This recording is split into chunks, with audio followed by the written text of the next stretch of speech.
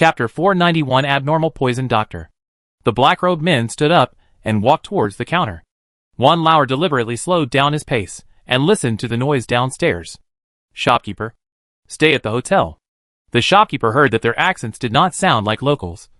But this place was originally located on the border of Texas. And the people coming and going were all businessmen or escorts from all over the place. He was not very surprised. So he asked, "What room do you want to stay in? We have superior rooms, medium rooms, inferior rooms, and large bunk beds." 2 superior rooms. Although the black-robed man's accent was awkward, he spoke crisply. The shopkeeper immediately smiled. Although the weather was bad today, he still sold 4 superior rooms, which was much better than usual. Wan Lauer was listening carefully when he saw the black-robed men coming upstairs. They glanced at Wan Lauer, who was still standing outside the door. Wan Lauer's heart skipped a beat in fear. He quickly said to the waiter in the room, as if nothing had happened, "Waiter, hurry up and prepare food for us. We are so hungry." The waiter had just finished bringing hot water when Wan Lauer told him to serve the food. He was also in a bad mood. "Okay, sir, I'll be there soon." As Wan Lauer said this, he had already entered the room and closed the door. The door blocked the black-robed man's gaze. Wan Lauer heard the sound of the door opposite opening and closing, and he breathed a sigh of relief. He leaned against the door and broke out in a layer of cold sweat. "Waiter, can you please help me buy some medicinal herbs from the pharmacy? I will definitely not treat you badly, but you have to do it quietly, and don't let anyone know." Wan Lauer was very sensible this time, and was not stingy. He directly took out a tael of silver and gave it to the waiter. "This is your reward. If you do a good job, I will reward you again when you come back." The waiter's eyes sparkled when he saw so much silver. He didn't know how long it had been since he had earned extra money. This unprepossessing old man was so generous. He quickly put the wooden barrel on the ground, wiped his hands on his clothes, and his eyes were full of smiles. He carefully took the silver. "Thank you, sir. If you have any instructions, just tell me. I will definitely do it beautifully for you and won't let anyone find out." The waiter deliberately lowered his voice when he said the last sentence, which made him look very experienced in doing such things. Wan Lauer quickly handed the list of medicinal materials he had just written to the waiter. The waiter didn't even look at it, but stuffed it into his arms, picked up the empty wooden barrel, and went out. Not long after the waiter went out, Jia Yanbing came back. "Mr. Yan, how is it? Did you send the letter?" Wan Lauer quickly pulled Jia Yanbing into the house. Jia Yanbing was covered in snow. Wan Lauer brushed the snow off his body and took off his cloak. Jia Yanbing was shivering. Fu Bao ran over and took Jia Yanbing's cold hand and pulled him to the stove. "Sir, come and warm up. Why are your hands so cold? Where is your hand warmer?" Fu Bao found that Jia Yanbing's hand warmer was missing. She clearly remembered that the gentleman took the hand warmer when he went out. Wan Lauer also looked at Jia Yanbing with a puzzled look on his face. The hand warmer seems to have been forgotten at the post station. "I was too anxious to get on the road just now, and was careless for a moment." Jia Yanbing had a somewhat uneasy look on his face. When he went out, he met an acquaintance. Fortunately, he wore a mask, and the other party did not recognize him. However, because he was too flustered, he put the hand warmer on the counter of the post station and forgot to take it. Now when Fu Bao asked, he realized that he had lost something. No wonder his hands were so cold. "Mr. Yan, did you meet someone?" Wan Lauer was a little nervous at this time, and became very cautious. Once a person is cautious, he will think too much and associate everything he sees with bad things. He is now afraid that the killers who are chasing Jia Yanbing have also come to this county town. "Right. But fortunately," Jia Yanbing shook his head. "No. I met an old friend, but I was wearing a mask, so he didn't recognize me. But he was nervous and lost the hand warmer." Wan Lauer breathed a sigh of relief. As long as it wasn't a killer, it would be fine. Losing a heater is lost. At worst, he can buy another one. Now for him, there is a heater and a killer. He would rather buy a car of heaters than meet a killer. Jia Yanbing was a little embarrassed. "Brother Wan, I'm really sorry. I was so flustered that I lost my composure." "It's okay, Mr. Yan. Don't blame yourself. A heater is not worth much money. It's you who don't have a heater. I'm afraid you will suffer. Why don't I ask the store to give you a hot water bag later? It will be warmer." Jia Yanbing nodded. Then I trouble you. Brother Wan. I just saw the waiter leave our room and go straight out of the store. Do you have something to ask him to do? Ah? You saw it? Wan Lauer secretly cursed the waiter in his heart, saying that he was so impetuous, and he must not be discovered by those black-robed people opposite. Mr. Yen. Just now Fu Bao remembered that there was a prescription for Wadusan in the notes, written by the old doctor in the medical book. So he prepared to buy some herbs to make some poisons himself. It can be regarded as our amulet, which is better than my broken dagger. Wan Lauer took out the dagger from his body and threw it on the table. This dagger was snatched from Gosheng. The handle was rusty. I don't know where he got it from. However, the blade was sharpened by Gosheng. I don't know how Gosheng is doing now. I guess he has been redeemed by his wife and taken home. Wan Lauer shook his head vigorously and muttered to himself, your own affairs are a mess. And you still worry about others. Jia Yanbing was slightly surprised when he heard Wan Lauer's words. Girl, are you sure you can make the 5 poison powder? I have heard about this poison. I heard that the process is quite troublesome. You are so young. If you are not careful, you may be poisoned. The risk is too great. What? My daughter will be poisoned? That won't do. I have to chase Shower back and get the silver back. I won't buy it. Wan Lauer quickly stood up from the stool and was about to rush out. But he was stopped by Fu Bao's little hand. Dad, what the teacher said is just a possibility. But you have to believe in Fu Bao. I will definitely succeed. Grandpa said I am very talented. Daughter, you can't fool Dad. Dad doesn't know anything. But I also know that the poison is not a joke. If you are really poisoned, Dad can only follow you. Wan Lauer regretted it so much now. He shouldn't have let his daughter go like this. Why didn't he think about the fact that his daughter was still young? Wan Lauer hit his head hard in annoyance. Fu Bao shook Wan Lauer's arm. Dad, I won't be poisoned. Fu Bao wants to let Dad enjoy happiness. We can't die. Fu Bao pulled Wan Lauer back to sit on the stool, and looked at Jia Yanbing and said, Sir, you believe Fu Bao. Fu Bao will not be in trouble. And after this incident, Fu Bao has thought it through. Fu Bao will also study poisons in the future. The 3 of us don't know Kung Fu. And without poison, we may not be able to go to the capital. The problem now is where can we find the book on making poisons? Fu Bao felt that even if they didn't have Kung Fu and couldn't beat them, they could win by surprise. As long as there was something that could win with one blow. What they lacked was opportunity. As long as they found the opportunity, their poison could work wonders. Jia Yanbing touched his nose. This was really a coincidence. The man he met at the post station just now was a master of poison. He had dealt with him before. But this man had a strange temper, was a loner, and was elusive. Most importantly, he had suffered at the hands of that man. Well, Fu Bao, I think I can help you. But I don't know if that person is still here, and I don't really want to see him. There's something between that person and me. Jia Yanbing couldn't say it out loud. That person was a pervert who liked handsome men. He had kidnapped him and almost lost his anus. He was still scared. So when he saw that person, he hid like he saw a ghost. He even dropped his hand warmer. A person who was usually so calm. Chapter 492 Xiao Qian Show. Fu Bao looked at Jia Yanbing in surprise when he heard this. Sir, are you telling the truth? Jia Yanbing nodded, but hesitated. Fu Bao noticed the abnormality of the gentleman and immediately asked, Sir, do you have any unspeakable secrets? Jia Yanbing sighed and said, It's just that the man is a male homosexual. I suffered a loss at his hands in the past, so I am a little afraid of him. Wan Lauer was listening to Jia Yanbing's words seriously. Suddenly, he heard this and burst out laughing. Fu Bao didn't understand what male homosexuality meant. He looked at the 2 of them in confusion, tilted his head, and his big eyes were full of confusion. Dad, what are you laughing at? Is male homosexuality funny? What does that mean? Jia Yanbing blushed from his face to his neck. He regretted that he shouldn't have mentioned this. Anyway, they probably wouldn't get what they wanted from Xiao Qian's show. Seeing Jia Yanbing was embarrassed, Wan Lauer lowered his head and said to Fu Bao, Some people are sick. For example, it is normal for daddy to like your mother. But some men like men. Do you understand? Fu Bao nodded thoughtfully. That is to say, the person you are talking about likes you. Right? But it is not your fault. You don't have to feel ashamed.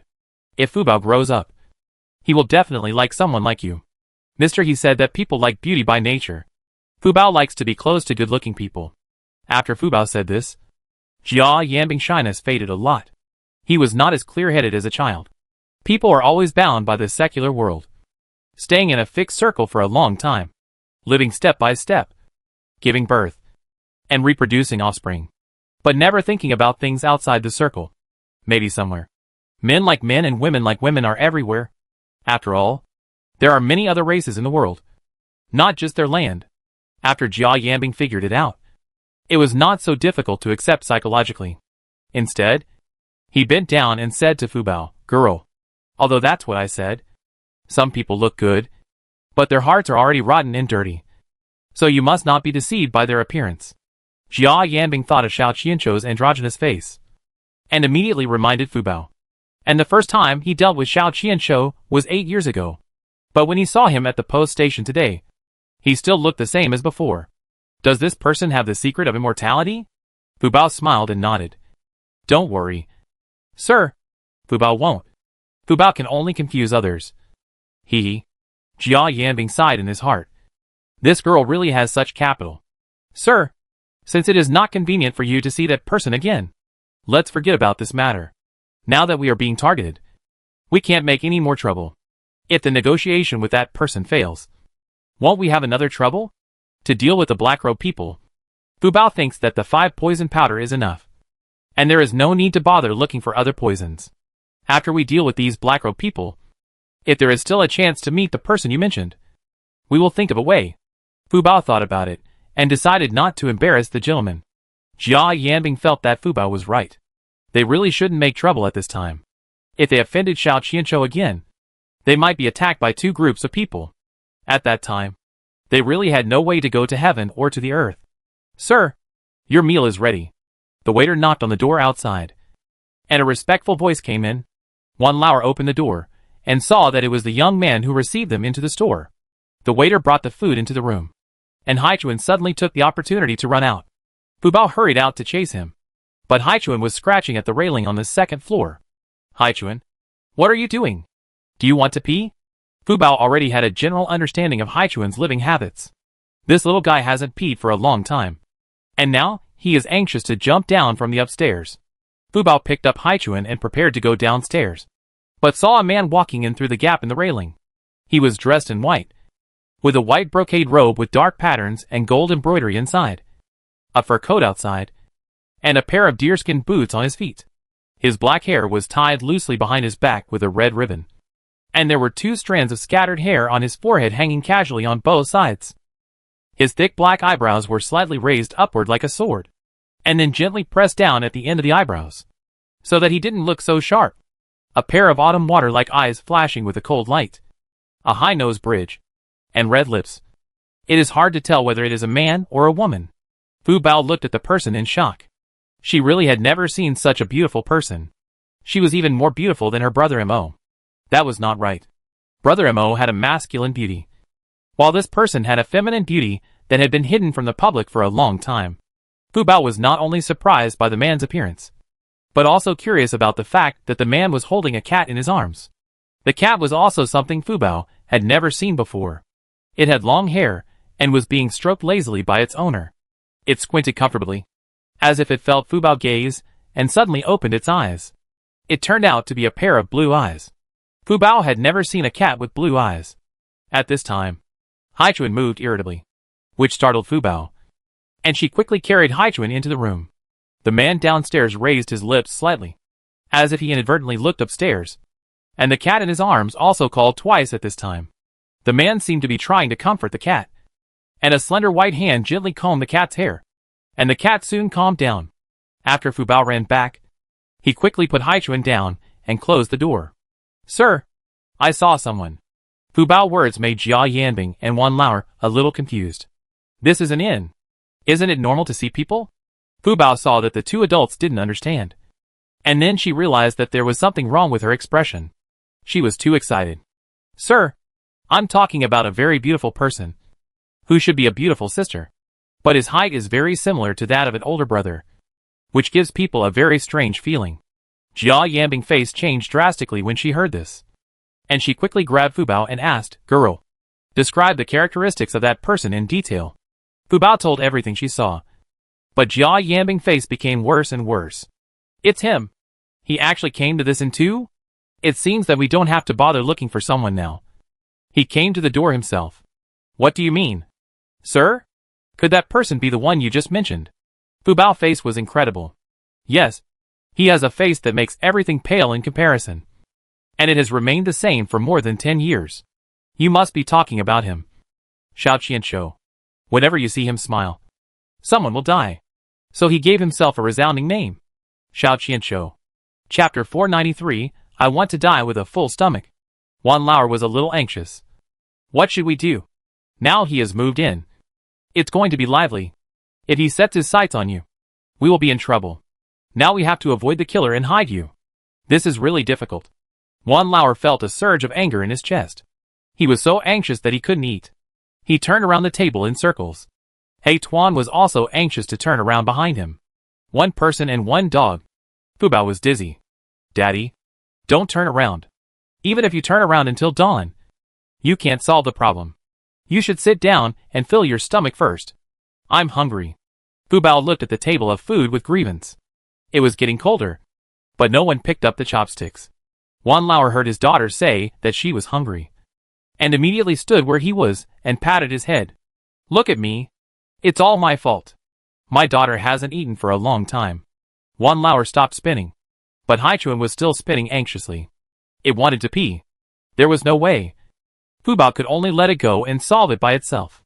Wan Lauer made a bowl of food for Fu Bao. Fu Bao was really hungry. He buried his head and ate without being affected by the environment and mood. This is the benefit of being open-minded. Wan Lauer watched Fu Bao eat sweetly, and he couldn't help swallowing his saliva and picked up his chopsticks to eat. Jia Yanbing smiled bitterly. This is really a pair of open-minded father and daughter. The killer was right across the street, but they still had the heart to eat. Fu Bao looked up at Jia Yanbing during the break of eating. Seeing that he didn't even move his chopsticks, he quickly said something in his spare time. Sir, are you going to eat quickly? Even if we are killed by them, we have to be full ghosts. Besides, how can we deal with them if we don't have enough food? After Fu Bao finished speaking, he lowered his head and ate in big mouthfuls. Wan Lauer was a little embarrassed to eat when he saw Jia Yanbing didn't move his chopsticks. Now he heard Fu Bao say that. He ate without pressure, and listened to Fu Bao, and ate 2 big bowls of rice. After the meal, Haichuan came back from outside, but he brought back a new friend. The cat that Xiao Qianshou had just held. This cat is very beautiful, walking without any sound, and you can feel that it is very arrogant. It raised its head nobly, like a queen, with a sharp light in its eyes. This cat is snow white all over, without a single stray hair, and you can tell at a glance that it is an extraordinary breed. Fu Bao liked it at first sight, and wanted to pick it up and rub it hard. But the cat seemed to know Fu Bao's thoughts. When Fu Bao got closer, it jumped lightly onto the table. There were some leftovers on the table, which were left by the father and daughter for Jia Yanbing. But he didn't eat much. Now the cat swept it all the way over, and he couldn't eat it anymore. The cat seemed to be a queen who came to inspect the work. She turned around in the room, suddenly turned her head and ran out the door, jumped onto the railing lightly, followed the beam to the roof, and jumped to the door of the next room opposite. Fu Bao looked out from the open door, and saw that the person who opened the door opposite was the handsome brother downstairs just now. Xiao Qianshou looked into Fu Bao's eyes for a long time before slowly closing the door, with an unknown light flashing in his eyes. Fu Bao was a little confused. She didn't seem to know this person. Why did he look at her like this? Fu Bao chose to ignore the thing she didn't understand for the time being. After all, the most important thing now was to get rid of the killer opposite. At this time, the waiter came back with a bundle in his arms. Wan Lauer quickly welcomed him in. Brother, have you bought everything? The waiter sighed. Alas, the herbs you want are too hard to find. I went all over the county to buy them. This thing is not common and not often used. Doctors usually use it to make medicinal wine. You bought it to make wine? The waiter was a little surprised. These things are poisonous. Any one of them can kill people. These 3 people look honest and decent, and they don't look like bad people. Are they going to do something bad? In that case, he will become an accomplice. The waiter felt a little regretful and shouldn't help easily. Brother, what we have is indeed for making wine. There is a folk recipe in my hometown. It is to make wine with these herbs. It is specially used to treat poison gas and frostbite. We walked such a long way and got frostbite on our feet. Rub it with this at night, and it will be much better. Wan Lauer's brain is quite flexible at this time. He lied along with the waiter's words. The waiter had also heard of some folk remedies, which were different in different places. It was obvious that these people were not locals, and their accents were not similar. They must have come from the border. Maybe this was their folk remedy at the border. As long as it didn't harm people, anything would be fine. Okay, then I won't disturb you. You should go to bed early. The waiter bent down and went out, closing the door. But as soon as he left the door, he was kidnapped by a figure. Don't make a sound, or you go to see the king of hell. The waiter was so scared that he almost wet his pants. He clearly felt a chill that spread from his neck to his whole body. It was a dagger with cold light. There was no one else on the second floor at this time. Where did this person come from? Sir, my life is cheap and not worth your hostage. You can ask whatever you want. I will tell you everything I know. Even the gossip in this county. I know it. Follow me. Don't play tricks. My knife is the fastest in the world. Xiao Qianzhou held the dagger in one hand against the waiter's back and threatened in a cold voice. How could the waiter dare to resist? Walk in front obediently. Finally, he followed Xiao Qianzhou into the opposite room. Fu Bao looked at the medicine on the table excitedly at this time. Wan Lauer only dared to look at it, but didn't dare to move. He looked at the things on the table and got goosebumps on his body. My daughter, let's wrap this thing up. Shall we? It's scary to look at it, let alone use it to make medicine. If you don't do it well, don't risk your life. You haven't touched these medicinal materials before, and this is your first time to touch them. Why don't you wait until you understand the medical skills? Wan Lauer felt a little regretful. He shouldn't have let his daughter fool around. But Fu Bao's eyes lit up. Daddy, this opportunity is rare. There are people to help us test the poison. How great is it? If it were normal times, we would have no one to test the poison. Fu Bao carefully wrapped a highly toxic medicinal material with a handkerchief to see it carefully. But her eyes suddenly became a little blurry.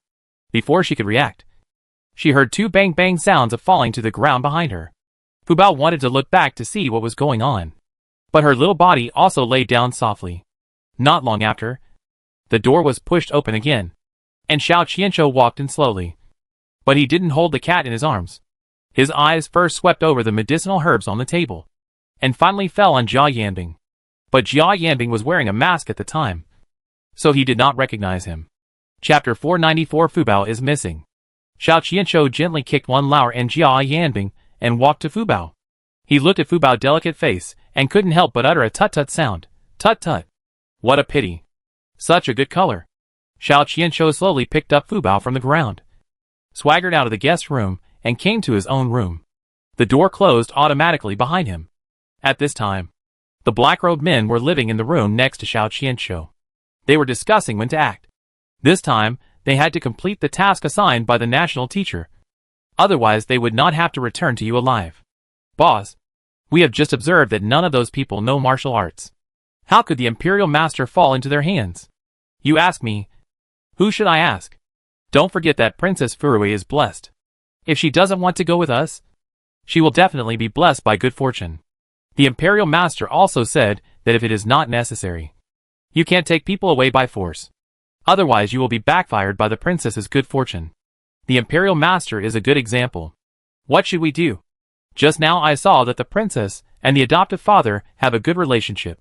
The princess will definitely not go with us. Let's go and negotiate with the princess's adoptive father first.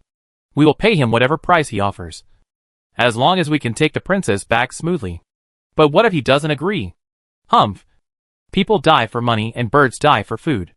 I don't believe there is no one in this world who doesn't love money.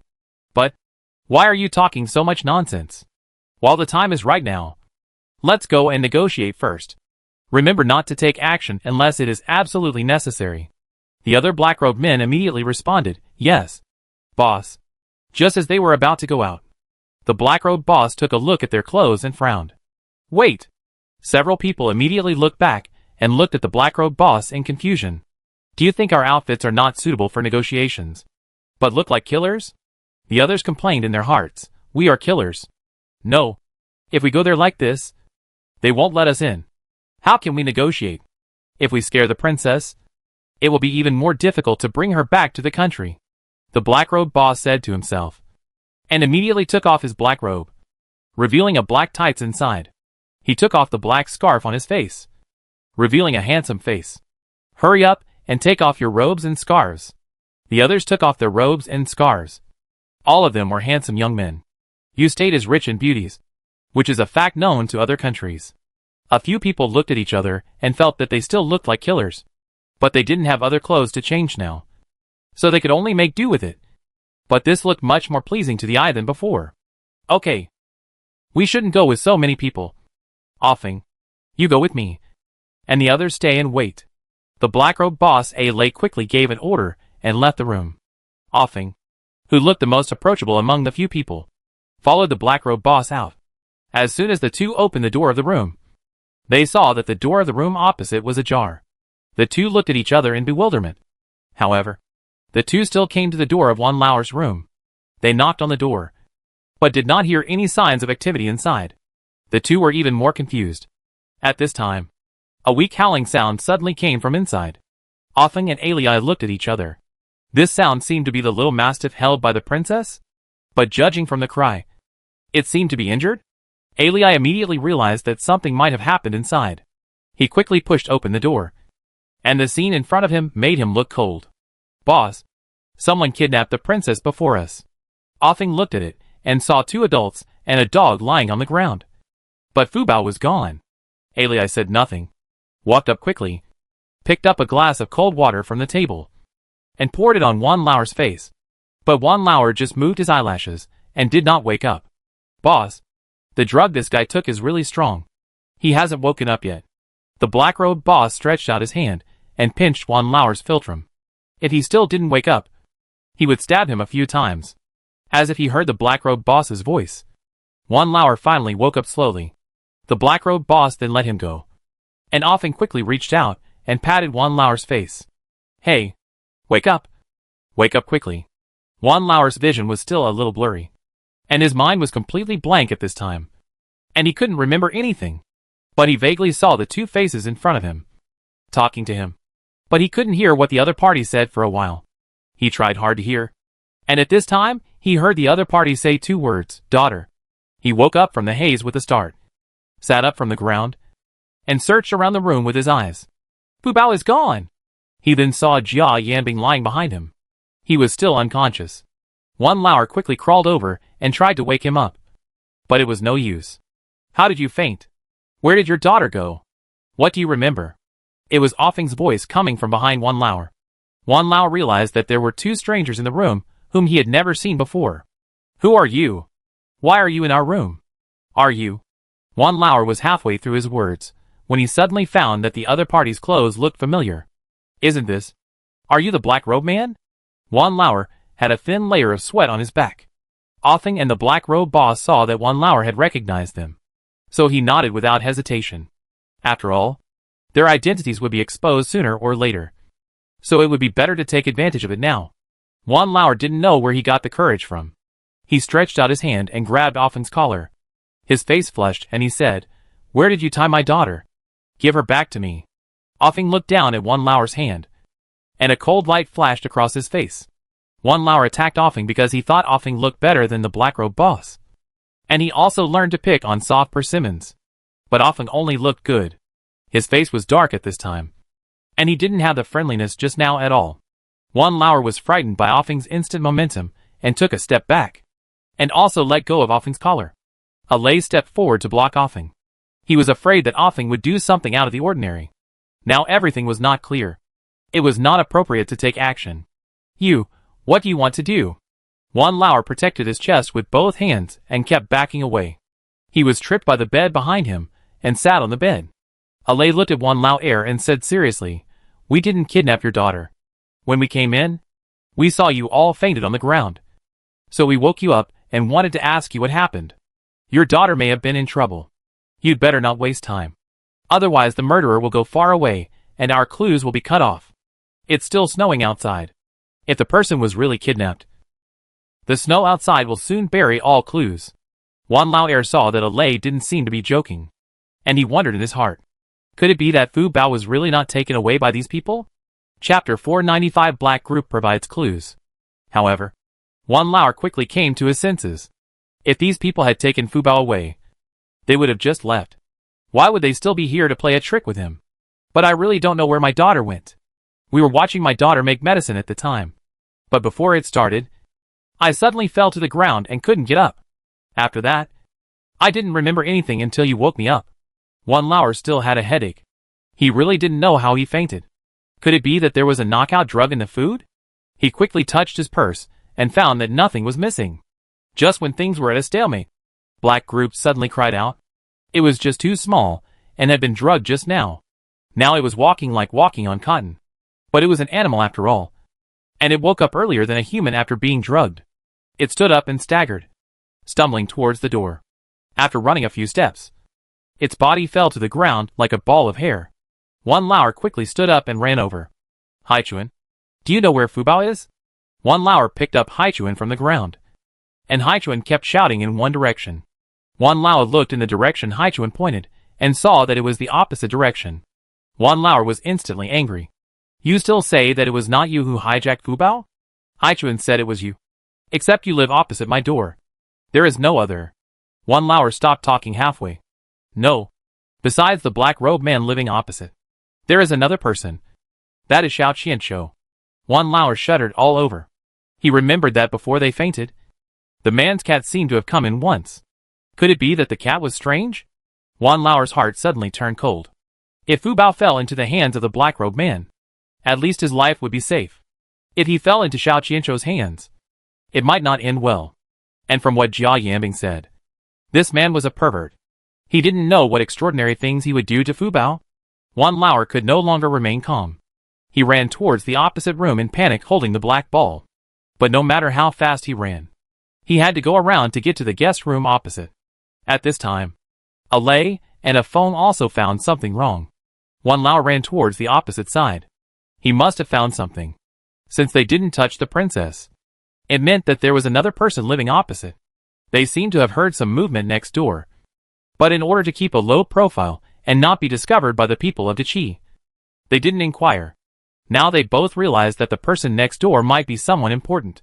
They both rushed directly from the door of Wan Lauer's room, like a gust of wind, and landed at the door of the opposite room, using Qigong. When Wan Lauer ran over with the black ball, a Lei and a Feng had already kicked the door open. Wan Lauer followed the two and rushed into the room, but saw the body of a waiter lying on the ground. Wan Lauer recognized the waiter at a glance, as he was the one who bought medicine for him. Wan Lauer was so scared that he stepped back a few steps and hit the door, then slowly slid down to the ground against the door. The waiter still had a pair of frightened eyes, but there was no trace of blood on his body. But his face was distorted, and he looked like he was scared to death. A Feng and a Lei quickly checked the room and found that the window facing the alley behind was open, and there was no trace of other people in the room. Oh no! The princess has been kidnapped. It's snowing heavily outside. Where can we find her?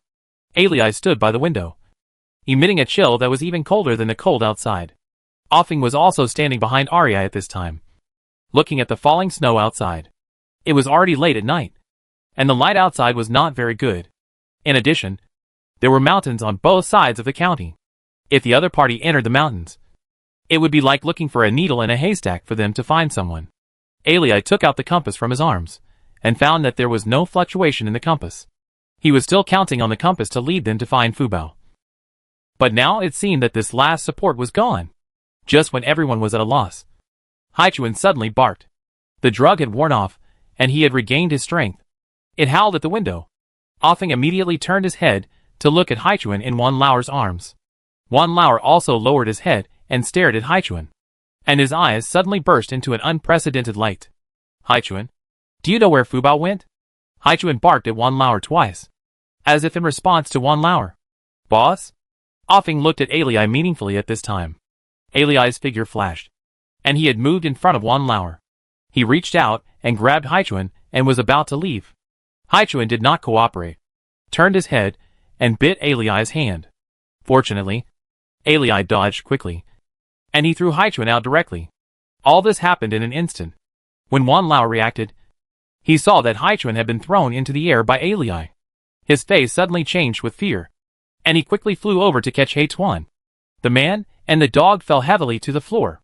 Wan Lao ignored the pain in his body, and quickly checked whether Tuan was pressed by him. As a result, Tuan arched out from under his body, and licked Wan Lao's hand with his tongue, indicating that he was fine. Wan Lao was relieved. He still relied on Tuan to lead the way to save Fubao. Boss, what should we do? This dog is not cooperating. It seems that we can only take the princess's adopted father with us. There is no other way. You go and notify them. Let's set off immediately. This person should not have been gone for long. We should be able to catch up. After Alay finished speaking, a phone immediately ran out of the house and went to the next door. Not long after, the other black-robed people put on black robes and gathered in this room. Alay had already discussed with Wan Lao and took him to find people together. Wan Lao took the dog. This black group was obviously very resistant to strangers approaching. It only believed in Wan Lao now. Wan Lao was holding Haichuan and was lifted up by Alay.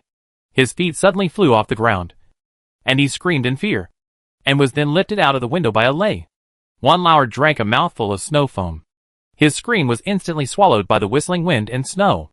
Haichuan kept sniffing the smell to guide the direction, and actually pointed to the county government office. But the few people didn't know that the direction was the county government office, because they had just arrived in the county town today and were not familiar with the county.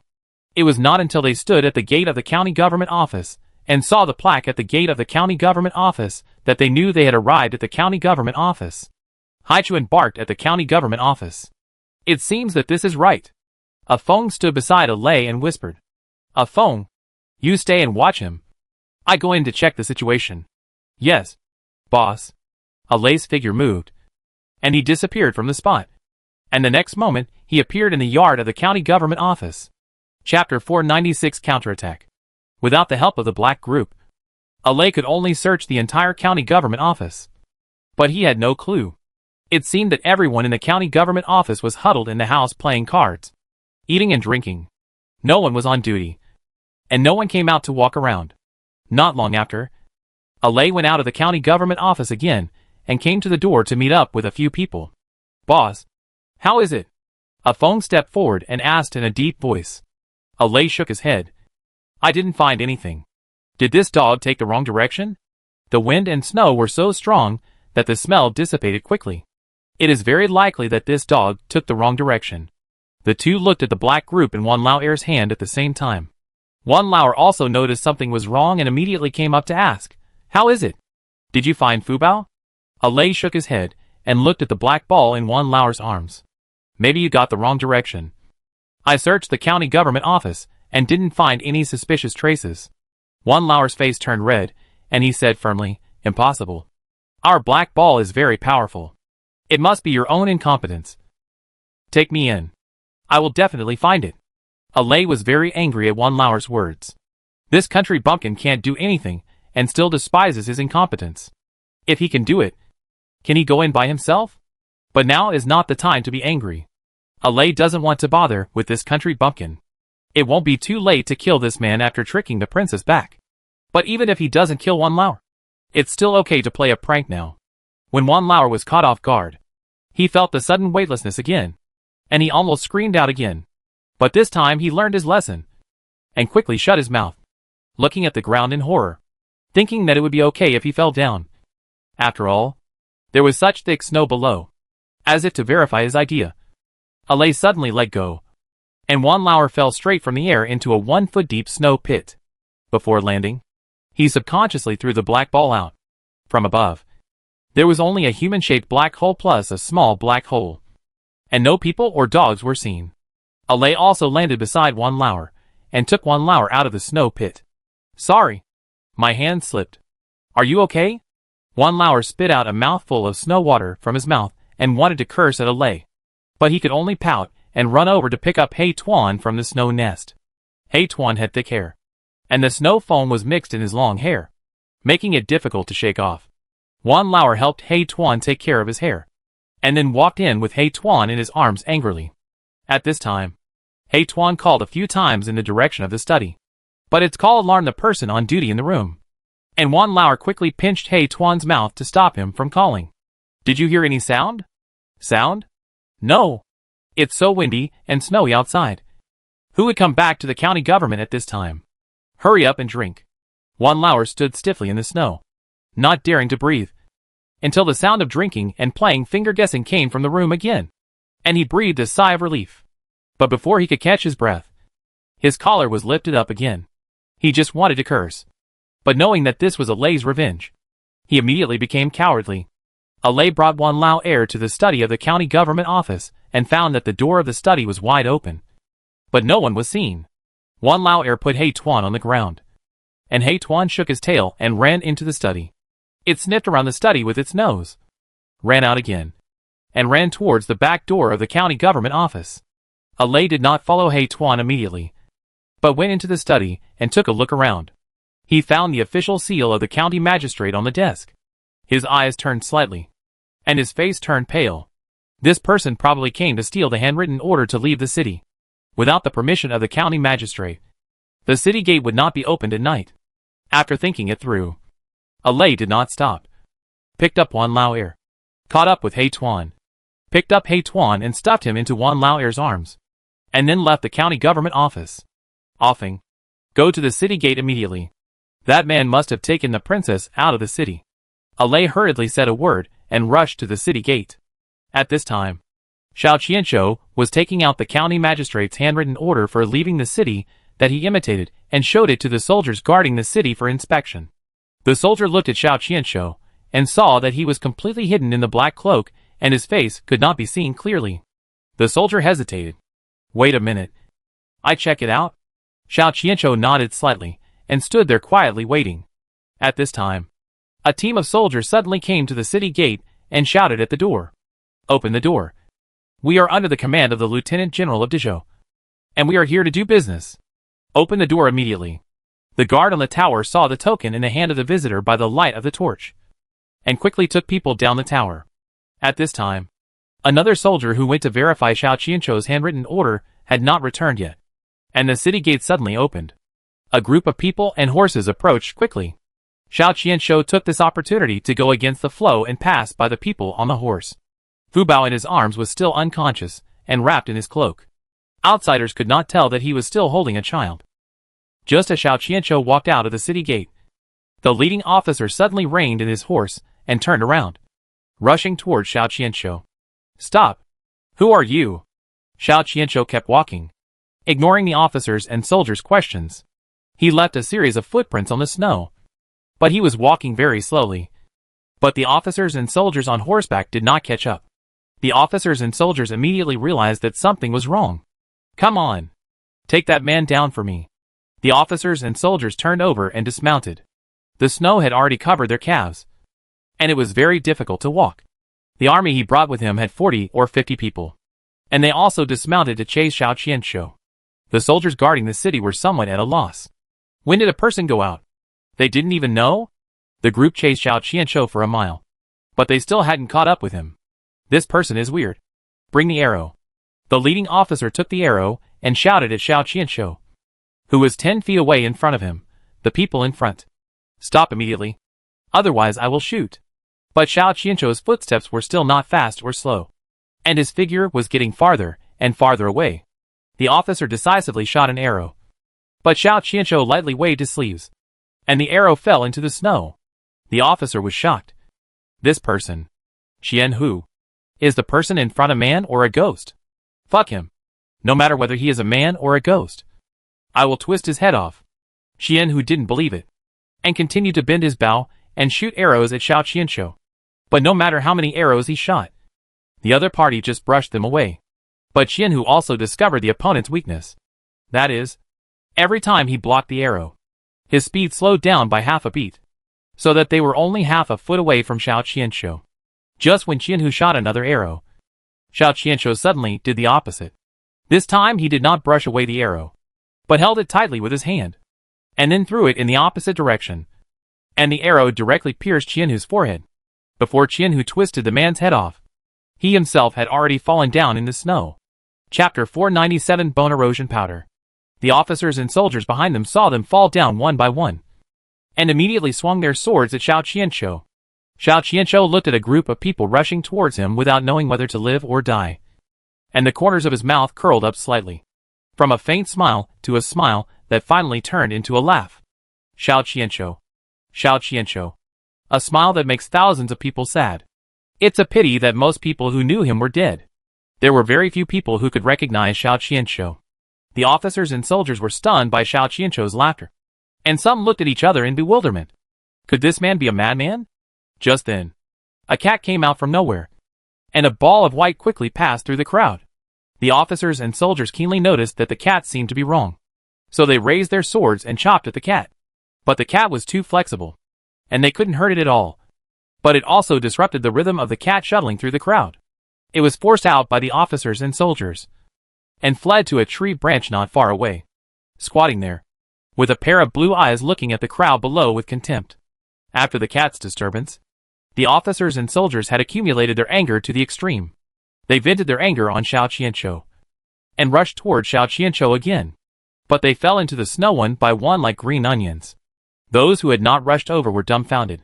De Zhuang. Niu. Lao San. What happened to you? The companions shook the comrades who fell in the snow, but found that they were unaware, but still breathing. So they were sure that they were just unconscious. It's the cat! Someone suddenly shouted, and everyone looked at the cat at the same time, only to see that the cat had stood on Xiao Qianqiu's shoulder at some point. Xiao Qianqiu looked at the remaining team of less than 10 people, slowly took off his black cloak, revealing a beautiful face. He wrapped Fu Bao and gently placed him in the snow, treating Fu Bao like a treasure. Xiao Qianqiu moved slightly and came to the middle of the team. The rest of the people immediately gathered together alertly. They now knew how powerful this man was. But it was too late. Xiao Qianqiu sprinkled a handful of blue powder, which seemed to have infinite power, and flew towards several people. Those people thought to themselves that it was too late for them to hide, and the blue powder had already stuck to their faces. After a while, they heard a wailing sound on the snow, and they all covered their faces and rolled in the snow. In less than a quarter of an hour, there was only a pile of armor on the ground. Xiao Qianqiu didn't even look at it again, and walked forward step by step, sprinkling blue powder wherever he passed. Those who were still in a coma turned into a pool of blood silently. Xiao Qianqiu wiped his hands with a handkerchief expressionlessly, then threw the handkerchief into the snow, picked up Fu Bao again, put on his cloak, and left again. Not long after he left, Lei and his men arrived here. When they saw the armor on the ground, a flash of shock flashed in their eyes. Wan Lauer was a little confused, and was still wondering who had left the armor here. He was squatting on the ground and preparing to look through it, but was kicked over by Lei in the snow pit. Do you want to die? Lei scolded Wan Lauer harshly, although he also wanted Wan Lauer to die. It was not the time for him to die yet, and his value had not been exhausted. Wan Lauer climbed up from the snow pit and wanted to refute, but he saw a Feng picking up a piece of armor with a sword. Wan Lauer vaguely saw that the armor seemed to be dripping with blood. That is, what is that? Wan Lauer couldn't help swallowing his saliva and asked with some stammering, Why don't you come and smell it? Feng glanced at Wan Lauer and said jokingly. Wan Lauer was so scared that he quickly stepped back a few steps, his face pale. Boss, this seems to be bone-eroding powder. But this thing has disappeared for 10 years. Why is there still someone using it? It seems that Deqi is going to be in trouble. Lei's voice was full of laughter, and he was obviously gloating. I heard that only the poison monster Xiao Qianqiu has this thing. Could it be that the man who disappeared for 10 years has appeared again? Feng was a little puzzled. Wan Lauer heard something different, and couldn't help asking, Isn't Xiao Qianqiu from our Deqi? How come you people know him? Humph. Who told you that Xiao Qianqiu is from Deqi? Wan Lauer was surprised. Isn't it? I don't even know what country he is from, or how old he is, but I've heard of Xiao Qianqiu since my grandfather time. Wan Lauer was stunned. Could this guy be an immortal? But according to Fu Bao, he looks like a peerless beauty. How did he do it? It's also possible that this Xiao Qianqiu is the grandson of the original Xiao Qianqiu. This thing should also be inherited. Right? No matter what Wan Lauer thinks, things are getting a little tricky now. Boss, if the princess was really kidnapped by Xiao Qianqiu, then we are in trouble. Lei said nothing with a gloomy face. He was not sure that he could rescue the girl from Xiao Qianqiu intact. Tell me, how did you provoke Xiao Qianqiu? Feng was a little angry and directed his anger at Wan Lauer. He was also wronged. He didn't even know Xiao Qianshou. He just heard what Mr. Yin said. Could this person be poisonous? Is it impossible to say? Wan Lauer now needs these people to save his daughter. He can only swallow his anger. As long as these people can save his daughter, he is willing to be a dog. A Feng saw that Wan Lauer didn't say anything, and he felt bored. It was like a punch on cotton. His venting became a clown jumping up and down. Okay. Stop talking. It's useless to say anything now. Let's find a way to find the person quickly. As long as we can see the person, there is a chance. We should stop him before Xiao Qianshou enters the mountain. Otherwise, we will be like looking for a needle in a haystack in this vast mountain. Alei looked at the vast whiteness around him and felt frustrated for the first time. Wan Lauer was very tactful this time and took the initiative to pick up He Tuan and let He Tuan find the direction quickly. Alei looked at the footprints on the ground. He could find the direction without He Tuan finding the direction. But he couldn't leave Wan Lauer on the way. The group took Wan Lauer to continue chasing Xiao Qianshou. Xiao Qianshou didn't know that he had just dealt with a group of people. And another group of people came after him. And the combat effectiveness of this group of people was not at the same level as those people just now. Xiao Qianshou's destination was indeed in the mountains. And it was a deep mountain. Alei and his group hurried, but still failed to catch up with Xiao Qianshou. So he let him go up the mountain. Xiao Qianshou took Fubao up the mountain without feeling tired at all. And his speed was neither fast nor slow. But Fubao woke up at this time. Chapter 498, Feign to the east and attack in the west. Xiao Qianshou felt the movement in his arms, lowered his head, and lifted his cloak to take a look, and met Fubao's big watery eyes directly. Fubao's eyes were clear and measured. Are you a handsome brother? Fubao asked in a soft voice, looking at Xiao Qianshou's peerless face. It was the first time that Xiao Qianshou heard someone call him that, and his mood suddenly improved. Every time he killed someone, he would feel guilty. But he also enjoyed the pleasure of killing. He himself was an extremely contradictory person. Little girl, do you think I'm good-looking? Fubao blinked his bright eyes and nodded. Good-looking? Brother is the best-looking person I have ever seen. Xiao Qianshou suddenly raised his head and laughed. Fubao also grinned and laughed. But she soon found that the environment she was in seemed to be a little wrong. Big brother, are we still in the inn now? Fubao felt that the surroundings were very quiet, with only the sound of snowflakes falling. And the temperature around was very low. The forest was blocked by trees. There was no wind. And the sight in the forest was much darker than outside. In places with snow, you can still see a rough outline. But in the forest, Fubao's sight was blocked. Of course not. Brother took you out to relax. Fubao quickly looked up to see where they were now. Be good. Don't move. Stay in brother's arms. Brother will be gentle with you later. Brother's skinning skills are very good. Xiao Qianshou couldn't help but touch Fubao's tender little face again. Smooth and delicate skin, like the best mutton fat jade. Fubao was shocked when he heard it. What did this person say just now? She must have been confused in her sleep. And she had auditory hallucinations. Right? Brother. What did you say just now? What did you say? I didn't hear it clearly. Fubao asked again with courage. Skin her. I want your skin and blood. Although you are a little small and may not bleed much. Children's blood is the purest. It is enough for me. Fubao shuddered. She heard it right. This man not only wanted her skin, but also her blood. He was really vicious. How could he kill such a cute baby like her? Fubao immediately shut up. She knew without thinking that she must have been taken out of the inn by this man. Fubao tried hard to recall how she got out. But she couldn't think of anything. She only remembered how she fainted. But she didn't do anything. How could she faint? Fubao immediately thought of the cat that Xiao Qianshou brought with him. The cat seemed to have run through their room. Could it be the cat's problem? Fubao now just wanted to know whether her father and husband were safe. Brother, it doesn't matter if I die. Can you tell me about my father and my husband? The two uncles you mentioned? They wake up after a nap. They are too smelly. I don't like them. If I move them, they will be contaminated with filth. It's not worth it, Xiao Qianshou said with disdain. Fubao breathed a sigh of relief in her heart. As long as her father and husband are not worried about their lives, it will be fine. Fubao's little brain is working at full speed now. She has to find a way to escape now. Her father must be very worried about her. Right? Fubao rolled her eyes and suddenly, ouch, she cried out. Xiao Qianshou really looked down at Fubao. Little girl, What's wrong with you, brother? My stomach hurts and I have to poop. After Fu Bao said this, she saw the crack she wanted to see on Xiao Qianzhou's face. She was here to disgust him on purpose. Who made him dislike the bad luck of his father and his husband? Fu Bao got a little revenge. And the fear in her heart dissipated a little. And her mind became more flexible. Anyway, she was going to be killed by this demon anyway. So it was better to delay the time. Maybe she could be saved. Fu Bao was now holding a broken jar mentality. And specifically picked Xiao Qianzhou's weak spot to attack. Xiao Qianzhou frowned slightly. And he had an illusion that Fu Bao had farted in his arms. This illusion made him dislike Fu Bao in his arms even more. He really wanted to throw Fu Bao out at this moment.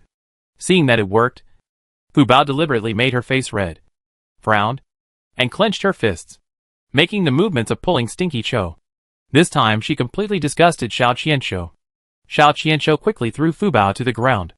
He was already more than 10 feet away from Fu Bao. Fu Bao was thrown in the snow, which happened to be a hillside. The snow on the hillside was not very thick, and Fu Bao fell to the ground and rolled down. Fortunately, he was stopped by a thick tree, and Fu Bao was covered with snowflakes. Little girl, you should solve it quickly. Don't think about running away. This is a vast mountain. If you dare to run around, I guarantee you will be swallowed by the beast. As soon as Fu Bao got up from the ground, she heard Xiao Qianzhou's voice coming from the forest. It turned out that he was afraid of smelling the stench and seeing Fu Bao pooping, which would affect his mood to enjoy the blood later. So he moved away another 10 feet. The forest was full of trees, and Fu Bao could not see Xiao Qianzhou's shadow at all. Fu Bao looked around, but couldn't tell where the man's voice came from, because she felt that Xiao Qianzhou's voice was everywhere.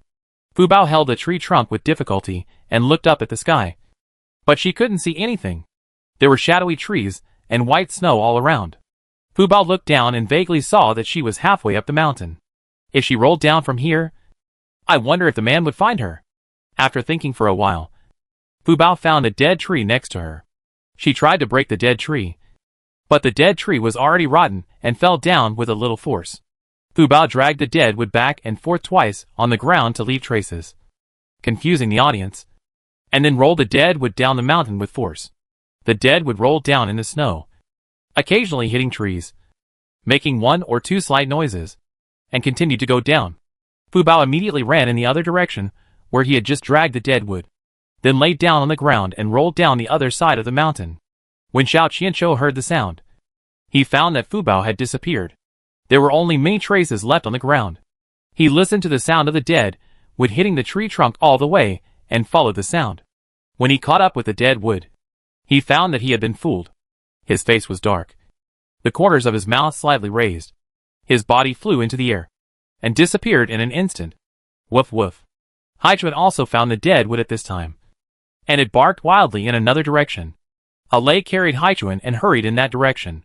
Chapter 499. Poor Wan Lauer.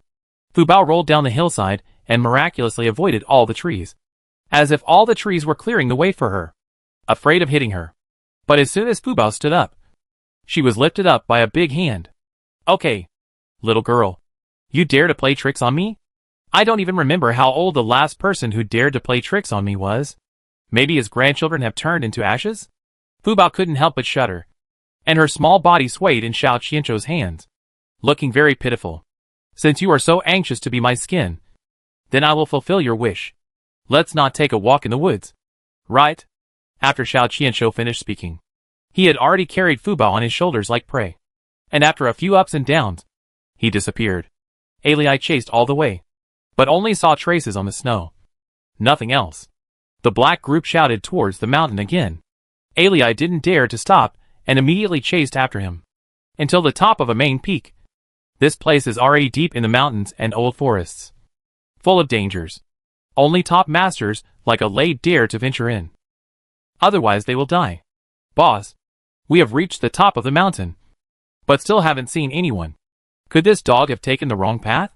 We haven't seen any traces along the way. A phone walked to Alei and asked softly. Alei looked around and found a cave not far away. He immediately shushed. Shush. Alei pointed to the cave not far away, and the others also looked at the cave, and they understood. Everyone surrounded and gradually approached the cave entrance. When they were about to get close, Alay suddenly stopped. Now they have learned from the bone-eroding powder and Wan Lao air at the foot of the mountain that their opponent is Xiao Qianshou. So Alay is very cautious.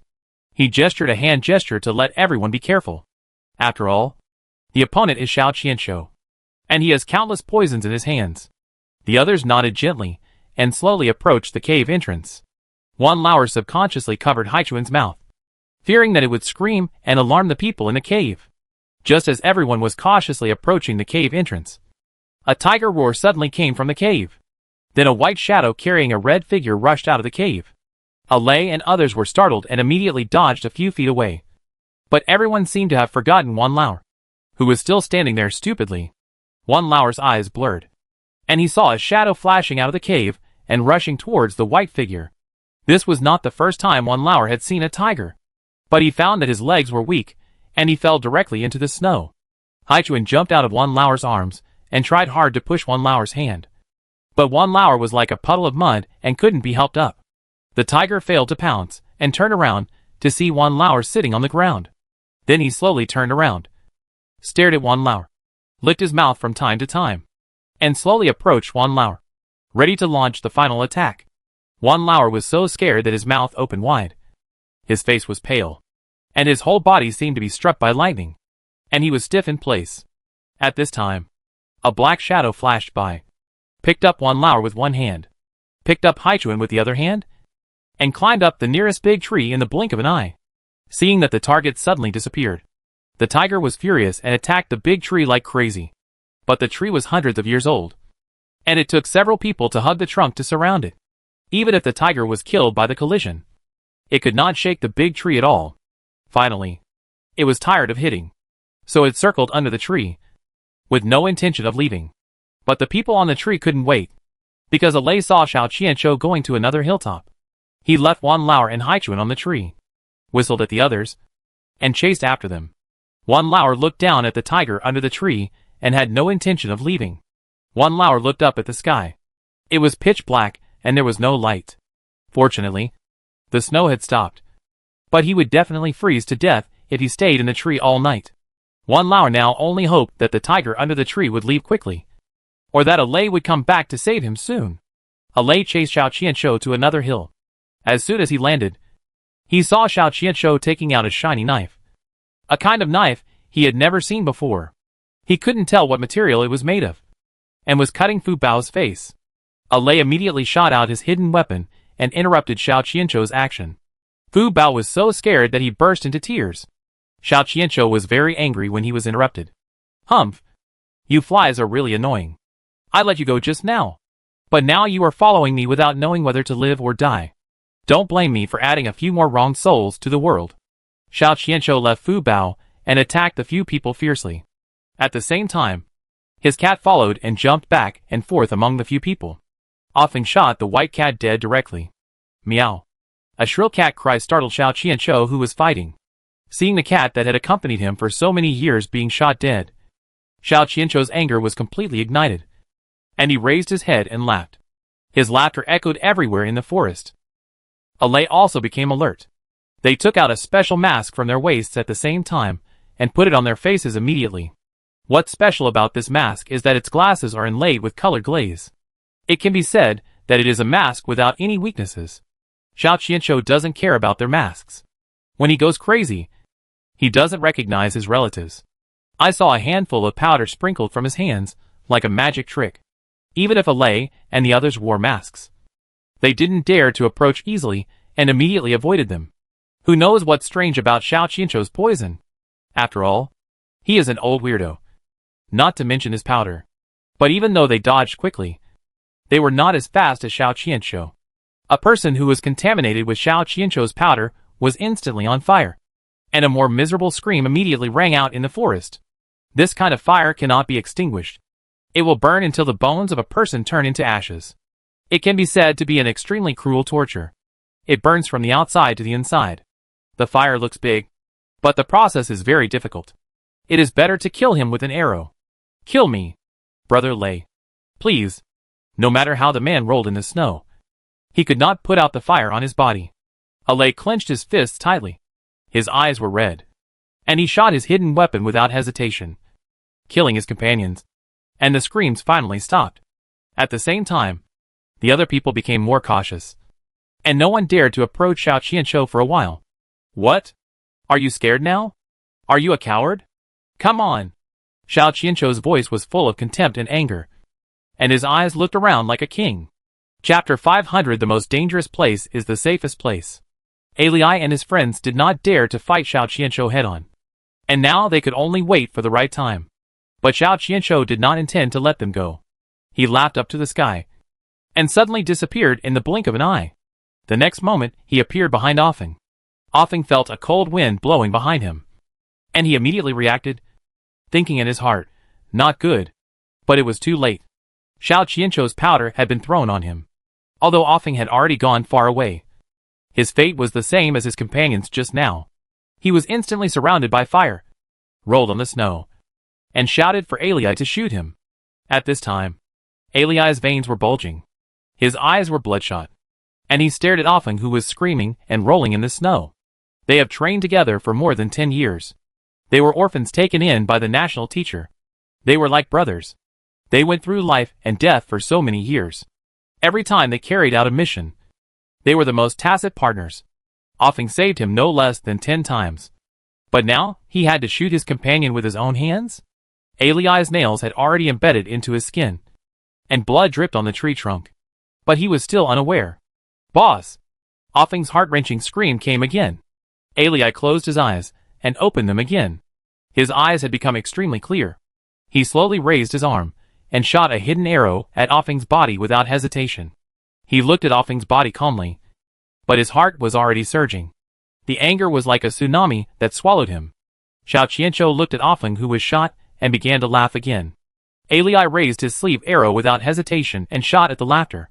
But the next moment, the laughter moved to the opposite side of him. Then another screaming person fell down. Alei felt like he was being teased. This person was taking revenge on him. But he seemed to be no match for Xiao Qianzhou. This person's kung fu was very strange and mysterious. No one in the world knew Xiao Qianzhou. Those who knew him were dead. No one knew how deep his kung fu was. And no one knew how old he was. Watching his companions fall one by one. And finally, he was the only one left. Alei began to wander in the forest. As long as he moved, the other party could not catch him. This trick really worked. He could not find Xiao Qianzhou, and Xiao Qianzhou could not reach him. But Xiao Qianzhou did not have time to waste with Alei, because he was now in a weak period and urgently needed fresh blood to replenish his muscles and revitalize them. The poisonous insects in his body were about to come out. If he did not consume blood, his skin would change and his body would be unable to move. But no one knew his secret, so he could live until now. Xiao Qianzhou did not care about Alei anymore. After he used up his blood and changed his skin, he would deal with this annoying fly. Fubao had already escaped while they were fighting, and she would not sit still and wait for death. Although she was not fast, she was small, and it was easy for her to hide. Xiao Qianzhou then realized that the little girl had disappeared. He angrily slammed his palm on the cliff opposite, and a huge palm mark was instantly printed on the cliff. This made Alei, who was hiding in the dark, frightened. This person's internal strength was so unfathomable. At the same time, Alei also found a clue. After Xiao Qianzhou finished the palm, his body shook obviously, indicating that he should be injured or have other problems. Alei paid close attention to Xiao Qianzhou, hoping to find more loopholes. Xiao Qianzhou looked around, but did not see Fubao's shadow. Alei was also observing Xiao Qianzhou. Seeing that he seemed to be looking for something, Alei noticed that the princess was missing. He panicked for only a moment. Then a smile appeared on the corner of his mouth. This Xiao Qianzhou should be looking for the princess, right? He still didn't understand why Xiao Qianzhou wanted to kidnap the princess. But this must be related to Xiao Qianzhou's secret. Alei had a bold guess in his heart, but he was not sure yet. So he could only wait and see. Xiao Qianzhou was like a beast trapped in the dark night, eager to find a breakthrough. He ran madly in the forest. Wherever he passed, the wind suddenly blew, and the leaves were swept by the strong air and fell one after another. Xiao Qianzhou's white figure was like a floating ghost in the dark night, rushing through the forest. The thick tree trunks were actually cracked by him, and wood chips flew on the ground. The fallen leaves were scattered by the strong airflow, and a foot of thick snow was also swept away by his air waves. Alei looked at the mess where Xiao Qianzhou passed, and he was more certain in his heart that this man must be crazy. But at this time, Arya would definitely not go forward to cause trouble. He thought he was no match for Xiao Qianzhou, and he was also secretly looking for the whereabouts of the princess. Arya watched Xiao Qianzhou's figure gradually disappearing, and finally fell from the tree.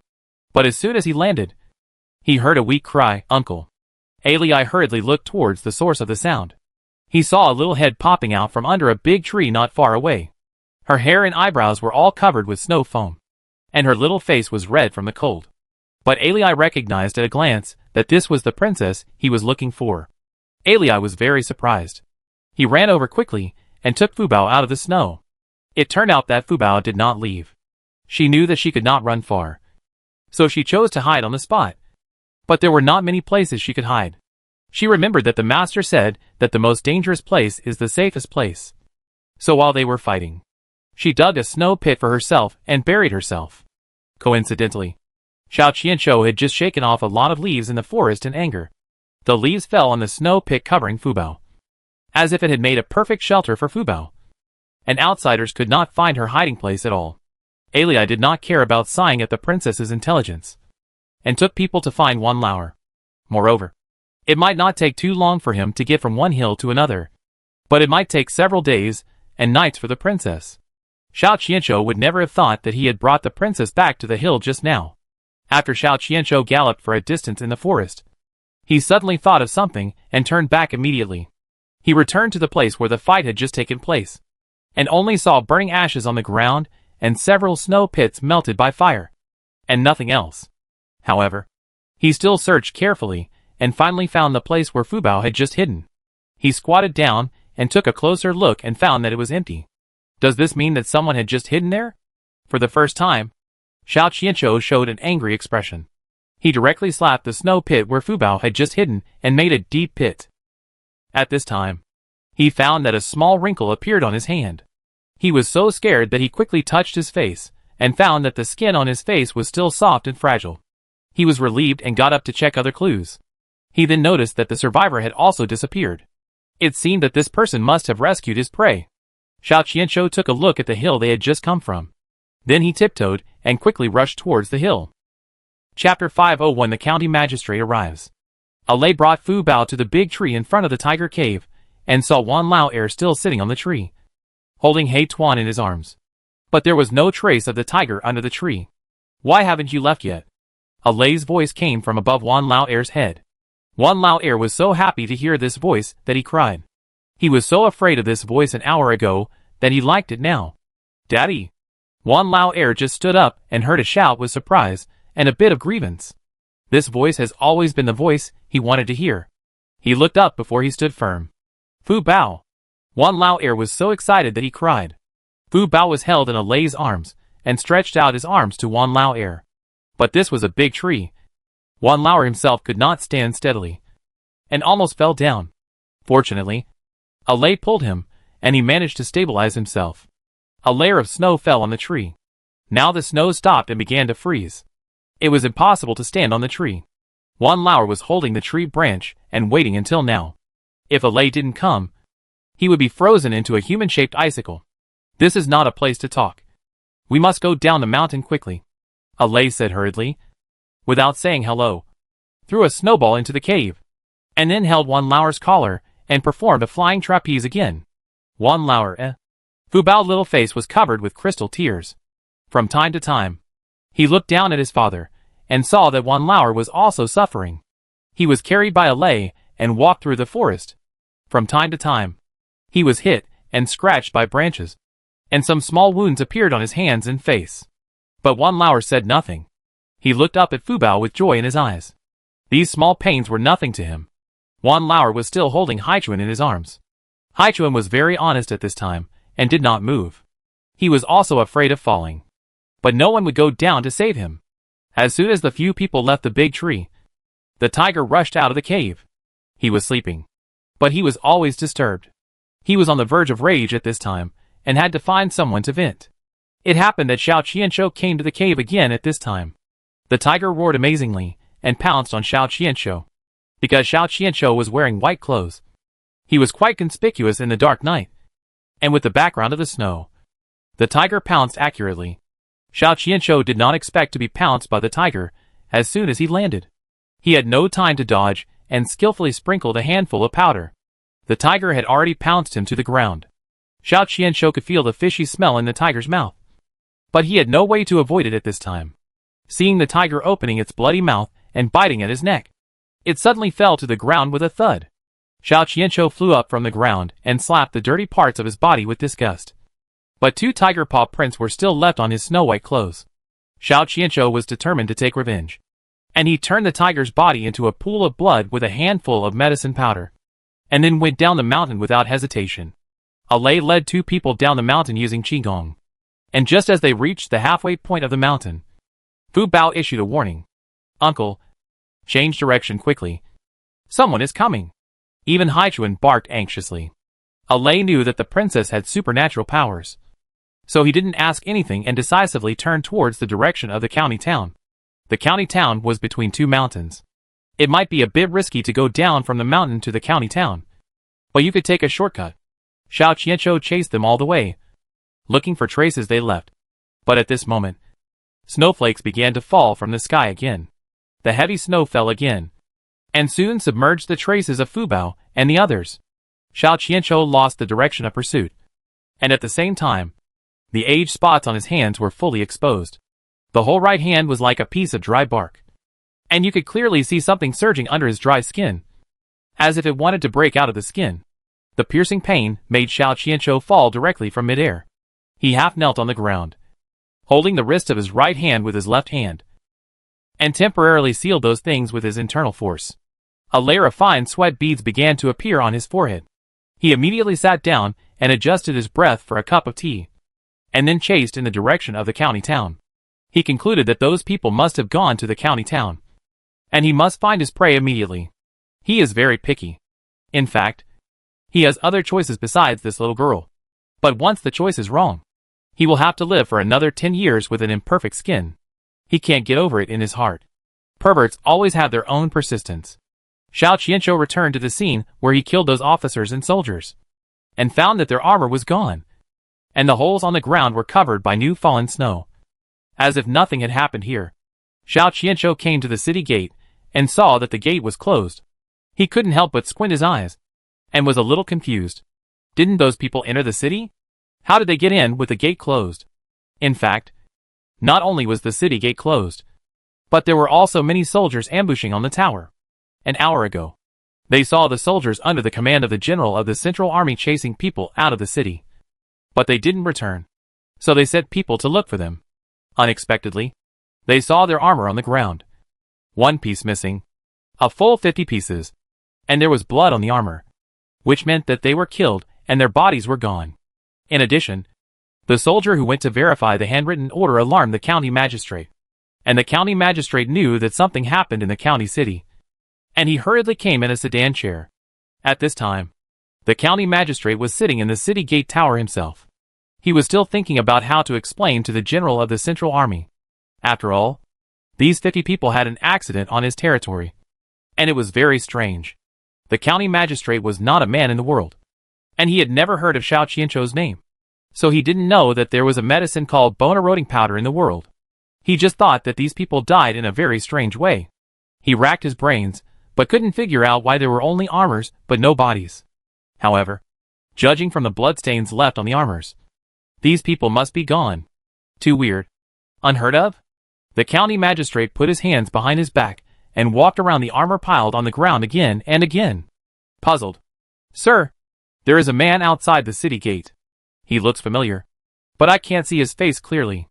When the county magistrate was studying the armor, a soldier came to report. The county magistrate quickly wrapped his cloak tightly and came to the top of the city wall. "Sir, please look. That's the man." The soldier pointed at Xiao Qianzhou, who was standing outside the city gate in white clothes, and whispered through the gap between the stone piles.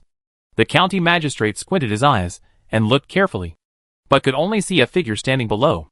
In order not to alert the enemy, he deliberately ordered the soldiers guarding the city not to light torches, which made it difficult for himself. Chapter 502, Wan Lauer has become a wanted criminal. Just as the county magistrate lowered his head to ponder the other party's identity, He heard the soldier next to him exclaim, "Sir! Look! That man wants to go up to the city."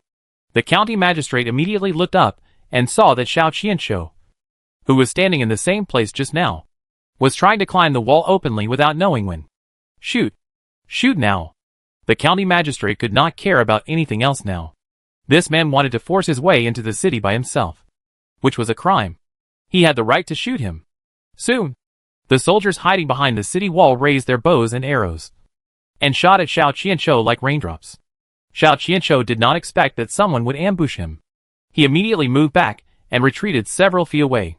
At the same time, his withered hand was like a weapon, and he shot down the arrow shot at his face with his bare hands.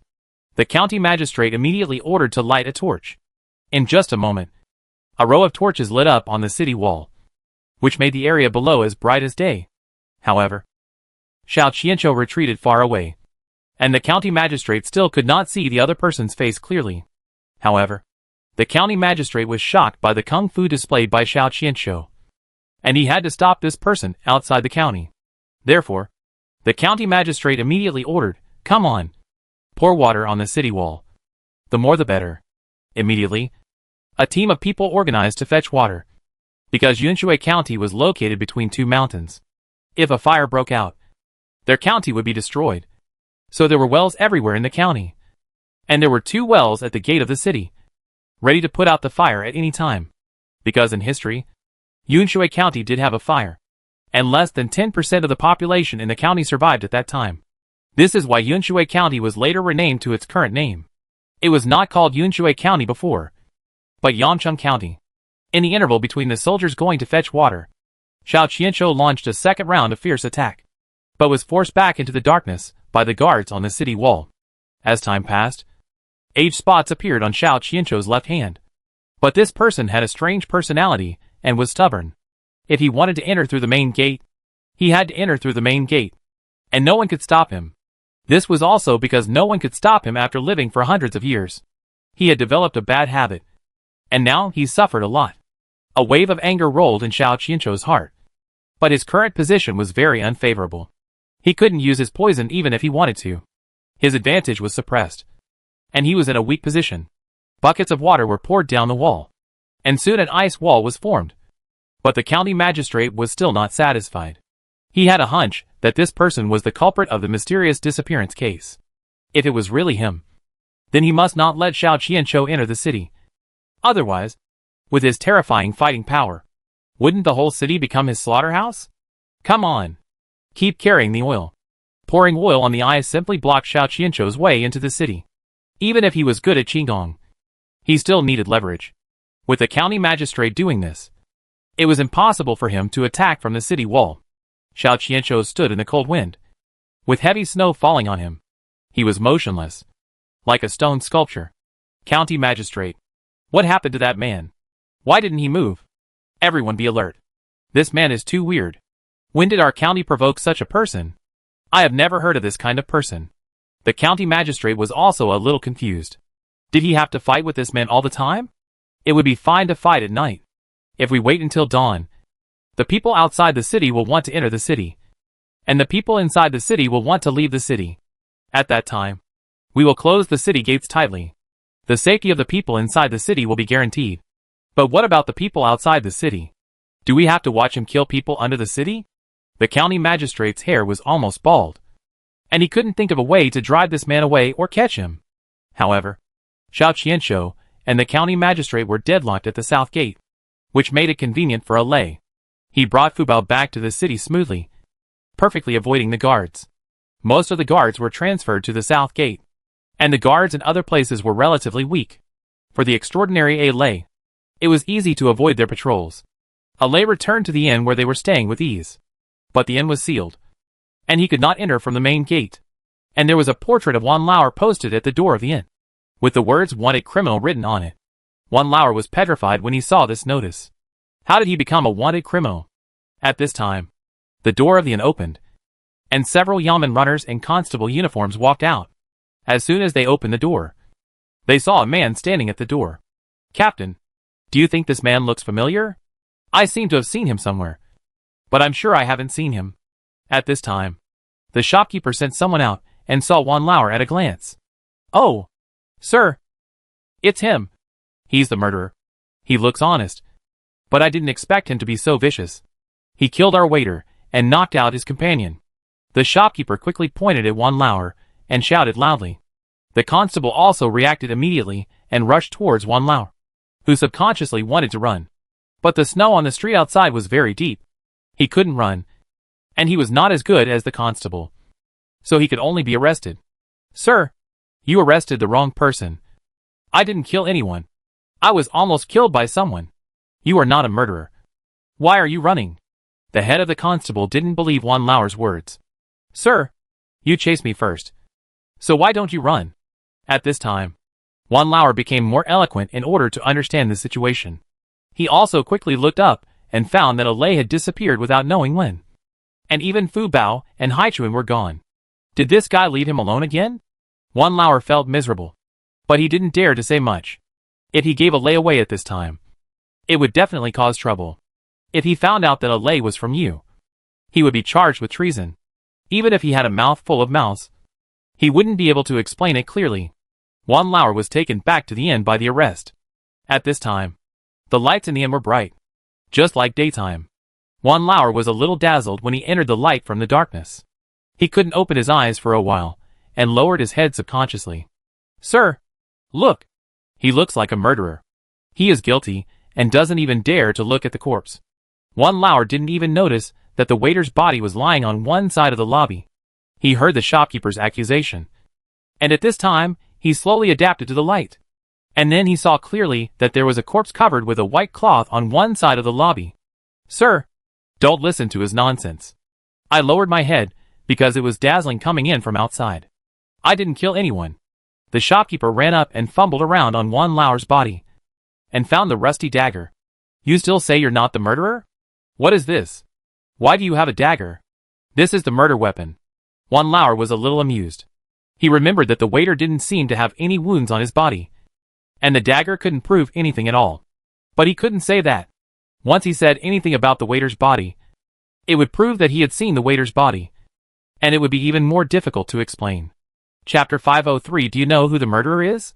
Wan Lauer insisted that he was not the murderer and knew nothing. "You said you were not the murderer. Why were you not in the inn?" The shopkeeper pressed his questions as if he was the judge. "Why should I tell you? Are you a county magistrate or an official? What qualifications do you have to interrogate me? I will sue you. My daughter was lost in your store, and I went out to find my daughter. When I came back, I became a murderer? You went out to find your daughter? Are you kidding me? I didn't see you go downstairs at all. Where did you go out?" Wan Lauer really couldn't answer this. If he said someone took him out, he would have to be involved with you people. If he said he went out through the window, he would be more suspicious. However, at this moment, Wan Lauer suddenly flashed Offing's face in his mind. He was so nervous on the way that he didn't notice that it seemed that only Alii was there. What about the others? Wan Lauer had a bad premonition. Could it be that Offing and the others were all dead, leaving only Alii? Wan Lauer couldn't help but feel a chill in his heart when he thought about this possibility. Martial arts masters like Offing were killed by Xiao Qianshou in an instant, so he must be dead. I know who killed the waiter. After thinking it through, Wan Lauer immediately shouted loudly to the constable. The constable was also worried about not finding the murderer, and was ready to use Wan Lauer to counter him. But he didn't expect Wan Lauer to shout it out himself. "Do you know who the murderer is? Tell me." The head of the constable shouted in a low voice. "It was Xiao Qianshou who lived opposite us. He knocked us out first, stole my daughter, killed the waiter, and got me out of the inn. I didn't know how I got out of the inn. When I woke up, he was outside," Wan Lauer said half-truthfully. The constable frowned and looked at the shopkeeper. "Why didn't you tell me who Xiao Qianshou was? How dare you hide anything?" The constable was a little angry, feeling that he was being played by the shopkeeper. Wan Lauer also realized that the shopkeeper didn't tell the truth. Did he think he was easy to bully? So he only bullied him? Wan Lauer felt a nameless anger in his heart. And before the shopkeeper could speak, he took over the constable's words. "Sir, this shopkeeper is obviously throwing dirty water on the common people. He thinks that Xiao Qianshou is not easy to mess with, so he puts the crime on me. I don't believe that the body of the waiter can be found in our room." The constable turned his head and looked at Wan Lauer in confusion. What do you mean? Which room do you live in? Wan Lauer's eyes have been staring at the shopkeeper. Seeing that the constable is now asking about his residence, the shopkeeper's eyes instinctively dodge. Sir, I live in the second room on the right, and my friend lives in the first room on the right. But after we had dinner together, we all passed out. I now have reason to suspect that the people in the inn drugged us. Wan Lauer also learned to take revenge from Fu Bao, and he bit back on the spot. The shopkeeper's forehead was sweating. You are talking nonsense. How could we drug the guest's food? Wan Lauer saw that Jia Yanbing was not seen at the scene, and thought that he must still be unconscious. So he had an idea in his mind. I am talking nonsense? My friend is still unconscious. What do you say? We can't drug ourselves. Right? The shopkeeper was speechless. The constable simply sat down, slapped the big knife on the table, and shouted coldly, You unruly man. Why don't you tell the truth?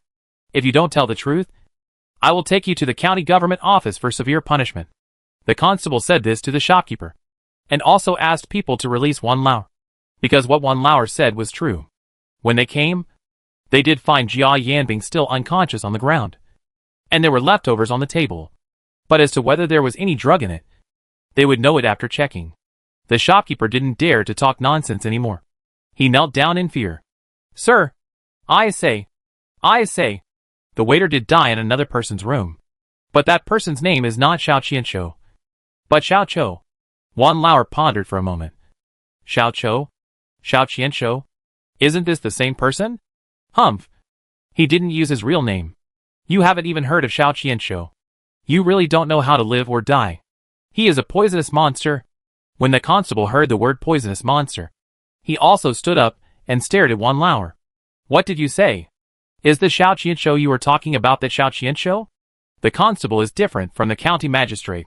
He mingles among the people in the market, and is closer to the world of martial arts. He also goes to listen to stories. The Xiao Qianshou mentioned by the storyteller is a big devil, who kills people without blinking an eye, and is as elusive as a dragon.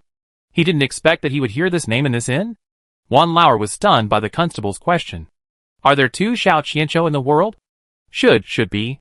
Right? Wan Lauer was not sure if the two were talking about the same person. After all, Jia Yanbing said that Xiao Qianshou was not someone that everyone could see, and many people who saw his true face died. Jia Yanbing was able to survive because the Jia family had something that Xiao Qianshou needed at the time. So Jia Yanbing survived and was considered one of the few survivors who had seen Xiao Qianshou. The constable immediately became uneasy. If it was really Xiao Qianshou, then this matter would be really troublesome. He paced back and forth in the inn anxiously. No, this matter was beyond his scope. He had to report it to the adults quickly. The whole city should capture Xiao Qianshou. This person was a big devil. Now he didn't know why he appeared in their county, but he always felt that his appearance was not simple. The constable no longer cared about the case here, and hurriedly took his people away and ran towards the city gate. Wan Lauer and the shopkeeper looked at each other in bewilderment. What? But soon, Wan Lauer grabbed the shopkeeper by the collar and asked angrily, How dare you slander me as a murderer? Someone died in your store. It's your problem. You suspect the guests? I think you don't need to open this inn anymore. I will spread the news at dawn. Someone died in your store, and the shopkeeper is still throwing dirty water on the guests. I wonder who will dare to stay in your store in the future. The shopkeeper was already guilty, and was grabbed by Wan Lauer and threatened. So he quickly begged for mercy. Sir, I'm really sorry. It's all my fault. I was confused for a moment, and did something wrong. Can you forgive me this time? That Xiao Qianshou looks like he's not easy to mess with. So I dare not say much. Well, then I look like a sucker? Taking the blame? Wan Lauer sneered in his heart. It's true that good people are bullied and good horses are ridden. He has always been honest and kind to others. He didn't expect that in the end. He was wrongly accused of being a murderer because of this. It seems that he has to be more sarcastic in the future.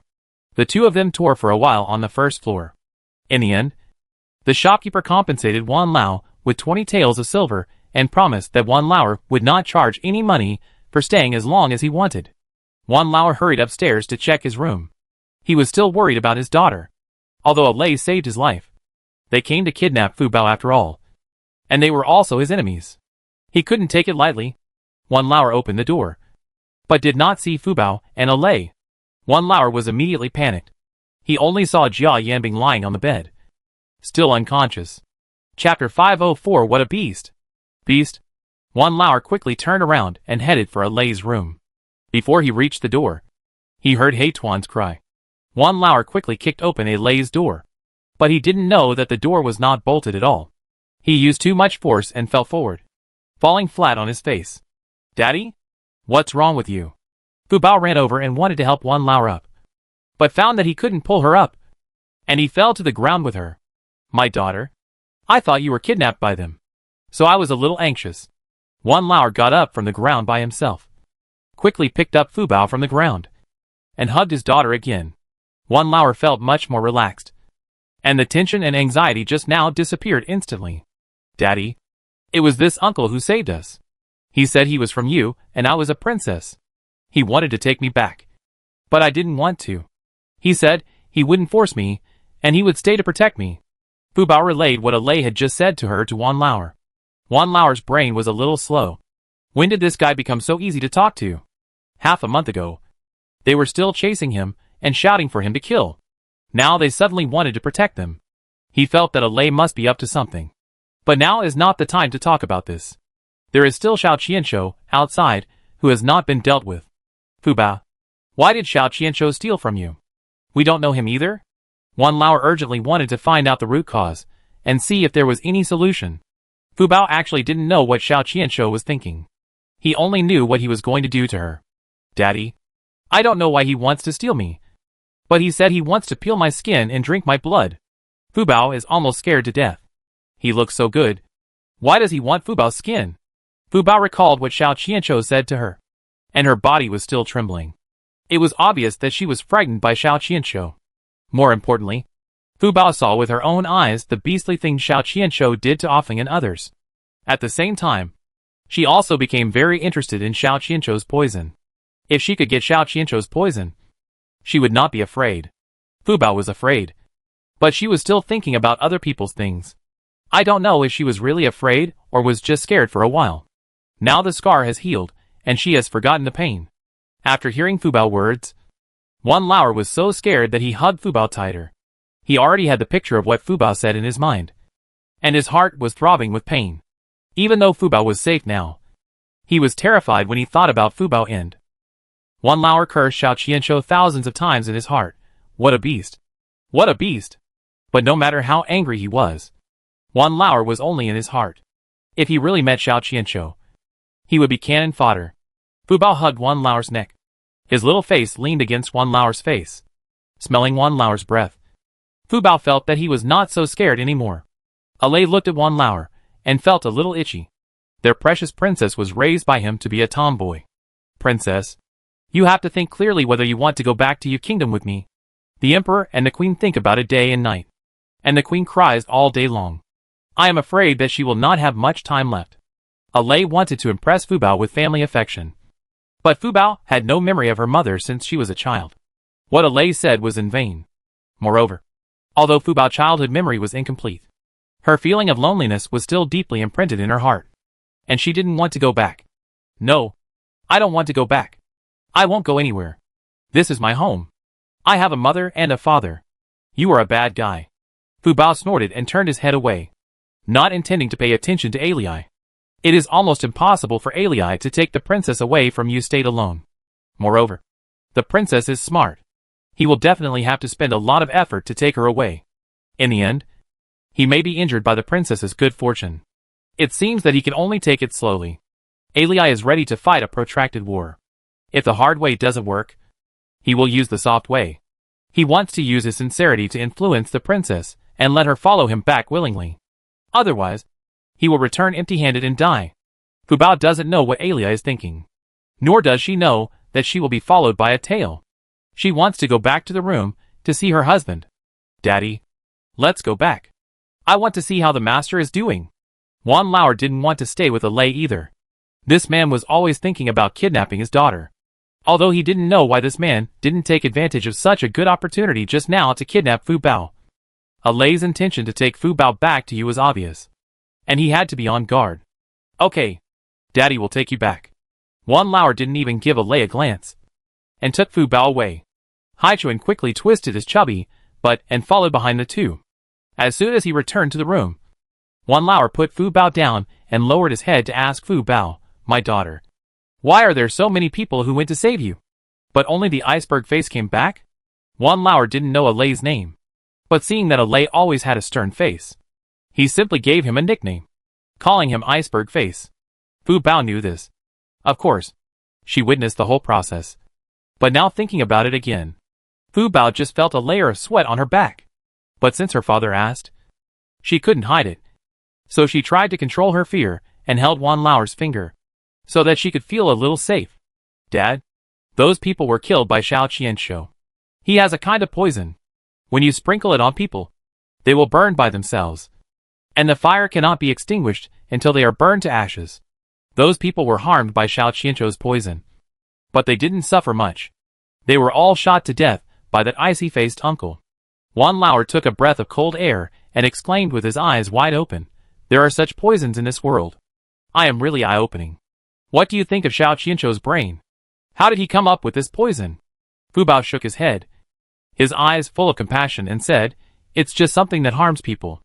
If I get these things, I will definitely destroy them all. Such poisons must not be passed on to future generations. Otherwise so many lives will be lost to these poisons." Fu Bao had thought about getting Xiao Qianshou's things to defend herself. But now she has completely changed her mind. Such things should be destroyed and should not be left in the world. Wan Lauer almost clapped his daughter. His daughter is indeed the reincarnation of a lucky star. She is born with a heart of compassion for the world. But they still cannot be soft-hearted to bad guys. "Daughter, although that's what you said. But if you really meet a bad guy, you can't be soft-hearted, right?" Fu Bao patted the back of Wan Lauer's hand hard and said seriously, "Daddy is worrying too much. When dealing with bad guys, of course we should cut the Gordian knot. Do we still keep him to make trouble for us? Continue to chase us? I don't have persecution delusions. But Daddy should be more efficient next time." Wan Lauer touched his nose. He originally wanted to remind his daughter not to be kind, but he was scolded by his daughter. He felt a little embarrassed. Chapter 505. Entering the city. Wan Lauer had nothing to say, and was afraid that his daughter would continue to lecture him. So he quickly changed the subject. "Daughter, don't you want to see the master?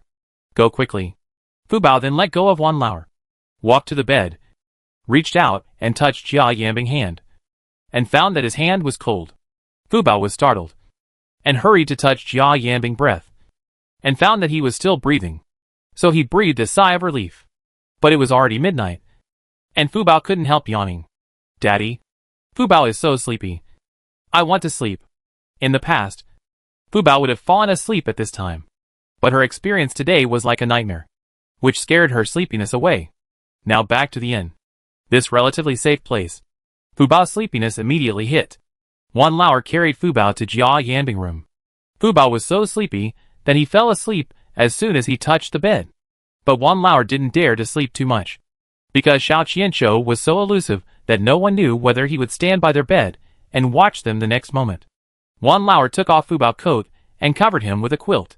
Fortunately, there was a stove in the room, so it was not so cold. Wan Lauer opened his eyes at first, forcing himself not to fall asleep. But the quilt was warm and comfortable. He was also frightened for most of the night, and the sleepiness came, so he couldn't stand it anymore, and fell asleep unconsciously. The inn finally fell into silence again. Only the body of the waiter was still there in the lobby downstairs, and no one cared about it. The shopkeeper had already locked the door of the inn again. The heavy snow outside was falling endlessly. There was no pedestrian on the street. Everyone was asleep at this time, and no one knew what Xiao Qianshou did in the city and at the city gate. But the people's sleep was earned by the county magistrate and the soldiers in the city guarding the city gate. At this time, the constable had arrived at the city gate. He saw from afar that the torches on the city wall were bright, and the soldiers kept going up and down, as if they were busy carrying something. The head of the constable could not help but speed up his pace. The hood on his head had turned white, and he did not have time to shake it off. "Sir! Sir!" The head of the constable quickly came to the county magistrate. He ran and looked outside the city, and saw a man standing outside the city.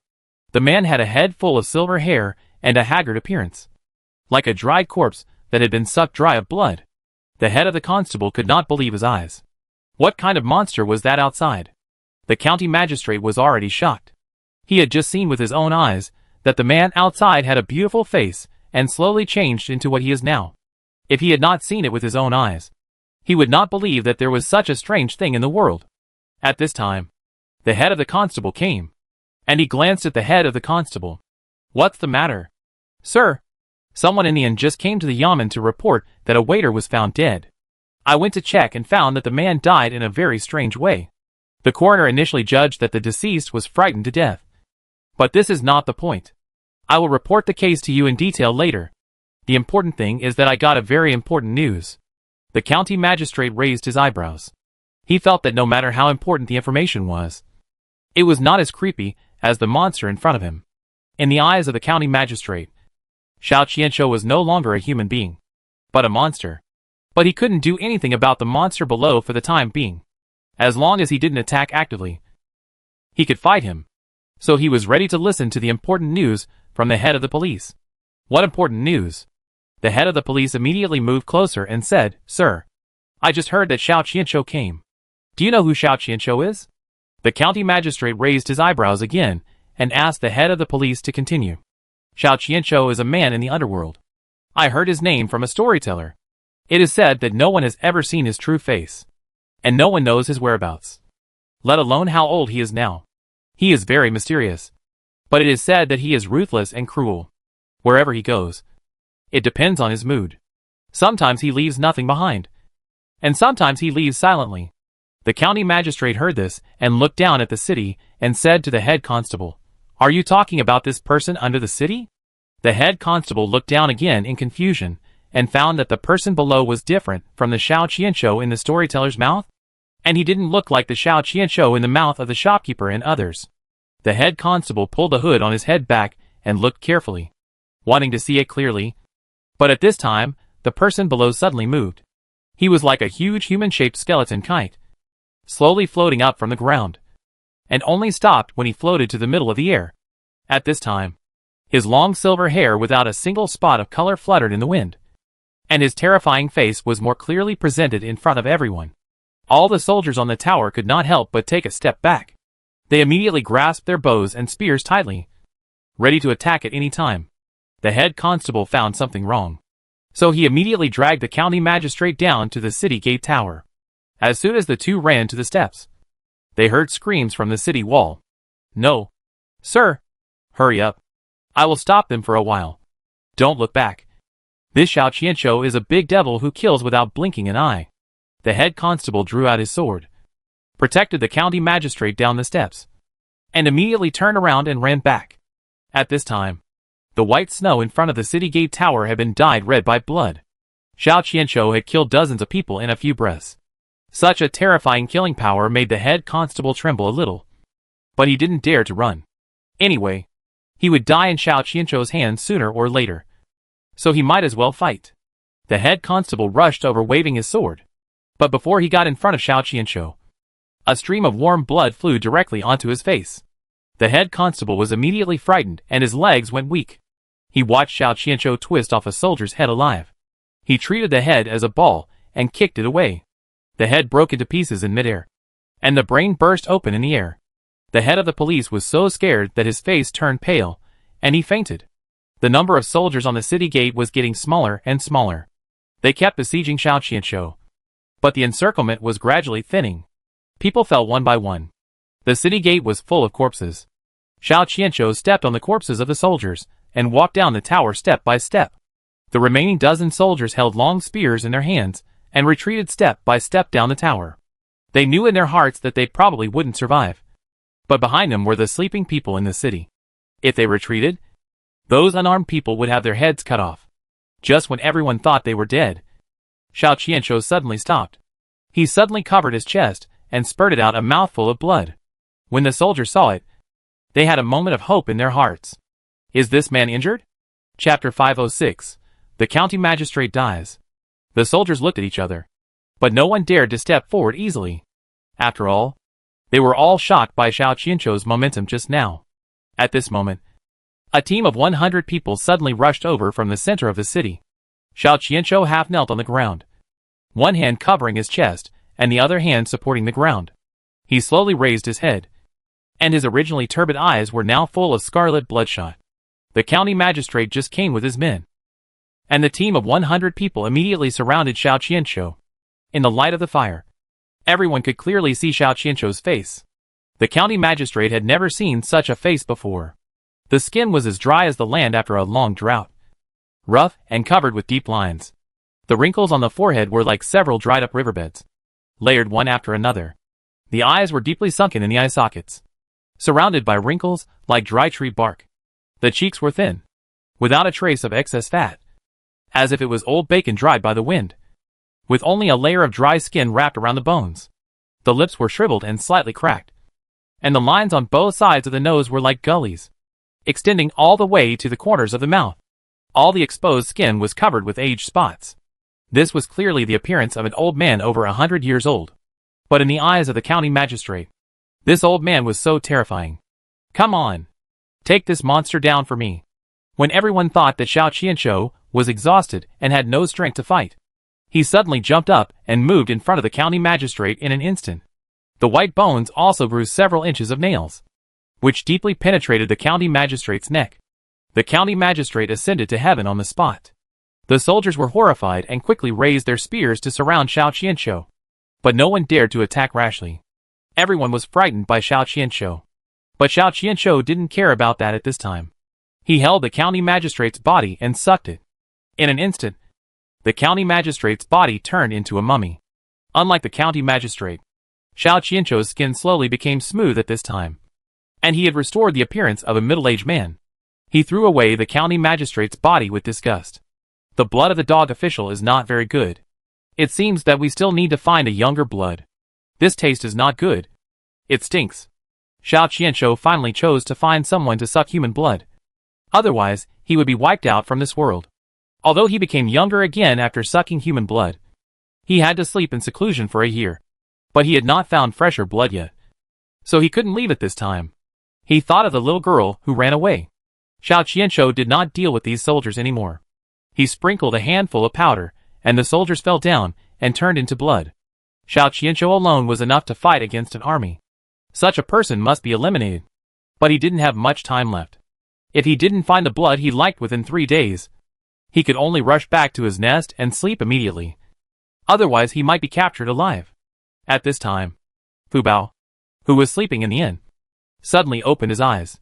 "Daddy, get up quickly. We must leave quickly." Fu Bao pushed Wan Lao hard, and Wan Lao woke up immediately. At the same time, the door was kicked open by Alei. "Princess, what happened?" Alei had been guarding the father and daughter outside. He could know any noise in the room. So as soon as Fu Bao opened his mouth, he heard it, and kicked the door in immediately. Wan Lao didn't sleep very deeply to begin with, and he sat up with a start when Fu Bao pushed him. "Daughter, what happened?" "Xiao Qianqiu is here." Wan Lao didn't even take off his shoes, just to make it easier to run away. He picked up the big cotton-padded jacket and quickly put it on Fu Bao. "Daughter, what's wrong?" "Daddy, I had a dream. I dreamed that Xiao Qianqiu came. Let's go quickly." Fu Bao was a little anxious. If it was an ordinary child who said this, Wan Lao would definitely comfort him. But he knew his daughter's ability, so he didn't say a word. Hurriedly dressed his daughter, put a cloak on her, picked her up and ran away. Alei grabbed Wan Lao and immediately winked at him. "It's too late. The person is already downstairs." Wan Lao immediately held his breath and his heartbeat accelerated. Will this pervert ever stop? Alei didn't have time to say more. He pushed open the back window, picked up Wan Lao and Fu Bao, and flew out of the window. Haichuan was anxiously turning around in the room, and this time he dropped it. But Haichuan was very smart, and the instinct of animals was sharp. It quickly shook its tail, and got under the bed to hide itself. As soon as Alei led the two away, Xiao Qianqiu rushed to the room on the second floor like a gust of wind. He entered the room and touched the bed, and found that it was still warm. He also saw that the window was open, so he knew that these people had run away. He chased after them without any hesitation. The wind and snow outside were particularly strong, and Xiao Qianqiu had no direction at all. He stood on the roof opposite, not knowing where to chase. Finally, he used the most primitive method, carpet search. He took the inn as the center, and searched all the businesses and residents nearby, including his family. For a time, the whole county was shrouded in a bloody fog. Wherever Xiao Qianqiu went, no one was left alive. Xiao Qianqiu was very fast. After one night, he had searched more than 50 households. As you can imagine, all of these 50 households were killed by him. Even the chickens and ducks raised by the people were poisoned to death by his poison powder. He was just venting his anger. After dawn, the news spread throughout the city in an instant. At the same time, Xiao Qianqiu stood on the top of the tower in the county square. This was the tallest building in the entire county. He was like a god descending from the sky, overlooking all living beings. All of you are fine. I am looking for a little girl, about 4 or 5 years old, with outstanding looks. If anyone takes the initiative to send someone here, I will not kill anyone. Otherwise, I will definitely flatten your entire city and leave no one alive. Xiao Qianqiu used his inner strength to speak, and his voice spread over the sky of the county town. And the whole city could hear it. People in the county town ran out to see. And the people were panicked. They just slept. And the world changed unexpectedly. I will only give you 1 day. I will wait for news in Ri Tower. If I don't see the person I'm looking for after 1 day, don't blame me for being rude. No one will be left alive in the whole city. After Xiao Qianqiu finished speaking, he disappeared from the top of the tower like a flash of lightning. The shopkeeper of Ruyan also heard Xiao Qianqiu's words at this time, and he wandered around the house anxiously. Oh my god! Who on earth have I offended? How could such a plague god come to our inn? After the shopkeeper finished muttering, he felt a gust of wind blowing, and something went up to the second floor. He looked up and saw a figure entering the guest room on the second floor, and the shopkeeper was sweating coldly. He felt that his inn was more terrifying than ghosts, and he had to pack up and run away. At this time, Fu Bao and Wan Lao were hidden in a family's cellar by a lei. Princess, why don't I take you out of the county, while the miller goes back to rest? It's a good time for us to run away. Fu Bao was still worried about Jia Yanbing in the inn, but as long as she was not with the master should be safe. Right? Fu Bao nodded. Okay. A lei first knocked out the whole family to prevent them from informing, and then took Fu Bao and Wan Lao to the city gate in hiding. But the city gate was closed, and there was no one guarding the city. A lei and Wan Lao worked together to open the city gate and ran out. As soon as they left the city gate, they heard shouting behind them. Those people are trying to run away. They are the ones we are looking for. Let's go to Ruyan. A lei thought to himself that it was bad, and he flew directly into the nearest forest with Wan Lao and Fu Bao. Chapter 507 Fighting in the Cave. Fu Bao entered the forest again, this time being held by a lei. She was no longer as flustered as she was last night. She lay on a lei's shoulder, looking at the situation in the forest, and pointed in a direction with her little hand. Uncle, go that way. A lei looked at the direction Fu Bao pointed to, which was halfway up the mountain. Snowflakes were still floating in the sky, and a lei couldn't tell the direction, but he went wherever the princess told him to go. However, a lei immediately corrected Fu Bao when he heard her address him. Princess, I am a lei. You can just call me by my name. I dare not be the princess's uncle. A lei thought to himself that the princess's uncle was a prince. Unless he wanted to move his head, he would dare to be the princess's uncle. Fu Bao looked at a lei strangely. You are really uncle, right? My mother taught me to be a polite child. If I call my uncle by his name, I will be criticized. I don't want to embarrass my mother. Alia was speechless because Fu Bao was serious, and he was afraid that he would teach the child badly. Fu Bao smiled smugly when she saw that Alia did not refute. She was unwilling to admit her identity as a princess. Wan Lao knew Alia's name, and he was much more comfortable to call him. Alia, can you beat Xiao Qianqiu now?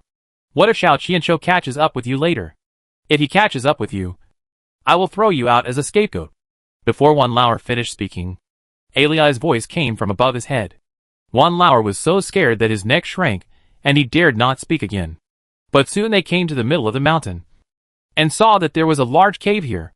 Alia put Fu Bao and Wan Lao down. Uncle, shall we go in? Alia grabbed Fu Bao, who was walking in a hurry. Princess, no. Alia had a psychological trauma about the cave. After all, there was a big tiger hiding in the cave on the top of the mountain on the other side of the county last night. Who knows what is in this cave? But Fu Bao said firmly, Uncle, It's okay. Let's go in. It's so cold outside. Although Fubao was held by Alii all the way, his little face was still red from the cold. Alii saw that the princess was so sure. So he no longer insisted and followed Fubao into the cave. Wan Lauer was afraid that there was something in the cave. So he picked up Fubao. The cave was dark. And the further you went in, the worse the vision was. However, this cave was like a bottomless pit. And you didn't reach the end even after walking for a quarter of an hour. And the further you went in, the more forks appeared. Alii instantly understood the princess's intention. Princess, are all the caves connected? Fubao didn't know. It was her first time here. But she had a strong intuition that this place could help them escape Xiao Qianzhou's pursuit. I don't know either. But now it seems that it should be so. Alii was more convinced of Fubao's ability. Fortunately, he listened to the words of the national teacher and did not force the princess to go back. Otherwise he might be killed by the princess's fortune halfway. The few people wandered around in the cave for half an hour. But they couldn't find the exit. It was like a large maze. They seemed to be lost. At the same time, it was not only them who were lost, but also Xiao Qianzhou. He also chased here and saw this cave and the messy footprints at the entrance of the cave. He followed them in. But the cave was dry and the sight was not good. It was difficult to find the traces of Fubao and others after entering the fork of the cave. Xiao Qianzhou took a wrong path and walked farther and farther away from Fubao and others. The few people wandered around in the cave for 2 days and didn't come out. The 3 of them were hungry. But there was nothing in the cave. If they can't get out, they will starve to death here. Fubao was lying on Wan Lauer's shoulder at this time. Daddy, Fubao is so hungry. Wan Lauer's eyes were green with hunger. But there was nothing he could do. They were too anxious to go out and didn't take any food. Now they wanted to go out and were trapped inside again. No. We must get out of this cave today. If we don't get out, the princess's life will be in jeopardy. Alei rested for a while, stood up with the help of the wall, and said to Wan Lauer. Wan Lauer said weakly, I want to go out too. But my legs are not listening and weak. Alei took Fubao and held him up. I will hold the princess. I believe that with the princess here, we will definitely not die. Alei firmly believed that Fubao was the princess of fortune and would not die. And they would not die. Wan Lauer also stood up with the help of the stone wall and followed Alei step by step in another direction. But when the few people walked to the fork in the road, they saw a figure flash by. The time passed in the cave without distinction between day and night, and they didn't know what time it was. Only Alei could see things more clearly than Wan Lauer. Wan Lauer could only follow Alei, like a blind man. Just now, a figure flashed by. But Wan Lauer didn't see it at all. But Alei saw it. He stopped immediately, and Wan Lauer bumped into Alei's back. Suck. Why did you stop? Wan Lauer gently rubbed his forehead. He didn't know how Alei grew up. The flesh on his body was like a piece of iron. Alei stood still, and he immediately ordered Wan Lauer to keep quiet. Wan Lauer realized that something was wrong, and at the same time, he felt uneasy. Could it be? Wan Lauer didn't ask. He couldn't see anything, but he was even more flustered. Then, Alei turned around and handed Fubao to Wan Lauer. Protect the princess well. Even if you die, the princess must be unharmed. Alei said softly, and Wan Lauer immediately understood that Xiao Qianzhou was here. Fubao blinked her big eyes, but like her father, she couldn't see anything. Now, only Alei was the fighting force among the 3 people, and the 2 of them were dragging their feet. Wan Lauer quickly hugged Fubao and stepped back a few steps, pressing his back tightly against the stone wall. As soon as he stood up, he felt a gust of wind blowing in his face. It turned out that Alei was fighting with someone, and the 2 of them were fighting in front of him, driving the air around them. Wan Lauer was so scared that he didn't dare to breathe, and Fubao also hugged Wan Lauer's neck tightly. But they acted like others could see them. But they couldn't see others. Wan Lauer didn't know which way to go now, and he didn't dare to walk around. If he and Alei ran off the road, they really couldn't get out. But Fubao suddenly said to Wan Lauer, Daddy, run. To the right. Wan Lauer didn't care about anything else and ran away. He suddenly felt the wind blowing from the right, and he immediately ran in the direction of the wind. But because he couldn't see, he didn't have time to turn, and crashed into the stone wall with a thud. And the back of Wan Lauer's hand was scratched by the stone wall and began to bleed. Blood dripped onto the ground. And soon Wan Lauer heard something rustling and gathering towards them. Chapter 508 Roasted Rabbit. Wan Lauer only felt that something was crawling around him. And it was very fast, making a whirring sound. People are often more afraid of things they can't see. This was the case with Wan Lauer at this time. He felt that there were human figures all around him, as if something was standing behind him and blowing air at him. His neck felt cold, and he was so scared that he dared not breathe. Fu Bao keenly caught the sound of something on the ground. Daddy, there is something around us. Do you feel it? Wan Lauer certainly felt it, and it was very deep. But in order to not scare his daughter, he could only pretend to be calm and said, nothing. Let's keep going. Daughter, which way should we go? Fu Bao listened to her father's calm tone and believed it. She stretched out her little hand to feel the direction of the wind. But something fell on her little hand with a snap. Fu Bao screamed in fear and threw the thing away. The thing seemed to hit the stone wall and made another crisp sound, and finally rolled to the ground without a sound. Daughter, what's wrong with you? Wan Lauer was startled by Fu Bao's cry. Daddy, something fell on my hand. It seems to be a bug, with many small claws and a hard shell. So scary. Fu Bao's little face turned pale, and he hugged Wan Lauer's neck tightly, not daring to let go. Wan Lauer felt so distressed that it aroused his courage. He made up his mind and stepped on it. He immediately felt sticky under his feet. He probably stepped on many insects with this step. And there was a crackling sound. Wan Lauer endured the fear and nausea in his heart, trotted, and soon left the cave. But the insects behind him seemed to follow him, because no matter where he went, those creepy rustling sounds followed him. Fu Bao also heard this sound. She thought about it and suddenly asked, Dad, did you hit the stone wall just now? Yes. I ran too fast just now and couldn't see clearly. I didn't know that the cave was so short. I hit it after running a few steps. Fu Bao's back was also hit just now, but because Wan Lauer protected her in time, she didn't feel much pain. It seems that the injury was all on her dad. Dad, are you injured? Wan Lauer had just ignored the wound on his hand because he was too nervous. When his daughter asked him, he felt a tingling pain on the back of his hand. Yeah, it seems to be bleeding. That's right. Those bugs must have followed your blood. They may be blood-sucking worms. We must get rid of them immediately. Otherwise they will attack us in a while. Fu Bao had seen this kind of bug in the medical book that the old doctor gave her. This kind of bug is also a medicinal material, but it is very toxic. However, its toxicity can overcome another kind of poison, if it is dried and ground into powder. It is a very difficult medicinal material to find. Unfortunately, they can't protect themselves now. Even if they encounter this kind of bug, they can't do anything. Wan Lauer was so scared when his daughter said this that he broke out in a cold sweat and hurriedly hugged Fu Bao and continued to run forward. At this time, the wind seemed to be getting stronger and stronger. Daddy, there is wind, and I can hear the sound of running water. Fu Bao shouted in surprise. Wan Lauer had been in the mountains before. Where there is water, there will be wind and an exit. They may have reached the center of the cave. The flowing water may be spring water flowing through the middle of the mountain. Wan Lauer could not help but speed up his pace. The closer to the flowing water, the better the sight. Soon, the father and daughter saw the long-lost light. Wan Lauer was like a long blind person who saw the light again. He turned around excitedly. Daddy, don't turn around. I feel dizzy. Fu Bao hurriedly stopped Wan Lauer. She was hungry. If Wan Lauer turned around again, she would feel even more dizzy. Wan Lauer hurriedly stopped. Fu Bao also got off Wan Lauer. They looked at the situation in front of them seriously. This is not the periphery of the mountain, but the middle of the caves.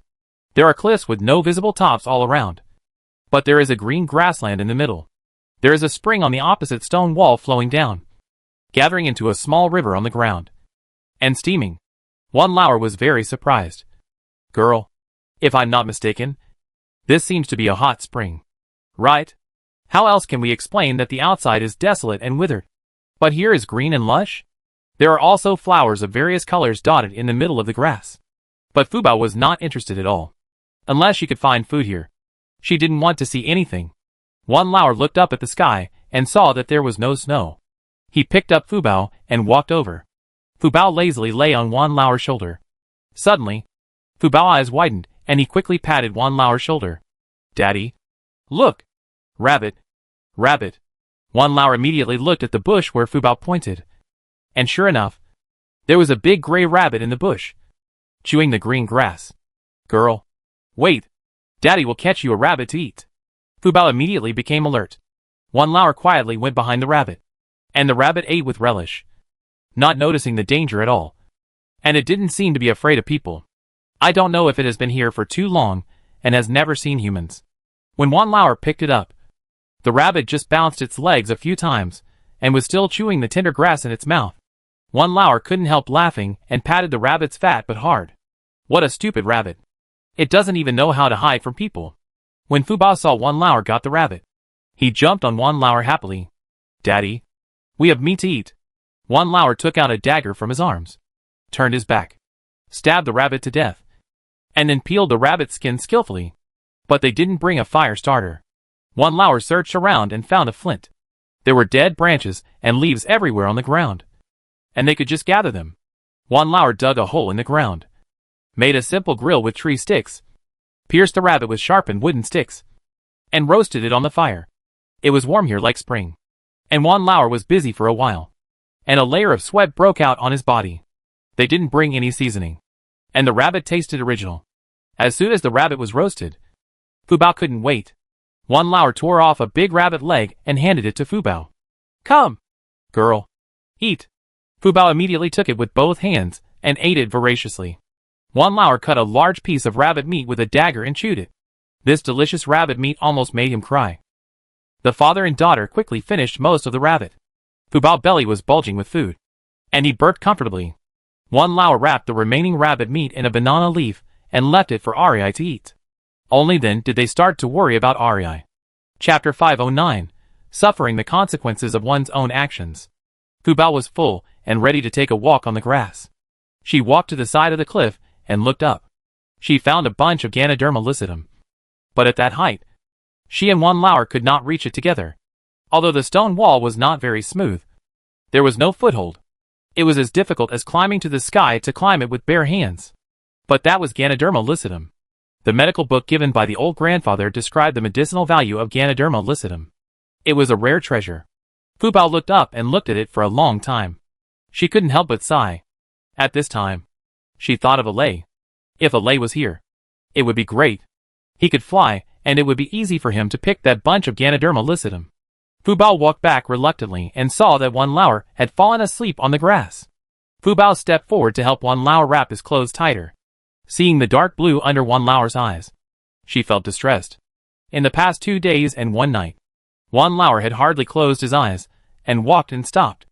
It was not until now that he had the opportunity to relax. Fu Bao was held by Wan Lao and always spent his time sleeping.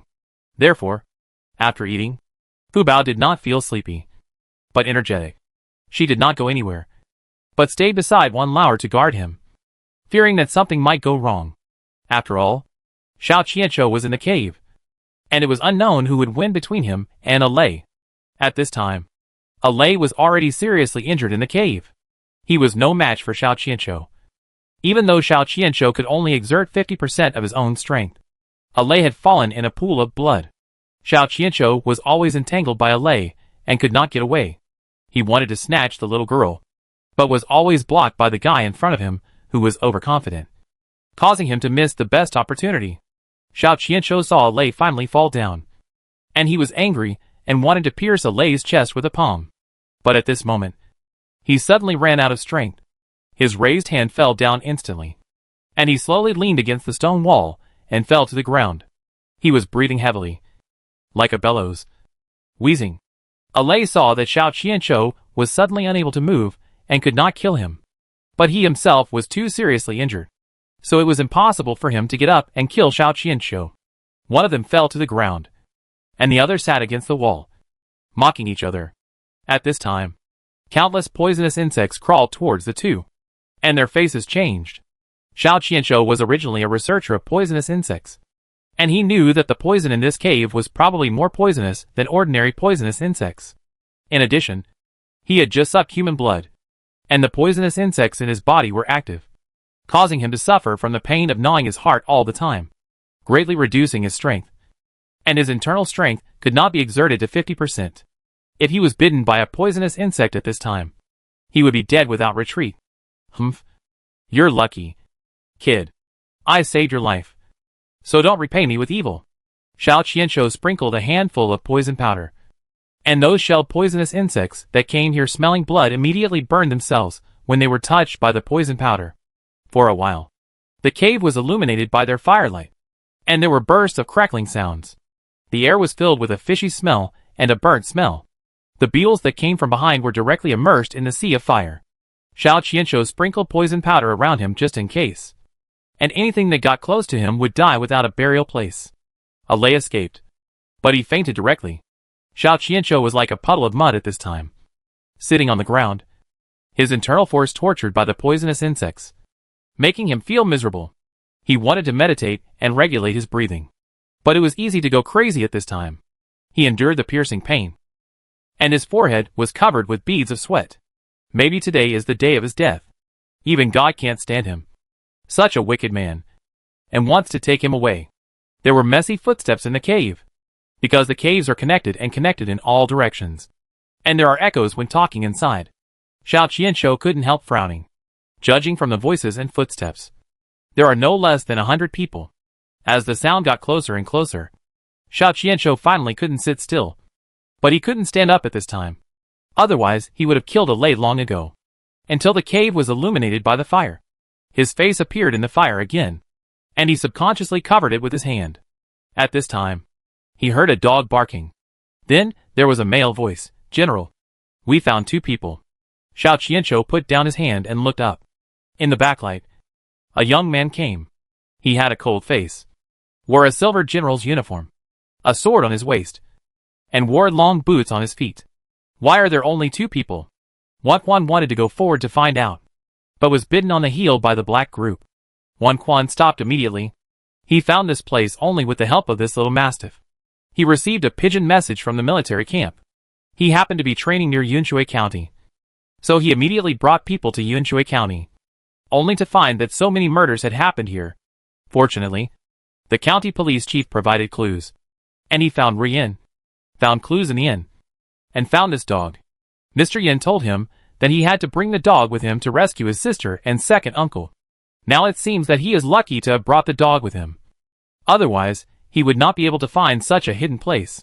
This cave is like a big maze, and he is not sure that he can find people in the cave. Now the black group bites him and pulls him back. His intention is obvious, not to let him get close to Xiao Qianshou. Along the way, the head of the police has told him everything Xiao Qianshou has done, and he has a certain understanding of Xiao Qianshou. This person is good at using poison, so you must be careful when approaching him.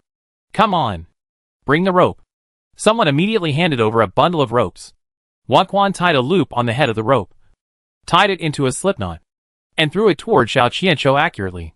And it was wrapped around Xiao Qianshou's neck. He pulled Xiao Qianshou over with a force, but the place where Xiao Qianshou passed was stained with the powder he sprinkled, and the powder instantly burned when it met the skin. Quan saw Xiao Qianshou's poison burning on his body with his own eyes, and Quan quickly threw the rope. The rope was quickly engulfed by the flames, and Quan picked up Tuan and immediately retreated. The soldiers behind were also looking at the scene in front of them in amazement. If they hadn't seen it with their own eyes, they would not have believed that there was such a poison in the world that could burn people. Yuan's face was full of shock, but he was still calm. He watched Xiao Qianshou rolling in the fire. He saw clearly that something seemed to be overflowing from Xiao Qianshou's face and mouth as he rolled. A moment later, streams of blood accompanied by thumb-sized insects crawled out of Xiao Qianshou's mouth and face. As soon as they came out, they were swallowed by the flames.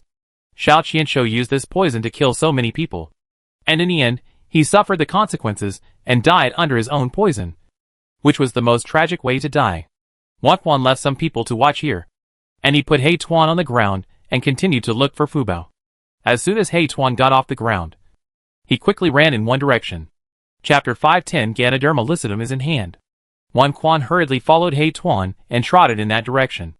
Thanks to this little guy, he really couldn't have found this place so quickly, let alone found Xiao Qianshou so smoothly in this maze-like cave. Soon Quan appeared at the entrance of the cave. Tuan took the lead and ran to Fubao, using his furry head to push Fubao hard. Fubao was originally guarding her father, but it was too warm here, and she had nothing to do after eating. So she fell asleep on her father while sitting. Fu Bao was dreaming. And it seemed that she dreamed of Wan Erseo. But just as she was about to jump into her mother's arms, she was awakened by a warm little guy. Fu Bao opened her eyes unhappily and saw a black ball in a daze. And she also heard the barking of a dog. Sister. Then Fu Bao heard a strange yet familiar voice. And she woke up from her daze with a start. When she saw a tall figure walking towards her, Fu Bao was a little afraid to recognize him. After all, Wan Quan had been away from home for almost 2 years, and he was still growing taller. Back then, Wan Quan was not even as tall as Wan Lao's shoulders. But now, he was a head taller than Wan Lao, and his voice became more mature and steady. With a deep voice, no longer the clear and mellow feeling of a teenager before, Fu Bao got up from the ground, stood there, and stared at Wan Quan approaching her. It was not until this young general in military uniform picked her up from the ground and held her high that Fu Bao finally recognized that this was the big brother she had been talking about. Big brother? You are the big brother. Wan Quan looked at Fu Bao, although his eyebrows and eyes had grown a little. But the beauty's bones had not changed much. And he was still so beautiful. Even if he stood in the crowd, Wan Quan could recognize Fu Bao at a glance. Yes, I am the big brother. Did you miss me? Fu Bao suddenly, wow, cried out. And he hugged Wan Chuan's neck tightly. And his 2 legs were tightly clamped around Wan Chuan's back, just like a little monkey hanging on Wan Chuan's body. Big brother, you are finally here. If you don't come again, you won't see your sister anymore. Fu Bao felt wrong, and all his snot and tears were wiped on Wan Chuan's armor. Wan Chuan's big hand gently patted Fu Bao back, and he comforted her softly. Be good. Don't cry. Isn't Big Brother here? The people who bullied you also suffered the consequences, and were burned to death. No one can bully my sister Wan Quan anymore. Perhaps it was Wan Chuan's words that gave Fu Bao great comfort. Or perhaps it was because Fu Bao heard the cause of Xiao Qianzhou's death that she quickly raised her head. Big brother, is that devil really dead? Yes, he is dead. He was burned to death by his own poison. Even if he is not dead, I will make him suffer the punishment of slow slicing. Fu Bao nodded. Big brother is right. The devil wants to peel my skin and drink my blood. If he doesn't die, I will die. Fu Bao cried again in grievance.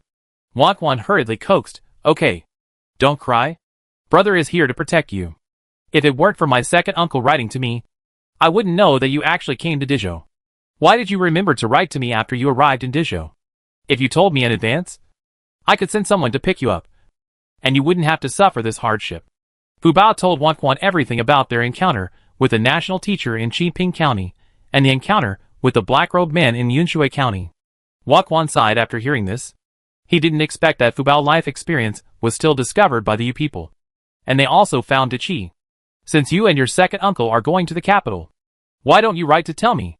Daddy said that he was afraid you were too busy and didn't want to disturb you. Wan Quan sighed softly. His second uncle always thought of others. He glanced at Wan Lao who was still sleeping soundly on the grass, and walked over with Fu Bao in his arms. A row of soldiers stood behind them, all wearing armor and looking very powerful. Wan Lao was finally awakened by Wan Quan. When Wan Lao woke up, he saw his eldest nephew. The excitement was simply indescribable. He slapped himself directly. This slap scared Wan Quan and Fu Bao. They thought that Wan Lao was poisoned by Xiao Qianzhou, and his brain was poisoned. Daddy! Second uncle. Wan Lao put down his hand and laughed foolishly. It's not a dream. It hurts? You are indeed my eldest nephew. Wan Lao patted Wan Quan's shoulder heavily. Wan Quan and Fu Bao also understood why Wan Lao wanted to slap them, and they both laughed at the same time. The uncle and nephew talked for a long time, but were finally interrupted by Fu Bao. Big brother, I want that bunch of Ganoderma lucidum. Can you help me pick it? Fu Bao has always been obsessed with the Ganoderma lucidum on the stone wall. Wan Quan looked up and saw a bunch of top-grade Ganoderma lucidum in the direction of Fu Bao's finger. He led Fu Bao to the cliff without hesitation. Watch out. Big brother will give it to you soon. Fu Bao nodded excitedly, raised his little head, and watched Wan Quan draw out the sword from his waist, pull the vines next to him with one hand, and insert the sword into the crack of the cliff with the other hand. He was as flexible as a monkey, and quickly climbed to the Ganoderma lucidum. Fu Bao couldn't help holding her breath. She watched Wan Quan pick the Ganoderma lucidum, and put it in his robe without blinking. And then she breathed a sigh of relief. After Wan Quan picked the Ganoderma lucidum, he slid down the vines and landed in front of Fu Bao. Here. Wan Quan smiled and handed over the Ganoderma lucidum he had just picked. Fu Bao took it with surprise and couldn't let it go. It seemed to be much bigger than the Ganoderma lucidum she had seen in the book. After harvesting the Ganoderma lucidum, the group did not delay any longer and prepared to return to Yunshui County immediately. At this time, Wan Lauer suddenly remembered a lei. Although a lei was from Yu and came to rob Fu Bao, he had saved his life after all. Quanner, didn't you see anyone else just now? There was a young man in black clothes. Yes, but didn't you say that man came to rob my sister? I'm going to have him killed directly to prevent future troubles. Wan Quan said without hesitation. Quanner, that man saved Fu Bao and me. If it weren't for him, Fu Bao and I would have died long ago. Why don't we just lock him up and let him live? Wan Quan thought for a moment and agreed directly. Okay. Then lock him up in my military camp to prevent him from leaking information. Besides, he is a Yu nationality. He entered the Qi secretly. There must be someone to help him. I can interrogate him and maybe catch the traitor. Wan Lauer nodded quickly. Yes, that's right. You can take him away. As long as you don't kill him. It's fine. Don't let him follow us. Why? Does second uncle still want to go to the capital? I can just write a letter to brother Wan to explain the situation. You don't have to go to the capital anymore. Right? Wan Lauer felt that a letter of divorce seemed insincere. It would be better to go there in person. Besides, there was no reason to give up halfway. The most important thing was that he still had money to earn. He couldn't do a losing business. Those leathers were piled in his carriage. They didn't need such good leathers themselves. It was better to sell them before the new year. Seeing that Wan Lauer insisted on continuing to head north, Wan Quan did not stop him. However, he was still a little worried, so he sent a team of people to escort Wan Lauer. Chapter 511 Arrival in the capital. Because such a big case happened in Yunshui County, and the dead were soldiers under Wan Quan's command. Wan Quan had to stay to deal with it. In addition, a county magistrate died, and the matter had to be notified to the prefect, who would report it to the emperor. Wan Quan was very busy during this period, so he had no time to personally escort Wan Lauer and his daughter out of Dezhou. But as long as they were in Dezhou, Wan Quan could guarantee their safety. Wan Lauer drove his carriage, carrying Fu Bao and Jia Yanbing, as well as Haichuan, and walked out of Dezhou safely under the escort of Wan Quan's army. After leaving Dezhou, they entered the central plains, where the public security was much better than that of the border, and there were more pedestrians on the road. And the temperature here was much warmer than outside the border. Although it was winter, the sun was shining brightly. It had snowed some time ago, and now it was good weather. It was already the 20th day of the 12th lunar month, and the new year was in 10 days. However, they were not far from the capital at this time, because the weather was good and the road was easy to walk. They traveled day and night, and it was much faster than before. Finally, they arrived at the foot of the capital on the 24th day of the 12th lunar month.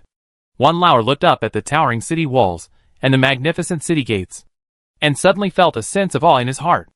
No wonder everyone was willing to come to the capital to see this style.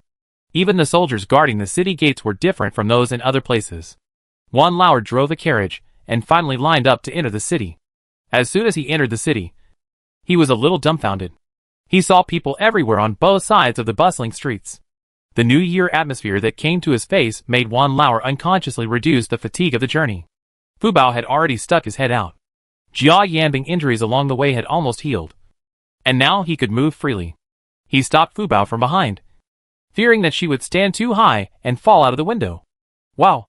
This is the capital! It's so beautiful! Fu Bao's eyes were full of surprise. She sighed in surprise at everything she saw. Wan Lauer was no better than Fu Bao. The father and daughter played the scene of country people entering the city to the fullest.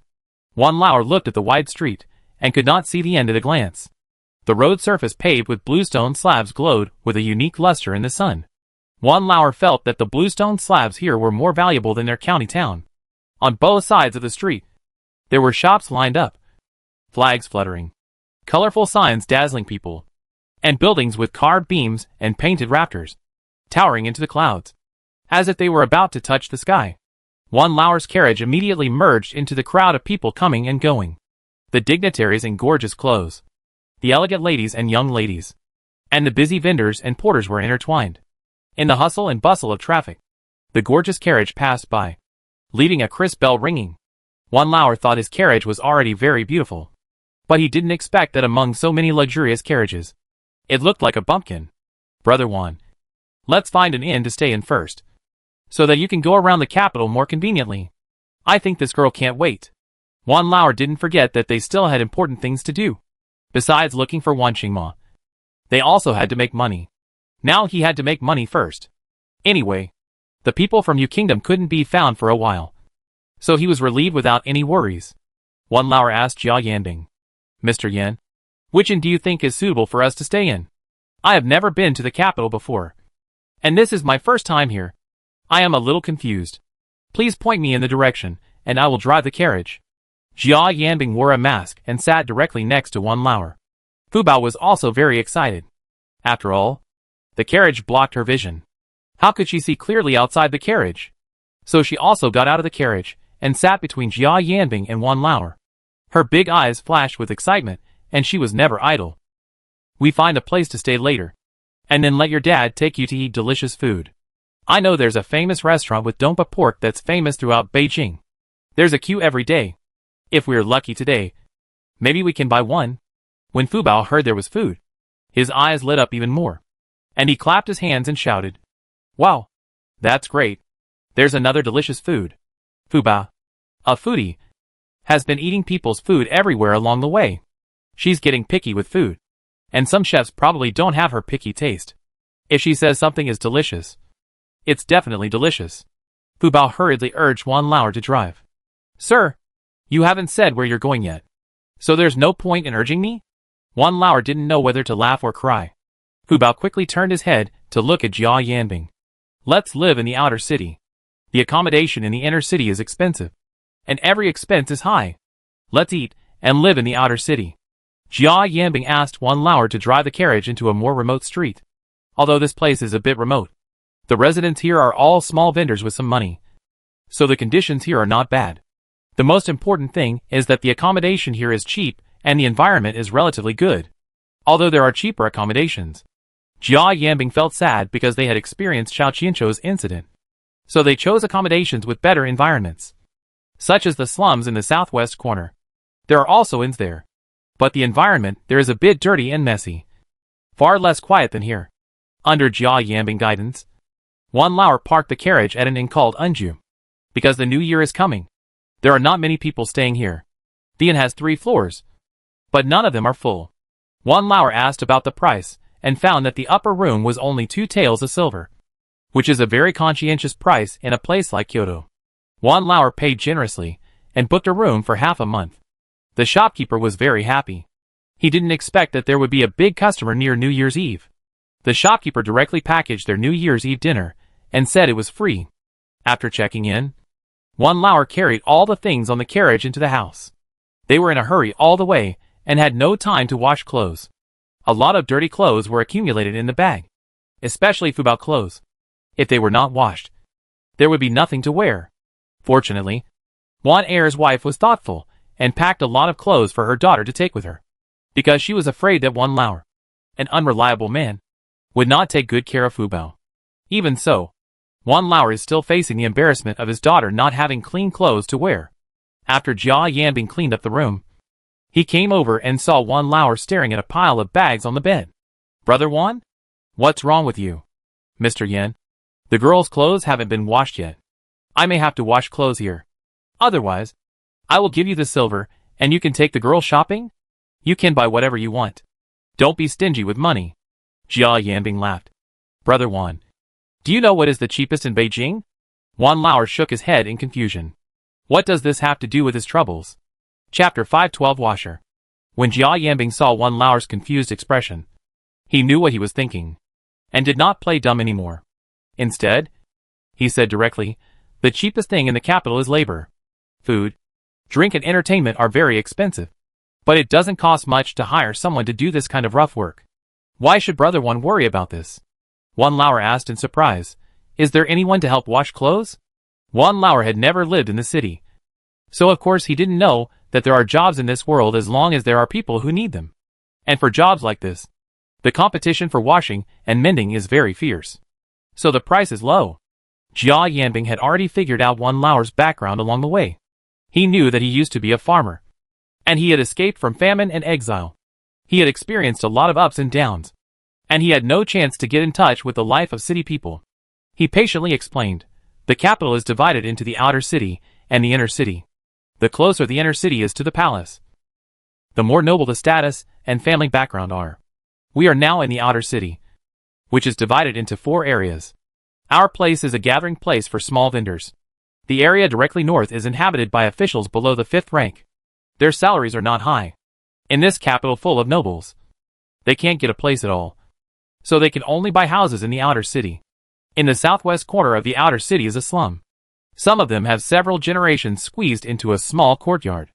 To be honest, although they live in the capital, their lives are not as good as yours.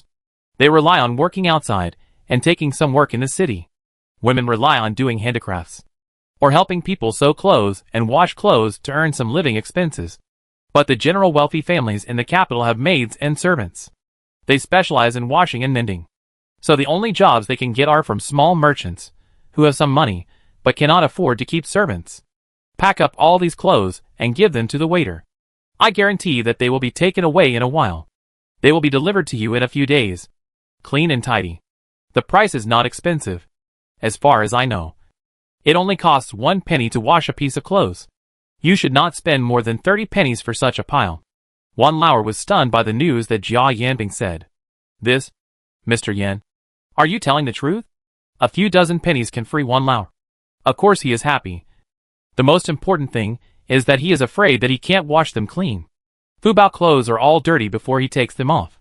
If Wan Er's wife finds that Fu Bao clothes are all dirty when he goes home, he will definitely be criticized. Jia Yanbing did not comment and asked Wan Lao to try it himself. Wan Lao immediately wrapped all his clothes and ran downstairs like a gust of wind. Boss, is there anyone here to help with the laundry? The boss was counting on his abacus. He looked up at Wan Lao when he heard the voice. Seeing that he was a big customer, his attitude immediately became enthusiastic. Sir, do you have any laundry to wash? Wan Lao bent down and picked up the bundles at his feet to show them to the boss. The shopkeeper's face turned pale. How many days has this man been saving clothes? Fortunately, it is winter now. Otherwise they would have gone bad. Right? But the shopkeeper immediately said, yes. Yes. Just give them to me. But Wan Lao wanted to see how they operated. So he was unwilling to hand them over to the shopkeeper. He was very curious and wanted to go over and see if the laundry work was really so cheap. Shopkeeper, these clothes belong to my daughter. I am worried and need to tell her something in person. Can I trouble you? The shopkeeper immediately understood what Wan Lao meant and hurriedly said, okay. No problem. Follow me. The shopkeeper took Wan Lao to the back door of the inn. There was an alley behind it. At the entrance of the alley stood a few children wearing patched clothes. They played from time to time and looked eagerly to see if the back doors of the people in the alley were open. Just as the shopkeeper opened the back door, several children immediately ran over and surrounded the back door. Shopkeeper, do you have business? A boy of 8 or 9 years old was the first to ask. This guest needs to have his clothes washed. Because they are children. I have something to tell you. After the shopkeeper finished speaking, the children immediately looked at Wan Lao, who was standing aside. All their eyes were focused on the bundle in Wan Lao's hand. There was only one thought in their mind. So many. Uncle, my mother is famous for washing clothes in this area.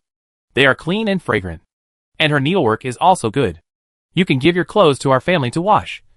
And I guarantee that you will be satisfied. It was the little boy who spoke first. But this time other children also spoke up to grab the business.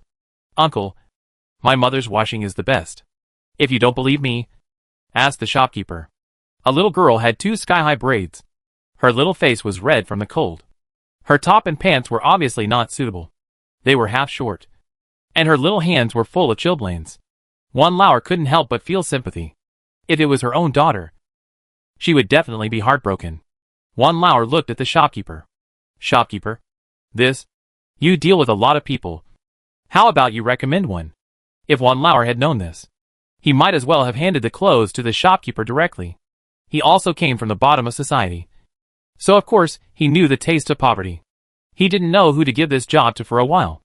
The shopkeeper smiled and asked, "You haven't raised the price now, right?" The children shook their heads quickly. How could it be possible? There will be no price increase. And even if there is a price increase, it will not be increased for your customers. This is what the little girl said. Wan Lauer was very curious about the price. So he asked, "How much does it cost to wash a piece of clothing in your family?" "Now a winter coat costs 1 penny. If you give all these to my mother to wash, I can give you a discount." Wan Lauer couldn't help but take a breath of cold air in his heart. This is already cheap enough. How can it be cheaper? It seems that this business is really worthless. Seeing that Wan Lauer was quite concerned about the little girl, the shopkeeper said, "This child depends on her mother for life. Her mother became a widow at a young age, and her father died in the war. Fortunately, the neighbors help each other, and the mother and daughter are not bullied. But what can a woman do? It's just some handwork." After hearing this, Wan Lauer handed the clothes to the little girl without hesitation. Seeing that there was no hope, the other children said hello to the shopkeeper and ran away. They were used to it. Whoever got the bill by luck. Others should not be jealous, because everyone's chance was the same. Wan Lauer wanted to count the number of clothes in person and pay the money. But the little girl smiled and said, "Uncle, there is no need to count. And you don't have to pay now. Wait until you receive the clothes and feel good before paying." Wan Lauer rewrapped the clothes. But looking at the little girl's small body, he felt that she would definitely not be able to carry so many clothes. "How about I send it over?" Wan Lauer was a little embarrassed. The little girl waved her hands quickly. She had finally gotten the order, so she couldn't mess it up again. "No need. Uncle, I can handle it." The little girl had a bag on each arm, 2 on her back, and 1 in her arms. Her thin body was buried by the bag, leaving only half of her face. "Uncle, look, I can do it." The little girl smiled innocently, blinked at Wan Lauer, and left with a slightly heavy step. Wan Lauer looked at the little figure, and felt an indescribable feeling in his heart. A little uncomfortable, and a little sympathetic. Chapter 513 Purebred Tibetan Mastiff. Wan Lauer came to his senses, and found that the little girl was almost at the entrance of the alley. So he hurriedly chased after her. "Little girl, wait a minute. I still have some clothes to wash. I help you take them home." The little girl's face immediately showed a surprised expression. But she immediately waved her hand and said, "Uncle, no need to take them. I can take them. You just go and get the clothes." Wan Lauer looked at the little girl suspiciously. The girl was full of clothes, and he really didn't know how the girl was going to take them. Was she going to tie her legs? Wan Lauer didn't say much, turned around and strode back to the inn. The little girl put all the bags on the ground and piled them together. And she called the little boy just now. "Brother Young, I give you a penny. Can you help me take the clothes back?" The little girl's voice was crisp, and she looked at the boy with a smile on her face. The boy also responded straightforwardly, "No need to pay. I will help you send these back." "Brother Young, what if you deliver clothes to Feng Gu and miss the business?" Another little girl reminded. The boy waved his hand.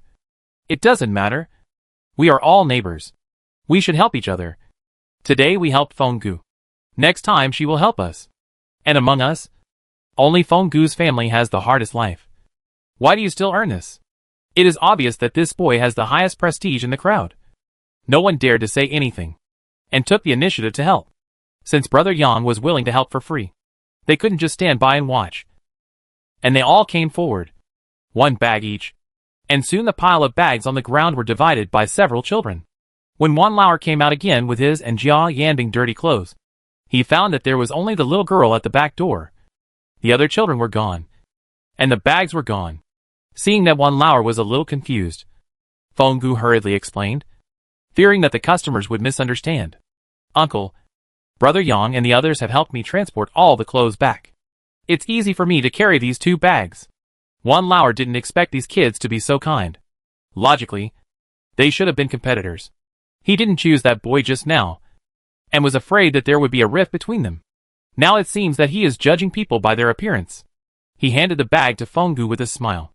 "Little girl, thank you and your mother for your hard work. Most of these clothes belong to my daughter. She doesn't have clean clothes to change. Can you wash my daughter's clothes first?" Feng Gu smiled sweetly. "No problem, Uncle." Feng Gu took the bag and carried one on her back and hugged another, and ran quickly to the alley entrance. Not long after, She disappeared at the alley entrance. But Wan Lauer was still staring at the alley entrance. A big hand patted Wan Lauer from behind. Brother Wan. What are you doing in such a hurry? It was Jia Yanbing. He was about to go out with Fu Bao, but was pushed back by Wan Lauer and forced to change clothes. Wan Lauer also packed up his changed clothes and took them away. He hurried out to see what happened. Fu Bao also ran to the back door with Haichuan. Nothing. I just think you have been wearing those clothes for almost a month. It's time to change them. Didn't I buy you new clothes? Now that we are in the capital, we should dress better, so as not to be looked down upon by others. Jia Yanbing stared at Wan Lauer with suspicion, which made Wan Lauer feel a little embarrassed, and then said, Brother Wan is right. Let's go out for a walk. Fu Bao couldn't wait to go to the street. She immediately took Wan Lauer's hand and left. Daddy, hurry up. Fu Bao is hungry. Let's go eat dompa pork. Wan Lauer looked at the alley entrance again, then lowered his head to pick up his daughter, gently scratched Fu Bao's little nose, and said lovingly, Okay, let's go eat dompa pork. Then he looked at Jia Yanbing again. Mr. Yan, please lead the way. Jia Yanbing nodded slightly, walked in front, and several people went to the door of the inn. Outside the inn, there is a street. There are quite a few people on this street, and everything is sold. But the location is not comparable to Zhuke Street. Jia Yanbing took a detour and led Wan Lauer and his daughter to a restaurant. Wan Lauer looked up and saw that the restaurant was 4 stories high, with a simple and elegant appearance, flying eaves and brackets, and a green tile roof. Although it is not ostentatious, it has its own calm and majestic atmosphere. The vermilion door, the copper ring is shining. The waiter came to meet them from a distance. Dear guests, please come in and try our restaurant's special dishes. Jia Yanbing nodded slightly and followed the waiter into the restaurant. Wan Lauer walked behind with Fu Bao in his arms, and Haichuan followed behind Wan Lauer.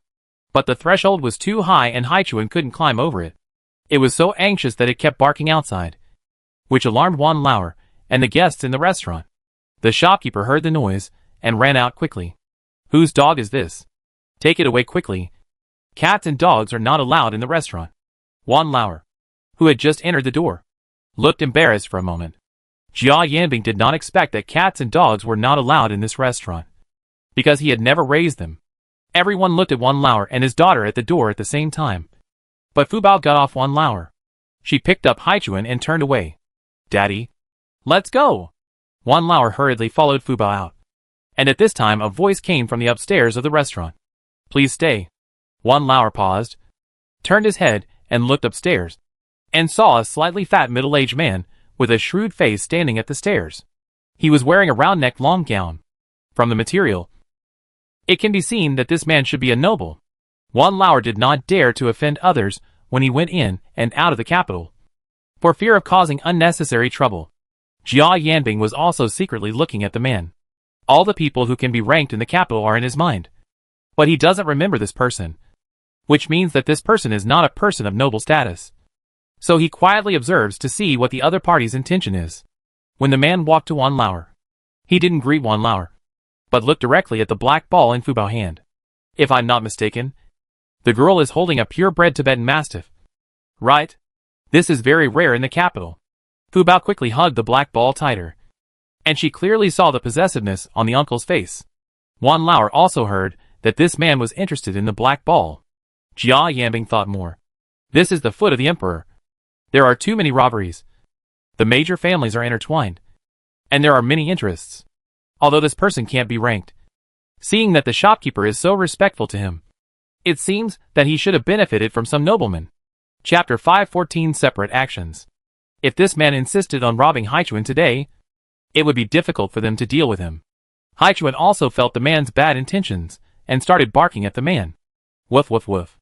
Haichuan had been eating meat with Fu Bao for a while, and had grown a lot. Fu Bao couldn't hold him anymore. In addition, he was struggling in Fu Bao's arms. Fu Bao's hand slipped and Haichuan jumped to the ground, rolled on the ground, and returned to Fu Bao's feet. Fu Bao quickly squatted down and touched Haichuan's hair. Haichuan was calmed down, but the man was not afraid of Haichuan's barking, and his eyes were shining. It's really a purebred Tibetan Mastiff. Its fierceness is incomparable to those mixed-haired dogs. Little girl, I'd buy your dog. You name a price. The man's tone was very strong. leaving no room for negotiation. The implication was that if you know what's good for you, you can make some money and leave.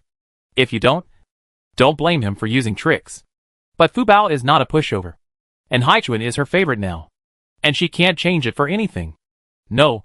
You are so unreasonable. Our family is not short of money. Why should I sell Haichuan? Fu Bao was a little angry. This man was not a good person at first glance. Fu Bao pulled one Lauer, and was about to leave. She had no intention of eating Dongpa pork now. But since the man had set his eyes on Haichuan, how could he let them leave easily? A group of servants immediately appeared behind him, and surrounded Wan Lauer and Fu Bao. Humph. I'm talking to you in a nice way, and buying it with money. But you don't know how to appreciate it. You didn't even ask about my name. The seventh master. I'm giving you face by asking for your dog. I don't know how many people in this capital are eager to give me things. But I don't even look at them. Don't be ungrateful. After the seventh master said this, the servant went forward to snatch Fu Bao Haichuan. But Haichuan is almost 3 months old. And it's difficult for these people to catch it easily. Fu Bao was almost crying, and kept pulling at Wan Lauer's sleeve, wanting him to help. Wan Lauer pushed the servant away, and protected his daughter behind him, with Haichuan sandwiched between the two. At the same time, Jia Yanbing was already thinking, is there a person like Qi Yi in the capital? Could it be that he just appeared this year? But it doesn't look like it. Jia Yanbing retreated into the crowd, and quietly inquired about the identity of this person. There were already many people watching at the door, all of whom were nearby merchants and passers-by. Nowadays, many servants, maids, and old women in the mansion come out to buy things. They usually love gossip the most. If there is anything new outside, they will inquire and tell their masters. First, it is to entertain the masters. And second, if the masters are happy, they will have rewards. Fu Bao saw that this was not a solution. They went in and out of the capital, and had no relatives. If they wanted to find Brother Mo, they had to ask around. Obviously, distant water cannot quench immediate thirst. So she still has to save herself. If she relies on her father, maybe her father will be bullied by these people again. She doesn't want her father to get hurt again. Fu Bao suddenly had an idea. Looking at the crowd of people, she pulled Wan Lauer's sleeve. Wan Lauer felt something, and immediately lowered his head. Fu Bao stood on tiptoe, and said a few words in Wan Lauer's ear. Wan Lauer frowned, showing some disapproval. But Fu Bao continued to say something, and Wan Lauer nodded in agreement. Fu Bao got her father consent, rubbed her little hands, and the anxiety, frustration, and sorrow on her face were swept away, replaced by excitement and eager to try. Fu Bao looked at the servants surrounding them, getting closer and closer. But she didn't dare to reach out to catch the black ball again, because the black ball had just bitten a servant who caught it. And the other servants became timid. Fu Bao's heart had changed drastically at this time. She wanted to let these people see that her name Fu Bao was not in vain. Since she was the reincarnation of the lucky star, she would show her power, and let these people suffer some losses to see if they dared to attack Haichuan in the future. Fu Bao blew a whistle, and Haichuan immediately wagged his tail. This was the method Jia Yanbing taught Fu Bao to train dogs along the way. Although Jia Yanbing himself had never raised cats and dogs, his friends had raised many, so he knew a little bit. Fu Bao scurried out from the legs of the servants, followed by Haichuan. The crowd of onlookers only had time to see a pink little milk ball with a black ball rushing towards them, and they subconsciously avoided it. Fu Bao took the opportunity to rush out of the crowd and ran towards the street, with Haichuan as a guide. She was not afraid of not being able to find the inn in a while. So she asked Wan Lauer to take the master back to the inn first. And she wanted to take these people for a walk. Anyway, they had just eaten, and it was just right to digest the food. Fu Bao thought she was quite good. The servants reacted and immediately turned around to chase Fu Bao and Haichuan. The man was so angry about this sudden scene that he jumped to his feet. Seeing that the purebred Tibetan Mastiff that was about to be obtained just ran away, how could he not be angry? He also wanted to use this Tibetan Mastiff to honor his uncle. You must catch that girl today. If you can't catch her, don't come back. The man pointed at the group of servants and roared. Wan Lauer was afraid that Qi Yi would come back to trouble him. He couldn't let his daughter down. While Qi Yi didn't react, he immediately found Jia Yanbing and pulled him into the crowd. When Qi Yi reacted and wanted to catch Wan Lauer, he found that he was gone. He had a dark face. He had never suffered from these unruly people. When did he not get what he wanted immediately? This time he was fooled by these bitches. Those people didn't sound like locals from their accents. They must have come from other places to the capital. Even if he killed such people, no one would know. Qi clenched the beads in his hand fiercely, as if he wanted to crush them. Jia Yanbing was dragged into a small alley by Wan Lauer. Seeing that no one was chasing him, he leaned against the wall and breathed a sigh of relief. Brother Wan, what should we do with the girl? Jia Yanbing didn't know about Fu Bao and Wan Lauer's plan, and he was a little anxious. Fu Bao had been very caring to him along the way, entertaining him when he was bored, and learning things very quickly. He had long treated Fu Bao as his daughter and doted on her. He was very anxious at this moment. Mr. Yan, don't worry. Fu Bao will be back soon. Let's go back to the inn first. She is very smart, and with Haichuan leading the way, nothing will happen. Although Wan Lauer said this, he was still a little worried in his heart. This is the capital. Brother Wan, you are too naughty. This is the capital. Do you know how many nobles there are under the feet of the emperor? What if Fu Bao bumped into a noble, or was caught by human traffickers? Jia Yanbing became more and more worried the more he thought about it. After he said this, Wan Lauer, who was not very reassured at first, became even more flustered. What should we do? If we go out to look for him, where can we find him in such a big place? Without Haichuan leading the way, we will definitely not be able to find him. If Fu Bao comes back and doesn't see us, she will definitely be anxious. Let's trust Fu Bao for once and wait in the inn first. Wan Lauer thought that if he trusted his daughter for once, she would be protected by good fortune, and there shouldn't be any problems. After all, so many powerful people didn't kill them along the way, so they would definitely be safe. Jia Yanbing shook his head. This will definitely not work. Brother Wan, you wait in the inn. I go out to look for him, and we will act separately. Wan Lauer thought this method was not bad, so he agreed. Anyway, he was not familiar with the capital. If he was allowed to go out by himself, maybe in the end, Fu Bao would have to take Haichuan out to look for him. He should not make trouble. He knew his own limitations. At this time, not making trouble would be considered helping. Chapter 515 Playing with the Servant. At the same time, Fu Bao was already walking through the bustling crowd with Black Ball. Her pink and tender figure, with the equally cute Black Ball, immediately caused a commotion in the crowd. Look! Whose child is this? She looks so good. That dog is also very cute. But why is there no adult around? While everyone was talking, they saw a large group of servants chasing after them. They shouted at Fu Bao, "Little girl, stop right there. How dare you steal our master's dog? When I catch you, I will break your legs." The servant's voice immediately exploded in the crowd. What? This little girl is a thief? She doesn't look like one? Oh, don't you know there's a saying that goes, don't judge a person by his appearance? No wonder there's no one around. She's a thief. Then help catch her quickly. It's not nice to tell others that there's a thief under the emperor's feet. I think you guys are stupid. You can't tell a child this young that she's from a poor family. Didn't you see the clothes she's wearing? That's clothes that most people can't wear. If I'm not mistaken, it's shoe brocade. Do you know how much silver a piece of shoe brocade costs? How much silver? More than 1,000 taels apiece. And it's in short supply. It's usually a tribute, and it has to be rewarded by the emperor. Ah? Then this girl's identity is not simple. So why is she called a thief? Have you ever seen a dog that steals from someone else run after the thief? Everyone was speechless.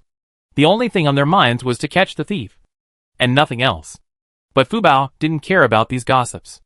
As long as no one blocked her way, she could flexibly avoid those people's pursuit. I saw a servant's hand was about to grab Fu Bao's collar. Ha! I'm going to catch it. The servant panted, and his voice was obviously excited. But in the next moment, Fu Bao suddenly turned right, and the servant missed and fell flat on his face. His palms were directly scratched, and he was in pain and raised his hands and screamed. The black ball followed Fu Bao and drifted beautifully on the ground, turning towards the alley on the side. The alley was full of debris, and there was no pedestrian. Fu Bao ran and overturned the piled things. The broken dustpan, rotten bamboo poles, and broken benches all became Fu Bao helpers in creating obstacles. When the servants chased after him, they saw a pink little ball busy setting up roadblocks. They did slow down their pace. Fu Bao made a playful face at everyone, jumped around a few times, and taunted, "Come and catch me if you can, Lulu." The servants were so angry with Fu Bao that they jumped to their feet. But they could do nothing but watch Fu Bao run out of the alley. They did not give up chasing Fu Bao. After crossing the obstacles, they found that Fu Bao was gone. The street was full of people. But the little pink ball and the little black ball were nowhere to be seen. What should we do? If we lose them, how can we explain to the master when we go back? He will definitely skin us alive. Humph! That little girl must not have gone far. How could she run so fast? It took us less than half a cup of tea to get from one end of the alley to the other. The girl couldn't have gotten lost in such a short time. She must have hidden. A servant looked around the shop facing the street and had an idea in his mind. All of you disperse. Search from shop to shop. Dig deep to find that girl. I don't believe she can grow wings and fly away. The servants immediately dispersed and searched from shop to shop. Fu Bao did enter a medicine shop. She was naturally close to medicine shops. So when she ran out of the alley, she saw a medicine shop across the street, and she ran in without hesitation. As soon as Fu Bao entered the door, she bumped into a lady. Fu Bao looked up quickly and saw that the lady was wearing a veil. But she was dressed very gorgeously. There were 2 beautiful maids supporting her, and a few women followed behind. Whose little girl is this? You are so clumsy?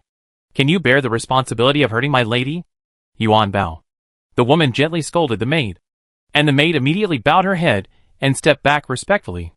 The woman looked down at Fu Bao and saw a lovely little girl, who looked like a snowball, with a pair of chubby little hands still holding her skirt. Girl, where is your master? The woman's voice was very friendly and gentle, just like Fu Bao's mother. Fu Bao raised his little head and said sweetly, Auntie, I met a bad guy and got separated from my family. Can you help me? Madam, we should go back home. The maid behind reminded her at the right time. And the meaning was very clear. Not to let the woman meddle in other people's business. But the woman seemed not to hear it. She slowly bent down, took Fu Bao's little hand and asked, What kind of bad guy? Why did they arrest you? I don't know him. My father, my master and I just came to Beijing and met a bad guy. He wanted to steal my black group. I refused and they wanted to take it away. I escaped with the black group and got separated from my father and my master. But I remember the inn we stayed in. Madam, just take me out of this street. I can go back to the inn by myself. Fu Bao spoke clearly and his voice was soft and cute, as if it touched the woman's memories. She agreed for some reason. Okay, I help you. Can you follow me to the carriage?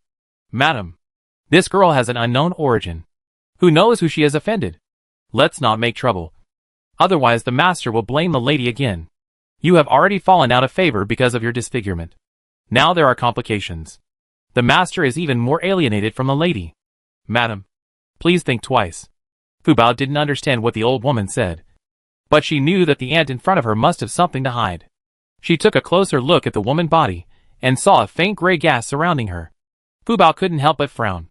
Aunt, can you take me to the carriage? I can help you. You little girl. You can't even protect yourself. And you still want to help our lady? You really don't mind the wind and your tongue flicked.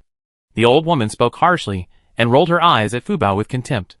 But Fu Bao didn't want to pay attention to the old woman at all. She just pretended not to hear it and said stubbornly to the woman, Aunt, believe me, I can help you. But I still need the lady to help me avoid the difficulties in front of me first. Humph. Lady. Look.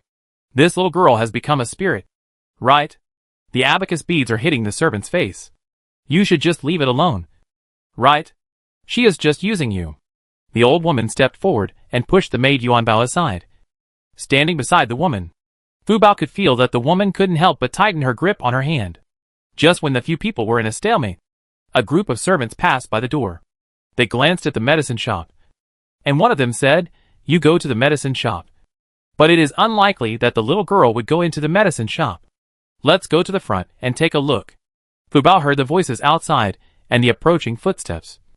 Her eyes turned slightly, and she lifted the veil that the woman used to cover her face.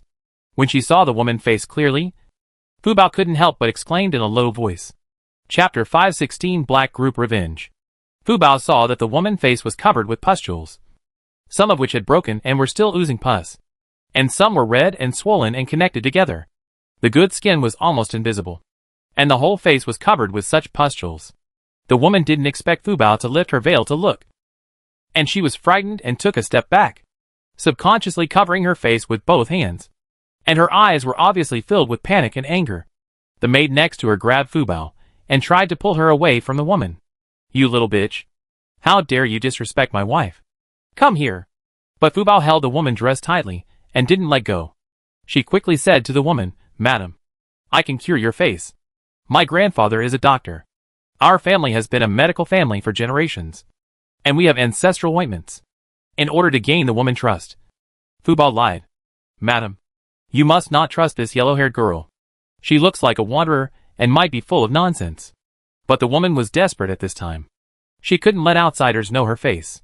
She had been in this pharmacy for a month. But not only was there no effect, but it got worse. She was extremely disappointed. Now she didn't even want to look at her own face, let alone the master. And the woman found that the clothes Fubao was wearing were shoe brocade. Children from ordinary families couldn't wear such good materials. This child was definitely not a wanderer. Maybe she was the descendant of some hidden family. The woman decided to try her best. Anyway, the doctor was helpless. She might as well give it a try. "Isn't the worst result like this?" "Stop." The woman's voice came out from under the fence with a hint of majesty. The old woman just let go of her hand embarrassedly. Fubao got free and quickly hugged the woman's legs tightly. "Come back with me. If you can cure my face, I will definitely repay you." The woman's voice was soft, and she gently touched Fubao's little face. Fubao nodded quickly. The woman turned around and told Yuan Bao, "Hold this little girl. Let's go out the back door." Because at this time, the servant who was looking for someone outside had come in from the main gate. And as soon as he came in, he began to shout loudly, "Have you seen a little girl and a dog?" There were many patients in the clinic, and everyone looked at the servant at this time. Seeing him so arrogant, the medicine boy came forward and chased him away. "Go out. There is no one you are looking for here. Don't disturb the doctor from treating the patient here, and keep quiet in the clinic. Do you understand?" The servant usually followed the seventh master and was used to being arrogant. Seeing that the medicine boy spoke rudely, he couldn't help but get angry. He felt that his face was not saved, so he pushed the medicine boy hard, and the medicine boy stepped back a few steps. The servant then swaggered into the clinic to search. At this time, several strong men who looked like thugs came out from all corners of the clinic. They picked up the boy and dragged him out, throwing him directly on the street. The boy's screams were immediately heard in the clinic, and the clinic returned to silence again. However, the boy saw a black group rushing out and biting him twice on the face. The boy had already fallen hard, and was covering his waist and buttocks and screaming. Now he was bitten twice by the black group, and he hurried to cover his face again. After the black group attacked the boy, it immediately turned around and ran into the clinic. The other boys were nearby, and they rushed over immediately after hearing the noise. They saw the boy who was thrown out by the thugs lying in the middle of the street, with blood all over his face and screaming, "Xiangzi, what happened to you? Quick! That dog has entered the clinic. You guys go chase it. That girl must be in the clinic. I was thrown out by them." Xiangzi endured the pain on his face and the discomfort on his body, gritted his teeth and said, and fell down again. But the leading servant took a look at the clinic, but did not move immediately. He knew that this clinic seemed to be opened by a nephew of the director of the Imperial Hospital. As the saying goes, you can offend anyone, but not the doctor. Not to mention that this doctor is the nephew of the director of the Imperial Hospital. So they have to think about it. Seeing that the servant did not move, the others hurriedly asked, "Are we going in? The people will run away in a while. Are you blind? Didn't you see who opened this clinic?" The other servants also looked at the names of the clinic seriously. They were in the capital, and they knew which family they could offend, and which family they could not offend, and which family they could settle with after offending. They all had a book in their minds. Otherwise, how could they follow the seventh master? The servants didn't know what to do for a while. Damn, this little girl is really good at hiding. She doesn't go into so many shops, but goes to this clinic. Isn't she afraid of bad luck? I don't know if she is unlucky or not, but if we can't find her, we will be unlucky. You all wait outside. I will go in by myself. The leading servant said something and walked into the clinic, because someone had just made trouble. The clinic was now alert to anyone who came in. The medicine boy saw that the boy was wearing the same clothes as the boy who had just been thrown out, so he waved his hand without saying a word. Immediately someone came to drag the boy out. Brother, Brother, let's talk nicely. I am the servant of the 7th master.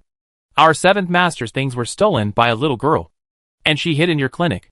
I am not here to make trouble, but to catch that girl. If she steals important medicinal materials from your clinic again, you will also suffer losses. Right? The medicine boy asked half doubtfully. What girl? I didn't see it. How can you be sure that someone entered our clinic? She brought a dog, and the dog rushed out and bit our people just now, and then ran back after biting. So I said this, and it is definitely not to cause trouble for you. The medicine boy has never heard of the 7th master, but he is very concerned about thieves. If a thief really enters their pharmacy, there are so many precious medicinal materials in their pharmacy. If they are lost, it will be his responsibility.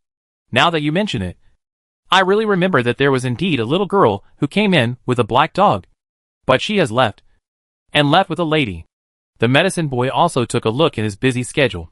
He was impressed because he had driven the dog away before, but the black dog ran too fast and followed Fubao out the back door. Madam? Then can you tell me whose lady it is? The servant immediately asked. If he knew whose lady it was, he could go back and report it to Master Qi. At least he would have an explanation, and Master Qi would also give him a break. But his words attracted the medicine boy's eye roll. Do you think it's wrong for a servant like you to inquire about a lady's news? Besides, the lady is a patient in our family. This is privacy. I have nothing to say. Okay. The girl has left, and her dog is gone with her. You should leave quickly. Don't make trouble here. We still have business to do. After the medicine boy said this, he waved his hand, and the thugs immediately wanted to throw the servant out. But the boy was sensible and ran away quickly. Chapter 517 Kumquats worth 1,000 gold. How is it? Have you found the person? The servant shook his head and said with his back teeth, This damn girl is really good at running. I don't know how she fooled a nobleman to take her away. Go to the back door immediately. They left from the back door. The servants immediately chased to the back door. Here, Fubao was led by the woman to the carriage, and Haichuan was also carried by Yuan Bao to the carriage. The woman seemed to like Haichuan very much, but now her face was ulcerated, and she couldn't get too close to the small animals. Even if she wanted to touch Haichuan, she couldn't. As soon as she got on the carriage, the woman couldn't wait to pull Fubao to ask, Little girl, can you really cure my face? Since Fubao got on the carriage, her eyes had been staring at the fruit plate on the small table in the middle of the carriage. She saw golden fruits and 2 or 3 exquisite snacks on the plate.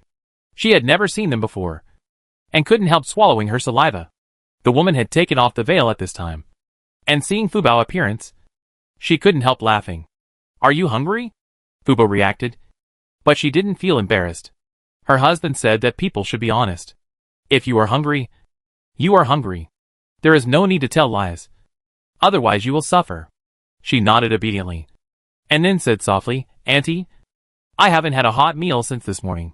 I was going to eat dompa pork just now, but I met the 7th master who wanted to rob the black group. I took the black group and escaped. The people in the capital are so arrogant and unreasonable. They will fight if they don't agree with each other. They are more rampant than the bandits in our border. The bandits in our side know to wear masks when robbing, but the people in the capital have to report their identities when they rob openly. Are they afraid that people don't know who robbed their things? The woman laughed out loud at Fubao's words, and Yuan Bao and Jinju, who were serving beside her, couldn't help but chuckle. Fubao realized that the woman who pulled her just now didn't seem to follow, and she was relieved. She didn't like that woman. She liked these 2 beautiful sisters. Fubao couldn't help but giggle at Jinju and Yuan Bao, revealing 2 rows of millet teeth. His smile was pure and full of innocence, which made Yuan Bao and Jinju feel pity for him. Yuan Bao glanced at the woman and saw that she nodded imperceptibly. Yuan Bao quickly pushed a plate of cakes and a plate of kumquats in front of Fubao. Come, eat some to fill your stomach first. I make you delicious food when we get to the mansion later. Fubao didn't immediately take the cakes, but remembered the etiquette taught by the master, and immediately bowed to the woman sweetly. Thank you, Auntie. Thank you, Sister. The woman saw that Fubao was so cute, well-behaved and sensible, and she liked him even more. Even Yuan Bao and Jinju couldn't help but cover their mouths and laugh. The little girl's etiquette was not appropriate, but her appearance was really lovable. Get up quickly and eat quickly. Our house is a little far from here. You have to stay with me for a while. In order to hide her identity, The woman came from the inner city to the outer city to see her face, just to avoid people prying into her news. Fu Bao smelled the good-smelling incense on the woman's body. It should be to cover up the fishy smell of the abscess on her face. So the smell of the incense was a bit strong, but it was really good. Fu Bao stood up, and Yuan Bao quickly took out a handkerchief from the box beside her and wiped Fu Bao's hands, and then let her start eating. Fu Bao picked up a piece of plum blossom cake on the table, put it under his nose and smelled it, and couldn't help but exclaimed, "Wow! This cake smells so good." Yuan Bao smiled and explained, "This cake is called plum blossom cake. It is made by crushing the plum blossom petals on the top of Lingshan Mountain, outside the city, and mixing them with glutinous rice flour, soaking the plum blossom stamens in water, and mixing them with osmanthus honey. Try it, and see if it still has the sweet taste of osmanthus." Fu Bao ate the plum blossom cake in his hand with big mouthfuls, while listening to Yuan Bao curiously. His big eyes flashed with sparkling light, and his black hair made his little face look even whiter, like a porcelain doll. The woman took the handkerchief and wiped the residue from the corner of Fu Bao's mouth, smiling, as if the pain on her face had forgotten. Fu Bao quickly finished a piece of plum blossom cake, and Yuan Bao brought her another piece of peach blossom cake. "This is peach blossom cake. There are no fresh peach blossoms in this weather. This is made by soaking dried peach petals from this spring. However, because the peach petals were dried in a special way, the fragrance of peach blossoms was preserved. So this peach blossom cake still tastes fragrant. Would you like to try it?" Fu Bao thought that this rich family was really particular, but the taste was really good. She ate 5 or 6 cakes in one breath before she felt full. The woman peeled an orange for Fu Bao herself. "Here, have a kumquat. This thing was transported from Lingnan to the capital. There are only so many left. Try it. It's still very sweet. It takes 2 months for the kumquats to travel from Lingnan to the capital. It is already the best to be able to preserve so many. This small plate of kumquats is worth dozens of taels of silver, and you may not be able to eat them even if you have money." It can be seen that the woman's family background is not ordinary. Fu Bao took the peeled kumquats from the woman and curiously stuffed the whole thing into his mouth. Her little mouth was bulging with the kumquats. And Yuan Bao and Shinju laughed again. The woman couldn't help but chuckle, and she quickly corrected Fu Bao. "Don't eat it like this. You can break it apart and eat it one by one." The woman patiently taught Fu Bao, peeled another kumquat, broke it into pieces, and it looked crystal clear in the sun, which looked particularly beautiful. Fu Bao didn't want to spit out the orange in his mouth and break it apart again, so he could only bite it down. And the sweet and sour juice immediately captured Fu Bao's heart. The deliciousness made her squint her eyes. It turned out that there were such delicious things in the world. She liked it very much, but it was too little. When she went back, she must ask her father to buy her a carriage so that she could sit in the kumquat pile and eat enough. Wan Lauer couldn't help sneezing, thinking he had caught a cold. Fu Bao ate kumquats and felt a little drowsy. But she suddenly remembered something and opened her eyes suddenly. "Auntie, can you send someone to pass a message to my father? Just say I'm leaving with you. Otherwise my father will worry about me." The woman smiled and thought it was not a difficult task, so she nodded and agreed. "Of course. Tell me where your father lives, and I let Yuan Bao go there later." Fu Bao quickly told the woman the name of the inn they were staying in. The woman glanced at Yuan Bao, and Yuan Bao nodded, indicating that he had remembered it. Fu Bao's sleepiness also disappeared. She looked at the woman's face. Combined with the colored gas around the woman, she felt that the woman should be poisoned. She had to feel her pulse to know the details. Fu Bao learned some basic skills from the old doctor, but she often practiced on Jia Yanbing and Wan Lauer on the road these days. Once she settled in a town or county, she would go to other doctors' clinics and shamelessly follow the doctors to learn how to feel pulses. Sometimes when they chased her away, she would ask her father to pay the tuition, and usually they would compromise in the end. In addition, Fu Bao was smart, cute, and had a great talent for medicine, so the doctors finally felt a desire to recruit her. Not only did they not accept Wan Lauer's money, they also wanted to take Fu Bao as their apprentice. Chapter 518 Fu Bao Pulse Diagnosis. Fu Bao was full and had nothing to do. She carefully looked at the lady's body and found a faint red light, but it was covered by the black air. If you didn't look carefully, you couldn't see it at all. Fu Bao was a little puzzled. It was the first time she saw 2 colors of air in a person. As she grew older, Fu Bao had become accustomed to her special ability. Now with her medical skills, She could use these different colors of air to judge the other person's physical condition, which made her even more powerful. The woman wanted to ask Fubao several times, but she saw the little girl was eating, and her good upbringing made her hold back. Seeing Fubao finish eating and yawn again, the woman thought the child might be too young, and she was also a little shaken in her heart. She felt that she was a little whimsical, and actually believed the words of a little kid. But the child was a good child. She was not in a hurry to ask. Anyway, she had been disappointed many times. Not just this time. Just as the woman was preparing herself, a white and tender little hand suddenly appeared on her wrist. The woman looked up quickly, and saw that it was the little girl who was feeling her pulse seriously. Yuan Bao and Jinju also became nervous immediately. They couldn't help holding their breath and staring at Fubao closely. Everyone knew it well, and was waiting for this moment. Fubao's ability to feel the pulse had actually surpassed most doctors. She had a good memory, and was quite talented in medical skills. She could remember everything she saw and did, as long as she felt the pulse. She would remember the pulse firmly, because she had been in the clinic for a long time. She had felt the pulse of no less than 100 people, which was considered a small achievement. Fubao took the woman's pulse at this time, and his expression was a little serious.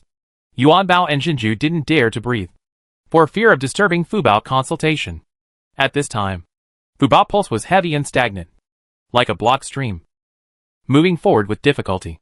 Sometimes, it was tight, like a taut string, tense and powerful. Fubao carefully examined the pulse and murmured in a low voice, "The pulse is irregular. The strength is uncertain. Sometimes weak as a thread. Sometimes strong and powerful. This is a sign of crisis of physical disorder after poisoning." Fubao's voice was soft and weak. But at this time, 3 pairs of eyes were staring at her, and everyone heard Fubao's words clearly. "What? Madam is poisoned?" Yuan Bao exclaimed, immediately covered his mouth with a handkerchief, and then shook his head in disbelief. Jinju was also shocked and said, "Impossible. If the lady is poisoned, why can't the doctor diagnose it? Even if the poison is hidden. If it is poisoning, most doctors will see it. But the lady has been in this clinic for a month, and the doctor has never said that the lady is poisoned." Yuan Bao and Jinju looked at Fubao at the same time, and even the woman couldn't help frowning. She didn't believe that she was poisoned. But physical discomfort can't deceive people. She used to be in very good health, because her father and brother were both military generals, and she was the descendant of military generals. Her parents didn't spoil her since she was a child. She thought her health was better than that of ordinary people.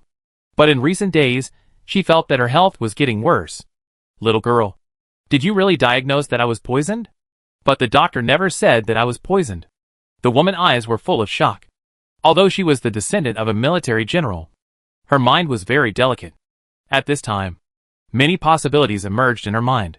If the little girl in front of her made a wrong diagnosis, she could just pretend that nothing happened. But if the diagnosis is true, it means that the person who poisoned her has been monitoring her, and even bribed the doctor who treated her. If it is the latter, the woman couldn't help but break out in a cold sweat. She thought of her daughter who died a few years ago. She was only 1 year old, and was as cute as jade. But she died suddenly.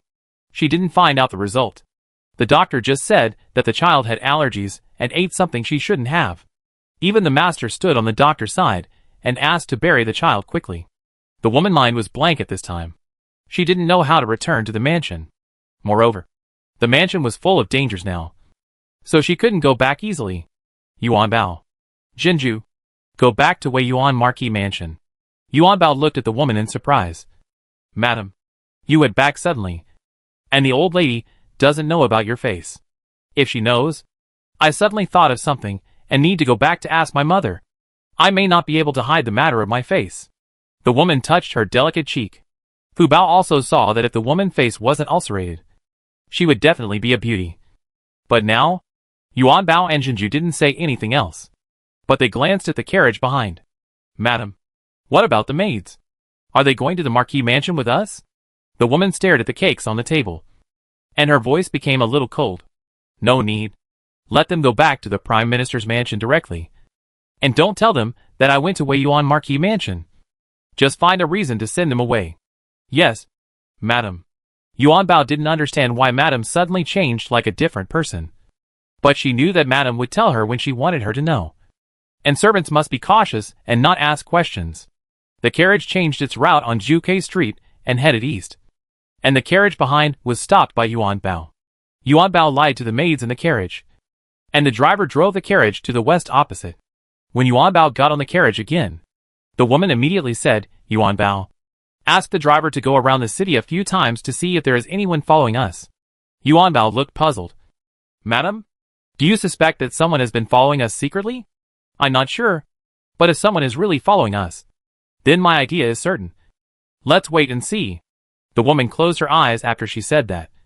And the broken feeling in her eyes was instantly covered up by her. Fu Bao was a little confused. But she didn't ask. Aunt, please trust Fu Bao. Fu Bao will never make mistakes. You have been poisoned for a long time. This is a chronic poison. Fortunately, you met me. Otherwise, in a few days, the poison will enter your bones and your whole body will fester. You will die from the outside to the inside. I don't know who gave you such a poison, but that person is really bad. Don't women care about their appearance the most? How could that person let you die like this? If Fu Bao hates someone and wants to kill her, he will definitely let her die quickly. Fu Bao said naively. The woman's hand was already bleeding. Was the poison she was poisoned with so vicious? Who wanted to harm her? There was not even a concubine in their house. Who wanted to harm her? The woman was puzzled. It seemed that she had neglected a lot of things over the years. Chapter 519 Tie up the old woman. Haichuan suddenly barked twice at the back. Fu Bao quickly stretched his head to take a look and saw a woman behind the carriage. Following the carriage, Fu Bao retracted his head, took Yuan Bao's hand and whispered, Sister, I saw an old woman following our carriage behind us. Should we stop and wait for her? I think she is old, and it is very hard to run after the carriage. The master said that when we have the ability, we should pity the poor and love the young, and respect the elderly first. Yuan Bao's eyes became a little sharper after hearing this. She quickly stretched her head to look and saw a green corner of clothes at the corner. There was a plum blossom embroidered on the corner of the clothes. This was the clothes of the servants of the Xiangfu. Yuan Bao couldn't help but scold the old woman who followed her in his heart. Madam, you are from the Xiangfu. The woman sneered and then looked at Fu Bao. Her expression instantly became much softer. But the pustules on her face ruined her softness. Is your name Fu Bao? The woman had just heard Fu Bao introduce himself. Fu Bao nodded generously and replied with a smile, Yes. My name is Fu Bao. Auntie has a good memory. The woman was stunned for a moment. And Yuan Bao and Jinju laughed inappropriately. This girl is really unique in praising people. How old is your wife?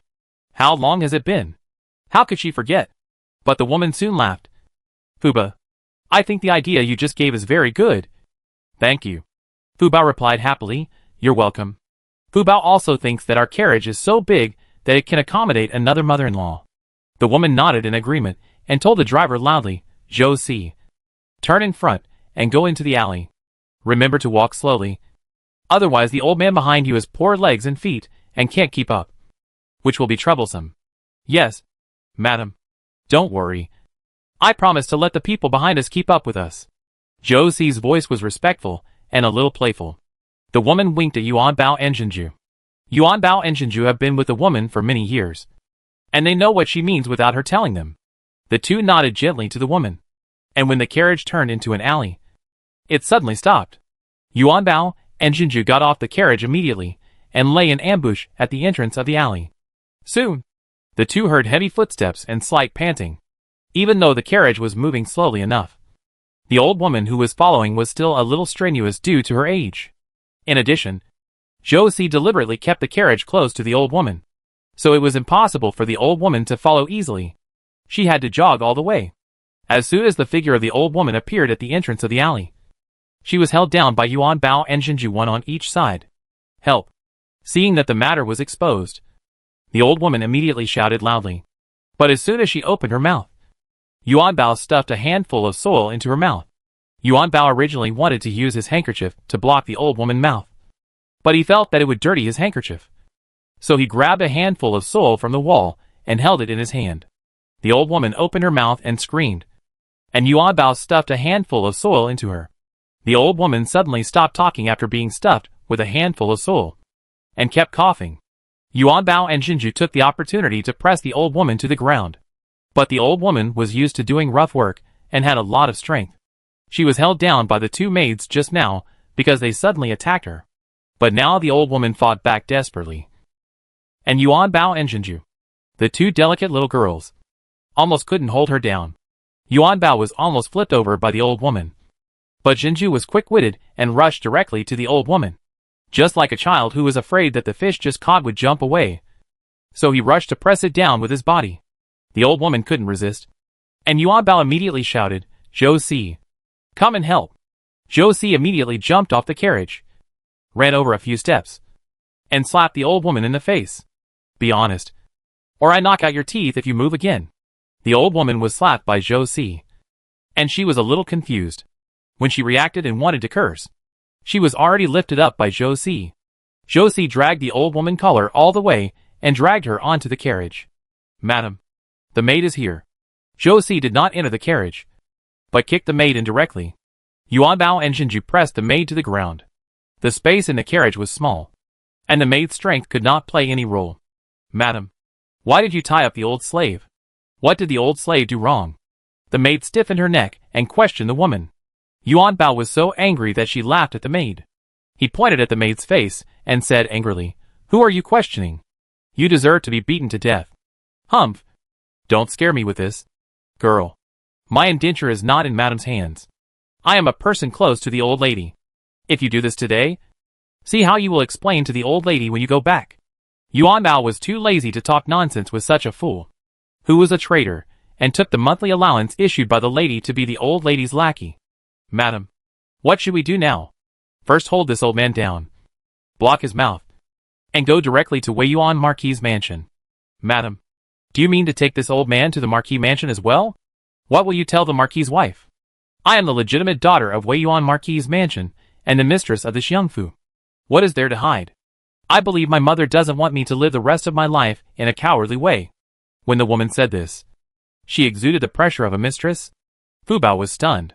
This was a feeling that Fu Bao had never seen in others, which made people ignore the face full of pustules. Yuan Bao and Jinju didn't dare to speak anymore. They bowed their heads respectfully and quickly tied the hands of the old woman with a handkerchief. However, no one wanted to stuff the old woman's mouth with their own handkerchiefs. Finally, Yuan Bao came up with a bad idea. She took off the old woman's socks and stuffed them into her mouth. The old woman glared at Yuan Bao fiercely, but she was lying on the ground with her hands tied behind her back and Jinju on her body. She couldn't move and could only stare blankly. Fu Bao had been secretly observing the old woman since she was put on the carriage by Zhou Si. She didn't understand why these people wanted to beat this old woman. However, the master taught her that for things that she didn't understand, she should observe first and don't talk nonsense. However, although Fu Bao had seen a lot along the way and knew more than other children of the same age, she knew nothing about the affairs of the back house. Moreover, when she lived in the village, every household had no servants and everyone's relationship was very simple. The current situation made Fu Bao a little confused. When Fu Bao was staring at the old woman in a daze, the woman gently took Fu Bao in her arms. "Fu Bao, your suggestion is really good. If you hadn't reminded me, I wouldn't have thought of arresting this woman directly. When we go to the Marquis mansion later, you just need to stay with me. I will take you to see a very gentle and kind grandmother. When you see the grandmother, just bow and don't say anything else. Okay?" However, the woman thought of the inappropriate bow Fu Bao had just made and suddenly found it a little funny. She didn't know what kind of family raised such a girl, who was straightforward and smart. If her daughter was still alive, she should be the same age as this child, right? The woman couldn't help showing a sad expression on her face. Chapter 520 Wei Yuan Marquis Mansion. Fu Bao noticed the change in the woman's expression and thought she was afraid that he would talk nonsense later. Fu Bao hurriedly shook the woman's hand gently. "Auntie, don't worry. Fu Bao will definitely not talk nonsense later. Fu Bao is a doctor. The doctor only talks about things related to the condition. Fu Bao doesn't know anything else." Fu Bao made a serious promise, which made the woman want to hug her in her arms and love her heart. But the woman couldn't help but touch her face and dispel the idea in her heart. She was afraid that she would suffocate Fu Bao. "Fu Bao, Auntie has no other meaning. Auntie asks you, since you have diagnosed that Auntie is poisoned, can you help Auntie detoxify?" Although the woman wanted to find out the truth, the most important thing was her face. She had to quickly restore her original appearance. Otherwise the end of the year was approaching. And various banquet invitations kept coming. She couldn't stay at home all the time because of illness. Right? So finding out the truth could wait for a while. The most important thing at present was to cure her face. Fu Bao nodded affirmatively. And Fu Bao can diagnose your poison. So of course, he can detoxify you. Moreover, Fu Bao also has a beauty recipe that can quickly restore your face to its original state, and make you more and more beautiful in the future. The woman was delighted to hear this. Which woman doesn't want to make her appearance more beautiful? Really? If you can really detoxify my poison, I will definitely repay you well. You are my great benefactor. The woman was very excited. The carriage drove slowly on the street. This time, there was no tail to follow. The carriage drove for half an hour, and arrived in front of a mansion. Fu Bao leaned on the window and looked out. He saw the red lacquered gate of the Marquis's mansion standing tall, with a plaque hanging high on the door. The 4 gold-plated characters of Wei Yuan Marquis's mansion were vigorous and powerful, showing the majesty and glory of the mansion. There were 2 majestic stone lions in front of the door, with their eyes wide open and imposing. The steps were made of white marble, smooth and flat, emitting a cold glow. On both sides of the gate, thick columns that could be hugged by several people supported the exquisite gatehouse, with intricate and delicate carvings, showing luxury and solemnity. A touch of surprise flashed in Fu Bao's big eyes. She had never seen such a beautiful gate. This gate was bigger than the 2 gates of their courtyard. Fu Bao wanted to touch the 2 stone lions, but the carriage did not stop at the gate, but continued to drive east and stopped at a corner gate. The maid at the corner gate immediately came out. Miss, this is the carriage of the eldest lady. Go and inform the Marquis that the eldest lady is back home. The maid immediately said to a maid next to her. The maid nodded happily, turned around and ran into the corner gate, and soon disappeared behind the door. The maid came up and stood respectfully beside the carriage. Soon there was a commotion in the carriage, and the maid was a little strange. But the Marquis was strict with the servants. Although the maid was curious, she did not stick her head out to find out the situation, until Yuan Bao's voice came from the carriage. Come and help, Jinju, and I can't subdue this old man. The woman looked up and saw Yuan Bao and Jinju holding a woman on the left and right. The woman's hair was messy, and a pair of smelly socks were stuffed in her mouth. After being dragged out of the carriage by Yuan Bao and Jinju, the woman was still struggling hard, and was not honest at all. Miss Yuan Bao, who is this woman? She is a scoundrel who followed Our Lady. She asked us to bring her back for interrogation. Jinju, and I couldn't subdue her. When the gatekeeper heard this, what could she do? She rolled up her sleeves, spitted on her palms, and waved her hand, saying, Ladies, please move aside. I will leave this woman to me.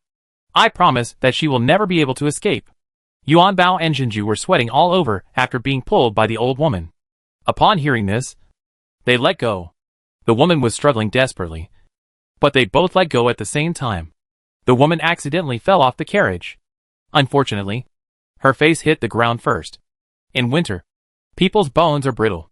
In addition, the old woman was not young anymore. Her nose bone was broken on the spot, and her face was covered with blood. The skin on her face was also rubbed on the ground. However, because she was wearing a cotton coat, she was not injured. All the injuries were on her face. The maid waiting downstairs in the Marquis mansion ignored the woman shouting, grabbed her hair, and dragged her into the mansion. Fu Bao was really surprised. It turned out that fighting between women could be so bloody. After Yuan Bao and Jinju handed the old woman to the Marquis mansion maid, they quickly turned around and went into the carriage. They put on the veil for the woman and helped her walk out of the carriage. Josie had already placed the footstool. The woman gently lifted the hem of her skirt, revealing a pair of exquisite embroidered shoes. Fu Bao stared at the woman's embroidered shoes for a long time, thinking that if these shoes were worn on her mother's feet, they would definitely look good. When she returned home, she must earn enough money for a pair of embroidered shoes. She wanted to buy her mother the most beautiful pair of embroidered shoes.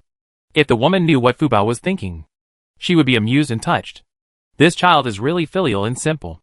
Yuan Bao helped the woman get off the carriage, and Jinju turned around and took Fu Bao off the carriage. Haichuan was anxiously turning around on the carriage. Woof woof. Haichuan. Josie had already taken Haichuan off the carriage, and Haichuan rushed straight to Jinju as soon as he landed. He bit the hem of Jinju's skirt and refused to let go. Haichuan, don't be rude. Fu Bao was afraid that Jinju would beat Haichuan, so he quickly scolded him in advance. However, Jinju did not scold Haichuan, but praised him. Fu Bao, you little dog is quite protective of your master. It must have thought that I was going to take you away and wanted to stop me. It didn't bite me, but just bit my clothes. It doesn't matter. Fu Bao secretly breathed a sigh of relief. Although she acted very relaxed all the way, she had been secretly observing the words and deeds of these people. Fu Bao was sure that these people were the wealthy families that her master often talked about. Her master had taught her how to deal with them, but she thought those things were too cumbersome. She liked to live a simple life, such as running to the drying yard to play hide-and-seek with her friends after dinner, or climbing up the haystack to bask in the sun and take a long nap, lying on the haystack to look at the blue sky and white clouds. Fu Bao was carried into the mansion by Jinju. Because the mansion was too big, Jinju was afraid that Fu Bao could not keep up, so she never put her down. After entering the corner gate, several sedan chairs were immediately carried out from the north corridor, and the sedan chairs were carried by several rough maids. After the woman bowed her head and gave Yuan Bao a word, she helped Yuan Bao get on the first sedan chair. The maid steadily lifted the sedan chair and walked towards a hanging flower archway. Yuan Bao walked to Jinju and said, Madam just told us to take good care of Fu Bao and not to make any mistakes. You don't need to serve Madam today. Just take care of Fu Bao. Jinju smiled and replied, Then I have to trouble you, Sister Yuan Bao. I can be lazy for half a day. Yuan Bao smiled and patted Jinju gently. Then you have to give me a few more of your treasured handkerchiefs when you go back, so that I can see that you are thoughtful. I don't want your empty words. After Yuan Bao said that, she bent down and got on the second sedan chair. But soon she opened the curtain and called a maid over. She asked the maid to go to the inn to tell Fu Bao father about Fu Bao's visit to the Marquis mansion, so as not to make the master anxious. She couldn't leave now. Chapter 521 Fu Bao rides a sedan chair. Jinju carried Fu Bao on the third sedan chair. This was Fu Bao's first time riding a sedan chair, and she felt everything was very novel. The moment the two of them got on the sedan chair, Haichu had rushed in and lay obediently at Jinju's feet. But Fu Bao lifted the small curtain next to him and looked out through the window. Jinju looked at Fu Bao's cute profile and explained to Fu Bao with a smile. This was Fu Bao's first time to such a big house. Just now, the carriage took an instant stick of time to get from the gate to the corner gate. This house is bigger than their village. How many thousands of people must live there?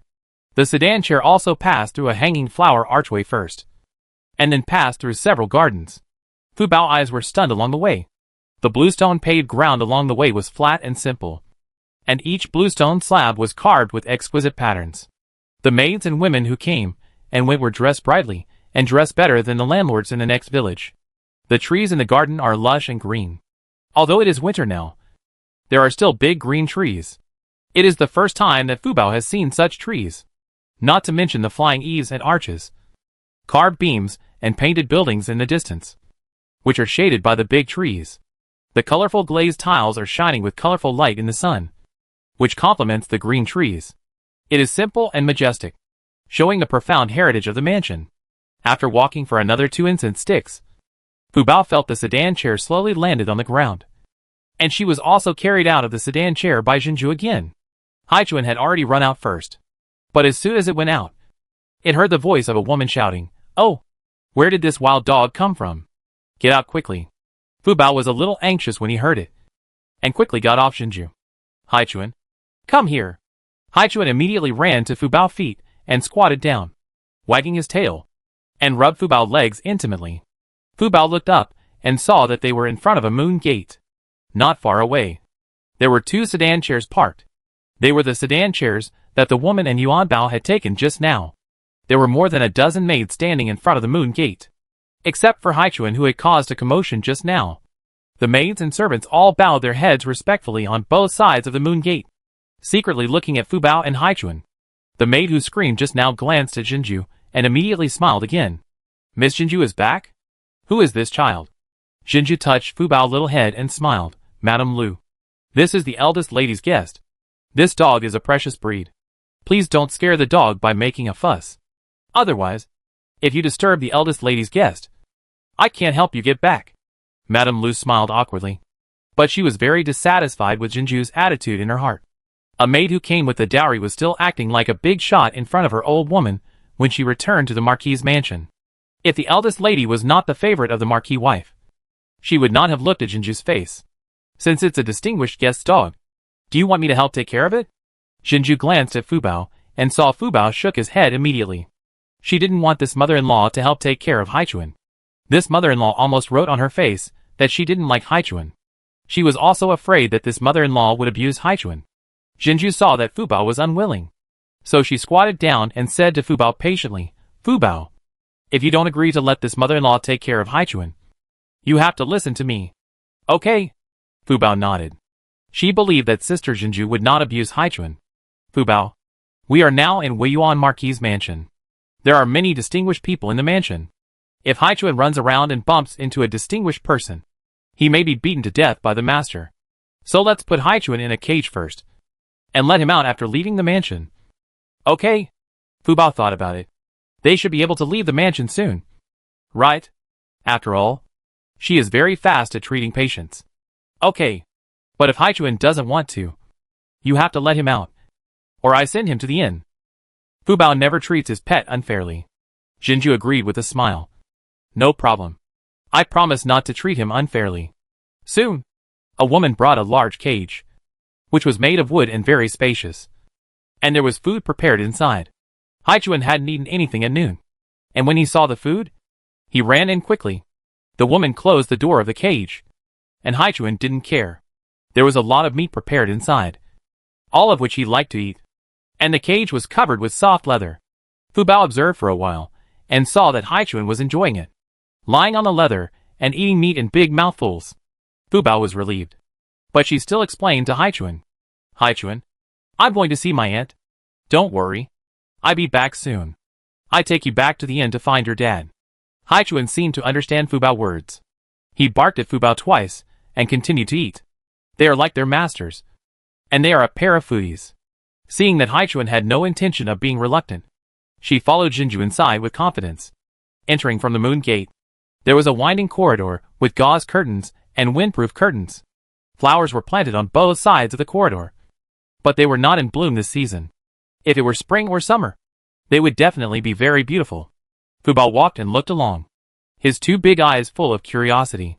Not long after walking this time, he saw a few maids sitting on the corridor. They were chatting, speaking in low voices and occasionally chuckling. Fubao looked at the maids and saw that they were all dressed very beautifully and looked good, even prettier than the young wives in their village. Sister Jinju is back? A maid saw Jinju and hurried forward to greet her. They came forward affectionately and pulled Jinju's wrist, pulling her to leave, but were attracted by Fubao. Oh! Whose little snowball is this? It's so pretty. The maid with big eyes couldn't help but gently pinch Fubao's little fleshy face. Fubao smelled a pleasant fragrance, and the bracelet on the sister's wrist made a crisp collision sound when she raised her hand, which was very pleasant. Sister, my name is Fubao, not Zaichuanzi. Thank you for your compliment. Sister is also very beautiful. The maid didn't expect Fubao to be so cheerful. She covered her mouth and giggled when she heard it. The other maids also wanted to tease Fubao. Everyone was idle at this time.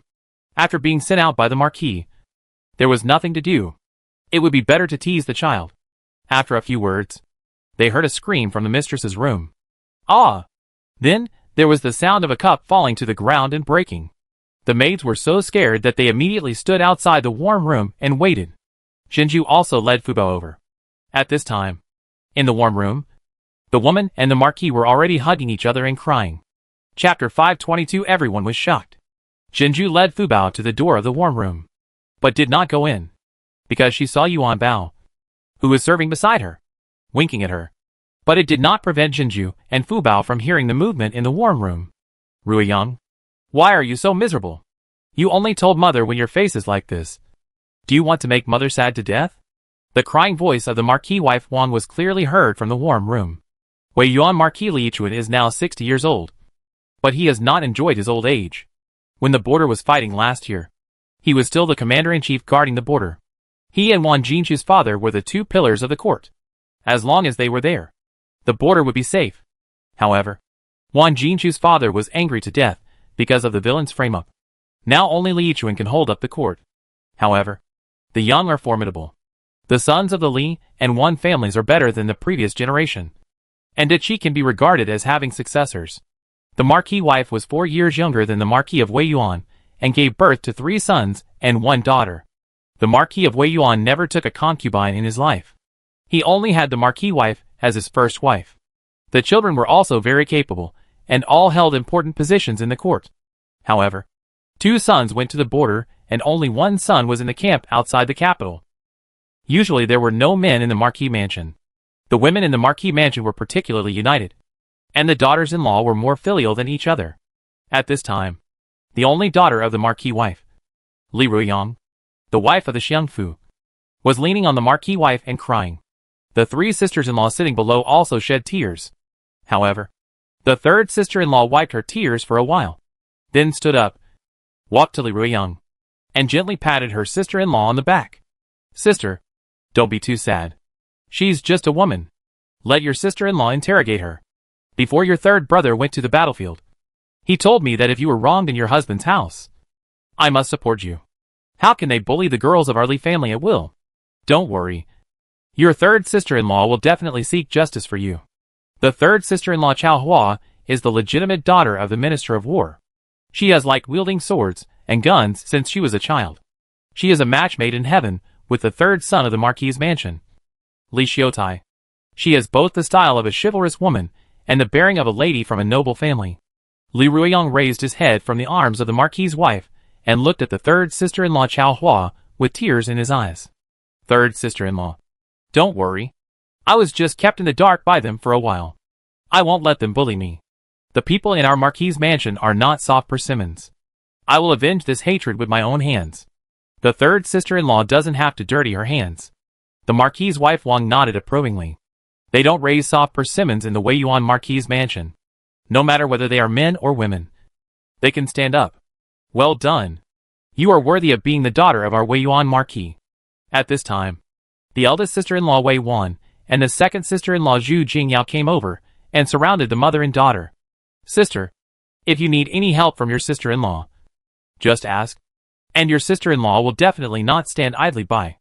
And me, your 2nd sister-in-law, although I am not as capable as the eldest sister-in-law and the 3rd sister-in-law, I have followed my father since I was a child and watched him solve many cases.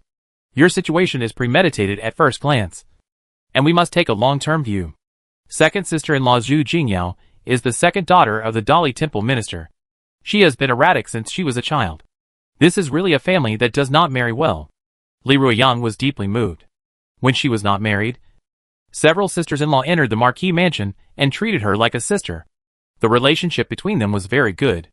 This time she suffered such a great injustice, and several sisters-in-law could not sit idly by. With the support of his family, Li Ruiyang became more confident. It was just the Prime Minister's mansion. She could support him to the position back then. But now she could trample him into the mud.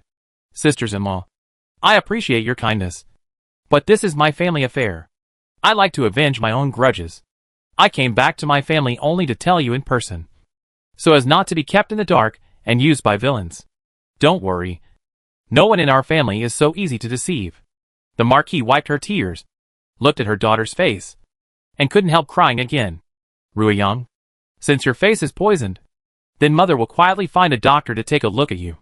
You can stay in the Marquis' mansion for a few days." Li Ruiyang hurriedly shook his head. "No, mother. There is no need to invite a doctor. I have already found a young doctor. I came to the Marquis mansion just to cover up. I still have to go back to the Prime Minister's mansion today, and I can't alert the enemy." The Marquis' wife felt sorry for her daughter and didn't want her to suffer. Her daughter was also a delicate young lady, but she was harmed like this. She cursed the people in the Prime Minister's mansion in her heart. "Where is the young doctor you invited?" Li Ruiyang glanced at Yuan Bao, and Yuan Bao hurriedly shouted outside the warm room, "Jinju, bring Fu Bao in." Everyone's eyes were all focused on the door of the warm room. Soon, 2 figures, one big and one small, appeared at the door of the warm room. Jinju led Fu Bao to the center of the warm room and bowed slightly. "Your servant greets the madam and all the young ladies." Fu Bao also imitated Jinju and performed a not-so-standard greeting, almost tripping himself. She felt that these etiquettes were really troublesome. It was better in their village. When they met, they only needed to greet each other. There was no need to perform formalities. There was no hierarchy. Only respect. There was no need to call each other servant. Servant. Servant like here. Fu Bao stood up straight and scanned all the people who were looking at her. She couldn't help but be surprised. Why were the people here so beautiful? They looked like they came out of a painting. Unlike the women in their village, who looked like they didn't wash their faces all day. In fact, people at the border, whether men, women, old or young, had great difficulty in using water. They might not take a bath once a year, so it was normal for their faces not to be washed. Fu Bao moved his little nose and smelled a good fragrance in the house. The whole house was fragrant, not to mention the precious ornaments and the large screen ornaments. Fu Bao's eyes were almost straight. However, the light in her eyes was just appreciation. She regarded people and things as beautiful things. She had no possessiveness at all. It was purely a child's curiosity. Li Ruiyang stood up, walked to Fu Bao, stretched out his hand to hold Fu Bao's little hand, and sat back next to the marquis. At this time, everyone's eyes were all on Fu Bao. Mother! This is the little doctor I was talking about. When Li Ruiyang said this, everyone was shocked. And the marquis said with a little anger, Ruiyang, you are really making a fuss. How long has this little girl been weaned? How could she know medical skills? Go around the capital and ask around. Even if it is the granddaughter of the Taifu family. When she was this age, she didn't recognize all the characters. How could she know medical skills? The Taifu is the current Lu family. Their granddaughter was only 7 years old and was known as a talented woman. So the ladies of the family would use her as a reference. The marquis's words were not without basis. After all, how many such outstanding women are there in the world? Chapter 523, Madame Ho questions Fu Bao. Fu Bao was not unhappy when she heard Madame Ho's questioning of her. She understood that adults always doubted children's abilities. Just like when she wanted to help at home. Her mother always said, you can't do this, you can't do that. But in the end, after she tried, she still succeeded? So adults always underestimate children's abilities and are unwilling to give them the opportunity to try, even if they can't help in the end.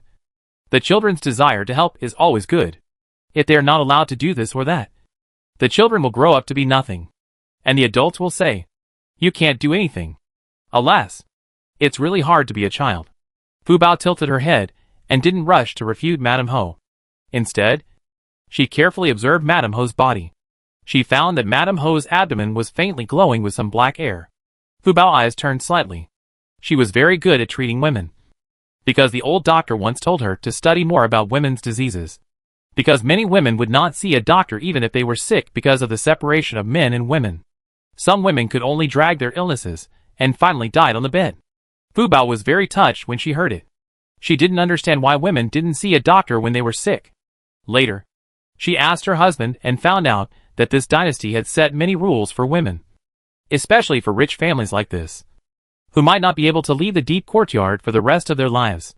So Fu Bao was shocked when she heard it. These seemed very far away from her. Because she grew up in a free and arbitrary environment. Her father, mother, grandmother, uncles, and brothers never asked her what to do or what not to do. In Fu Bao's eyes, people were the same and there was no distinction between noble and humble. Since she was with Mr. Yen, she realized that this world was not the world she thought it was. And people were divided into different levels. So after Fu Bao entered the marquis's mansion, he behaved a bit like a normal child. But he was much more generous than a normal child. At this time, she saw the marquis's wife's hidden illness, and looked at the people around her, all of whom were female relatives. So Fu Bao asked the marquis's wife directly, Grandma, do you feel that your stomach hurts occasionally? And do you leak urine? The marquis's face turned pale when Fu Bao asked her this. This was her privacy. Only the maids who served her closely knew about it. Even her daughter didn't know. How did this little girl know it? Others also looked at the marquis's wife curiously. At this time, the marquis's wife became the focus.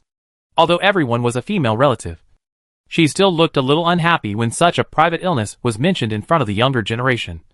And her face turned blue and red. Fu Bao was very good at observing people's expressions.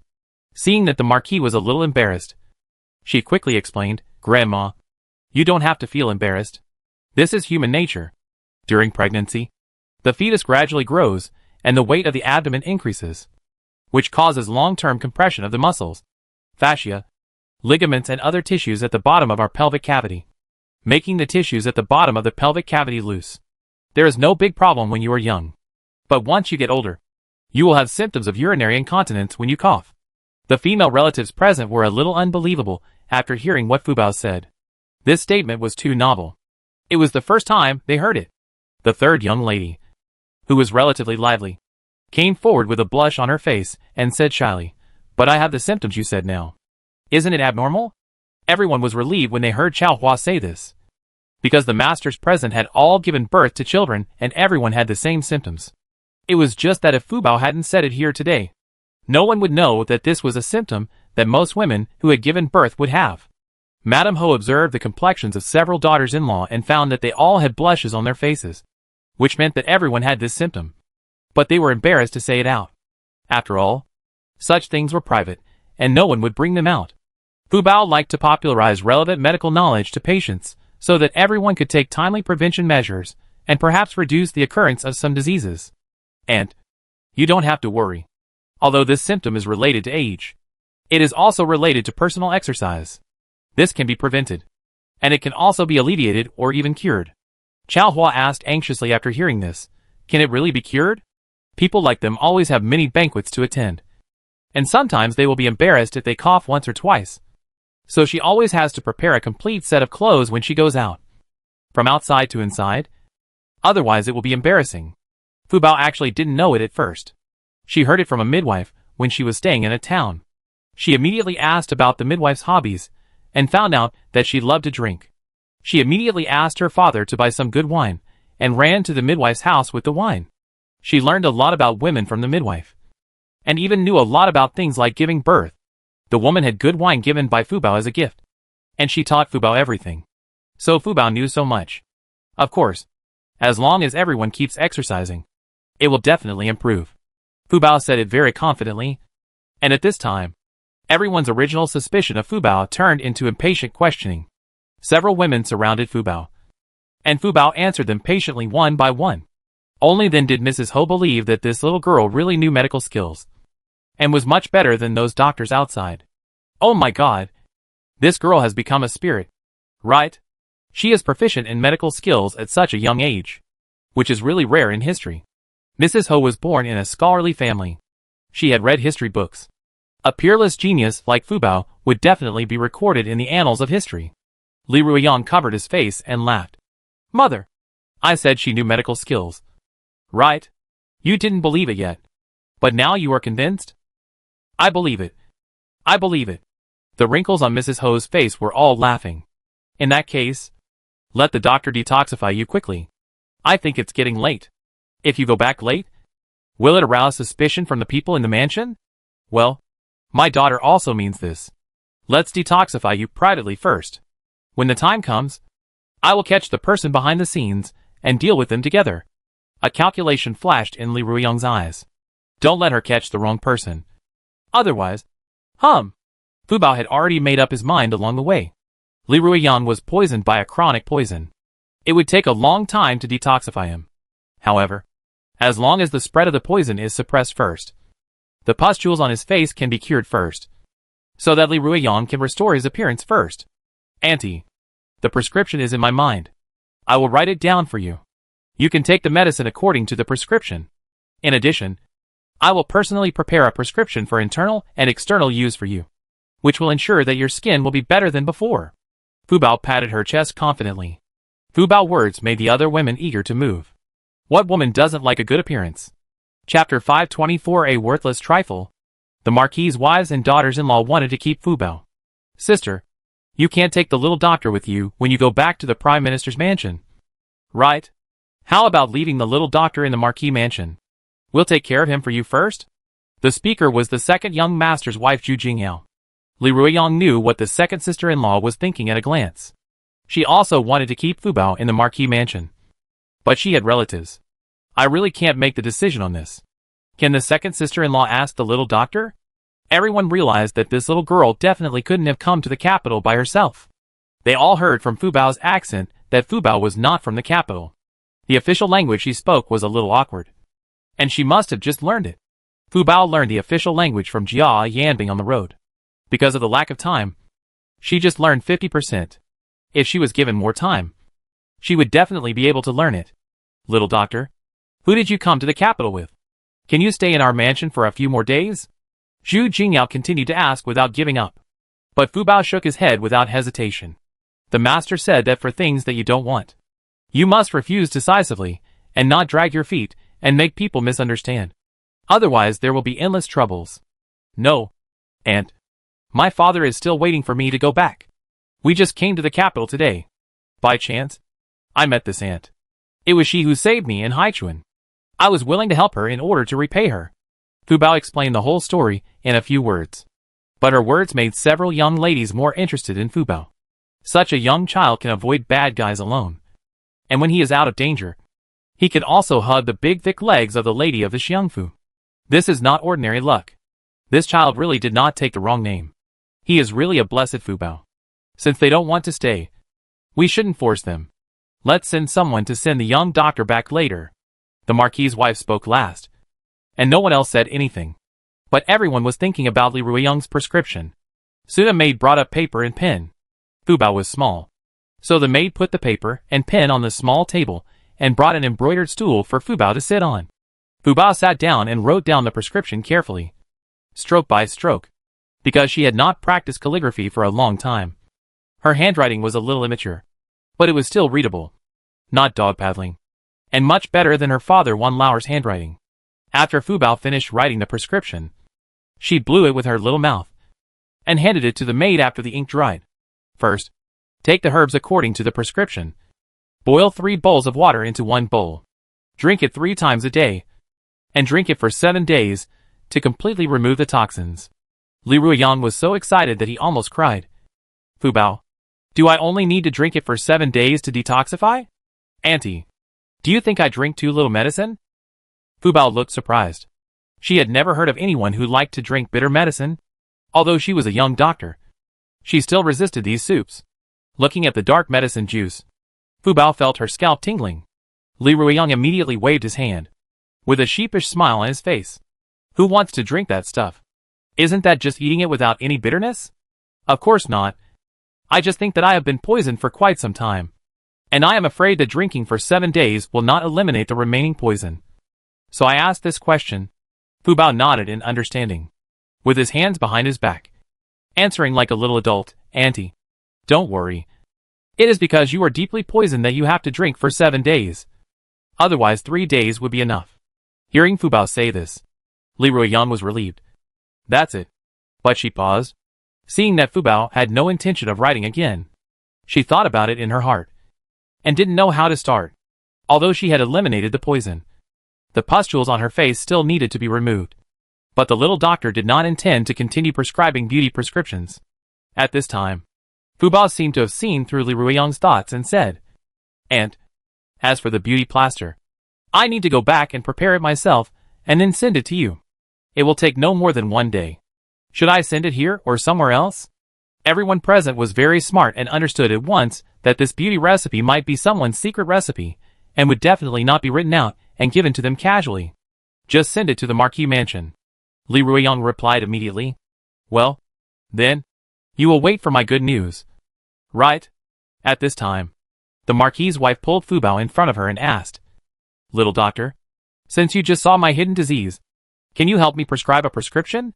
To be honest, my stomach hurts from time to time, but it is not convenient to see a doctor, and it really tortures me. Grandma, of course, I will take your pulse first. The maid next to her immediately came forward and spread a handkerchief on the Marquis's wrist. Fu Bao didn't care. Her husband had said that these wealthy families had many rules and regulations. As long as it didn't affect her medical treatment, the rest was none of her business. Fu Bao sat on the embroidered stool and gently took Madame Ho's pulse. After a moment, Fu Bao let go. Grandma, your pulse is a little astringent, mostly due to qi stagnation and blood stasis. Now it is mainly to promote blood circulation and remove blood stasis. And in the later stage, it is mainly to regulate. You can eat more blood activating and blood stasis removing foods, such as hawthorn, rose tea, motherwort, etc. I will prescribe a prescription for you. But you still have to walk more. Walking 100 steps after a meal is better than a living god. Fu Bao turned around and sat in front of the low table again, picked up a pen and wrote a prescription for promoting blood circulation and removing blood stasis. as well as a prescription for treating pelvic muscles, honeysuckle, forsythia, simicifuga, red vine, taraxacum, raw turtle shell, viola yedoensis, raw pollen, tuha root bark, Isatis indigo leaf, amber powder, Platycodon grandiflorum, Artemisia capillaris. Fu Bao read and wrote. She used this prescription on other women on the road, and it worked very well. Madame Ho asked the maid to collect the prescription and go to get the medicine later. Fu Bao finished his task of seeing the patient and was going home. Little doctor, do you know where your father lives? I asked the driver to take you back. Mrs. Ho asked kindly. Fu Bao nodded immediately. I know. My father told me the address, and I still remember it. Mrs. Ho winked at the maid, and the maid immediately went in and brought out a brocade box. Little doctor, I don't have anything to give you, but I must give you your consultation fee. This box contains some worthless gadgets. Can you pick some to play with? Fu Bao couldn't help but complain in his heart. Why give me something worthless? I don't like worthless things. They take up space and are not useful. Whoever wants them can take them. Fu Bao didn't know that this was a humble statement. But Fu Bao only complained in her heart, and didn't say it out loud. Otherwise she would offend everyone. The teacher taught her that even if she didn't like someone's things, she should not show it. She could refuse, but she shouldn't offend people. However, Fu Bao still symbolically took a look at the things in the brocade box. After seeing this, Fu Bao immediately retracted her previous complaints. This rich family is really good at talking. This is a worthless trifle? Fu Bao is a child who has seen many good things, and she seems to be born with a keen sense of valuable things. The brocade box is full of the Marquis's treasures, including night pearls, pink pearls the size of pigeon eggs, a silver bracelet inlaid with red and green gems, and several fine jade pendants. There are also some things that Fu Bao can't name. She has never seen them, but she feels that those things are very valuable. Although Fu Bao is a little obsessed with money, her teacher has taught her not to be greedy and only take what she deserves. Otherwise, she will be easily dominated by desires, and will not be able to achieve great things in the future. She will always go astray for some petty gains. Chapter 525 Prescribing Prescriptions at Randomly. Fu Bao took a step back without hesitation after looking at all the treasures in the brocade box. She looked at Madame Ho seriously and said crisply, Grandma, these things are too expensive. If you want to pay for the consultation, you should give me silver. Right? I want to save money to buy a pair of beautiful embroidered shoes for my mother. Her shoes are not fancy. I see that the embroidered shoes worn by my aunt are very beautiful and must be very expensive. So I want to save money to buy a pair for my mother. So, Grandma, please give me silver? Fu Bao's words made all the women present feel pity. Where is this little girl from? She didn't say it when asked, but she was not from the capital because of her accent. The family education of this family was too good. In addition, this child was smart, good-looking, and had medical skills. She was simply a perfect baby. Then do you know what size your mother wears? I can give you a pair of beautiful embroidered shoes as your consultation fee this time. Do you think it's okay? The Marquis is well versed in gift-giving. She planned to use a large sum of money to buy Fu Bao today. But for some reason, this little girl was not moved at all. I don't know if she doesn't know the value of things, or if she really regards money as dirt. For a woman like her in a deep house, it is so lucky to meet a female doctor who treats women's diseases. And she can also use this doctor to consolidate her network. After all, there is a lack of such doctors in the back house. Her old sisters must have the same troubles as her. If she can introduce such a powerful doctor to them, they will definitely owe her a favor. Don't underestimate this favor. It can play a big role at a critical moment. But this little girl just won't take the bait. And she can't do anything. Fortunately, the little girl still has a soft spot. That is, filial piety, which she can make good use of. As expected, Fu Bao was immediately happy after hearing this. Really? I just like the pair on my aunt's feet. As long as they are exactly the same. My mother's feet are bigger than my aunt's because she often works in the fields. As Fu Bao was talking, she suddenly realized that she seemed to have let something slip, and she quickly covered her mouth. But it was too late. Everyone heard her words. Little doctor, your mother still works in the fields? Then your family is from the village? Mrs. Ho's expression remained unchanged, but her tone was obviously much lighter. Fu Bao also noticed the change in Mrs. Ho. But since she had let it slip, there was nothing to hide. What happened in the village? The village is much more fun than the capital. There are not so many rules. The villagers are very simple and speak directly, without people guessing. Yes, my father and mother are from the village. And I am also from the village. Our family are all peasants. Fu Bao raised his little head proudly, feeling proud of being a peasant. Li Ruiyang understood what the Marquis meant when she asked. She knew that her mother was doubting Fu Bao's medical skills. However, even if Fu Bao didn't reveal his identity, the Marquis didn't really believe Fu Bao.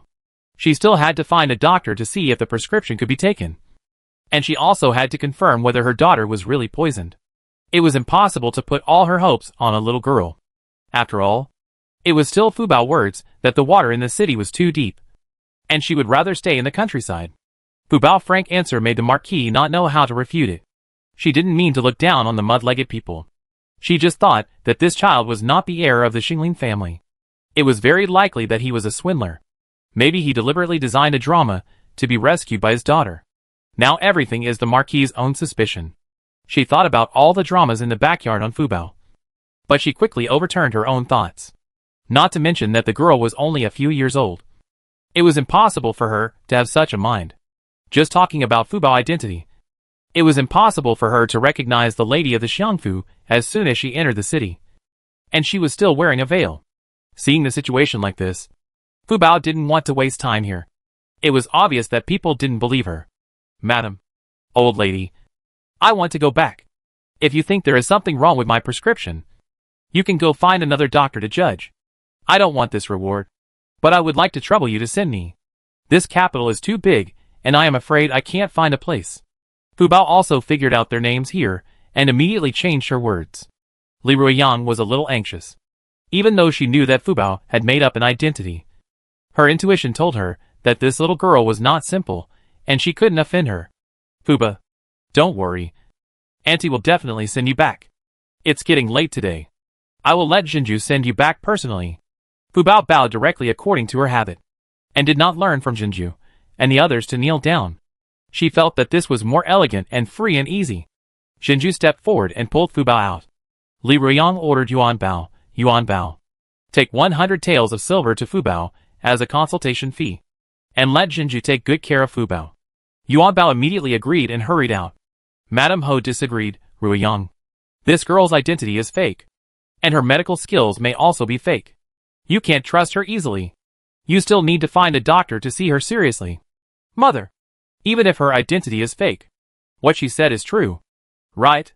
It shows that she is indeed capable. Maybe what she said is just a coincidence.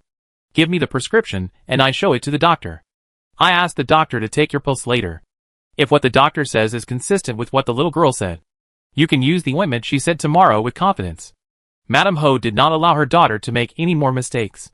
Seeing that her mother was doing this for her own good, Li Ruiyang did not refuse. However, she felt that Fu Bao must have real skills. Soon, the doctor was invited, and Li Ruiyang had already put on a veil. After the doctor's diagnosis, the result was exactly the same as Fu Bao, and he was deeply poisoned. Now the Marquis had to believe it. Yuan Bao, take out the prescription and show it to the doctor. The Marquis remembered the prescription left by Fu Bao and immediately ordered Yuan Bao. Yuan Bao reached out from his sleeve pocket and took out the prescription and handed it to the doctor. Doctor, do you think this prescription can cure this poison? The doctor took a look at the prescription and shook his head. The Marquis couldn't help but clench her hands, and her heart became nervous. It seemed that the little girl was indeed a liar. From the prescription, this is indeed a good detoxification remedy. But I don't know what poison Madam has been poisoned with, so I can't see any problem with this prescription. If I want to prescribe a prescription, I must find out what Madam has eaten recently. Only then can I prescribe the right medicine. Li Ruiyang also thought of this, and his original firm trust in his heart became a little shaken. Did Fu Bao really prescribe a random prescription? Chapter 526 Interrogation of the Old Woman. The Marquis laughed sarcastically. I was wondering why I felt a little awkward. It turns out that's the root. But I have to ask the doctor to take more care. Don't worry, Madam Ho. I will do my best to find out the toxins in your body. But chronic toxins like this are generally divided into two types. One is to directly use chronic poisons, and the other is food incompatibility. Now I have to find out what this lady's usual eating habits are. After the doctor finished speaking, Madame Ho thought of the old woman her daughter brought today. Doctor, if we can find out the poison ourselves, can you prescribe a prescription directly? The old doctor nodded. Of course. If we can find out the poison directly, it will save more time. Then please come again tomorrow. And after I find out the toxins, I will give you the news. How about that? That's great. The doctor picked up the medicine box and said goodbye.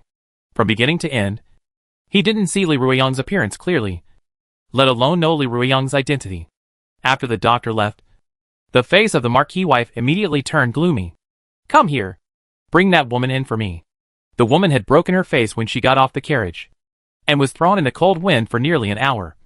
So she was already wilted. The woman was escorted into the warm room by 2 maids from the Marquis's mansion. The temperature in the warm room was much higher than outside, and the woman's almost frozen body finally felt a little warm. Her face was covered with blood. Her hair was loose, and her hands were tied behind her back. At this time, she was escorted by 2 maids to kneel on the ground. Are you the tale of your wife? Raise your head. The Marquis's voice was full of majesty, and her whole body showed the manners and pressure of the Marquis's wife. The woman slowly raised her head, glanced at the Marquis's wife, and quickly lowered her head in fear. The old lady of the Weiyuan Marquis's mansion was much more majestic and solemn than the old lady of their Xiangfu. The woman dared not even breathe, and the master of this room frightened her. Madam asked you a question. Why don't you answer? The third young master's wife Chao Hua shouted coldly. The old woman trembled and immediately shook her head to deny. No. I didn't follow madam. I just happened to pass by, and was bumped into by Miss Yuan Bao and Miss Shinju. The old woman's words made everyone present laugh. How could there be so many coincidences? Li Ruiyang took off the veil on his head, looked at the old woman coldly, stood up slowly, and walked to the old woman step by step. Humph! Your coincidences are too many. Right? I remember I have already told you to go back to the Prime Minister's mansion. Why did you get off the car halfway and just happen to follow my carriage? If you dare to talk nonsense again, you will be punished. The old woman only saw the embroidery and pearls on a pair of exquisite embroidered shoes, but she didn't dare to look up. Madam, I suddenly remembered that the old lady said she liked to eat plum blossom cakes from East Street. So I got off the car and went to East Street. Who knew that she was on the same road with the lady? This woman came to her yard more than a month ago. She was given to her by the old lady. She said she was a good messer. The old lady saw that she was too tired to manage the household affairs, so she found her for her. As a result, she didn't massage her many times in her yard. She was just keeping her in vain. Who knew that she was a traitor? This traitor. Now Li Ruiyang is heartbroken for her good mother-in-law. She used her dowry to subsidize the expenses of the mansion. The mother-in-law was very affectionate to her on the surface, but she didn't expect that she would do such a thing. Li Ruiyang suddenly felt that she was a big idiot. She lived with a kind-looking person for more than 10 years, but she didn't find any clues. If it weren't for this woman showing her feet, she would still be in the dark. In fact, the mother-in-law has been a little abnormal recently, but she chose to ignore it automatically. It was also her fault that she lived too smoothly and didn't have a sense of vigilance. Sister, why are you still talking to her? Get out of the way and let me judge you. You are too lenient with them. That is why these servants are so lawless that they dare to fool even the mistress. Chao Hua pulled out the long sword hanging in the warm room with a whoosh.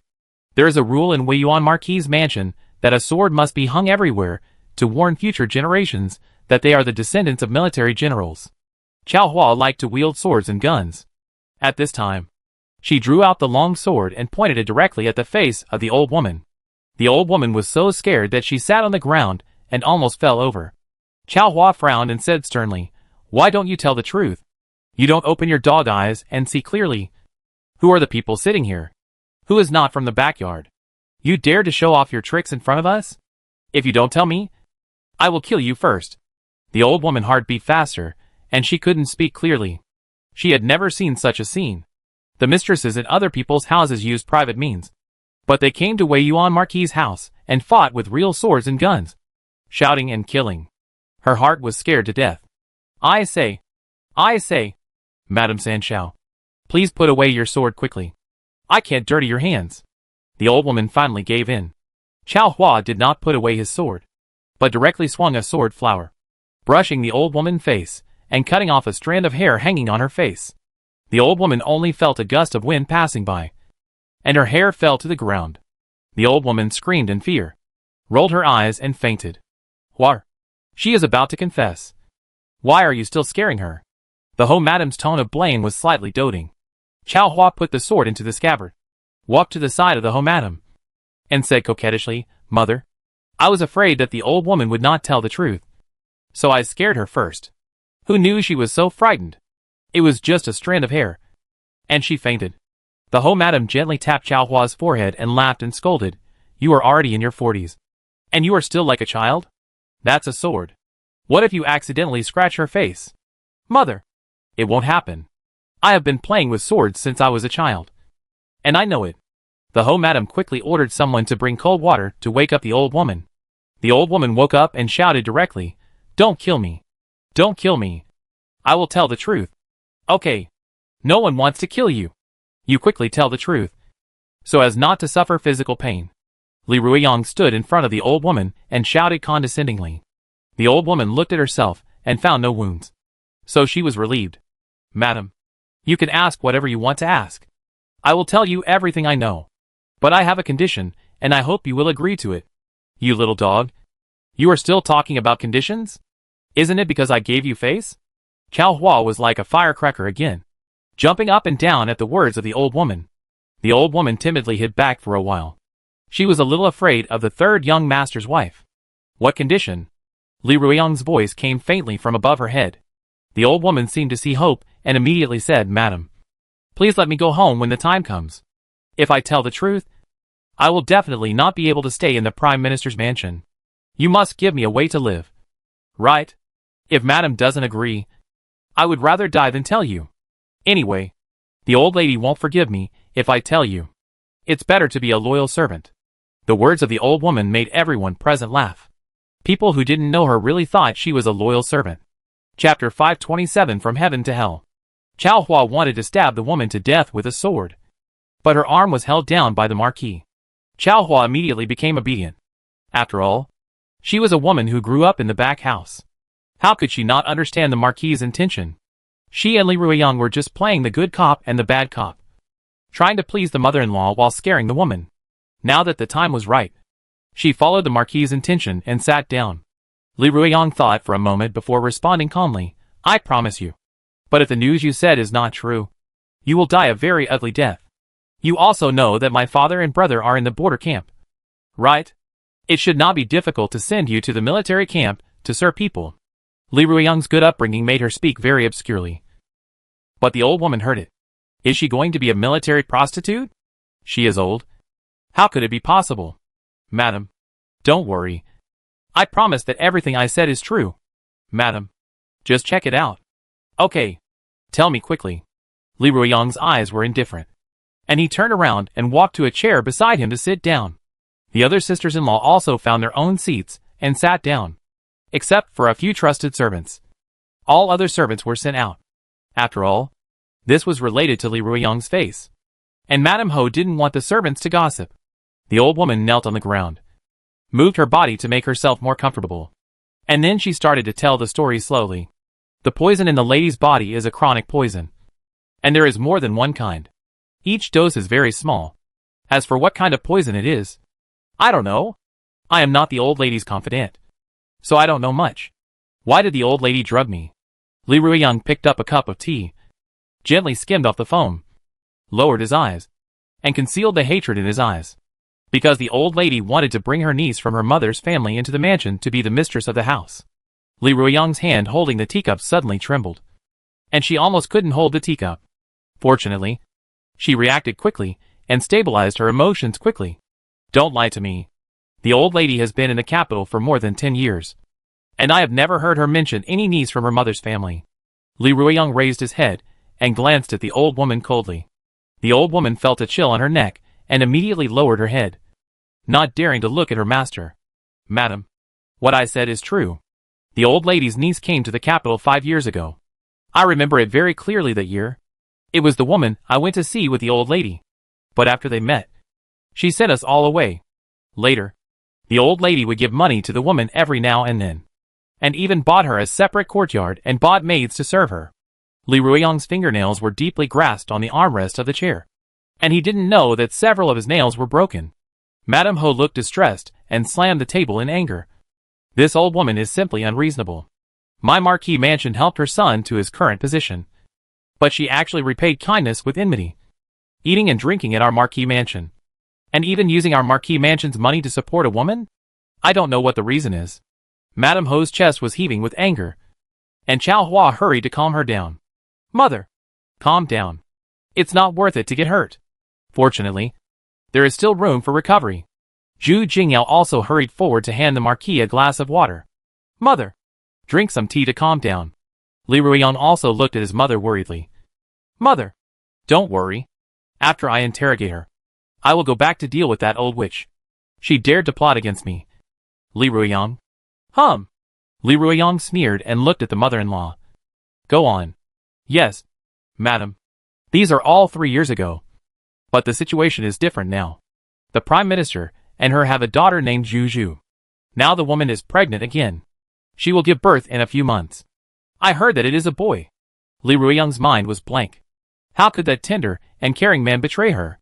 How dare he? Facing the double attack of her mother-in-law and husband, Li Ruiyang was so angry that he vomited blood directly. Yuan Bao was frightened and rushed forward to catch Li Ruiyang. Madam, take care of yourself. Yuan Bao's eyes were filled with tears. She felt sorry for Li Ruiyang and was distressed at the same time. Madam worked hard for the Xiangfu, and she saw it all. Now she knew that the Xiangya and the old lady treated her like this. Who could bear it? What's more, everyone in the capital knew that their Xiangya was the man who loved his wife the most. He never went to brothels or stayed out all night. This sudden appearance of a child made Yuan Bao feel like a nightmare. Li Ruiyang woke up in a daze, feeling that her heart was hollowed out and she had no strength in her body. Why was she so stupid? She really thought that there was true love in this world. It turned out that she was overthinking. She threw all her parents' teachings behind her and was determined to marry the poor champion. She supported him to his current position. But she didn't expect that what greeted her was betrayal. A complete betrayal. Come here. Take this woman away and lock her up. Madam, didn't you say you would release this old slave? How can you go back on your word? The woman screamed, and was soon covered by 2 maids and dragged away. Yuan, are you okay? The marquis's wife was helped to stand up by her 2 daughters-in-law. But she didn't expect Li Ruiyang to kneel down in front of her. Mother, it's me who has failed you. It's me who was blind and didn't listen to your and my father's advice. The bitter fruit I've borne now is really bitter. Li Ruiyang half prostrated himself on the ground, crying and sobbing. The marquis's wife felt as if someone was pulling her heart. Yuan, as long as you are willing, the marquis's mansion will always be your home. The marquis's meaning was very clear. She wanted her daughter to divorce. Li Ruiyang raised his head, his eyes full of sarcasm and determination. Mother, I will not divorce. I am not that stupid. Since I lived in poisonous honey in the first half of my life, then I must detoxify in the second half of my life. If I divorce like this, wouldn't it be too easy for them? A bitch? And my 2 sons, they are not married yet. I can't let my son's life be ruined by his scum father. Since he is ruthless to me, don't blame me for not caring. Rather than being a divorced woman and being laughed at by people in the capital, it is better to be a widow, guarding my 2 sons and the great family property of the Prime Minister's mansion. That is all the wealth piled up by my dowry. I will not let them take a penny. The marquis's wife felt that her daughter's words made sense. But the idea was good, and it must be difficult to act. Then just tell us where you need our help. Don't forget, you still have mother. The marquis's wife was still somewhat relieved. After all, people from their Weiyuan marquis's mansion would not be so fragile and fall down with one blow. Otherwise, wouldn't it be exactly what they wanted? Mother, don't worry. Just pretend nothing happened today. Wait for my news. If I need your help, I will definitely send Yuan Bao. Sister, there are still us. Li Ruiyang's 3 sisters-in-law also came forward to express their opinions. Li Ruiyang bowed solemnly to the 3 sisters-in-law. Ruiyang thanks the 3 sisters-in-law for their kindness. But I want to do this myself. Li Ruiyang seemed to have experienced a long time from heaven to hell in this hour. And she suddenly understood a truth. Men can only be honest if they are placed in the morning hall. It is true that all crows are black. Chapter 528 Fubao returns to the inn safely. After Fubao was sent back to the inn by Jinju, Jinju stuffed 100 taels of silver into Fubao's pocket. Fuba, this is a little gift from Our Lady. You can buy your mother embroidered shoes with it. You can buy a pair of very beautiful embroidered shoes. If you don't know where to buy them, come to the Prime Minister's residence to find me. I can take you to buy them when I am free. Jinju still likes Fubao very much. She thinks this girl is cute, smart, and polite. However, she has a kind of innocence and freedom that is not seen in children in this capital city. Jinju, who has been a child born in a family and lived in a big house since childhood, really wants to protect this rare quality of Fubao. This time, Fubao did not refuse. Although this 100 taels of silver is a lot, she still needs to make ointment. And ointment also costs money. And the things used to make ointment are all good things, which must be worth a lot of money. Sister Jinju, I take it. I send the ointment to the Marquis's mansion tomorrow, whether the lady uses it or not. I have my own principles, and I do my job for money. Fubao knew that those people didn't believe in her medical skills today, and they were just teasing her for the lady's sake. But when they invited the doctor, they knew she wasn't lying. Fubao was still very generous to her patients. As long as there was money to be made, she wouldn't easily put them on the blacklist. Fubao got off the carriage, and Jinju watched her walk into the inn before leaving. Black Group ran up to the second floor and barked twice at the door of Wan Lao's room. Fubao had just walked to the stairs when Wan Lao rushed down from upstairs. Girl, you're finally back. The people from the Marquis's mansion came to report that you went to their mansion, which scared me to death. Wan Lao picked up Fubao and checked her carefully. He found that the little girl was fine and not injured. So he was relieved and carried her upstairs. The girl is back. Jia Yanbing was also waiting at the stairs, looking at the father and daughter. Sir, I'm back. Everything is fine. Fubao looked at Jia Yanbing with a smile. Jia Yanbing also secretly breathed a sigh of relief. He went out to look for Fubao for half a day, but couldn't find any trace of Fubao. Later, when he came back to drink some water, he found out that Fubao was taken away by the people in the Marquis mansion. Wan Lao was still worried at first, but Jia Yanbing finally told him that the people in Weiyuan Marquis mansion would not bully a child. So he just let it go. Several people re-entered the room, and Haichuan affectionately ran around Wan Lao's ankles for a few laps. Wan Lao stroked Haichuan's thick hair, and Haichuan seemed to have received a response, and immediately calmed down, lying obediently at Wan Lao's feet. Girl, you haven't eaten for half a day. You must be starving, right? Fubao still ate some cakes in the carriage, but they were gone now. She blinked her big eyes and said a little aggrievedly, yes. I am so hungry that my stomach is loose. Fubao patted her deflated stomach and said softly. Fubao was hungry and sleepy now, feeling very uncomfortable. Wan Lao and Jia Yanbing were both worried about Fubao, so they hadn't eaten anything. Now that they were back safely, the two grown men also felt hungry. Brother Wan, can you order some food from the inn and send it to the room? I just went out to check and found out who the seventh master is. Let's order the dishes first. I see the girl is about to fall asleep. It's not good to sleep on an empty stomach. Let her eat something first. Wan Lao wanted to know who the seventh master was. Moreover, the inn where they were going to eat Dompa pork seemed not far from the inn where they were staying. Maybe they would run into him if they went out again. He had better be careful and go out as little as possible. Moreover, he was going to find out the address of Wan Xingmo's family tomorrow. It would be convenient to go there directly by horse carriage. Don't wander around. After solving Fubao's problem, they can rush back. Wan Lao had planned this in his mind. He didn't want to cause trouble. Moreover, he had been out for 2 months. His family must be worried. Since he had arrived in the capital, he decided to write a letter and send it back to let his family know about the situation of him and his daughter. Okay, you sit down first. I go downstairs and ask the shopkeeper to bring some delicious food. Wan Lao got up and went downstairs. Haichuan wanted to follow him, but Jia Yanbing immediately stopped Haichuan. Haichuan was too eye-catching, so it would be better for him to go out less in the future. Moreover, if the seventh master really investigated, Haichuan's eye-catching degree would be easy to find out with just one question. It seemed that they had to change the inn as soon as possible. Jia Yanbing asked Fubao to tell him what happened after she went to the Marquis mansion. Fubao was dozing off, and she immediately became alert after hearing this. She told Jia Yanbing what she saw, heard, and did after she went to the Marquis mansion. Jia Yanbing couldn't help but nod. This girl was so spiritual. She remembered all his teachings to her, and her mind was very stable, which was rare. Greed was the most untested thing in the world. But this girl was unmoved. Jia Yanbing admired her very much. Girl, you did a good job. But the master wants to tell you one thing today. Since we are in the capital now, you have also seen the nobles today, and you have a deeper understanding of what I said before.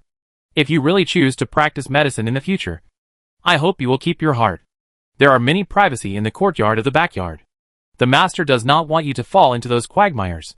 Once you are stained with those dark things, you will be consumed by it for the rest of your life, threatened by others, and involved in interests.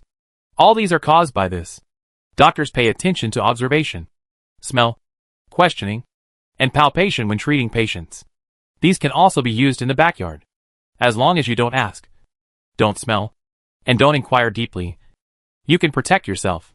Although Fubao still didn't quite understand these things. After all, she didn't know anything about the backyard. But it didn't prevent her from remembering the master's teachings first. Just like many of the words the master said. She didn't understand them at the time. But once she experienced them personally, she could immediately understand the deep meaning of the words the master said at the time, which were all to help her go further. Fubao slid down from the chair, bowed solemnly to Jia Yanbing, and said seriously, "Thank you for your teaching. Sir, I have benefited a lot from your teaching, and I will remember it in my heart." Jia Yanbing smiled, as if my daughter had grown up. "Sir, let's go buy the ingredients for making plasters after dinner. Shall we? This recipe is still yours. I will give you 70% of the money I earn. 50% is what you deserve, and the other 20% is my students' filial piety." Jia Yanbing laughed. "No need. You just need to give me 10 taels of silver." Jia Yanbing thought that since he came to the capital, he couldn't be penniless. For him now, any amount of silver was the same. But he couldn't be penniless. He was embarrassed to ask Wan Lauer for money. But he had a clear conscience to take the money Fubao earned. The ancestors of the Jia family initially made their fortune by selling rouge and powder. As the business gradually expanded, they began to get involved in all aspects of the business, leading to the present-day Jia family. Chapter 529. People in Beijing are stupid and rich. Later, when the Jia family became rich and powerful, they changed the original beauty recipe several times and made it into a secret recipe of the palace. These recipes were only passed on to the eldest son, so Jia Yanbing could recite them all. Now he couldn't do business, and these recipes were of no use to him, so he gave them to Fubao as a gift. Now Fubao has earned 100 taels of silver with this recipe and her medical skills. She wants to give 70 taels to the master and keep only 30 taels for herself. Maybe she can still make money in 2 days? Then she can make a lot of money to bring gifts to her mother, grandmother, and everyone in the family. Thinking of buying things and spending a lot of money, Fubao couldn't help sighing. But soon she became motivated again and must work hard to make money. Soon, Wan Lauer came back. "Mr. Yan, please tell me, who is that 7th master? Why did I see so many people were afraid of him at that time?" Wan Lauer had been thinking about this matter in his heart. He ran back before the food came and asked impatiently. Fubao was also a little curious. What kind of tyrant was that? He actually wanted to rob people openly. Such a person was quite rare in their place. Jia Yanbing had not planned to hide it from them, since he had nothing to do now. He talked to the two of them in detail. This 7th master is not a well-known figure in the capital. Otherwise, why wouldn't I know about him? So I just made a careful inquiry and found out that this 7th master has some kind of relationship with the steward of the palace. If he has a relationship with the royal family, shouldn't others give him some face? But he is just a fox pretending to be powerful, not a real royal relative. However, this steward is a well-known figure in the palace, and people outside give him some face. This 7th master is a nephew of the steward. He has done a lot of bad things outside under the name of the palace. Maybe people in the palace don't know that there is a person like 7th master. But this reminds me, and this is what I want to tell you. The city of Beijing is especially mixed. You will encounter many things you have never seen before. But don't panic. Before we have strength, let's avoid the sharp edge for the time being. And when we have strength, we will clean up together. Wan Lauer still opened his mouth after hearing this. The palace? Isn't that the prince? The housekeeper of the palace should be more powerful than the village chief of our village. Right? I heard that there are thousands of people in the palace, which is close to the population of our village. Jia Yanbing laughed when he heard this. You can understand it this way. But there are several housekeepers in this palace, and there are also managers in charge of various places. The uncle of the seventh master should not be the chief housekeeper. So we don't have to be afraid. As long as we understand the other party's details, we will have a bottom line in our hearts. Wan Lauer felt that with Jia Yanbing. Everything was like a backer. Although Jia Yanbing is now down and out, he has a kind of reassuring power that can make Wan Lauer less panicked and helpless. By the way, Brother Wan, we may have to move to another place. Although the seventh master is not a big shot in the capital, he can still deal with us. If we provoke him, he will check us door to door and will definitely find out where we live. So we'd better move to an inn farther away tomorrow. Wan Lauer immediately touched his purse. The inn in the capital is several times more expensive than other places. And he found that many Confucian scholars suddenly came after they checked in today. This inn seemed to be full all of a sudden. Mr. Yan, after you left today, I saw a lot of scholars came to the inn. They are still running out in the middle of the year. Are they here to take the imperial examination? Jia Yanbing nodded. Yes. The new emperor ascended the throne. And many places in the court are short of talents. The emperor specially opened a special examination. There will be an imperial examination next year. Students from faraway places must come to the capital to stay in advance. The later the time, the more crowded the houses and inns will be. Wan Lauer touched his purse again. So wouldn't they have to pay more money? Will the price of this inn increase? Of course. Inns like to hold special examinations the most. And they can earn several times the usual money. I forgot about this. Wan Lauer blushed and was a little anxious. Mr. Yan, should we sell our furs quickly? If we don't sell them now, it will be the new year. Who will sell them after the new year? Don't worry, Brother Wan. I remember this. I just went out for a long time and contacted the previous embroidery workshop. We will make the fur into cloaks tomorrow and sell them. After Jia Yanbing finished speaking, he looked at Wan Lauer again with a slight smile in his eyes. Brother Wan, how much do you plan to sell it for? How much do you plan to sell it for? Is it up to me? Of course. The more the better. Wan Lauer blurted out. Wan Lauer felt that if he didn't make money, he would be a fool. He would make as much as he could. There were now 3 people eating. Jia Yanbing nodded, knowing what was going on. It can be sold for 1,000 taels, 5,000 taels, or 10,000 taels. But the higher the price, the longer we have to wait. What? 10,000 taels? As long as it can be sold for 10,000 taels, I am willing to wait. Wan Lauer chose the highest price without hesitation. Jia Yanbing seemed to know that Wan Lauer would definitely choose 10,000 taels. And he nodded knowingly. Okay. Then leave this matter to me. You don't have to worry about it. Just wait to collect the money. Wan Lauer felt that this was the good thing about Jia Yanbing. He was quiet and practical. However, I need 100 taels of silver as capital. No problem. I get it for you right away. Wan Lauer felt that 100 taels was too little compared to 10,000 taels. And he was very generous this time. He was going to go down and add 2 more dishes to celebrate in advance that he was about to earn 10,000 taels of silver. Fu Bao's eyes also turned into stars. She looked at Jia Yanbing with envy.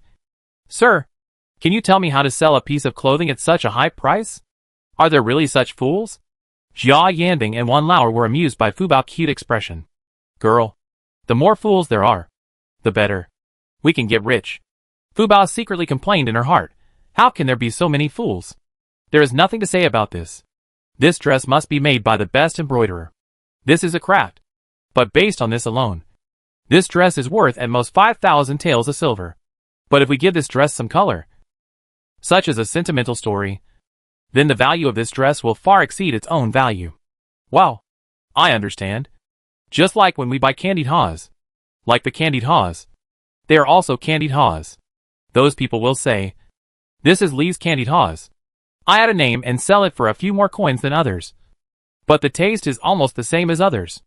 Jia Yanbing smiled and nodded. The young man is teachable.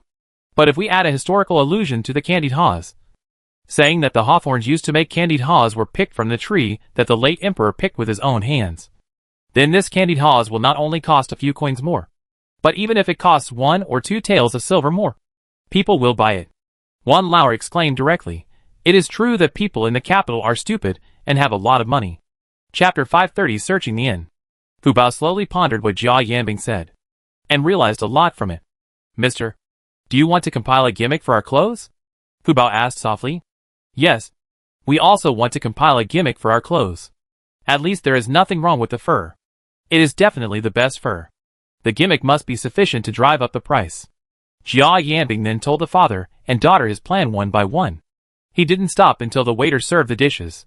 As soon as the food was served, Wan Lauer and Fu Bao didn't care to talk. They ate deliciously. Although Jia Yanbing was also hungry, he ate very elegantly, which was pleasing to the eye. Every time Wan Lauer ate with Jia Yanbing, he always felt that he was too rude. But every time he couldn't learn the elegance of others, as if it was engraved in his bones. Wan Lauer ordered 6 dishes and a large bowl of rice. In less than half an hour, only soup remained on the table. Fu Bao hiccuped while holding his bulging belly, and lay on the bed, motionless. Wan Lauer called the waiter to clean up the dishes, and Jia Yanbing went back to his room to rest. Wan Lauer went to undress Fu Bao, and found that the little guy had just shouted, "I'm full." And now he had gone to see Zhou Gong. When Wan Lauer was undressing Fu Bao, 100 liang silver note fell out of Fu Bao clothes. Wan Lauer didn't know that Fu Bao had earned 100 liang of silver. He was only anxious to listen to Jia Yanbing's story about the origin of the 7th master and how to make money quickly. Therefore, he was shocked when he saw the 100 liang silver note. But seeing that his daughter was sleeping so soundly, it was not easy to wake her up. Wan Lauer had to bear it and put away the 100 liang silver note. He even forgot to ask his daughter what happened when she went to the Marquis mansion. Wan Lauer reflected on his behavior at this time. He was really an unqualified father. Both Wan Lauer and Jia Yanbing had gone to bed. But the 7th master and his lackeys were still awake. "7th master, we have searched everywhere, but no one has seen the father and daughter. Their accents do not sound like those of people from the capital. Could they be staying in an inn?" The 7th master was wearing a cloak and riding a tall horse, followed by a group of lackeys. The servant in charge led the people to search for a circle, but did not find anyone. So he came to report, "Then search each inn for me. You should start the search with the restaurant where we had lunch as the center. Don't miss any inn. Their features are obvious, and you will know them as soon as you ask them. The girl is pretty, and has a dog with her. Most people will have an impression of her. If you still can't find her this time, you don't have to come to see me tomorrow. Let the human traffickers take her away directly." The servant was so scared that he quickly saluted and ran out. They went to the back door of the drugstore today, and did not find any carriages. So they returned empty-handed in the end. And they didn't know which nobleman took the yellow-haired girl away. Now we could only use this method to search. 7th Master's confidant came forward and whispered to 7th Master. "7th Master, it's just a Tibetan Mastiff. We can get it with some money. Why are you so angry? Dog slave. What do you know? That's a purebred Tibetan Mastiff. You can tell from the hair that this breed is the most noble Tibetan Mastiff. Do you think you can get it with money?" How vicious is the prince's eyes. You want me to use a mixed-haired dog to fool the prince? Is it me who doesn't want to live? Or you who doesn't want to live?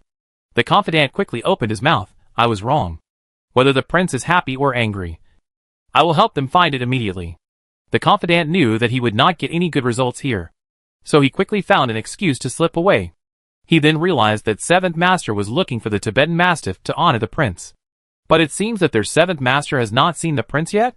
Prince Li is the only prince in the dynasty, the emperor's uncle, but he is only a few years older than the emperor. He likes to collect rare things. Tibetan Mastiffs are rare breeds. 7th Master wants to use Tibetan Mastiffs to show his face in front of Prince Li. After all, he always does things outside under the banner of the prince's mansion. If he is discovered by the prince's mansion, he is also afraid to death. But if he uses Tibetan Mastiffs to show his face in front of the prince, it will be easier to talk in the future. The servants ran all over the street. There was still an hour before the curfew, so they had limited time. Only this hour. But 1 hour was enough for them. It was more accurate to search only the inn than to search every household. After all, the number of inns nearby was limited. With the restaurant as the center, there were 5 inns in total. But these 5 inns were in 5 directions. The servants directly dispersed and searched in 5 directions respectively. The inn where Wan Lauer and his friends stayed was the closest to the restaurant. and the servant arrived at the door of the inn very quickly.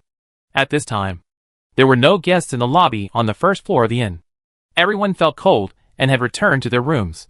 In addition, there were many students staying in this inn, and everyone had to review their lessons, so the lights in the guest rooms were still on. Only a few guest rooms on the second floor had their lights off, two of which were Wan Lauer and Jia Yanbing rooms, and they had already fallen asleep. Shopkeeper, are there two people with a dog staying here today? A man and a little girl. The little girl is cute and looks like a black Tibetan Mastiff. The shopkeeper did not answer immediately, but asked, what do you want to find them for? Yes, our seventh master asked us to find someone. If you dare to hide anything, you will be in trouble. When the shopkeeper heard the name of the seventh master, he was frightened and his face changed immediately. Although he was not very afraid of this person was very difficult to deal with, and his methods were despicable. As the saying goes, it is better to offend a gentleman than a villain. This person is a villain among villains. Businessmen like them would rather suffer some losses and lose some money than to fight with a bandit leader like the seventh master. Otherwise, he would come to disturb you every few days, and you would not be able to do business well. But protecting the privacy of guests is also the basic obligation of their inn. If ordinary people come to ask, the shopkeeper will definitely not give out Wan Lauer and others. But when the people of the seventh master come to ask, he really needs to weigh it carefully. The servant saw that the shopkeeper was hesitant to speak, and knew that there was a clue. Why? It's hard to say. The servant had walked behind the shopkeeper and walked around the shopkeeper, staring at the shopkeeper. And the shopkeeper's back was sweating. We did have a few people here today, but I'm not sure if they are the people you are looking for. The shopkeeper whispered. What do you mean? We do have two of the people you mentioned living here, but they are not two people, but three people. The servant asked immediately after hearing this, which room are they staying in? The shopkeeper pointed upstairs, and immediately lowered his head, and dared not say a word. If this gets out, his future business will be difficult. The shopkeeper was really in a bad mood. If he didn't say it, he would offend the seventh master. But if he did, he would offend the guests. Anyway, he was not pleasing to both sides, and Wan Lauer was his big customer. But he didn't lack guests this year. After all the students came to the capital, and all the major inns were full. Without saying anything, the servant ran upstairs directly. The shopkeeper sighed heavily below. If you want to blame someone, blame the seventh master. Don't blame me. I can't do anything about it. Chapter 531 Catching a Dog at Midnight. The servant came to the second floor and found that only the lights in these two guest rooms were off. He wanted to kick the door open, but after thinking for a while, he felt that if the other party really resisted, he alone would not be a match. So he put his raised foot down again and turned to run downstairs. Shopkeeper, you have to keep an eye on them. They are the people that Master Chi is looking for. If you dare to tip them off, Master Chi will kill you, and you won't be able to open this store in the capital. The shopkeeper nodded quickly. He was really threatened by the servant's words. The shopkeeper glanced at the servant, who was running out in a hurry, and then glanced upstairs, and whispered, alas, everyone has their own fate. They just arrived in the capital and ran into Master Chi, a local snake. It can be seen that they are also unlucky. After the shopkeeper said this, he stood back at the counter and asked the waiter to prepare the tea. If he was not wrong, the servant must have gone to call Master Chi. As expected, the servant ran to Master Chi to ask for credit. Master Chi, we have found a person. He is in the nearest inn to the restaurant. Shall we go there now? I will ask the shopkeeper to keep an eye on him. If he runs away, we will tear down his inn. Okay. I will reward him handsomely. Come on. Go find the others and arrest them in the inn. I don't believe that these outsiders can do anything. Master Chi led the few people and immediately headed for the inn. At this time, Wan Lauer and Jia Yanbing had no idea that danger was approaching. When Master Chi brought his people, the shopkeeper had already brewed tea with great discernment. Master Chi, would you like to have some tea first? The shopkeeper hurried out from behind the counter. It was cold outside, and there were few pedestrians on the street. There was no one in the lobby, and everyone had gone into the room. Master Chi came in and looked around the furnishings in the inn. He did not speak, but looked at the shopkeeper, glanced at the steaming tea on the table, and suddenly smiled. Shopkeeper, thank you for your help. No, Master Chi is joking. It is a great honor for Master Qi to come to our place. Really? Then I will come often in the future. The shopkeeper had a smile on his face, but his heart was as bitter as if he had eaten a pound of bitter lotus. Okay. No more nonsense. You hurry up and bring the people down to me. Especially the dog. Yes, Master Qi, the servant said, and rushed upstairs directly. This time he kicked open the door of Wan Lauer's room without hesitation, because the shopkeeper clearly pointed to the location of Wan Lauer's room. The servant entered Wan Lauer's room accurately. The noise was so loud that it woke up Wan Lauer and Fu Bao, who were sleeping soundly on the bed. They were tired all the way and were frightened today. After falling asleep, they slept very deeply. Wan Lauer supported the bed with both hands, turned sideways, raised half of his body, and looked towards the door, because there was no light in the room. But there were a few candles in the corridor. Wan Lauer couldn't see the face of the person in the backlight, but he looked familiar. You forgot the seventh master so soon? The servant laughed and rushed in directly. Wan Lauer shouted, Oops. What do you want to do? Wan Lauer threw back the quilt and wrestled with the servant. But soon, more servants rushed in and subdued Wan Lauer in an instant. Wan Lauer couldn't move and was slapped by the servant several times, bleeding from the corner of his mouth. Fu Bao was awakened by the sound and rubbed her eyes. Only then did she see clearly that her father was caught. Daddy, let my father go. At the same time, a black shadow jumped out from Fu Bao's side and rushed towards the servants. Soon, several screams came from the room. You dead dog. I'm looking for you. Quick, bring the bag and put it on. Should we knock it out first? It's so ferocious. We may not be able to put it on? No. Master Qi has said that we must capture it alive. If we hurt it, we will be in trouble. But the servant was bitten by Haichuan, and his calf was in excruciating pain. He was wearing cotton pants, and they were bitten and bleeding. This dog was really not simple. And he was a little timid. But what? Be bitten or be beaten to death by Master Qi? You choose. When everyone heard this, they immediately looked at Haichuan. It was more cost-effective to be bitten by the dog. It seems that Master Qi is more frightening than this Tibetan Mastiff. He is indeed worse than an animal. Jia Yanbing heard the noise and ran over from the next door. He didn't even have time to put on his clothes. He ran over on his shoes, because he caught a cold. He couldn't help coughing. You, what are you doing? This is under the emperor's feet. Don't you have any respect for the law? The law? The law is for those who abide by it. Take him down together. Jia Yanbing had just recovered from a serious illness and had no strength to resist. He was pinned to the ground by several young and strong servants, and accompanied Wan Lauer. Humph! Wearing a mask in the middle of the night, pretending to be a ghost. Take off his mask for me. I want to see what kind of ugly monster this is. You dare. I tell you, my face is contagious. The doctor specifically asked me to wear a mask to prevent it from infecting others. If you don't believe it, you can try it. Don't blame me for not reminding you. Jia Yanbing's voice was low and slow, which made the servants dare not approach. Okay. If you don't want to look, don't look, so as not to have nightmares at night. Hurry up and catch the dog. The black ball was very flexible, dodging left and right, and those people couldn't do anything to it for a while. What's wrong with you? The seventh master is waiting anxiously, asking you to catch a dog. Why are you so slow? The seventh master's confidant ran upstairs and shouted at the door of the room. At this time, the other guests in the inn also curiously opened their doors and looked towards the door of Wan Lauer's room. He was scolded by Qi Ye's confidant. What are you looking at? Watch your eyes if you look again. Scholars should concentrate on studying and not meddle in other people's business. The candidates from all over the country who had just poked their heads out immediately retracted their heads. Hey Tuan, run quickly. Fu Bao saw that these people's goal was to catch Hey Tuan, and immediately shouted at Hey Tuan. Hey Tuan could understand Fu Bao's words, and immediately slid out from the legs of those people. But it did not leave the inn, but ran around the inn, and the servants followed it to chase and intercept it. For a while, all the servants who were holding Wan Lauer and Jia Yanbing were called out. Wan Lauer quickly got up from the ground and helped Jia Yanbing up. Mr. Yan, go back and put on your clothes. It seems that we can't sleep tonight. We might quarrel again soon. Brother Wan, is your face okay?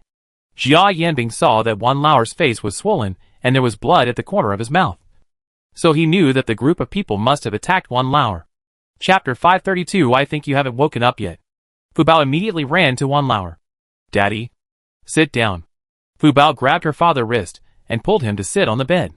She climbed onto the bed, took out her small handkerchief, and carefully wiped the blood from the corner of Wan Lauer's mouth. Daddy, does it hurt? Fu Bao asked softly. Her eyes were red. She felt sorry for her father. My daughter. Daddy is fine. This little injury doesn't hurt at all. You see? Daddy has a thick skin. It hurts their hands when they hit Daddy. Your mother and your grandmother always say that Daddy is thick-skinned. Not without reason. Wan Lauer's words amused Fu Bao, who knew that Daddy didn't want her to be sad. Jia Yanbing felt that if she got frozen, she would definitely drag down the father and daughter. She said something to Wan Lauer and ran over to put on her clothes. I caught him. A surprised call suddenly came from outside. Then, there were cheers from several people, and Haichuan's uneasy cries. Fu Bao's face turned pale, and she immediately threw down her handkerchief and ran out barefoot. Bad guys. Let Haichuan go. Haichuan heard the voice of his little master, and immediately bounced desperately in the bag. But the servant was afraid that Haichuan would resist, so he had already made preparations. Several people had tied the mouth of the bag tightly, and no matter how Haichuan struggled, he could not escape. Woof, woof, woof. Haichuan had never been as anxious as he was now, and his cries were very urgent, as if he was shouting, help. Fu Bao was not going to let these people take Haichuan away. She ran towards the nearest servant with her hair loose, trying to knock the servant down and snatch Haichuan. But how could she have such great strength with her small body? Not only did she fail to shake the servant, but she also hurt her nose. Fu Bao's nose was sore, and tears welled up in her eyes. Tears of sore nose. Humph. Little girl, you really overestimate your own abilities. The servant turned around, grabbed Fu Bao's collar, and carried Fu Bao downstairs like a chick. Wan Lauer hurriedly ran out of the house with Fu Bao's clothes and shoes, and saw that his daughter had been carried downstairs. You are not allowed to touch my daughter. Wan Lauer also ran downstairs. Jia Yanbing followed Wan Lauer and came downstairs. The two grown men were instantly surrounded by several servants with their eyes rolled up to the sky. Oh, this little girl is pretty good. I remember that a nobleman seemed to like such young girls. Right? This girl is good. Take her away together. As soon as the seventh master spoke, a servant immediately came to grab Fu Bao. Touching Fu Bao is touching the lifeblood of Wan Lauer. How could he let people take Fu Bao away so easily? You dare to touch my daughter? I did. What's wrong with you? Bite me? The servant said as he rubbed Fu Bao's chubby face and looked at Wan Lauer with a provocative look. The other servants, including Chia, laughed out loud. They often enjoyed this, seeing the bullied people become more scared and angry. They were happier and more fulfilled. This was insane. Jia Yanbing said lightly, I wonder if the palace knows that you are acting outside under their name? Chia was like a snake being pinched. His face immediately turned gloomy, and he stared at Jia Yanbing cold fox mask. You actually know the palace? You dare to investigate me? Chia's tone was like the weather outside, so cold that people couldn't help but shiver. But Jia Yanbing was not afraid at all. He had seen too many such faces. Do we still need to investigate? Seventh Master can send people to the market to listen to what is going on.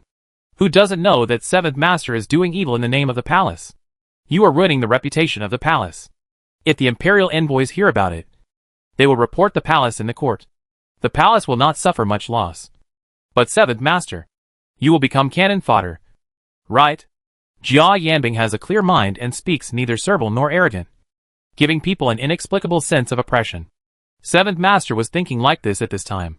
He couldn't figure out the other party's origin for a while. He didn't offend anyone accidentally. Did he?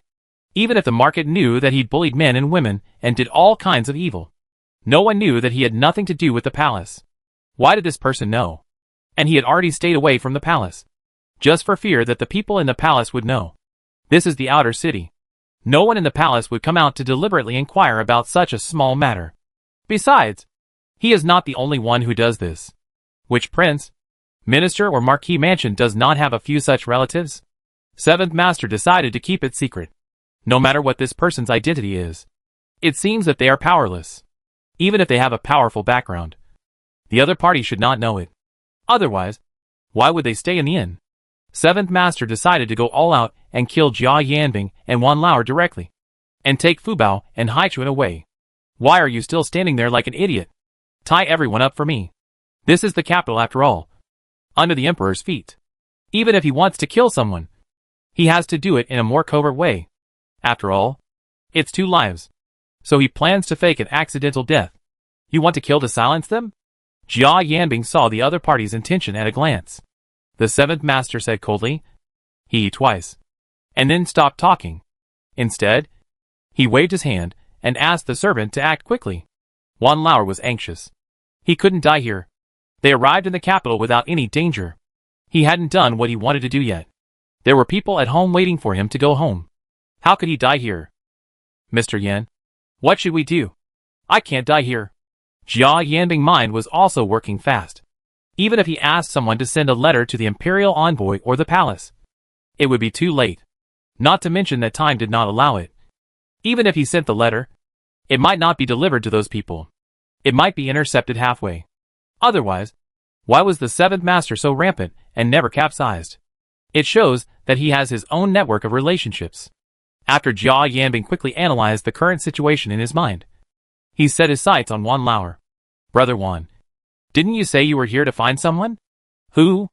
Jia Yanbing felt that only if Wan Lauer brought out a more powerful person could the current crisis be resolved. Wan Lauer's eyes lit up, and he instantly understood what Jia Yanbing meant. Yes, I'm here to find the Duke of Jinghua. General Wan, we are family. If you dare to touch me, the Duke of Jinghua will not forgive you. Wan Lauer seemed to have found a backer. He spoke with some confidence, and he emphasized the words of the Duke of Jinghua, as if he was afraid that the 7th Master could not hear it. But the 7th Master was not afraid after hearing it, and laughed up to the sky. Ha ha. I think you are not awake yet, 7th Master said, showing a pass in his hand, which was found by the servant from Wan Lauer's bag. And it was also for 7th Master to find out whether the person he was dealing with had a background. He was able to survive until now, in addition to being rampant, but also cautious. Chapter 533 Heavenly Punishment. When Wan Lauer saw that the 7th Master was holding his pass, he became even more anxious. Without it, he would lose his ID card. When the government investigated, he would be arrested as an illegal resident. Give me back my pass, you thief. Wan Lauer was so angry that his face turned red. He tried desperately to break free from the servants. But the more he struggled, the more the servants pinched Wan Lauer's neck and pushed him down. Wan Lauer was like a stubborn donkey, very unconvinced. Humph! I would steal your pass. What does my 7th Master want? Your pass says your place of residence. You came from the border. And you actually said you know the Duke of Jinghua? What a joke. Take him away quickly. Don't bother with him. Seeing that the other party didn't believe him, Wan Lauer wanted to tear up his pass and take them away. The Duke of Jinghua is called Wan Jinshu. He has 2 sons, Wan Xingma and Wan Xingchen, and a daughter, Wan Yiru.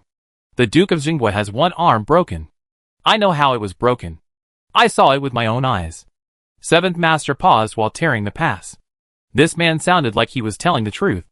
Could he really be a relative of the Duke of Jinghua? 7th Master, this man must be here to get money. You dealt with him for the Duke of Jinghua. Maybe the Duke of Jinghua's mansion still remembers your favor. The servant saw that 7th Master was a little hesitant and immediately gave advice. It's a fire.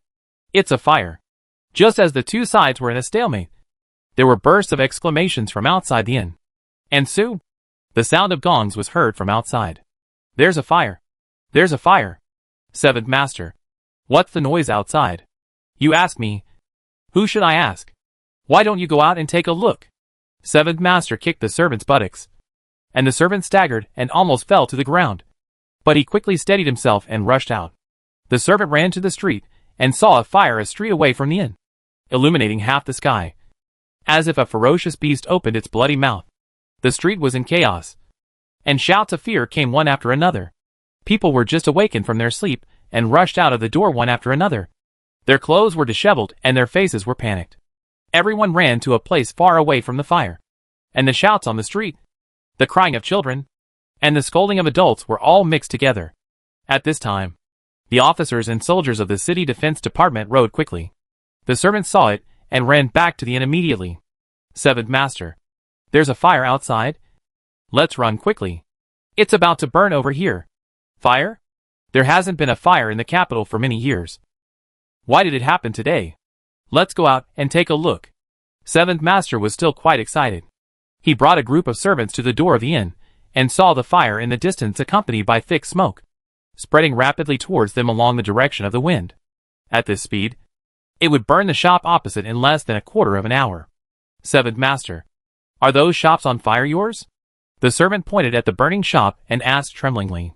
Seventh Master was just busy watching the excitement and hadn't reacted yet.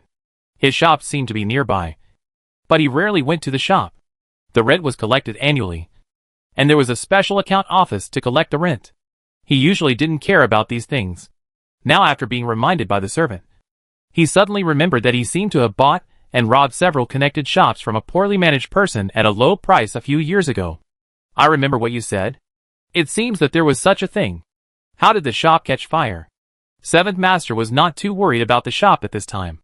Even if the shop was gone, he would ask the person who rented the shop for compensation, and then he could buy a new one somewhere else. Seventh Master, you are not in a hurry? This is your shop? Why are you in a hurry? The shop is gone. Isn't it enough to have silver? He bought it at a low price at the beginning, and now the shop was burned by the tenants. So he extorted them a sum of money. Maybe he could buy more shops and burn it well. Seventh Master's calculations were crackling. The fire is about to burn.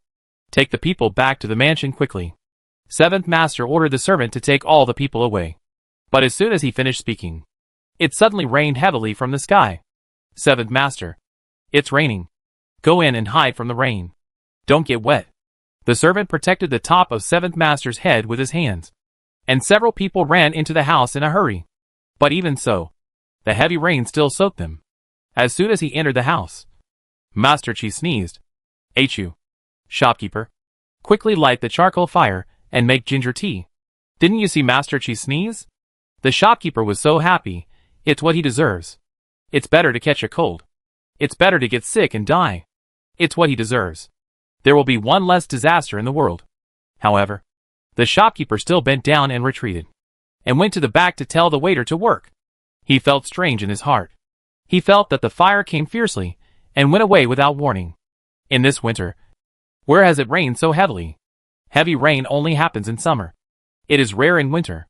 The fire on the opposite street was quickly controlled by the sudden rain, and there were signs of it gradually going out.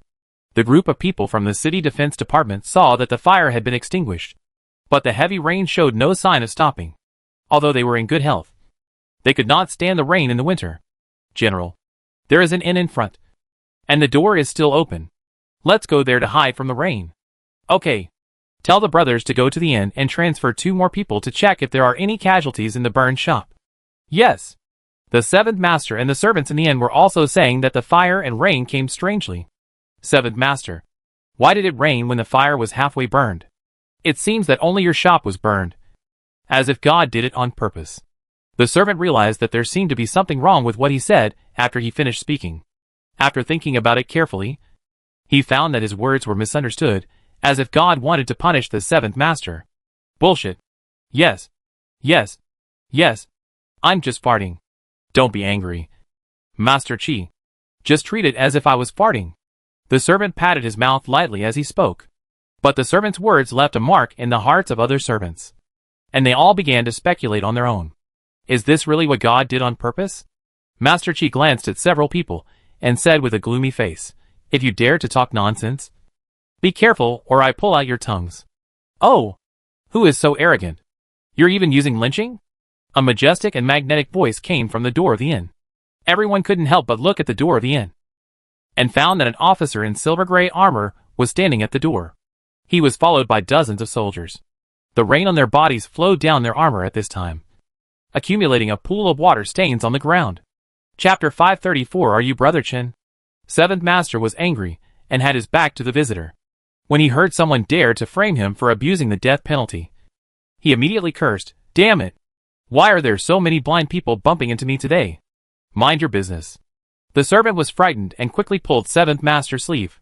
Seventh Master was still a little impatient. "What are you doing?"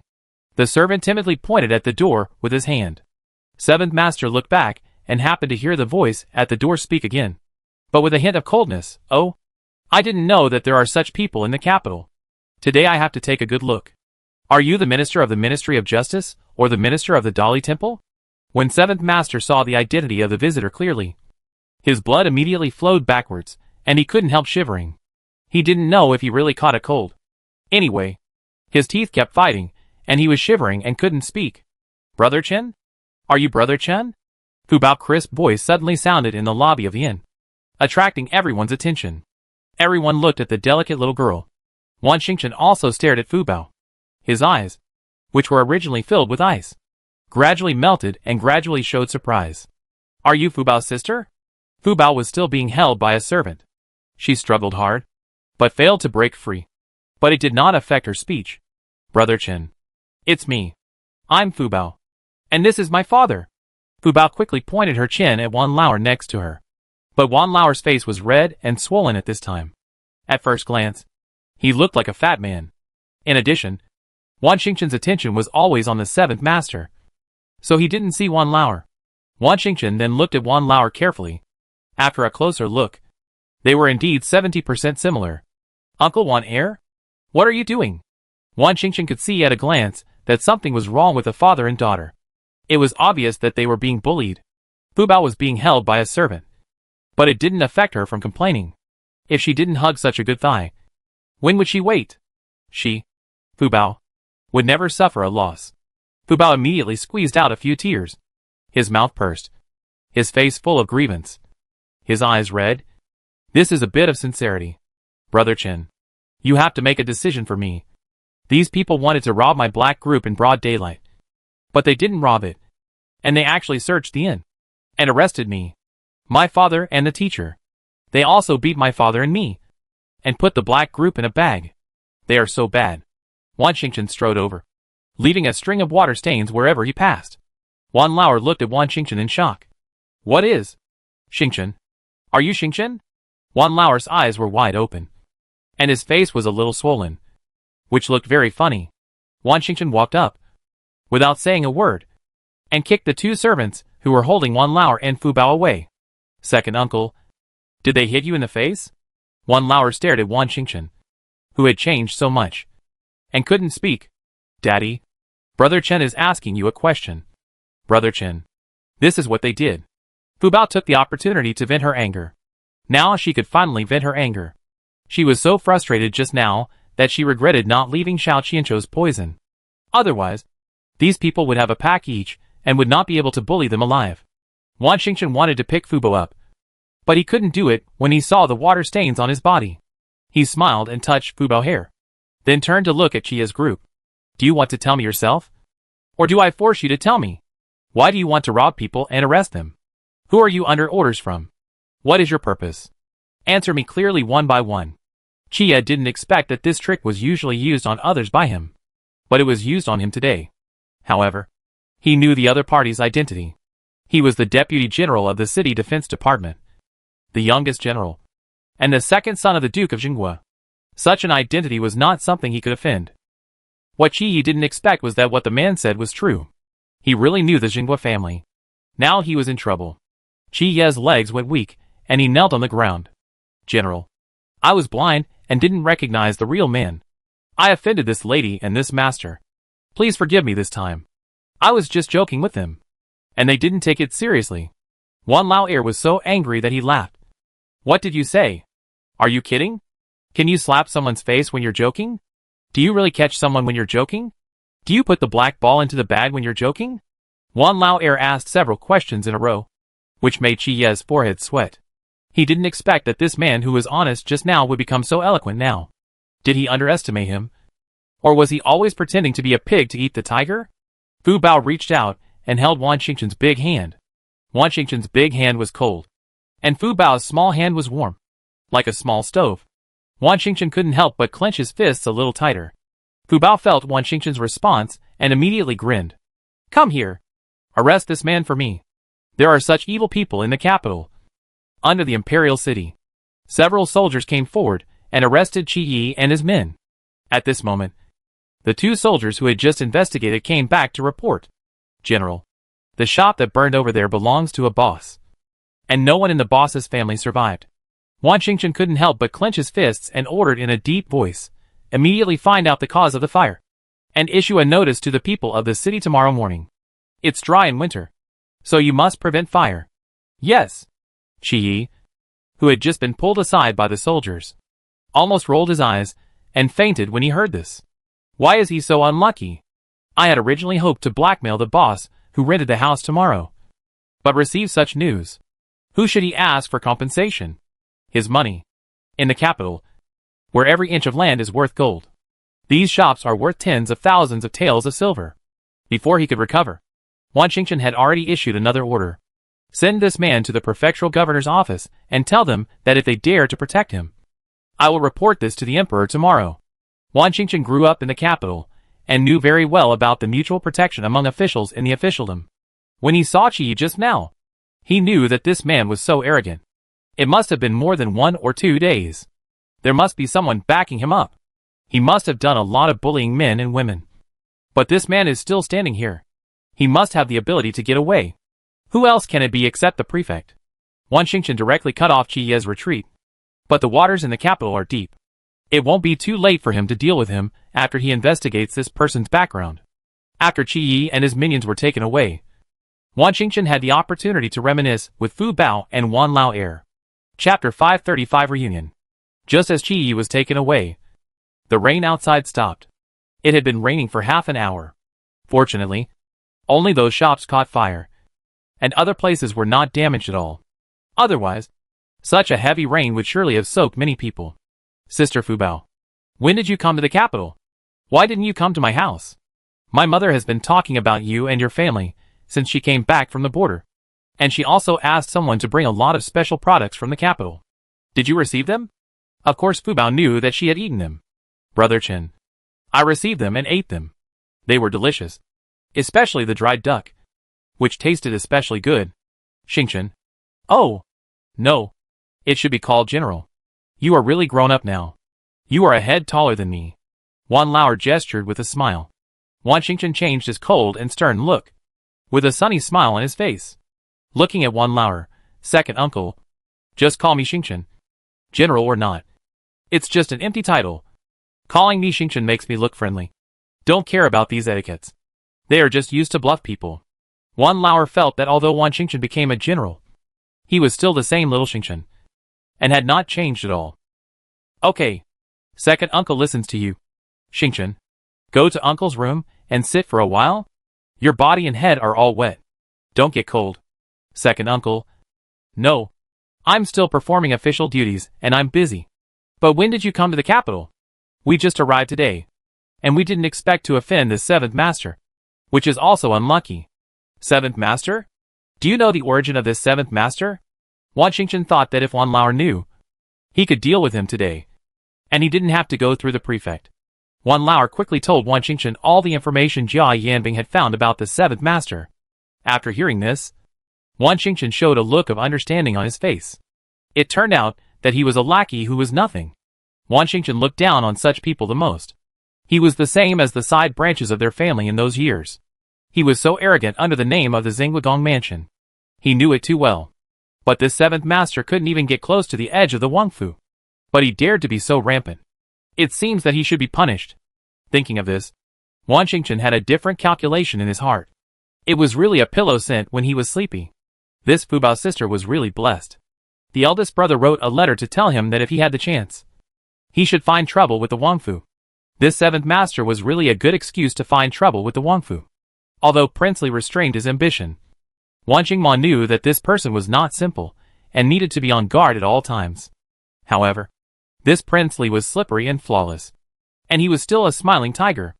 Others could not see through his heart at all. But as long as he can't catch his little braid for a day, Wan Xingma will be on guard against this Li Wang. So he wrote a letter to Wan Xingchen. And whenever he has the chance, he will disgust him and create some trouble for him, so that he won't bother planning a rebellion.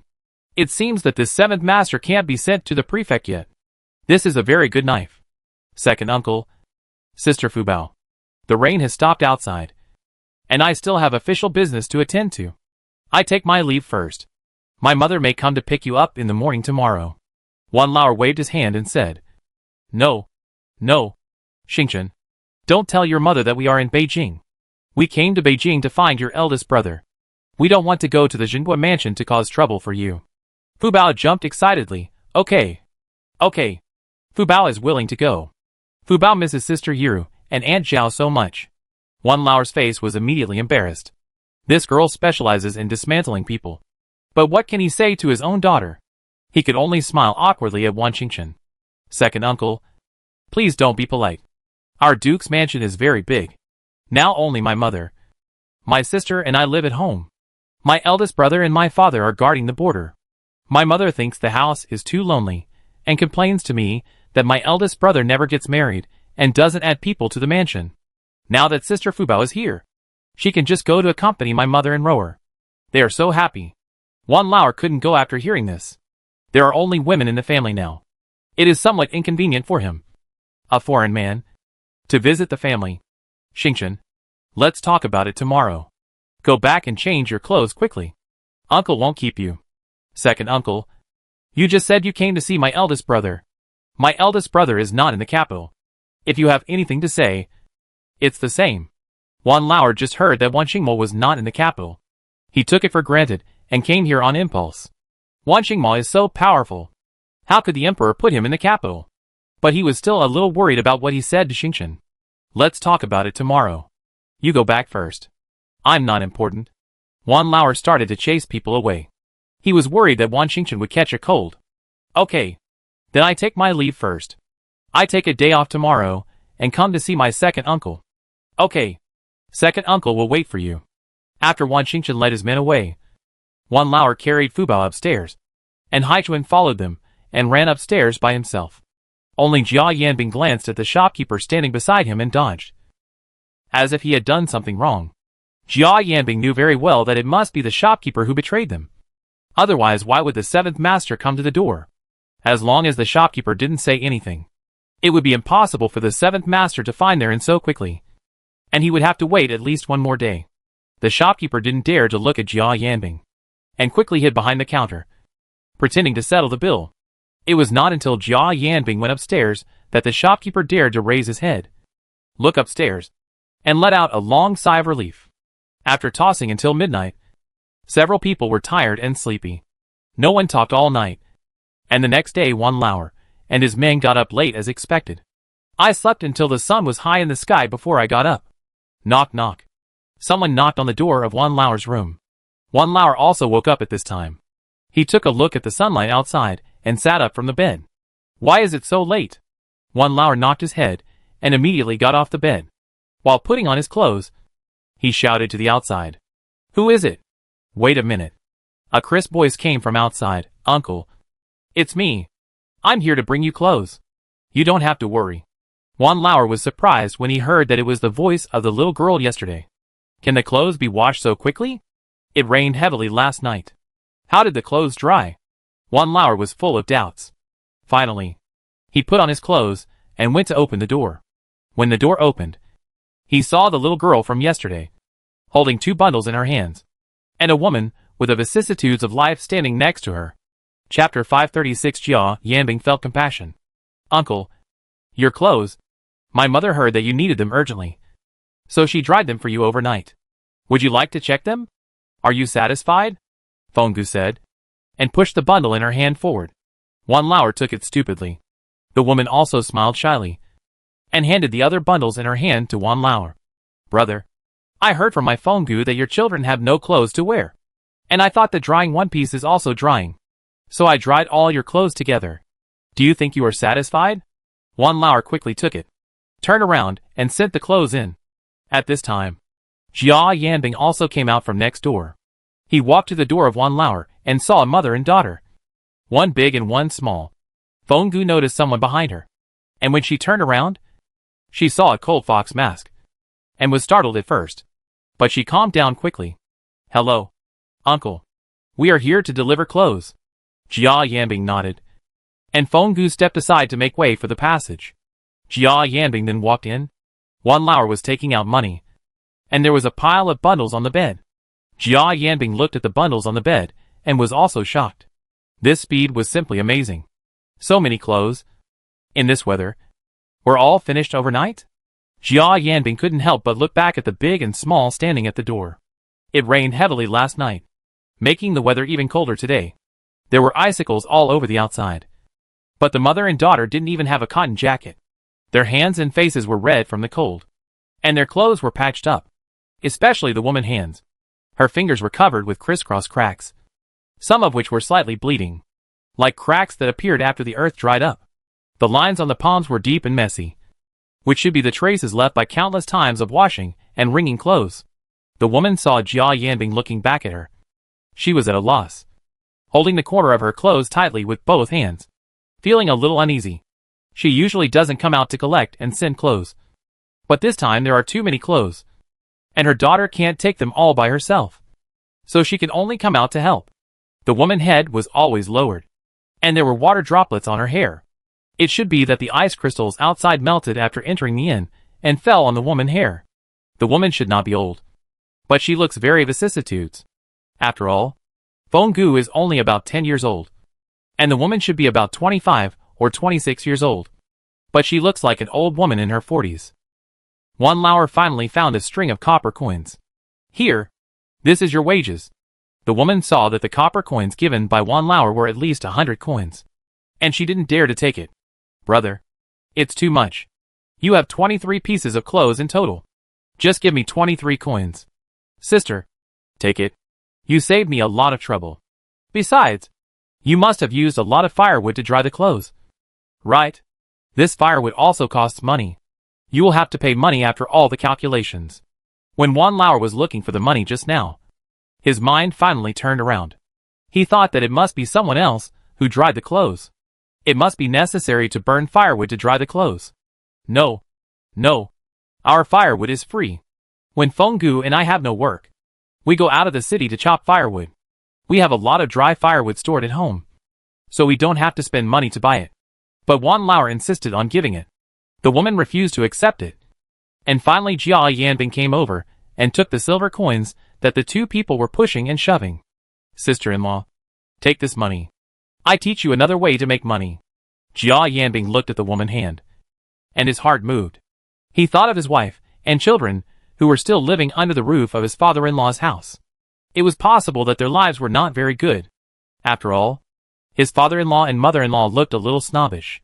When the two families got married, the Jia family was considered to be married down. Every time his father-in-law and mother-in-law saw him, they were polite and respectful. However, for the second son-in-law who came from a poor family, they were not good at treating him. Now that their Jia family was confiscated, it was conceivable that his father-in-law and mother-in-law would not treat his wife and children well. Jia Yanbing wanted to take his wife and children away even more.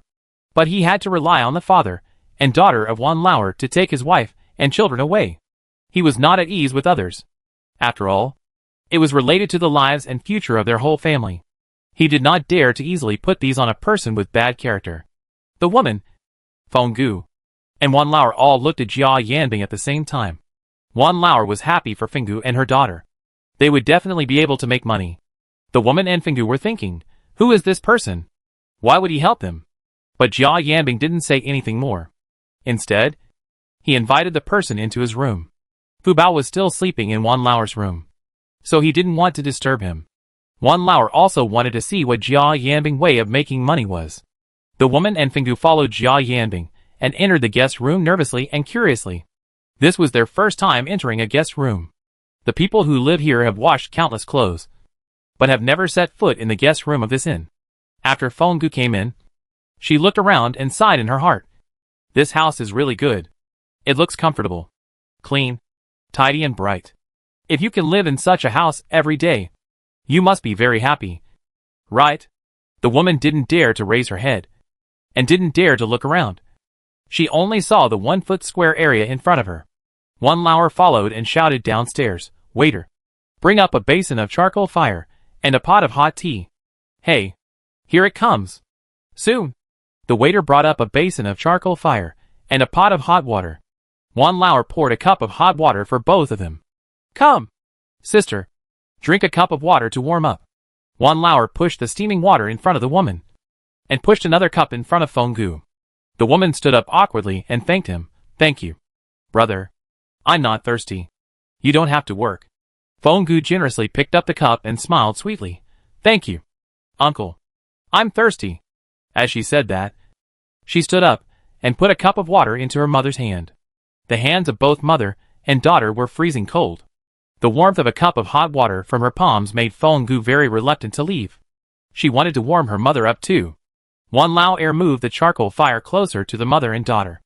Then he sat next to Jia Yanbing. The woman held a cup and felt that most of the coldness on her body had dissipated. She had stayed up all night last night, and there were big dark circles under her eyes. Feng was urged by her to go to bed for 2 hours. She really stayed up all night. Baking clothes is also a technical job. If you don't watch, it's easy to burn. She has to turn it over from time to time. Thank you, brother, the woman said in a low voice and sat back. She held the cup with both hands, but did not drink a sip. She just wanted to enjoy the warmth from the cup. The fine porcelain cup was still a little hot, but the woman felt that the temperature was just right. Mr. Yan, what method of making money were you going to find for them? Tell me quickly. Wan Lao Er seemed more anxious than the woman and Feng Gu. Chapter 537 The Difficulties of the Lower Class People. Feng Gu and the woman also looked at Jia Yanbing nervously. If there was really a way to make more money, they could at least have enough food and warm clothes. Having enough food and warm clothes is the biggest wish of the mother and daughter at this time. Seeing that everyone was looking at him, Jia Yanbing said directly, let me ask you first. How much silver can you earn in a day now? The woman's face was slightly rosy, and her voice was low and shy. When we are doing well, we can only earn 20 or 30 coins a day, and when we are doing badly, we can't earn any. However, since the beginning of winter, more people have washed clothes. Everyone knows that our clothes dry quickly, so we have many old customers. Jia Yanbing continued to ask, then why do your clothes dry faster than others? Because our family is willing to use firewood, but others are not willing to. This time it was Feng Gu who answered. Although she was thin, she had clear eyes, and was a very spiritual girl at first glance. After hearing this, the woman smiled at her daughter, then looked at Jia Yanbing and nodded, with a sense of pride on her face. With her own hands and hard work, she received the most work in their alley, and this was her pride. Although they lived in poverty, she felt that it was good enough to support her and her daughter by herself. How many women still rely on their husbands to survive? And she is already independent, which makes her feel very accomplished. Jia Yanbing continued to ask, then don't you need to spend money on firewood? Jia Yanbing looked at Feng Gu and asked this time. Of course not. My mother and I will go to the mountains outside the city to collect firewood whenever we have time. We use Brother Yang's wheelbarrow. Give him a penny each time, and pull back a small cart to accumulate. So there is always dry firewood at home. And we basically don't need dry firewood in summer. So we can accumulate a lot of dry firewood in one summer, Feng Gu said, with a smile on her face, and glanced at her mother. The woman also nodded in agreement. So you think this firewood is free, right? Jia Yanbing also raised his mouth and looked at Feng Gu and asked. Of course. We didn't pay. Feng Gu felt strange and raised her eyebrows when answering. Jia Yanbing laughed. Do you need your whole family to go to collect firewood? Feng Gu nodded. How many people are there in your family? After Jia Yanbing asked. He found that Feng Gu and the woman's expressions became a little lonely. There are only me and my mother in our family. My father died in the battlefield. I was only a few years old at that time. My mother raised me up with great difficulty, so I must let my mother live a good life. Feng Gu's expression changed from bitter to firm. I'm sorry. I didn't know your father. Jia Yanbing's tone also became softer. There will always be ups and downs in this world, and there are all kinds of things in the world. But people still have to move forward, and the past cannot be pursued. It's okay, uncle. Although my mother and I are living in poverty now, we are not starving to death by relying on ourselves. Right?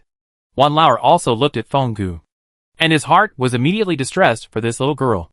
Only people like him, who also came from the bottom, could understand that although Feng Gu said it was light and indifferent, it was not easy for an orphan and a widow to survive. It was just that Feng Gu was sensible, and did not tell others about her suffering.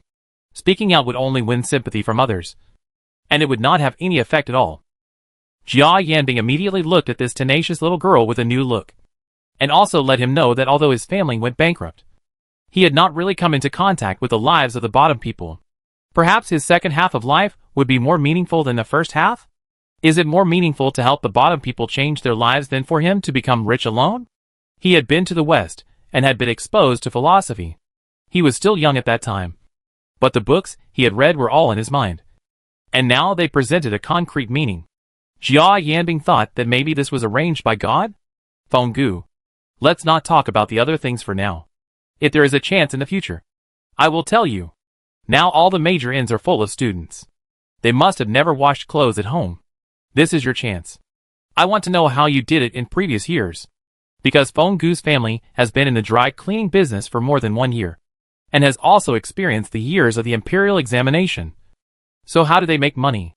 Uncle, I know what you are talking about. There was an imperial examination last year, and our business was indeed better than usual. But my mother had no time to rest. She was sick from exhaustion. She had to lie in bed for half a month before she could get out of bed. She also owed the clinic 1 or 2 silver coins. All the money we earned later was used to pay back the debt, Feng Gu said, looking at the woman, her eyes full of heartache. The woman was a little embarrassed and said, "It's all my fault that I got sick when business was at its best. Not only did I not make any money, but I also lost so much money. I told her at the time that I didn't need to take medicine and I would be fine. But Aunt Feng was so filial that she insisted on getting medicine for me. Alas." Jia Yanbing comforted her sister-in-law. Money is earned, not saved. Only with a good body can you earn more money. Feng Gu did the right thing. Your body is not good. And Feng Gu is even more pitiful. The woman's eyes were a little sour. And she nodded. Well, I know. So I drank all the medicine. I am also afraid that if I fall down one day, Feng Gu will be left alone and will definitely be bullied. I am worried. I still have to live well and watch Feng Gu get married and have children. The woman had a strong nasal tone. Feng Gu threw herself into the woman's arms and shouted softly, "Mother, you will live 100 years. There are still many delicious foods in the capital that have not been eaten yet. Feng Gu will still honor you well." The woman gently stroked Feng Gu's hair, and a crystal tear rolled down between Feng Gu's withered hair. Jia Yanbing and Wan Lauer, 2 grown men, could not bear to see such a scene. So Jia Yanbing immediately changed the subject. My suggestion now is that you gather all the laundry washers in your neighborhood together. As far as I know, there is competition among you. If you unite together, there will be no competition, and you can earn more money. The division of labor will be clear. Some people will be responsible for collecting. Some people will be responsible for washing. And some people will be responsible for publicity. The whole thing can be laid out layer by layer according to a process. Also, the price of laundry is too cheap now. You should charge according to the material of the clothes and the size of the clothes. The most important point is that if it is urgent. For example, the clothes we sent yesterday. You delivered them today. It's winter, and they are all cotton clothes. This piece of clothes can be charged 50 coins. If it is made of good material and it is urgent, it may be higher. After all, winter clothes are not changed often, but they are particularly troublesome to wash. After hearing Jia Yanbing offer, the woman and Feng Gu thought he was talking about fantasy. Chapter 538 Wan Lauer's Aesthetics. Feng Gu stuttered. Uncle, isn't the price you mentioned a bit too high? This is simply impossible. Jia Yanbing shook his head. Nothing is impossible. How can you know it's impossible if you don't try? Feng Gu and the woman looked at each other at the same time, and saw the embarrassment in each other's eyes. And more of them felt that this was impossible. But, Uncle, if we ask for a high price and others ask for a low price, wouldn't that help others? So I want you to unite, so that all of your interests are tied together, so there will be no malicious bidding. And this thing is all geographically restricted. For example, people living in this and can't ask people 3 streets away to help him wash his clothes. Right? Of course. The people who ask us to wash clothes are some wealthy families near our house. They can't walk 3 streets to find others to wash their clothes. Feng Gu certainly knows this geographical restriction. Otherwise, how can their business be so successful? So stable? When all of you are united, you set the price yourself, and you have to classify the laundry. You can't wash it clean, fold it neatly, and send it over like before. You also have to add incense. If the incense costs a lot of money, Maybe someone needs this service. But you don't have it. And you will lose the big customer. Fenggu's eyes lit up. Uncle, what you said seems to make sense. Mother, I think we can try what Uncle said. Let's go back quickly. I will go to discuss it with Brother Yang immediately.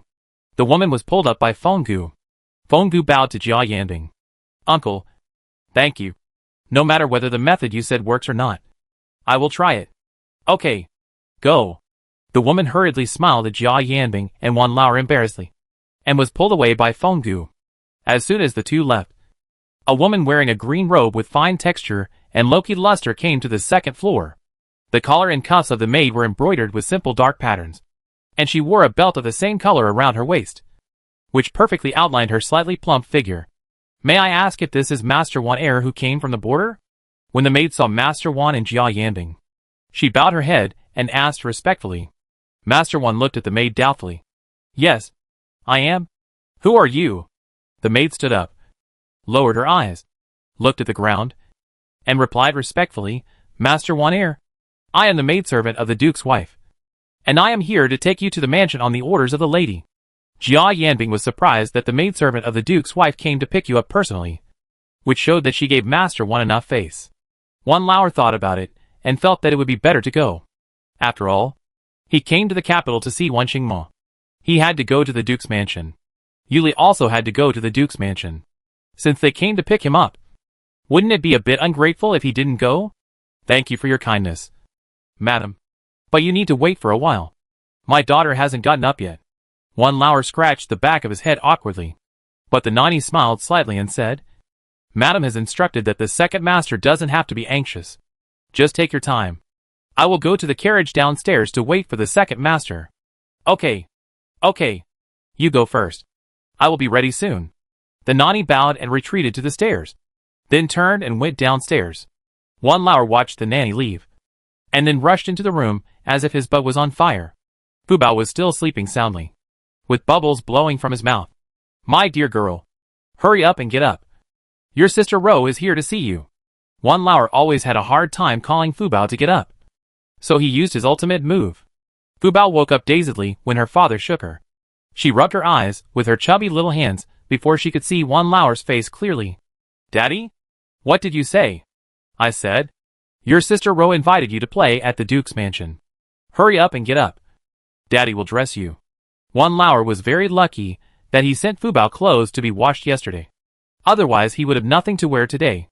Wan Lao took out a top and a pair of pants, but the colors looked strange. The top was a bright red coat, and the bottom was a pair of goose yellow cotton pants. Daddy, do you think the set of clothes is too ostentatious to wear? Wan Lao pulled the clothes up and down, and felt that it was indeed a bit ostentatious. Is it that these pants don't look good? He buried his head in the bag and took out a pair of light green cotton pants, put them under the coat and gestured. Well, red and green look good together. You look like a walking red flower. And green looks good with it. Wan Lao was a little smug, thinking that he had a good taste. But Fu Bao felt that this was not the outfit her mother had put together for her. She crawled out of the bed, and crawled to the pile of clothes scattered on the bed. She rummaged around in it for a while, and found a set of pink cotton jacket and trousers. Daddy, I want to wear this. Mommy said I look like a flower bud in this. It's pretty. Wan Lao took a look at the clothes Fu Bao took and felt that they were still not as good looking as his own. My daughter, we are going to the Duke's mansion today. It's our first time there. Do you want to wear something festive? Leave a good impression on the people in the Duke's mansion? Fu Bao tilted her head, and felt that what her father said was right. Moreover, her mother also said that her skin looked whiter, and more lovely in red. Fu Bao was finally fooled by her father, and wore a bright red and light green dress, with a pair of small leather boots underneath. The bright red coat had a circle of white rabbit fur on the collar, which made Fu Bao's skin look like white jade. Her big eyes were clearly black and white, rolling around, making her look more spiritual. Because Fu Bao was so beautiful, the clothes looked a little darker, and it was not so eye-catching. Wan Lao was in a good mood and thought his daughter looked like a New Year picture. But he didn't know how to comb her hair, so he didn't comb a nice bun all the way. Now he could only tie 2 sky-high braids for Fu Bao, and pin 2 pearl flowers on her head. Fortunately, Fu Bao has a good foundation. No matter how her father messes with her, she looks good. If she had a different face, she wouldn't be able to withstand Wan Lao's tossing. After packing up, Wan Lao picked up Fubo and went out. Jia Yanbing stood outside waiting for Wan Lao. He didn't plan to go to the Duke's mansion, but he had something to tell Fubao. When Jia Yanbing saw the father and daughter coming out, he couldn't help but raise his mouth slightly. But he didn't say anything. The most important thing for this man to take care of the child is to keep the child alive. Hello, sir. Fubao saw Jia Yanbing standing at the door and hurriedly greeted him. Jia Yanbing took Fubao over. Girl, the master wants to ask you for something. Okay. Sir, please tell me. Fubao will definitely help you. Jia Yanbing lowered his head and whispered a few words in Fubao's ear, then looked at Fubao and asked, Do you remember? Fubao nodded vigorously. Yes, I remember everything. Sir, don't worry. Fubao will take care of it. Fubao patted his chest vigorously. Chapter 539 Duke's Mansion. Jia Yanbing returned Fubao to Wan Lao. Brother Wan, I be waiting for you at the inn. By the way, I may have to go out for a while. We still need to deal with our furs. That's fine. I be back soon. Wan Lao also felt that it was not a good idea to take Jia Yanbing with him. After all, Jia Yanbing didn't know anyone from the Duke's mansion. The most important thing was that Jia Yanbing said he was going to deal with the furs. This was something he had always kept in mind. As long as he had money, he was not afraid. Wan Lao took out 100 taels of silver from his purse and handed it to Jia Yanbing. Mr. Yan, take this. Jia Yanbing took a look at the silver in Wan Lao's hand. This time he didn't refuse. He really needed the silver to operate. Wan Lao held Fubao and said a few words to Jia Yanbing, then went downstairs. When he left the inn, he saw several carriages parked at the door. The shopkeeper was already waiting at the door. When he saw Wan Lao holding Fubao, he immediately stepped forward with a smile on his face. Master, why don't you say you are a relative of the Duke's mansion? I really wronged you yesterday. I will return your room fee to you later. Wan Lao was too lazy to pay attention to the shopkeeper. He also figured out that it was the shopkeeper who betrayed them. When he came out of the Duke's mansion, he would move out. Wan Lao didn't even look at the shopkeeper and walked over. The carriage of the Duke's mansion came to pick them up, and the neighbors stood at the door and looked. Everyone wanted to see who asked the steward of the Duke's mansion to pick them up in person.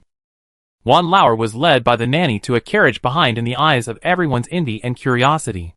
After everyone sat down, the carriage slowly drove towards the Duke's mansion. The inn is half an hour away from the Duke's mansion. After all, one is in the outer city, and the other is in the inner city. And the Duke's mansion is located in the inner city. The mansions in the inner city are also divided according to positions and rights. You can't buy them even if you have money. They are all given by the emperor. After entering the inner city, Fubao and Wan Lao were even more amazed. The streets here are lined with shops. Magnificent and magnificent. More luxurious than those in the outer city. And the carriages are more luxurious. Most of the people passing by are wearing silk and satin clothes, with jade crowns or gold and silver hairpins on their heads. As the carriages get closer and closer to the Duke's mansion, the flow of people is getting smaller and smaller. And the streets are also very wide. Occasionally, there are vendors selling things on both sides of the street, leaning against the wall to bask in the sun. Fubao finally saw the gate of the Duke's mansion. The gate of the Duke's mansion is similar to that of the Weiyuan Marquis mansion, but it feels a little less profound than that of the Weiyuan Marquis mansion. The two horse hitching posts at the gate of the Duke's mansion are exquisitely carved, and the unique shape attracted Fubao's attention. Daddy, what is that? It looks pretty nice, like it's made of jade. How would Wan Lao know what's on the door of a rich family? It was the first time he saw a rich family's door so big, with shiny red lacquer. He couldn't tell what it was made of, but it felt very heavy and required several people to open it. Daddy, how would you know? This is the first time you've seen such a luxurious door. Why are there nails on it? Wan Lao pointed to the gilded copper nails inlaid on the door and asked his daughter. Although Fubao was not the first to see it, she couldn't explain it. Dad, do you think a child like me can know? We all come from the village. I have seen one more gate than you, but I don't know more than you do. But the master must know. Go home and ask him. Wan Lao nodded in agreement, but he was a little nervous. This gate gave people a sense of oppression of grandeur and solemnity. I wonder if it is more magnificent inside. My daughter, you went to Weiyuan Marquis' mansion yesterday. Is their mansion beautiful? Of course it is beautiful. And it is very big. We have to take a sedan chair to enter. Dad, have you ever taken a sedan chair? The sedan chair is so fun. People sit in it, and it is so comfortable. One Lauer opened his mouth in surprise. How big must the mansion be for a sedan chair? Dad has never taken a sedan chair. And Dad will definitely get sedan chair dizzy. Fu Bao covered his mouth and laughed secretly. His eyes became two crescent moons and scattered tiny rays of light from the gaps. She thought that Dad must have said that on purpose because he had never ridden in a sedan chair before. Who would get sedan chair sick? But Fu Bao was kind enough not to expose Dad. The carriage did not stop and continued to move forward. One Lauer asked in confusion, "Aren't we here yet? Why not stop? Where to go?" Fu Bao was very experienced this time. She immediately explained to Dad, "Dad, this door is not open. We have to go through a door called the corner door. We all go through that door. Rich people have many rules and many doors. Our village has only one main door. Which good family would build so many doors? Forget it. Let's go wherever they tell us to go." Soon, a voice came from outside. "Second master, we've arrived. You can get off the carriage." One Lauer looked out from the gap in the curtain and saw that it was still the old woman, already waiting under their carriage. One Lauer whispered to Fu Bao again, "Girl, no matter how poor we are in the future, we can't be slaves to others. You see, being a slave means you can't even lift your head. You have to lower your head and bend over to talk to people all day long." Fu Bao agreed. "Daddy is right. We can't be slaves." The father and daughter got off the carriage. The footrests were ready under the carriage. One Lauer was used to jumping off the carriage directly. The footrests were not convenient for him. But since they were prepared, he stepped on them. After One Lauer got off, he turned around and carried his daughter off the carriage. Fu Bao was still looking forward to riding in a sedan chair again. But when he was led into the yard by the maid, there was no sedan chair. Fu Bao was a little disappointed. It turned out that every family was different. The nanny led the father and daughter through a winding corridor and walked for about a quarter of an hour before arriving at a yard. "Second master, please come in. Madam is in the backyard, and it is inconvenient to see a man outside. But my second son will be back soon. Please go in and have some hot tea. Madam asked me to see the young lady and asked me to take her to the backyard." One Lauer knew that the young lady the nanny was talking about was Fu Bao. He looked at Fu Bao and asked with his eyes. Fu Bao quickly got off One Lauer. "Daddy, I want to go see my aunt and sister Ro." "Okay. Then you have to be sensible and don't run around." "Okay." Fu Bao didn't bring Haichuan today. Haichuan was left in the inn and was taken by Jia Yanbing. It was inconvenient to bring Haichuan to the Duke's mansion. "Well, okay. Don't worry, Daddy. Fu Bao is very well behaved." The nanny led Fu Bao to the backyard. There was also a maid holding Fu Bao. Chapter 540 Goodbye Zhao. After Fu Bao left, a maid came to serve One Lauer a cup of tea. One Lauer felt a little bored sitting there awkwardly. So he stood up and walked into the yard. Just now, he felt like he was visiting the palace. He was dazzled by the sights along the way. After passing a hanging flower gate, there was a garden. After passing a corridor, another gate, there was another garden. He couldn't remember how many gardens he had walked through and how many gates he had passed. He was dizzy the whole time. If he remembered correctly, Wan Xingchen said yesterday that there were only 3 of them in the family now. How could these 3 people live in such a big house? This house is enough for people from their village to live in. Right? One Lauer only dared to walk around in the yard and didn't dare to leave the yard at all. He was afraid that he would not be able to come back after going out. If he went to the wrong place, it would be embarrassing. Fu Bao was taken all the way to the backyard. After passing through the last hanging flower gate, there is a large courtyard in front of you. There are rockeries and flowing water in the courtyard. And it is full of greenery. Although it is winter, there is no sense of winter in the courtyard. Guests are coming. A maid standing at the door immediately shouted inside and opened the curtain with a smile on her face. Fu Bao looked at the pointed-faced maid curiously. But she didn't have time to look carefully. She only felt a warm current accompanied by fragrance coming to her face. Fu Bao's eyes darkened, and she was carried by the maid into a hall. There were 2 armchairs and a table above the hall, and a plaque was hung above the hall. The maid did not stop, but continued to walk in, and entered the warm room at the back from the side door next to the hall. Fu Bao felt that his eyes were blurred, and he was hugged by someone. Fubao. And finally waited for you to come. Are you cold? Fubao listened to the familiar voice, looked up at the woman holding her in a daze, and looked familiar. What? Don't you recognize your aunt? Fubao quickly got off Xiao. Fubao has met your aunt. Hello. Fubao finally remembered that this was Brother Mo's mother. But the change was really too big. Now Zhao was like a well-maintained noble lady. After returning to the capital from the border, she spent a lot of money to restore her appearance to 50% of her original appearance. Compared with her peers, she was still much older. When she just returned to the capital, she claimed to be sick when there was a banquet and dared not show up. Sister Fubao, you have grown so big? A pair of white and slender hands helped Fubao up. Fubao looked up at the person who pulled her up. Sister Ro? You are Sister Ro. 1 year's change was not so big. After all, she was young and good-looking. After a little dressing up, she was very beautiful. Fubao recognized 1 year at a glance. 1 year smiled gently and nodded, pulling Fubao to sit next to Zhao. Sister Fubao, when did you come to the capital? Why didn't you come to my house to find me? I thought you were angry with me because I didn't say hello to you when we left. Fubao smiled and said, Of course not. I miss Sister Ro every day. Sister Ro, you are so beautiful now. And your house is so big. I thought I entered the palace. It is much bigger than our village. Zhao also laughed after hearing this. Then Fubao, are you willing to stay here for a while? The new year is coming soon. Can you spend the new year at your aunt's house? Fubao is of course willing. She also wants to stay in such a beautiful house for a while. But her father said that he still wants to stay in the inn, saying that it is inconvenient to live here. She doesn't know why so many houses are inconvenient. If Daddy doesn't want to come, then she must stay in the inn with Daddy. This is called sharing happiness and sharing difficulties. She can't enjoy it alone and let Daddy suffer alone in the inn. So Fubao hesitated for a while before saying, Aunt, I can't make the decision myself. I have to ask Daddy's opinion first. Xiao saw that Fubao spoke in a serious manner, like a little adult, and she liked Fubao even more. Fubao, what do you like to eat? Aunt asked the cook to make it for you at noon. I remember you like braised pork very much. Right? Fubao nodded with a smile. But she suddenly thought of the dongpa pork she wanted to eat yesterday, but didn't get to eat.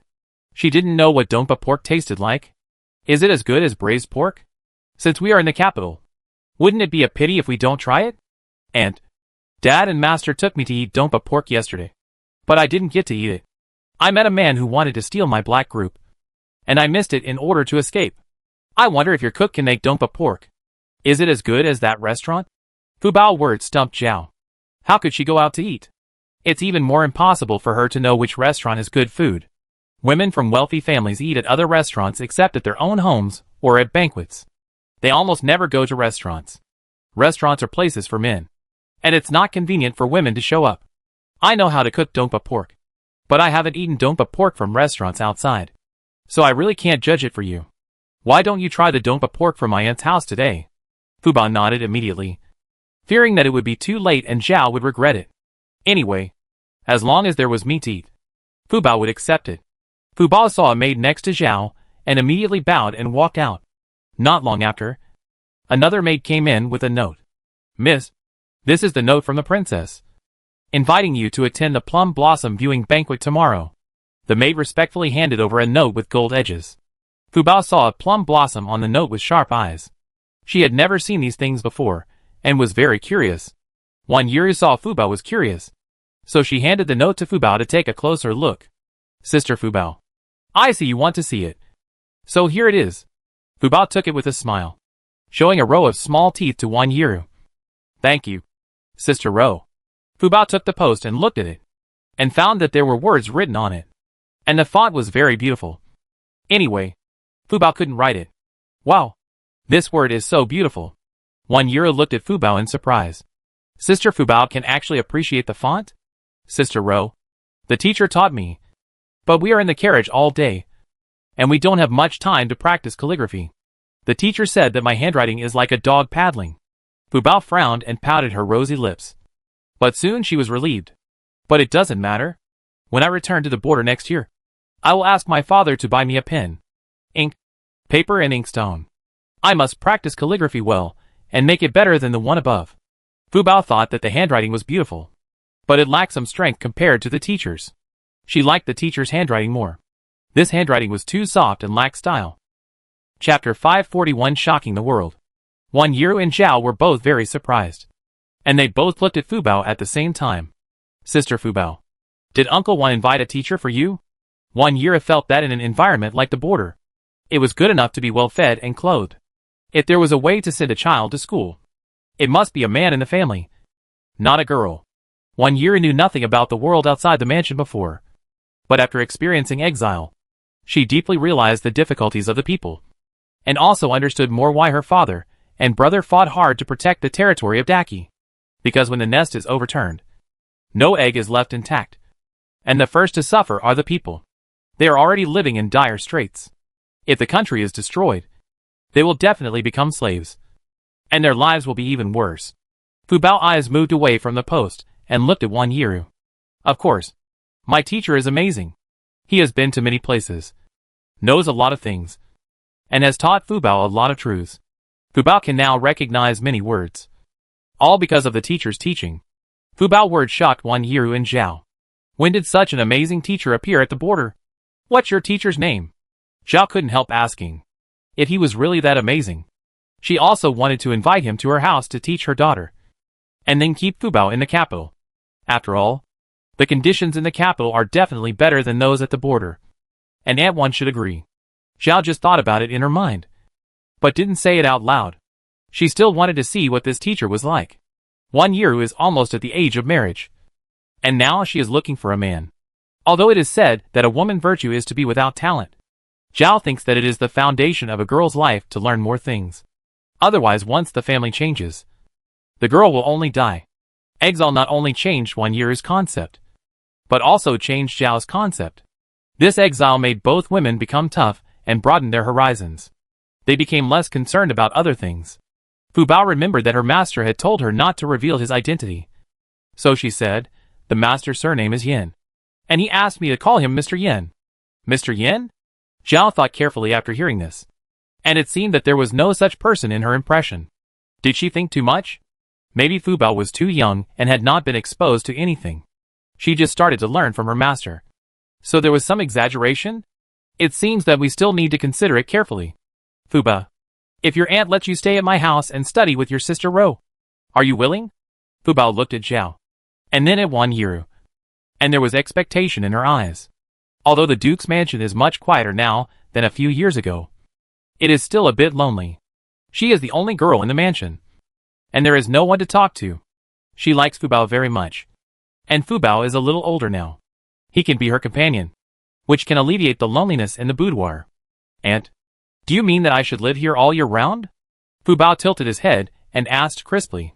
Of course. Isn't learning a year-round thing? And when your sister Ro gets married, you will be the girl of our Duke's mansion. In the future, you will find a better person as a girl of the Duke's mansion. Xiao felt that if she said this to a child, she might not understand. But if she told it to Old Lady Wan, maybe Old Lady Wan and the others would agree. Fu Bao shook his head immediately. No, Aunt. I can't live in your house all the time. I have more important things to do. This is an agreement between me and my husband. We have to go back to the border, where more people need Fu Bao. Zhao didn't understand what Fu Bao said. Fu Bao, you are so young and it is the right age to learn. There are still some rules to learn. You stay in the Duke's mansion and your aunt will teach you personally. Okay? Fu Bao tilted his head and looked at the maids and servants standing in the room, and immediately shook his head. Aunt, mother and grandmother said that Fu Bao just needs to live happily and be a polite and good child. He doesn't need to learn any rules. The master also said that those rules are to restrain women, destroy women's physical and mental health, and make us not free, but are very tolerant to men. So men don't need to learn so many rules. After Fu Bao finished speaking, the room was quiet for a while. Fu Bao, did your master say all this? Zhao felt that this master had taught Fu Bao badly, and she still had to find time to write a letter to Old Lady Wan. Zhao had lived in such a mold since she was a child. She had been stereotyped, and could not accept what Fu Bao said at all. She felt that it was simply treasonous. Fu Bao nodded.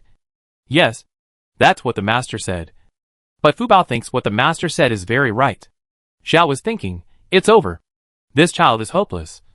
She must be corrected immediately. She is still young. Maybe she can turn things around. Women can be capable, but they must abide by the rules. Fuba, don't say these things outside anymore. Understand? Once we leave this room, let's not talk about this matter. Okay? Zhao coaxed Fuba softly. After all, such a shocking concept would have a great impact on other women. Although Fuba felt strange, she was always sensible. So she nodded according to Zhao's words. Wan Yiru had a different idea. She somewhat agreed with Fuba's idea. But looking at her mother's face, she knew that if her mother knew that she had such a dangerous idea, she would definitely make her kneel in the ancestral hall and copy the female virtues and female precepts. Sister Fuba, do you like the invitation you just saw? Wan Yiru felt that the atmosphere was a bit awkward, so she wanted to change the subject. Fuba immediately smiled and said, "Is this called an invitation? I like it." Fuba expressed his preference without hesitation. "Then tomorrow I will take you to attend the banquet hosted by the princess." "Okay, Sister Ro. Who is the princess?" Fuba was very unfamiliar with the name of the capital. "The princess is the prince's daughter. She is the same age as me and is very beautiful." Fuba didn't care whether the princess was pretty or not. She asked Wan Yiru directly, "Sister Ro, is there anything delicious at the banquet?" Wan Yiru and Zhao laughed at the same time. Of course, there is delicious food.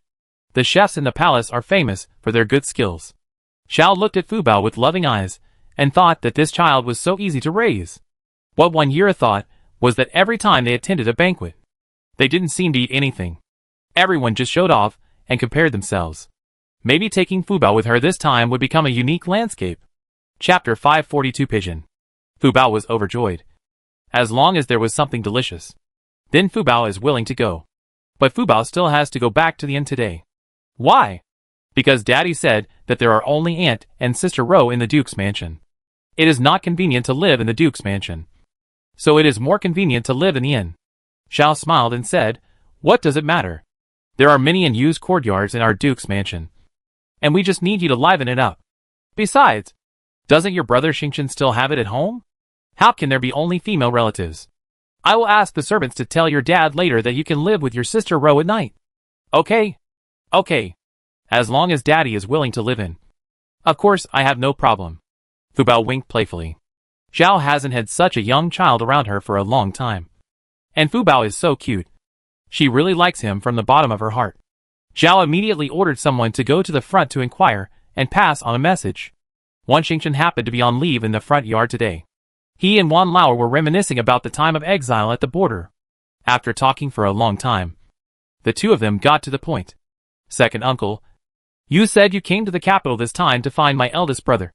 But he is now sent by the emperor to guard the border at Shanhaiguan. But you came so far from the border and walked for several months. It should be something important. Right? Yes. There is indeed something more important to find your eldest brother. But he is not in the capital. And I don't know who to find."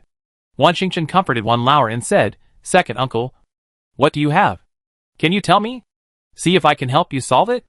If you don't trust me to do it, I can help you send a pigeon to my eldest brother. But it will take a few more days to go back and forth. You can stay at my house for a while, just in time for me to treat you well." Wan Lauer looked at the talkative boy now, and couldn't help but sigh in his heart. It's still the water and soil of the capital that nurture people. This child is completely different from when he was at the border. It's not that I don't want to tell you. It's your eldest brother who said that this matter cannot be told to others. If he writes back and says that he can tell you, then I will tell you." Wan Lauer speaks straightforwardly, treating Wan Xingqian as his own child, and feels that there is no need to beat around the bush. Wan Xingqian nodded. "Since it was the eldest brother who told me to do so, he must have his own considerations. Then, second uncle, write the letter yourself, and I will pass it to your eldest brother for you. That's really troublesome for you. Xingqian, second uncle, don't be so polite. We are all family members who have shared hardships. To be honest, it was our family that implicated you. Now that our family is back, your family is still at the border. Have you ever thought about moving to Beijing to live? Our family can help you buy a house so that we can take care of you." Wan Lauer shook his head. "No. Your eldest brother told me about this a long time ago. But your grandmother Wan disagreed. She is old and doesn't want to toss around. and she thinks that the border is too complicated. It's good to get used to living in a closed-off place. She was reluctant to move just after she got familiar with the whole village.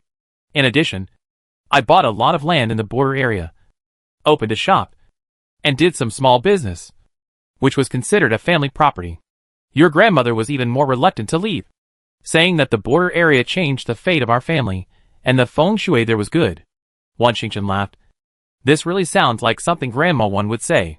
Okay. Since second uncle doesn't want to come to the capital, then when you want to come, just tell me, and I will definitely choose the largest yard for you. What Wan Lauer said was half true and half false. And it was also to politely reject Wan Xingchen's kindness. To be honest, if he could buy a house in the capital, he would of course be willing to buy it in the capital. But the capital is a place where every inch of land is worth a lot of money. And they don't want to owe favors to others.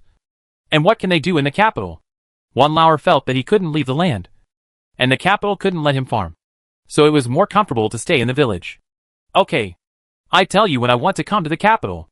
I trouble you to help me find a place to stay. Then let's make a deal. Wan Lauer was taken to the study by Wan Xingchen.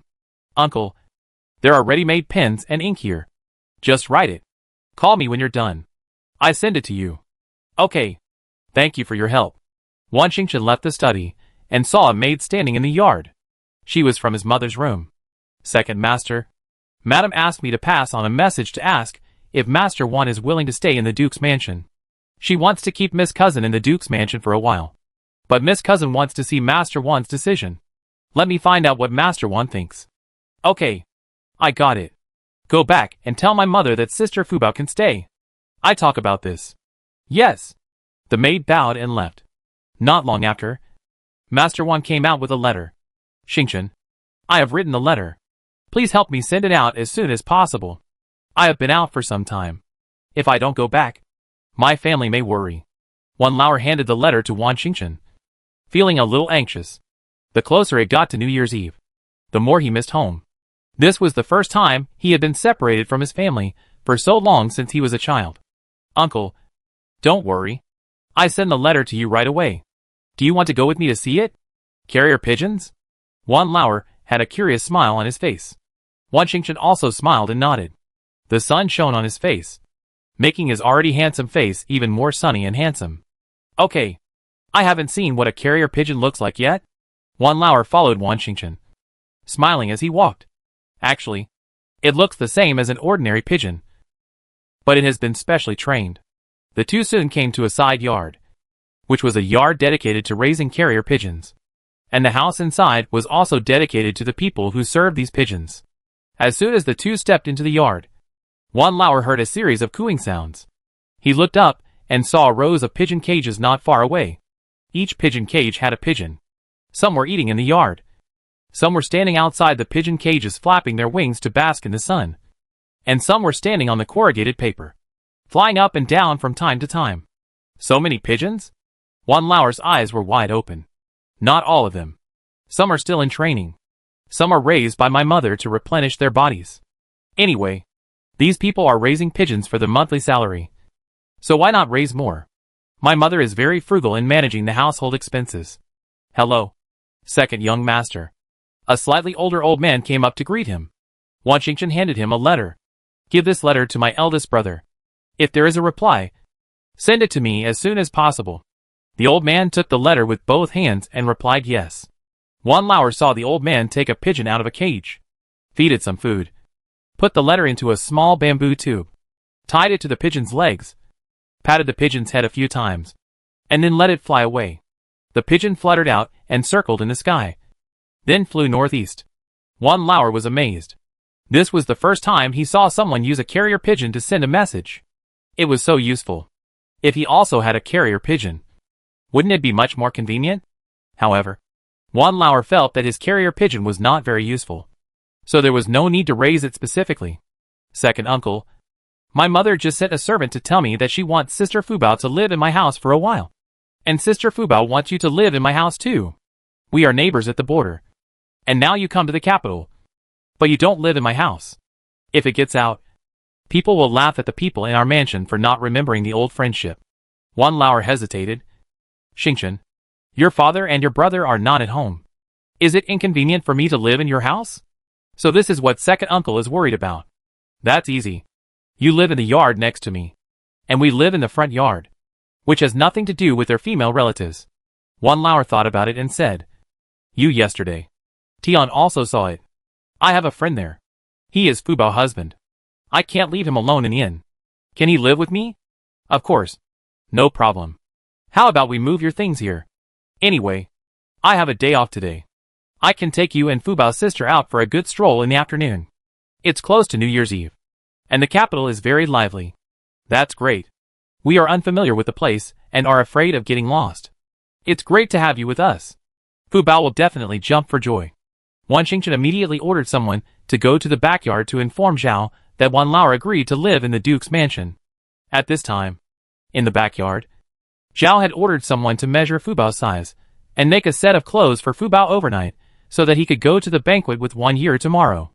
Wan Yiru also looked at the clothes on Fubao and frowned slightly. What she thought was, Uncle Wan Air is so casual when taking care of children. How did he wear these clothes? Chapter 543 Playing Too Much. Fubao heard the servants report. Madam, Master Wan has agreed to let Miss Cousin live in the Duke's mansion. And he will also move in. So Miss Cousin can rest assured. I know. You tell the second master to treat his second uncle well. And ask the housekeeper to help move the things back from the inn. And order someone to clean up a yard. Madam, the second master has already ordered that Master Wan live next to his yard. And has ordered someone to clean up. The servant stood outside the warm room and replied through the screen. Well, I know. You can go down. After the servant bowed and left, Wan Yiru stood up and took Fubao's hand and said with a smile, Sister Fubao, do you want to go to my yard first? I have a lot of fun toys there. If you like them, you can take them and play with them. Zhao felt that Fubao was naturally active. If someone was restrained in front of her, Fubao would inevitably feel a little restrained. So she followed Wan Yiru's suggestion and said, Fubao, do you want to go with Sister Ro? Fubao nodded happily. She thought this room was good, warm and beautiful. Many things were things she had never seen before, and she couldn't name them. But this room was too stuffy, and she wanted to go out and play. Ro, take good care of your sister, and don't let her bump into anything. I know. Mother, don't worry. Sister Fubao is very well behaved. Wan Yiru took Fubao to go out. And Fubao suddenly remembered that she seemed to have to go out for a while. She also had to prepare beauty cream for people. But she hadn't bought the herbs she needed yet. Fubao immediately turned to look at Zhao and called out sweetly, Aunt, this is my first time in Beijing. Can Sister Ro accompany me to go shopping on the street? I want to bring some things from Beijing to my mother and grandmother when I go back. They have never been to such a good place in their lives. Zhao had no reason to refuse. And taking Fubao out for a walk was originally the courtesy of their family. Even if Fubao didn't say it, she would let her daughter take the initiative to mention it. Of course, you can, but you have to eat lunch and take a nap before going out. Fubao was so happy that she almost jumped up. Her big eyes were full of excitement. She immediately said to Zhao, Aunt is so nice. Thank you. Ro, you go out with more people. Now it's the end of the year. There are many people outside. Don't let others bump into you. Yes, Mother. After Wan Yiru agreed, she took Fubao out of the warm room. A maid immediately took out a cloak for Wan Yiru to put on, and helped her put on the hood. Fubao looked at the maids curiously, and then took another look at Wan Yiru's clothes. Wow, Sister Ro, you are so beautiful. Wan Yiru was wearing a bright red cloak, with fox fur around the hat, and embroidered with flowing flowers and golden cloud patterns on the cloak. The bright red cloak set off Wan Yiru's eyebrows and eyes, and her every frown and smile was lovable. Your little mouth is so sweet. You coaxed me when you just learned to talk at the border before. And you still coax me now that you are in the capital. I want to see if your little mouth is smeared with honey. Wan Yiru was about to touch Fubao's little mouth. But Fubao dodged cleverly and ran out of the door. Wan Yiru chased after her. This little monkey-like girl was still so naughty. Fubao ran very fast and shouted to the back while running, Sister Ro, if you can catch up with me, I will let you lick my little mouth smeared with honey, so that you can be sweet for life. Wan Yiru laughed when she heard it. Then you wait. I'm coming. Come on. Come on. I run very fast. I am famous for running fast in the village. Fubao's words also made the maids and women standing in the yard laugh. And they all looked at Fubao and 1 year with smiles. Miss hasn't been so happy for a long time. Yes. I rarely see Miss laugh so happily. This cousin is so cute. No wonder she can make Miss happy. The maids and women stood on the corridor and looked up at the two sisters playing. Zhao heard the movement outside in the house and came out. Why do I hear the voices of Roer and Fubao? Are they still here? Madam. The young lady and her cousin are playing around. Look. The young lady hasn't been this happy for a long time. Zhao followed the hand of the maid and saw two people playing around in the rockery. The smile on 1 year's face was like the warm sun in winter, which made Zhao feel happy. She didn't want to scold her daughter for not knowing the rules and spoil their fun. After all, her daughter wouldn't stay for a few more years. Once she got married, she would be like her, trapped in this world for the rest of her life, taking care of her husband and children, and abiding by the rules. But only she knew that it was really tiring. Maybe Fubao's words were a little shocking. But if you think about it carefully, it's true. People have used rules to draw a cage for women. Don't disturb them. Let's go to the kitchen and add 2 more dishes for lunch. Since Zhao came back from the border, she rarely went into the kitchen. After all, cooking at the border became her lifelong nightmare. She admitted that she really had no talent for cooking. Zhao quietly left from another door, and Fubao and 1 year didn't notice Zhao's actions. At this time, Fubao and 1 year were both tired from running. Fubao was slippery and relied on her small body to run around in the rockery. 1 year couldn't catch her at all. But Fubao got stuck before she had time to be proud. The reason was that she was forced into a dead corner by 1 year. But there was a gap in that corner. Fubao thought she should be able to get through. But her bulging belly stuck her. Sister Ro, help me. I seem to be stuck and can't get out. Fubao played himself into it, stretched out his 2 short arms, and shook hard, like a little turtle with its shell turned over. 1 year was frightened. How could she continue playing? She immediately called the maids and servants. One pushed from the rockery side, and the other pulled from this side. After a lot of effort, they finally got Fubao out. Sister Fubao, don't be so naughty in the future. This time it was a close call. If you really encounter danger, it will not be a joke. 1 year's heart was still beating with fear. It seemed that her mother's instructions were right. She still had to keep a close eye on Fubao. This girl was different from other children. She was used to being free at home. Now she was a little worried about going to the palace for a banquet tomorrow. Fubao was led by 1 year to the outside of the yard. Fubao saw that 1 year's face had no smile, but her face was still red. She thought 1 year was angry. Sister Ro, don't be angry. I won't run around anymore, Fubao said in a low voice embarrassedly. I'm not angry. I'm just thinking about tomorrow's banquet. Sister Fubao, don't blame yourself. And don't care about these things. Just treat the Duke's mansion as your own home. 1 year found that Fubao had misunderstood, and quickly lowered her head and smiled to explain. Chapter 544. Fubao missed home. Fubao followed 1 year to her yard, because 1 year was the only legitimate daughter in the Duke's mansion. And her yard was of course the best in the whole mansion. Fubao saw a 2-story building hidden in a field of plum blossoms from afar. Sister Ro, is that small building your yard? Yes, that's my yard. Standing on the attic, you can see the scenery of the Duke's mansion.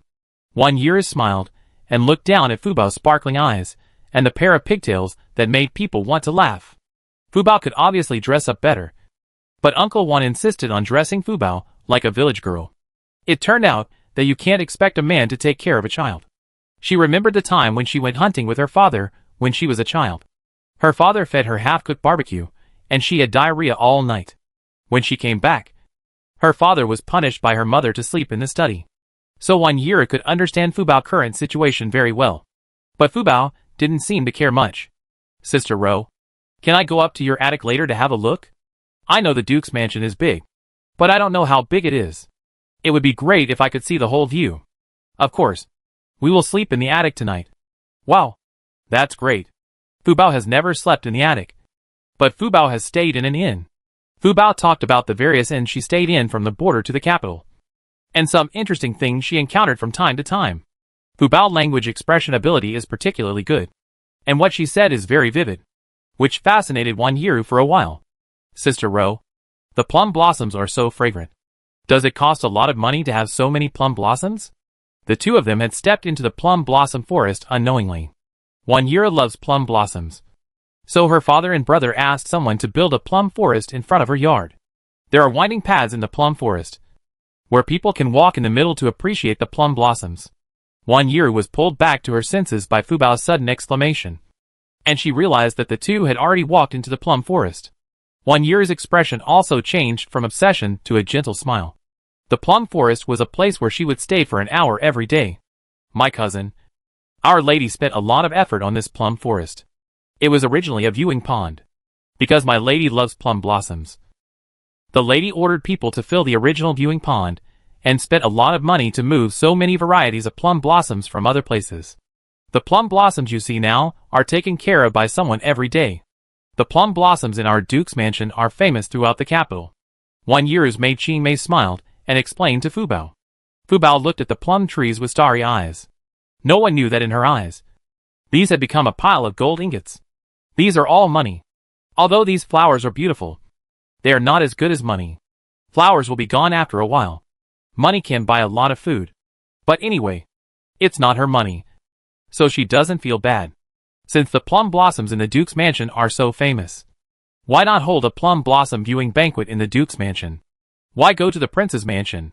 Fubao thought that since it was a plum blossom viewing banquet, there must be a lot of beautiful plum blossoms. Otherwise, what would be appreciated? One year gently touched Fubao's little head and smiled.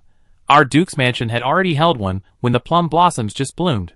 This time the county-sponsored plum blossom viewing banquet is just an excuse, not necessarily a real plum blossom viewing. However, the plum blossoms in the prince's mansion are also very beautiful, not inferior to our Duke's mansion. After all, it is a prince's mansion. How can it be missing these? Oh, it turns out that the sisters who came to Beijing want to play together, but they still need to find an excuse? It's really boring. It's not as free as Shitsi Village. If I want to play with someone, I can just go to their house, or shout in the threshing ground, and everyone will come out. There are not so many rules. We can run and play at will. When we are tired, we can lie on the haystack to rest, bask in the sun during the day, and watch the stars at night. The more Fubao talked, the more she missed Shitsi Village. She felt that she had been out for a long time. She missed her mother, grandmother, Big White Goose, Osmanthus, and friends in the village. One year saw that Fubao was talking excitedly, but suddenly looked lonely. She turned her eyes, and knew that Sister Fubao must be homesick. Sister Fubao, are you homesick? Fubao lowered his head. One hand was held by One Year, and the other hand was behind his back. His little feet kicked the stones on the ground one by one, and he nodded sullenly. Sister Fubao, what are you doing in Beijing this time? Why did you suddenly come to Beijing? I haven't asked you yet. One Year has been in a state of joy since she met Fubao, and she didn't have time to ask many questions. I don't know either. My father said he wanted to visit Beijing, so he brought me here. Fubao didn't dare to tell One Year the truth, for fear of scaring her. Since you are here, have fun. When you go back, bring some gifts back to Aunt One Air, Grandma Wan, Ho-Hot and your friends. Okay? Fubao thought One Year's suggestion was very good. She would bring back a carriage full of gifts, and make sure those guys who usually ignored her would fall at her feet and make them envious. She would then take the gifts to every household. She would deliberately pass by the doors of those who usually bullied her and those she hated, showing off. But she would not give them anything, and let them regret it. Fubao had already thought of the scene after returning home, and the haze in his heart was swept away, and a smile appeared on his face again. Sister Ro, then will you accompany me to buy gifts in the afternoon? I must buy things that we don't have at the border. I heard that there are many fun things in the capital, and I want to take them back. My father has made a new carriage, which is very big and can hold a lot of things. Wan Lao Air, our carriage is almost full, and there is no place to put things. Well, okay. We take Qing Mei with us. She knows where to find fun things, and she knows better than me. Qing Mei nodded immediately. Yes, miss. I know where to buy small toys. I've bought some for you. The three of them happily decided on the afternoon schedule. Sister Ro, can I walk around in the plum blossom forest? Fubao wanted to remember all the rare things he had seen in the capital, so that he could brag to his friends when he got home and make them envy him. Fubao liked the feeling of being admired, thinking about how they would look at him without blinking. with that kind of admiring and envious look. She was so happy. One year it took Fubao to walk around the plum blossom forest. Chapter 545. Is this girl really a miracle doctor? This plum forest is a beautiful scene in the winter of the Duke's mansion. Each plum tree has strong branches, stretching freely in the cold wind, winding or straight, like a natural ink painting scroll with a lively brush stroke. On the branches of the plum trees, the blooming plum blossoms are as bright as stars. Some pink petals are as thin as cicada wings, with a slight sense of transparency. And some plum blossoms are as white as snow, pure and flawless, clustered together, blooming so lively. When a wind blows, plum blossoms will fall from the branches. Red, pink, and white petals set off each other, and fall on the ground to pile up a thick layer of petal carpet. Fubao and Wan Yiru were like two fairies descending from the earth, shuttling back and forth on the ground covered with petals, making rustling sounds, and the sweet fragrance of flowers lingered in their noses. Their cheerful laughter startled the birds resting in the plum forest, and they flapped their wings and flew towards the blue sky. Sister Fubao, are you tired? Wan Yiru had already sweated a thin layer of sweat and needed to go back to change clothes. Fubao's little face was flushed, and she was holding a bunch of red plums in her hand, which she may had picked just now. Sister Ro, are you tired? Let's go to your attic and sit for a while. Okay. Wan Yiru held Fubao's little hand and walked through the plum forest and saw her yard. Fubao thought Wan Yiru's yard must be very big and beautiful.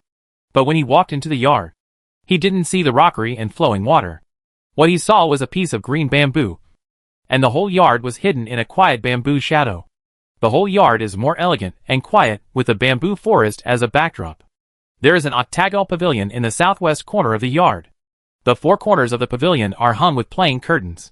In the middle are white marble tables and chairs with exquisite patterns carved on them. Entering from the gate, there are winding paths paved with bluestone slabs. There are several flower beds in the yard, but they have not bloomed yet. Sister Fubao, what do you think of my sister's yard? Fubao's eyes were never idle. Hearing this, she immediately smiled and said, Sister Ro's yard is very quiet, which suits Sister Ro's temperament very well. Wan Yiru is gentle and quiet by nature, and this yard really suits Wan Yiru's temperament. So do you like it? Fubao nodded. I like it, but it's too quiet. If I send my Dabai and Haichuan here, it will be lively. Wan Yiru's face turned pale. She knew Dabai was a big white goose. But what was Haichuan? Haichuan? Fubao immediately introduced her Haichuan to Wan Yiru with great interest. Haichuan is a purebred Tibetan Mastiff. He was targeted as soon as he came to the capital. He is more popular than me. I fought with those people yesterday for him. It took a lot of effort. But my Haichuan is still very brave. He bit the face of the servant who chased us. Wan Yiru's face turned even paler. It turned out that Haichuan was a Tibetan Mastiff. She had heard that Tibetan Mastiffs have thick hair and are very ferocious, even more powerful than wolves. She didn't expect that Sister Fubao actually raised a dog. Wan Yiru felt that if Fubao really lived in the Duke's mansion, it would be better for her to live in a separate yard. After all, Sister Fubao seemed to have too many pets. Wan Yiru listened to Fubao talking about Haichuan's heroic deeds. Bloody pictures appeared in her mind. She couldn't help shuddering. Well, Sister Fubao, don't you want to go up to the attic to take a look? Let's go quickly. Otherwise we have to eat soon. Fubao's thoughts were diverted by Wan Yiru's words, and he immediately shifted his attention. Yes, we have to hurry. Otherwise it will be dark when we come back in the afternoon, and I won't be able to see anything, Fubao said, grabbing Wan Yiru's hand and rushing in. Wan Yiru was panting behind her. How could Sister Fubao still be so energetic? Evidently, they walked the same route, and their energy consumption was similar, and she was so much younger than herself. But now she ran without blushing or beating her heart. If Fubao knew that Wan Yiru was thinking this in her heart, she would definitely show off again, saying that she could run half of the village without taking a breath. The children in the village couldn't compare with Fubao in physique, let alone Wan Yiru, the spoiled young lady. As soon as Fubao entered the door, he smelled a fragrance. He looked up and saw a vase of beautiful red plums on a high table not far away. The fragrance probably came from the red plums. Sister Ro, are we going upstairs from here? Fubao didn't know when she had let go of Wan Yiru's hand, and rushed to the stairs like a little monkey. At this time, she stretched out her chubby little hand to point at the stairs in front of her, and turned her head to ask Wan Yiru, Yes. Wan Yiru hurriedly followed. She was afraid that Fu Bao would fall down the stairs. Sister Fu Bao, let me hold your hand and walk with you. Fu Bao saw Wan Yiru's red face, and panting when she spoke, thinking that Wan Yiru was tired. Okay. I help you up. You seem a little tired. Fu Bao stretched out his little hand, and took Wan Yiru's hand, carefully helping her up step by step. Wan Yiru was a little amused. Was she underestimated by a little kid?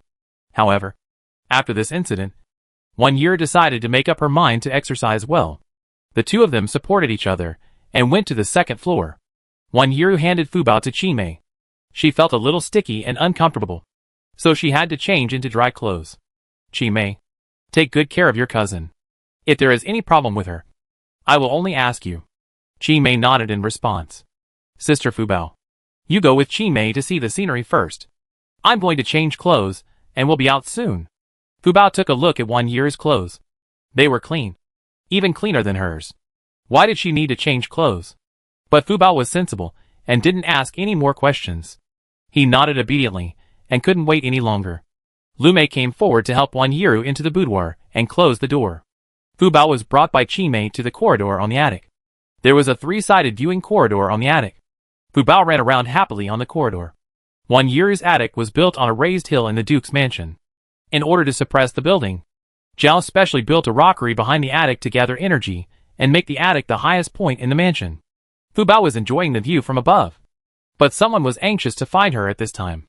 Li Ruiyang, the wife of the right prime minister, had already returned to the mansion to find out the formula of the poison, and handed it to the doctor. After reading it, the doctor prescribed an antidote that was almost the same as Fu Bao. The wife of Wei Yuan Marquis still found it incredible, and immediately showed the doctor the prescription prescribed by Fu Bao. Unexpectedly, after reading it, the doctor exclaimed loudly, "Wonderful! Really wonderful! Why didn't I think of changing the two medicines? After this change, this antidote prescription is perfect. I wonder if the wife of the Marquis can tell me who wrote this prescription."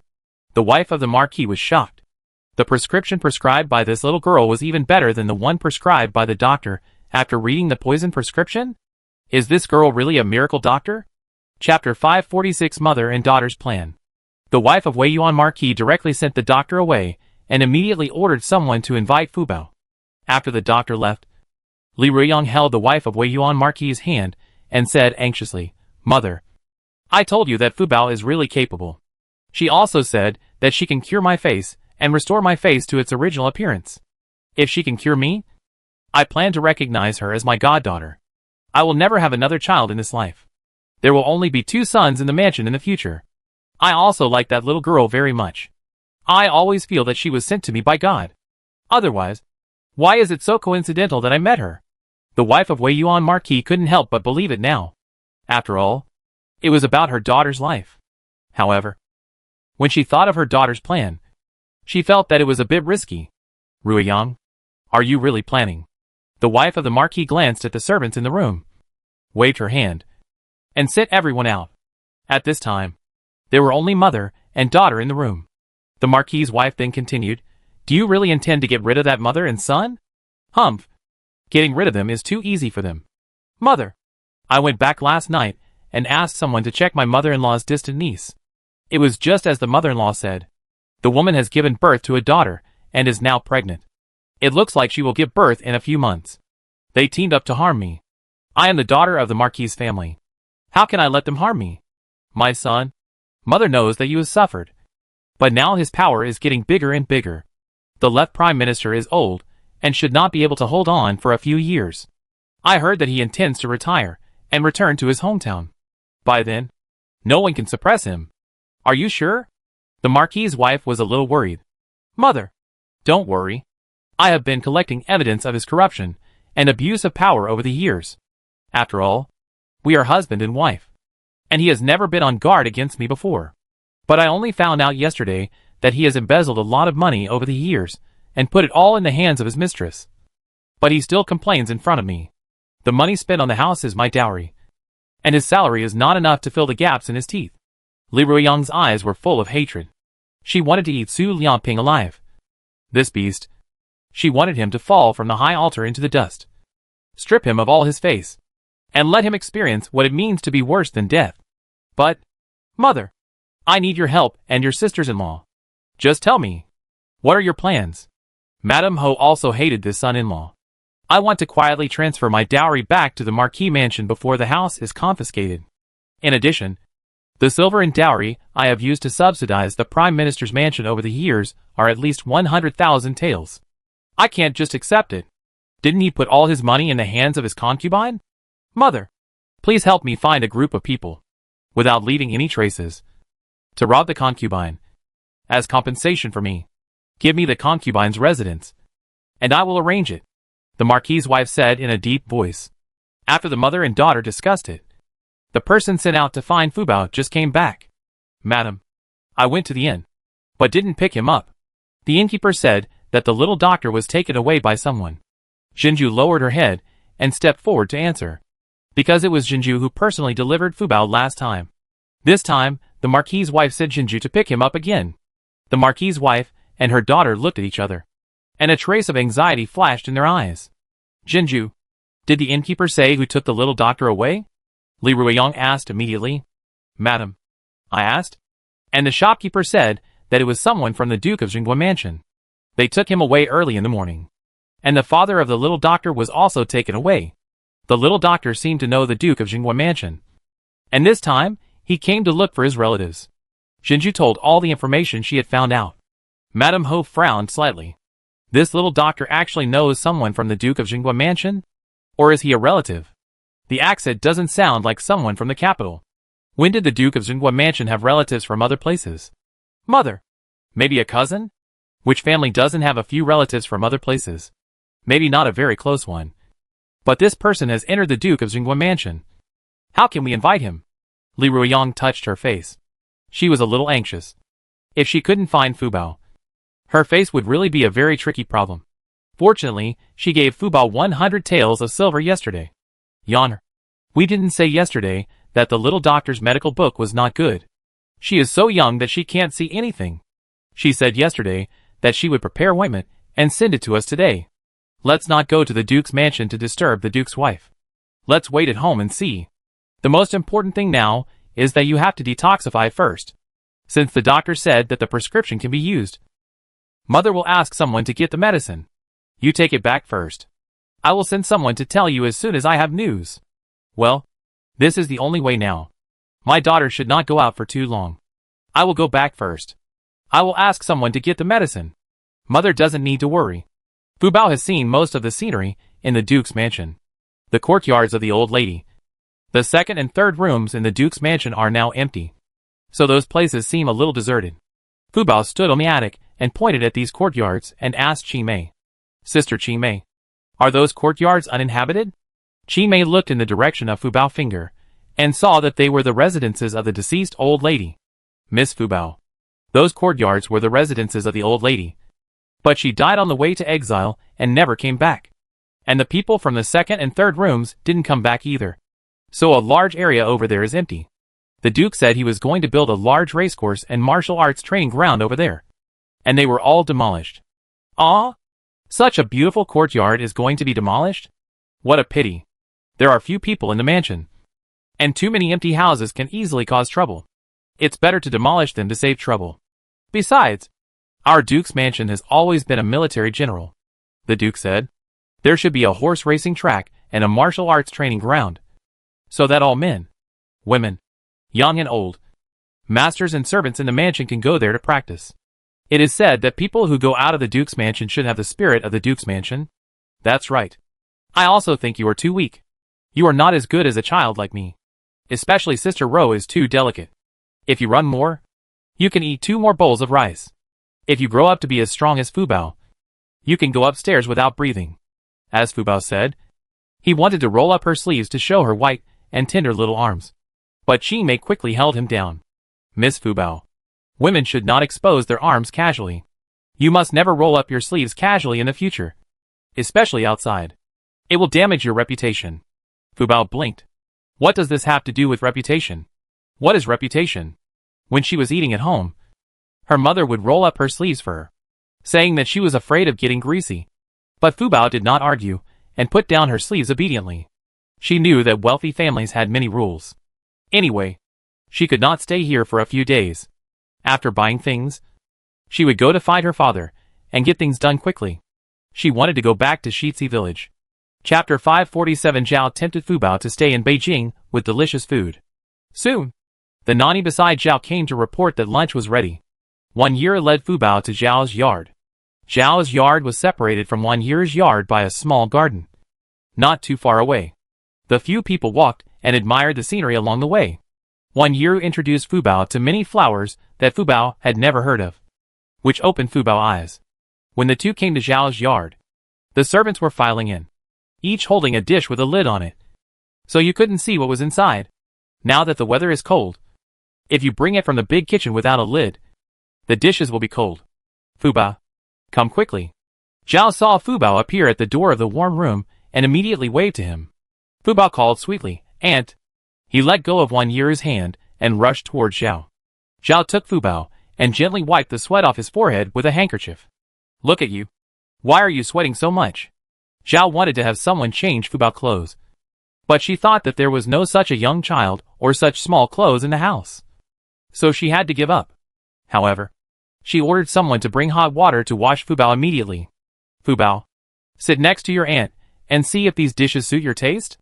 After Zhao said this, the servants opened the lids one by one. Wan Yi sat down on the other side of Fubao. There were only 3 people in total, and more than 10 dishes were served, which showed Zhao's love for Fubao. "Aunt, are we the 3 of us eating?" Fubao looked up at the people around him and saw that the maids and servants were standing with their heads down, waiting to serve the master. "Yes, there are only 3 of us women in the backyard now," Zhao explained with a smile. "Oh, I thought everyone was eating together." Mrs. Zhao glanced at the servants around her and said with a smile, "They won't eat with us. They will eat the leftovers we have." Only then did Fubao realize that the servants of a wealthy family were not good at all. They had to eat other people's leftovers. However, when she saw a maid lift a lid, revealing a plate of brightly colored meat, all of Fubao's thoughts immediately disappeared, and she was staring at the food. "Wow, what kind of meat is this?" Fubao saw 3 large pieces of meat on the plate, tied with ropes, but the meat looked so tempting that Fubao kept swallowing his saliva. "Is this Dompa pork? How is it? Does it look good?" Mrs. Zhao smiled at Fubao's appearance and thought that this child was so cute. Fubao nodded vigorously. It was not only good, but also very good.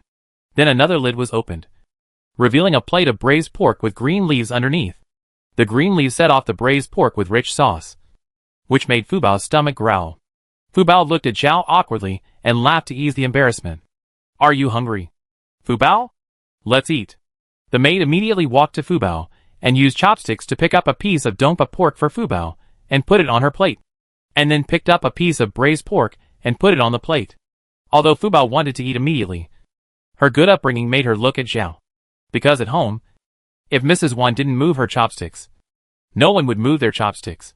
So Fubao developed the habit of moving her chopsticks only when she saw her elders move their chopsticks in any occasion. Fubao looked at Zhao elegantly picking up a pair of jade chopsticks and gently picking up a vegetable and putting it in her mouth. Then she quickly picked up her chopsticks and reached for the Dompa pork in front of her. Fubao's eating manners were not bad, and they made people very hungry. Zhao and Wan Yi ate half a bowl of rice more with Fubao accompanying them, especially Wan Yi, who usually ate half a bowl. Today, I don't know if it was because she exercised a lot, was in a good mood, and had Fubao as her companion. She actually ate 1 bowl of rice more than usual. Zhao and the servants were very happy. The rich families pay attention to eating. The food is fine and the meat is tender. At the same time, they can't eat too much. Usually they eat 70% to 80% full. But Zhao and Wan Yi have experienced the hardship of exile. They know the taste of lack of food. After Zhao came back from the border, she always advocated frugality and no waste. There was no leftover food in the house. Usually, she and Wan Yi ate 4 dishes and 1 soup. Today, in order to entertain Fubao and Wan Lao, she went to the kitchen and asked for a few more dishes. Wan Yi had a bad stomach. She had not had a good stomach since she came back from the border. She had been brought up with fine food since she was a child. The sudden change in environment made her body weaker. Normally, others would eat until they were 70% or 80% full. But she could only eat 50% and then couldn't eat. Zhao had been treating her body But she didn't get better after taking so many medicines. But when Fu Bao came, Wan Yiru's appetite was opened. Zhao's eyes were filled with tears. She was so worried about her daughter's health. Women in the harem, especially the mistress, have a harder life than others. Wan Yiru will definitely be the mistress when she gets married. She has to manage the household affairs and give birth to children. How many years can she spend in the harem without a healthy body? Zhao sure understood the hardship of women in the harem too well, and didn't want to see her die young. So she was anxious to take care of Wan Yiru. After all, she was about to reach the age of marriage. Even if she loved her and let her stay for 2 more years, she would still have to get married in the end. Fu Bao, is the food at my aunt's house delicious? Zhao sure watched Fu Bao holding a bowl of soup and drinking a large bowl of fish soup. And his belly was obviously bulging. Fu Bao put down the bowl, took out the handkerchief he carried with him, wiped his mouth, and then put the handkerchief into his arms. Then smiled and replied, "Aunt, your food is the best I have ever eaten. Thank you for treating me today. Then are you willing to stay at our house? There are so many delicious foods every day. If you get tired of them, Aunt will change the cook." In order to keep Fu Bao, Zhao was really persuading. Fu Bao was a little entangled, lowered his head, and clasped his little fingers, not knowing how to choose. "Aunt, I have to think about it. And I have to ask my father. And I must go home first. I miss my mother and grandmother. And Sister Hohot. They must miss Fu Bao too." Seeing that Fu Bao did not refuse directly, Zhao said that this matter was very feasible. "Okay, you go home first. And then bring your mother, your grandmother, and your sister Hohot to the capital to play, so that they can see the prosperity of the capital. Okay? We will all live in the Duke's mansion. And we can still talk lively like we did at the border." Zhao also missed the life at the border. Although life was hard and the environment was not very good at that time, that time was full of peace and tranquility. Chapter 548 Silver Hairpin. Fu Bao also felt that when Zhao was at the border, the family was very lively, and he could see Sister Ro every day. In Fu Bao memory, the most gentle girl she had ever seen was Sister Ro. Just like her name, she was gentle and quiet, always sitting quietly beside Zhao. But she was very caring. Fu Bao's impression of Wan Yiru was that she was a gentle big sister. Fu Bao had no sister, but Wan Yiru made her enjoy the love of a sister that others had never enjoyed since she was a child. After the few people finished lunch, Fu Bao yawned a little. Taking a nap was probably the only difference between Fu Bao and the children in the village. The children in the village worked or went out to play after lunch, but Fu Bao had to sleep after lunch. Zhao and Wan Yiru saw Fu Bao yawning, and they both covered their mouths and laughed gently. This girl has changed a lot in other aspects, but her habit of taking a nap has not changed. After saying this, Zhao looked at Wan Yiru again. "Ro, then let your sister Fu Bao sleep with you. When you wake up, go for a walk on the street. Bring 2 more people with you. This girl is a bit naughty. I'm afraid you can't take care of her alone. So don't tell me.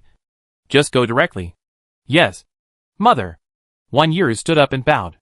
Fu Bao was led out of the warm room by Wan Yiru. When he came out of the warm room, a cold wind blew in his face, making Fu Bao shiver. Fortunately, a maid brought a cloak. "Miss, this is what Madam asked me to bring. She said it's for Miss Fu Bao first. Although it's a little big, it can protect Miss Fu Bao from the cold wind. Let's go back to your Zhuing cottage first. We can't let Miss Fu Bao catch a cold." "Okay, I got it. Chi Mei, you hold Sister Fu Bao and go back with me." Chi Mei immediately took the cloak from the maid and put it on Fu Bao. The cloak was from Wan Yiru last year. It was still a little big for Fu Bao, but it could wrap Fu Bao from head to toe and was very warm. Chi Mei picked up Fu Bao, and Fu Bao lay on Chi Mei's shoulder obediently, with his 2 little arms around Chi Mei's neck, and said in a daze, "Sister Chi Mei, you've worked hard." Chi Mei laughed softly. "Miss Fu Bao, are you sleepy?" Chi Mei could feel that Fu Bao was so sleepy that he couldn't open his eyes. The master and servant returned to Wan Yiru's Zhuing cottage. Fu Bao was already fast asleep. No one knew how he got upstairs to the bed. If he was sold now, no one knew.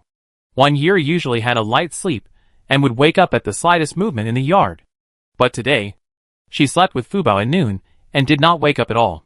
She slept for more than half an hour, and she was woken up by Chi Mei. "Miss, it's time to get up." Chi Mei opened the curtain and saw the big and small sleeping soundly.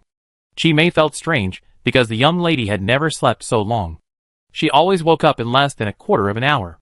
Today's sleep was long and sweet. She didn't hear any movement inside while watching outside. Fu Bao sat up before Wan Yiru. She rubbed her eyes and felt a little dazed for a while, not knowing where she was. When her consciousness gradually came back, Fu Bao realized that she had entered Wan Yiru's room. Wan Yiru's room was not big. There was only a bed, a dressing table, and a wardrobe. Fu Bao heard from her grandmother that wealthy families pay attention to gathering energy, so the rooms are generally not big, unlike in their village, where every household has a large population and the rooms are not big enough to sleep in. The two got up, packed up, and went out with others. This was Fu Bao's first time shopping in Beijing. She was full of excitement. She sat in the carriage of the Duke's mansion and looked out through the window from time to time. There were many shops outside, selling everything. Sister Qi Mei, where is the place you were talking about? Fu Bao wanted to get off the carriage and go shopping. It was boring to sit in the carriage and only look but not touch. Miss Fu Bao, we are almost there. Just turn around. Qi Mei lifted the curtain, stood head to head with Fu Bao, and pointed to a corner in front of Fu Bao. Soon the carriage turned a corner and entered another street. There were more carriages and sedan chairs on this street than the previous street. Sister Ro, can we go down now? Fu Bao had sharp eyes and had already seen many jewelry on the stalls, all of which were styles she had never seen before. Qi Mei glanced at Wan Yiru, and Wan Yiru nodded. Stop. The carriage stopped in front of a stall, and Wan Yiru and Fu Bao got off the carriage one after another. Fu Bao couldn't wait to climb down and ran towards the stall she had just taken a fancy to. Sister Fu Bao, go slowly. Wan Yiru was startled, and she really wanted to tie Fu Bao to her waist with a rope at this moment. The coachman drove the carriage away a little, agreed on a time, and asked the coachman to come back to pick it up. Wan Yiru came out with 5 or 6 maids and women. Miss, don't worry. Mammy is watching Miss Fu Bao. Wan Yiru was still a little worried, so she hurried over. Seeing Fu Bao holding 2 hairpins, she didn't know what she was mumbling in her little mouth. She looked at this one for a while, then looked at that one, and was reluctant to put them down. Sister Fu Bao, are you interested in these 2 hairpins? Wan Yiru asked with a handkerchief covering her mouth and a chuckle. Well, Sister Ro, which of these 2 hairpins do you think is better? I want to buy one for my mother. If you like them, take both of them. Let's second and wear them alternately, Wan Yiru suggested. Fu Bao seemed to be turned on, and immediately nodded in agreement. Sister Ro is right. I have money. What else do I have to choose? I take both. Fu Bao looked proud. Why didn't she think of it? She is now a baby with a huge sum of money. Fu Bao handed both hairpins to the boss. Boss, I want both of them. How much are they? Please help me pack them up. The boss didn't expect that this little girl, who was dressed in rustic clothes, was actually so rich. He saw Fu Bao picking and choosing just now, and was almost ready to drive her away. But he didn't expect that this girl was so capable. Fortunately, he was patient for a while. Otherwise, he would have missed such a big customer. The boss couldn't close his mouth with a smile. Miss, you have a good eye. These hairpins are the best 2 on my stall. You picked them both. These 2 hairpins are a total of 40 taels of silver. I will pack them up for you now. Fu Bao couldn't help frowning when she heard the price. She had 100 taels of silver, but she still had to buy other things. These 2 hairpins cost 40 taels of silver? She took the hairpin and looked at it. It was not so heavy. Even with the craftsmanship, each hairpin would not exceed 10 taels of silver. This boss was obviously bullying her, because she was small and deliberately cheating her. Even Qi Mei couldn't stand it anymore, and stood up to argue with the boss. Boss, your hairpin is just a common product, and you want 20 taels of silver for each one? Why don't you go and rob it? You didn't deliberately raise the price because our young lady is young, did you? Qi Mei protected Fu Bao behind her and questioned the boss. The boss's eyes were a little evasive, but he immediately replied, You little maid, do you know the goods? This is pure silver, and this handwork is made by our famous Master Ji in the capital. You are short-sighted and still say that the things you return to me are not good. Who doesn't know the goods? Qi Mei wanted to say something else, but was pulled aside by Wan Yiru. Boss, can you let me see the silver hairpin again? Wan Yiru's voice was gentle, neither high nor low, and her attitude was humble. The boss saw that this was a noble lady, and the clothes alone were worth a lot of money. This is a real lady. Right? The boss handed the silver hairpin that he was going to wrap up to 1 Yiru. Chimei took it and passed it to 1 Yiru. 1 Yiru took the silver hairpin and took a closer look. Then she chuckled and asked, "Boss, is the Master G you are talking about Master G Xian?" "Of course. Is there another Master G in our capital?" 1 Yiru chuckled and said, "Then do you know that Master G's jewelry will have his name on it? There is nothing on your silver hairpin."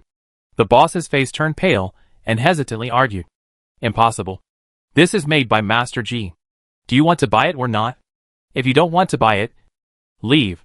Don't delay my business." 1 Yiru took a gold hairpin from her head and showed it to the boss. "Boss, see. This is from Master G's hand." The boss took a closer look and saw 2 small words at the end of the gold hairpin. G Xian. The boss knew he was wrong. But he didn't want to lose face. So he insisted that his hairpin belonged to Master G. "Sister Ro, let's not buy it. This boss is dishonest in business and will be in trouble sooner or later." Fu Bao took 1 Yiru's hand and turned away. The boss was so angry about Fu Bao's words. "You little girl. How can you talk like that? Are you cursing me?" "Mother, I bought the silver hairpin at this stall. He said it was from Master G." A girl and a woman came to the boss's stall aggressively. The boss was still cursing, not realizing that he was in big trouble. Chapter 549. Watching the fun is not too big a deal. Fu Bao dragged 1 Yiru away for a short distance when she heard a fierce quarrel behind her. Fu Bao turned her head curiously and saw the vendor who had cheated her just now being scolded by a woman. "You are a black-hearted person. You use fake goods as genuine goods. You also want my daughter to pay 30 taels of silver. You beat the monk after reciting the sutra. You have no conscience. Why don't you rob her? Why don't you ask around? Who dares to take advantage of me on our street? You are an unreasonable woman. How can you prove that you bought it from me?" The vendor denied it directly and refused to admit it. But it is obvious that the vendor has hit a wall this time. The woman was obviously the type who would rather fight than quarrel. When she saw the boss trying to cheat, she didn't tolerate him at all. Because she couldn't prove that the item was bought from the boss. It was bought once. And it didn't have the mark of their store like the ones in big stores. There was no place to argue. The woman stretched out her hand and grabbed the boss's hair. Before the boss could react, he staggered and fell to the ground because of the woman pull. The items on the stall were all scattered on the ground. And he also turned the stall over. The people passing by on the street were attracted by this scene and stopped to watch. Soon the stall was surrounded by people. "Sister Ro, let's go over and take a look. This person should be taught a lesson. I don't know how many people he has cheated." Fu Bao is a person who loves to join in the fun. 1 Yiru has never seen such a fierce woman. It simply shattered her worldview. Moreover, she rarely goes out of the house. Today, she can see such a big commotion. She doesn't want to leave. She doesn't need Fu Bao to pull her away. She has already taken Fu Bao's hand and stood in front of the crowd. Chimei and Lumei quickly protected the 2 people. And the other maids and women immediately separated the 2 people from the other crowd from behind. The boss in the middle of the venue had been pulled to the ground by the woman. The woman's daughter was not a pushover. She immediately picked up a bronze mirror the size of 2 palms on the ground for her mother and handed it to the woman. "Mom, use this to hit me. Your hands won't hurt. You are such a good daughter of mine. Stand aside, so you won't be splashed with blood." The girl quickly took 2 steps back, obviously confident in her mother's strength, which showed that the woman's reputation in the neighborhood was not in vain. The girl seemed to know what her mother was going to do next, and couldn't help covering her eyes. The vendor was pinned to the ground by the woman. But he was a man after all. Thinking how could he be pinned to the ground and beaten by a woman? He wanted to resist hard, but he was like a fish on a chopping board, only able to lift his 2 ends, and his body didn't leave the ground at all. The woman's big hands were pressing on his back, and one knee was kneeling on the man's back, pressing the man tightly to prevent him from getting up. The woman didn't look big and strong, just a little stronger than an average woman, but her strength was greater than that of a man. The vendor was as thin as a stick, and of course, he was no match for the woman. "Sister Ro, what do you think this ant does? How come she has so much strength?" Fu Bao also admired women. Ordinary women can't control men. Otherwise, why are there so many women bullied by men? "I can't tell either," 1 Yiru replied honestly. "I think she looks more like a butcher. You can see that there are oil stains on her clothes and some bone fragments on her arms. I guess they splashed on her body when she was chopping meat. Chimei has very good eyesight, and is very smart. She analyzed these inferences for the two of them. Butcher? Wan Yiru exclaimed. She seemed to have never seen or heard of a female butcher. Fu Bao was quite calm. There are too many industries in this world. Some people have to get a means of making a living in order to survive. Just like what the gentleman said, most of the work that men can do in this world can also be done by women. It's just that women have been imprisoned in their thoughts. After a long time, they themselves feel that they can't do this or that. But as long as they have the courage to break the secular world, there will be another way out. Ah! The woman had swung the bronze mirror in her hand onto the man's face, causing him to lose a tooth, and his saliva mixed with blood splashed far away. No wonder the woman asked the girl to stay away. Why are you yelling? Are you going to confess? Did my daughter buy her hairpin from you? The man also has a temper. And he has been beaten. If he admits, won't he have to pay for it? How can he spit out what he has eaten? He is a famous miser. No. I haven't seen it. You are blackmailing me. I will sue you for lynching. Okay. Let's see whether you are stubborn or your bronze mirror is stubborn. The man felt insulted when he heard the woman hitting him with the bronze mirror he sold. The woman swung it too fast just now, and he didn't see clearly what she was hitting him with. No wonder he felt a chill on his face, followed by a pain. It turned out to be a bronze mirror. This woman is really wicked. The woman said no more nonsense, and hit the man's face a few more times. The man's face swelled up like a steamed bun at a speed visible to the naked eye. Well done. Fu Bao raised his little fist, stood aside to watch the fun, and cheered for the woman. Wan Yiru covered her mouth and laughed softly, and saw the woman pulling the man's hair and asked sternly, You still don't admit it? The man's snot mixed with tears and blood, and he was unrecognizable. He cried in his heart, Big sister, you didn't ask again? Stop. The man raised his hands and finally surrendered. What you mean? What you mean? The man had lost several teeth after being beaten, and he was leaking air when he spoke, and his pronunciation was unclear. The woman then let go of the man and kicked him on the back. Hurry up and pay the money. I'm still waiting to sell the meat. If it's too late, I can't sell all the meat. I send it to your house, and you buy it all for me. The woman threw the bronze mirror into the vendor's pile of goods with a click sound, clapped her hands, pinched her waist with one hand, and looked at the man who couldn't get up from the ground for a long time with an impatient look. The people around also pointed at the vendor and talked about it. This person always passes inferior goods off as good ones. The scholar next door to my house bought a silver hairpin for his wife and spent dozens of taels of silver. Later, he found out that it was hollow inside and broke after using it for a short time. Later, he went to find this person, but he still refused to admit that it was not his. The scholar was also a scholar who met a soldier. He had no reason to explain and could only admit his defeat. He deserves to be punished. He is a black-hearted businessman. His stall should be closed down. The vendor owner finally got up from the ground and compensated the woman. The vendor owner's face was swollen, and he couldn't speak. He pointed at the silver hairpin on the girl's head. The woman took a look at the silver hairpin on her daughter's head, stretched out her hand to pull it off, and threw it to the vendor. This is a rotten thing for you. Don't let me see you in the future. We are all doing business. You should sell things properly, and in a proper manner. Why do you have to take advantage of other people's fame? Do you think everyone can afford Mr. G's things? After the woman said this, she turned around and took her daughter away without looking back. Chapter 550 Beautiful Hairpin Flowers. Sister Fu Bao, let's go quickly. If we don't go shopping, it will be dark soon. We will have come out for nothing today. Wan Yiru pulled Fu Bao's hand and said with a smile, Yeah. Okay. This time, Wan Yiru didn't let Fu Bao wander around. She also wanted to bring some gifts back to Aunt Wan Air and Grandma Wan. So she took Fu Bao directly to the treasure pavilion. Many things in the treasure pavilion were made by Master Ji. She had several pieces, but the prices were high. However, each piece of jewelry was unique.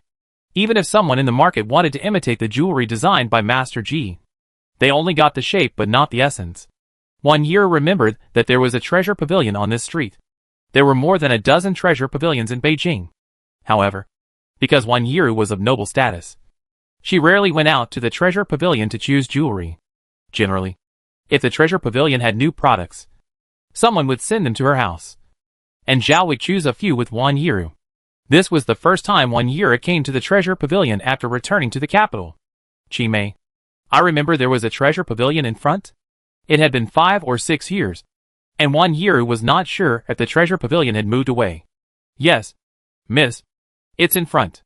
Chimei came out more often than Wan Yira. And she didn't grow up with Wan Yira. The maids in the Duke's mansion were sold. And Wan Yira's personal maids were also sold. Chimei and Lume were bought by Zhao for Wan Yira. But these two girls were smart, and won Wan Yira's heart. Chimei led everyone to the door of the treasure pavilion. Fu Bao looked up and saw that the shop had 3 rooms and 3 floors. And the decoration was very luxurious. But for Fu Bao, her vision was limited. And she couldn't recognize what kind of material these woods were. So Fu Bao felt that there was not much difference from other houses. But Fu Bao saw the 3 gold-plated characters of Jinbao Pavilion at a glance. This plaque alone is considered high-end on this street. Sister Fu Bao. Let's buy jewelry for second aunt and grandma in Jinbao Pavilion. Sister Ro. Does this Jinbao Pavilion sell jewelry? Fu Bao didn't know what Jinbao Pavilion was for. But just by hearing the name, he knew that there must be treasures here. Yes. Jinbao Pavilion is the largest jewelry store in Beijing. You can buy any jewelry you want. And their prices are fair. There are also store logos. If it breaks, you can get it repaired for free without any hassles. Fu Bao thought of the vendor just now and nodded. Sister Ro. You should still go to big stores to buy things in the future. Otherwise you will be easily deceived. Wan Yira smiled and nodded. And took Fu Bao into Jinbao Pavilion. The shopkeeper saw the distinguished guest at a glance. The guests who came to Jinbao Pavilion were either rich or noble. And the shopkeeper was certainly not an ordinary person. His eyes had long been trained to be fiery eyes. The moment Wan Yira stepped into the door, he whispered to the waiter, "Hurry up and prepare the private room. The young lady from the Duke's mansion is here. Ladies, what do you want to see? We have a private room here. Why don't you move to the 2nd floor?" The shopkeeper hurried over, looking attentive. Wan Yira nodded and took Fu Bao to leave. But Fu Bao couldn't move his legs anymore. She looked at the large counter displaying all kinds of gold, silver and jade jewelry, with a variety of styles, which made people dazzled. Compared with the street stall goods just now, you can tell the quality at a glance. Sister Fu Bao? Ah? Sister Ro. These things are so beautiful. Fu Bao looked at a set of red gold headgear with starry eyes, which was inlaid with various gems. It looked beautiful and luxurious. Wan Yira and Chimei both laughed softly. Sister Fu Bao. Let's go to the 2nd floor first. There are more beautiful ones on the 2nd floor. Are there more beautiful ones? Fu Bao had never seen so many jewelry before. She thought these were already very beautiful. Are there more beautiful ones than these? Then she must take a good look and brag about them when she gets home so that her friends can also learn more.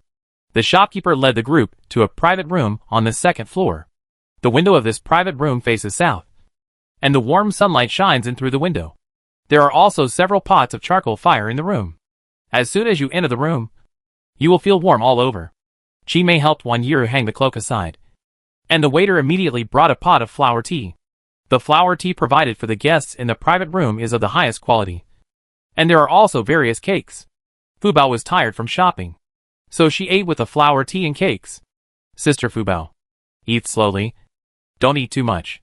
Mother has prepared delicious meals for you in the evening. If you eat too much, the delicious meals will be wasted. When Fu Bao heard this, he immediately put the half-eaten cake back on the plate and pushed the fragrant flower tea aside. Well, I won't eat anymore. I'm full. I'm not deliberately not eating because Sister Rose said there would be delicious food in the evening. I'm really full. Chimei and Lume both chuckled. Miss Fu Bao seemed to be trying to cover up something, and she looked so cute that people couldn't help but laugh. Wan Yira gently wiped the cake crumbs from the corner of Fu Bao's mouth, and did not expose Fu Bao's little thoughts. She smiled and said, "Since you are full, take a walk to digest the food. Otherwise you won't be able to eat in the evening." Well, okay. I listened to Sister Ro. At this time, the door was pushed open, and the shopkeeper walked in with a smile on his face. He was followed by a dozen waiters, each holding an ebony tray inlaid with gold. And the tray was covered with a piece of exquisite brown satin. "Miss, this is our new model of Jinbao Pavilion this year, made by Master Ji himself. There are 13 pieces in total. Do you like it?"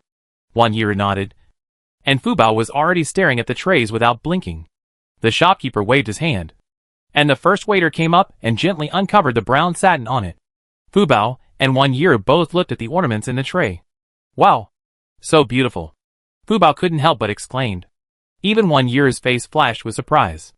Miss, this is our first piece of jewelry today, called the gold filigree jade inlaid peony flower top silver foot hairpin.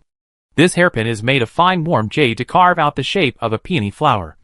And then the center of the peony flower is decorated with a gold filigree flower center as a peony pistil. And a red gem is inlaid in the center of the pistil. It looks like wearing a golden peony flower. Rich and noble. Miss, I think this jewelry is very suitable for your temperament. It happens that you are going to attend the plum blossom banquet of the princess tomorrow. Wear this hairpin, and it will definitely be more beautiful than the others. Chi-Mei couldn't help but admire it. Sister Ro, this flower looks good on you. It looks like the real thing. How skillful must one be to make it? This person is really amazing. Fu Bao suddenly felt that the 2 silver hairpins she had just chosen for Wan Erseo were too cheap. So this is what jewelry is. Fu Bao was very conflicted. This looked very expensive. If she bought it for her mother, she would probably not be able to afford it even if she sold herself. However, she really hoped that her mother could also wear such beautiful jewelry. She hoped that her mother would have something that other mothers had. It seemed that she had to work hard to make money. Fu Bao stared at the hairpin flower and secretly decided to make a lot of money to buy such a beautiful flower for her mother to wear. Chapter 551. Where's the silver? Wan Yiru looked at the hairpin and asked Fu Bao, Sister Fu Bao, do you really think I look good in this? Fu Bao tilted his head and thought for a while before saying, Sister Ro, I think this flower looks good. And you look good too. You will definitely look good in this. But I think it would be better if this peony could be changed into a plum blossom. I think the plum blossom is more suitable for you. Fu Bao felt that Wan Yiru had a unique temperament of plum blossoms. Although she looked gentle, she had an unyielding pride inside, which matched the plum blossom hairpin very well. Fu Bao's words touched Wan Yiru's heart directly. Shopkeeper, does this have a plum blossom style? Master Ji shouldn't have only made peonies. Right? This was not the first time Wan Yiru bought something from the treasure pavilion. She had some understanding of Master Ji. If jewelry was designed with flower elements, there would definitely be more than one. It was just that there were too many nobles in the capital, so they had to consider the gifts carefully. Although each piece was a fine product, some jewelry might not suit the wearer's temperament, so some jewelry would be left over after being sent to the mansion. The shopkeeper looked a little embarrassed. Wan Yiru knew at a glance that there must be one, but she might have come too late. Was this hairpin fixed? Shopkeeper, you don't have to feel embarrassed. If there is no one, forget it. I like this one too, but it's not suitable for this season. It will definitely be very beautiful if worn next spring, when the peonies are in full bloom. The shopkeeper was relieved to see that Wan Yiru did not force him to question him, and he successfully sold this piece. Miss, you are right. Wearing this jewelry at the spring banquet next year will definitely be the most beautiful among all the beauties. The shopkeeper waved his hand, and the waiter immediately took the tray out to pack it. The second waiter immediately came forward and lifted the silk on the tray, because the first jewelry was too stunning. The second one seemed a little dull, but it was also very beautiful. Miss, this is a pair of gold filigree inlaid with gems and jade peach blossom phoenixes to cover the temples.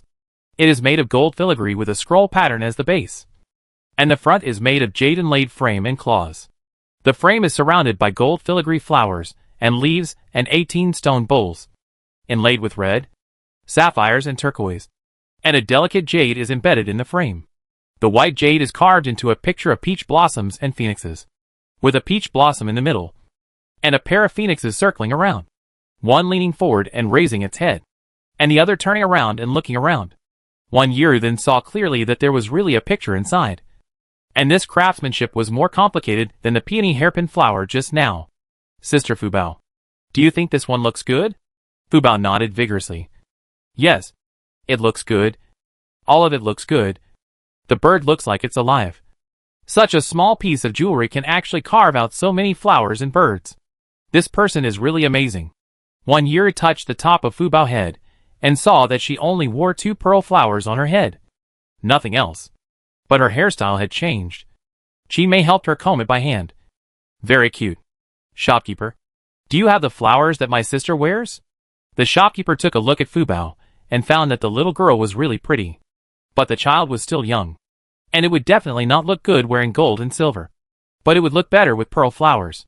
Yes, we have a whole set of pearl headwear in our store, which is very suitable for the little lady to wear.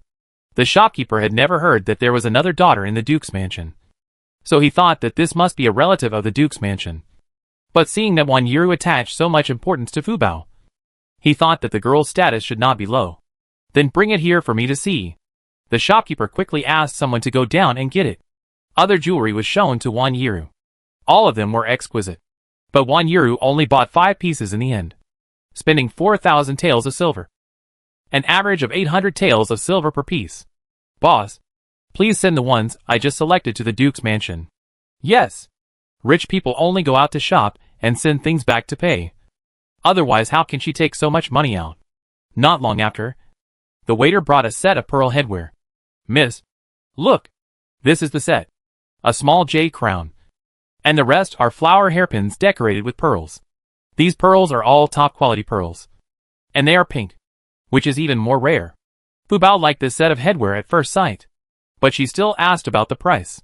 Boss, how much is this set of headwear? Because this set of headwear uses rare pink pearls. The price is higher. 1,000 taels of silver. Ah? So expensive? Fubao touched his sleeve pocket, and his face turned pale. Where is her money? Fubao was a little flustered. She lowered her head and carefully felt around. She clearly remembered that she had stuffed the money into her pocket yesterday. How come it was gone? Fubao was so anxious that she was about to cry. That was all her money. She also had to buy embroidered shoes for her mother, jewelry for her mother and grandmother, and her husband's share was also in it. Sister Fubao, what's wrong with you? Wanyiru saw that Fubao was suddenly a little strange, as if she was looking for something. Sister Ro, my money is lost. I earned 100 taels of silver yesterday, and it's gone. Fubao's eyes were filled with tears, and she looked at Wanyiru pitifully, feeling very aggrieved. This was the first time she earned so much silver, and it was gone before she could even warm it up. Don't worry. Look for it again. Did you put it somewhere? Did you not bring it out? Impossible. I remember it very clearly. I stuffed it into my sleeve yesterday. Chimei took a look at Fubao's clothes and asked uncertainly, Miss Fubao, are you sure you were wearing the same clothes yesterday? Fubao was surprised for a moment, thought about it carefully, and suddenly slapped her head. By the way, I seem to have changed clothes, and my father must have put them away. Fubao burst into laughter. His face flushed, looking particularly cute. Wanyiru was relieved. 100 taels was really worthless to her. But for Fubao, she knew it was a huge sum of money. She knew the situation of Uncle Wan's family. But another question came to her mind. Why did Fubao make so much money? But she felt that it was not the time to ask this question now, and she would ask it when she got back. Sister Fubao, this headdress is given to you by my sister. You don't have to spend money yourself. Just think of it as a gift from my sister. But Fubao shook his head firmly. No. It's too expensive. Fubao can't take it. Fubao can't afford it. The master said that this is called an unequal gift. It's not allowed. Sister Ro, Fubao doesn't like this headdress anymore. It's too heavy and inconvenient to wear. If someone robs it, it will be a big loss. Wanyiru smiled and agreed, okay. Since you don't like it, then we won't buy it. But Wanyiru knew that Fubao liked this headdress, so she secretly asked Chimei to keep it. Let's talk about it after returning home. Buy it back first. At this moment, the waiter who had just gone downstairs to wrap the jewelry came up in a panic. Boss, something bad has happened. The young lady from the Earl's mansion just came and saw the peony jewelry we wrapped. She insisted on buying it and is now throwing a tantrum downstairs. The shopkeeper heard this and immediately apologized and left to deal with it. Chapter 552 Cursing the Duke's Mansion Openly. Chingmei's eyes flashed with displeasure. Seeing that there was no one else in the room, she said to Wanyiru in an unhappy tone, Miss Chen from the Earl's mansion always likes to steal other people's things. Last time, she also stole a bracelet from the Weiyuan Marquis mansion. But that lady is a concubine, so she is easy to talk to. But you are different. You are the only legitimate lady in our Duke's mansion. Besides, our Duke's mansion is 2 levels higher than their Earl's mansion. She, a lady from the Earl's mansion, dares to steal your things. She really doesn't know how to live or die. Chimei, stop saying that. Just whisper this to me. When you see Miss Chen later, you should keep your mouth shut. My father and brother are guarding the border now. We women at home should not cause trouble for them. You must know that trouble comes from the mouth. 1 year has never lost her temper. She is also very gentle to the servants and rarely scolds Qin Mei. But this time is different. Since she was exiled, she also understood the ruthlessness of imperial power. When the people above want you to help, you are a hot commodity. A great general admired by thousands of people. And the god of war of the great Qi. Once you are no longer needed, you are a traitor. 1 year had never thought so much before. But she had experienced exile. The hardship and suffering engraved in her bones made her never dare to forget the shame of her family. But she firmly believed that her father and brother would not do things that would betray the country. That is, someone did it deliberately, knowing the emperor's mind and not wanting to keep the one family in the capital. So someone was willing to be the emperor's knife to attack the duke's mansion. After being scolded by 1 year, Qin Mei immediately lowered her head. It was my fault. Please punish me. Young lady, be more careful in the future. Especially don't mention the status of the duke's mansion. And don't bully others by taking advantage of your power. You need to be humble and low-key. And don't be ostentatious. I understand. The other maids and servants also responded with a salute. 1 year then stood up, naturally took Fubao's hand, and looked down at Fubao. She saw Fubao was also looking up at her, with light in his eyes. Sister Fubao, what's wrong? Why are you looking at your sister like that? Sister Ro, I think you were glowing just now. Fubao has never seen Sister Ro get angry. I saw Sister Ro scolding people just now. It was so beautiful. 1 year's mouth curled up slightly, pinched Fubao's little hand and asked, then aren't you afraid? No. Sister Ro is not mean to me. What should I be afraid of? Fubao's little head shook like a rattle. Then let's go shopping for something else? What else do you want to buy? Okay. Fubao wants to go to the pharmacy. Pharmacy? What are you going to do there? Are you feeling unwell? You must tell your sister. 1 year asked Fubao anxiously, hoping that she would not bring Fubao out and make him sick. Otherwise she would be guilty. In her impression, Fubao seemed to have never been sick and was very strong. Sister Ro, don't worry. I'm not feeling unwell. I just have some things to buy. And these things are only available in the pharmacy. 1 year breathed a sigh of relief. Okay. Let's go to the pharmacy. But do you know the medicinal materials? Sister Ro doesn't know yet? Fubao is a little doctor. I can treat illnesses. 1 year's jaw dropped to the ground in shock. And she thought Fubao was joking. How could there be such a little doctor? After she figured it out, she thought Fubao was joking, and was willing to coax Fubao. Oh, our little Fubao is so powerful? Then when we return home, can you help sister take a look? Well, okay. Let's go. Several people came down from upstairs, and before they reached the first floor, they heard a woman's shrill voice coming from the lobby. This is the piece of jewelry I like. You should pack it up and send it to the Earl's mansion, or I will tear down your store. Miss, this piece of jewelry has really been ordered. We have many other exquisite jewelry that are more suitable for your temperament. How about you take a look first? The shopkeeper was sweating. He was really afraid of this Miss Chen. I heard that she fought with someone for a piece of cloth last month and beat him up. In the end, she tore down the store. Are you deaf? This lady said that I like this one. This one. You should give me this jewelry right now. I want to wear it now. Chen Wan's small face was as big as a palm, and her peach blossom eyes were round. Miss Chen, this piece of jewelry is what the young lady of the Duke's mansion has just chosen. And these pieces are all selected by her. Miss Chen, please choose another style? The shopkeeper saw that he couldn't convince her, and was scolded by Chen Wan. He didn't want to argue with her. There were many nobles in the store. What was the point of making such a fuss? I really don't know how this Earl's mansion trains such a young lady. How can she look like a lady from a noble family?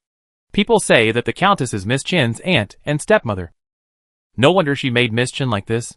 Is she really spoiling her, or is she flattering her? Everyone knows it clearly.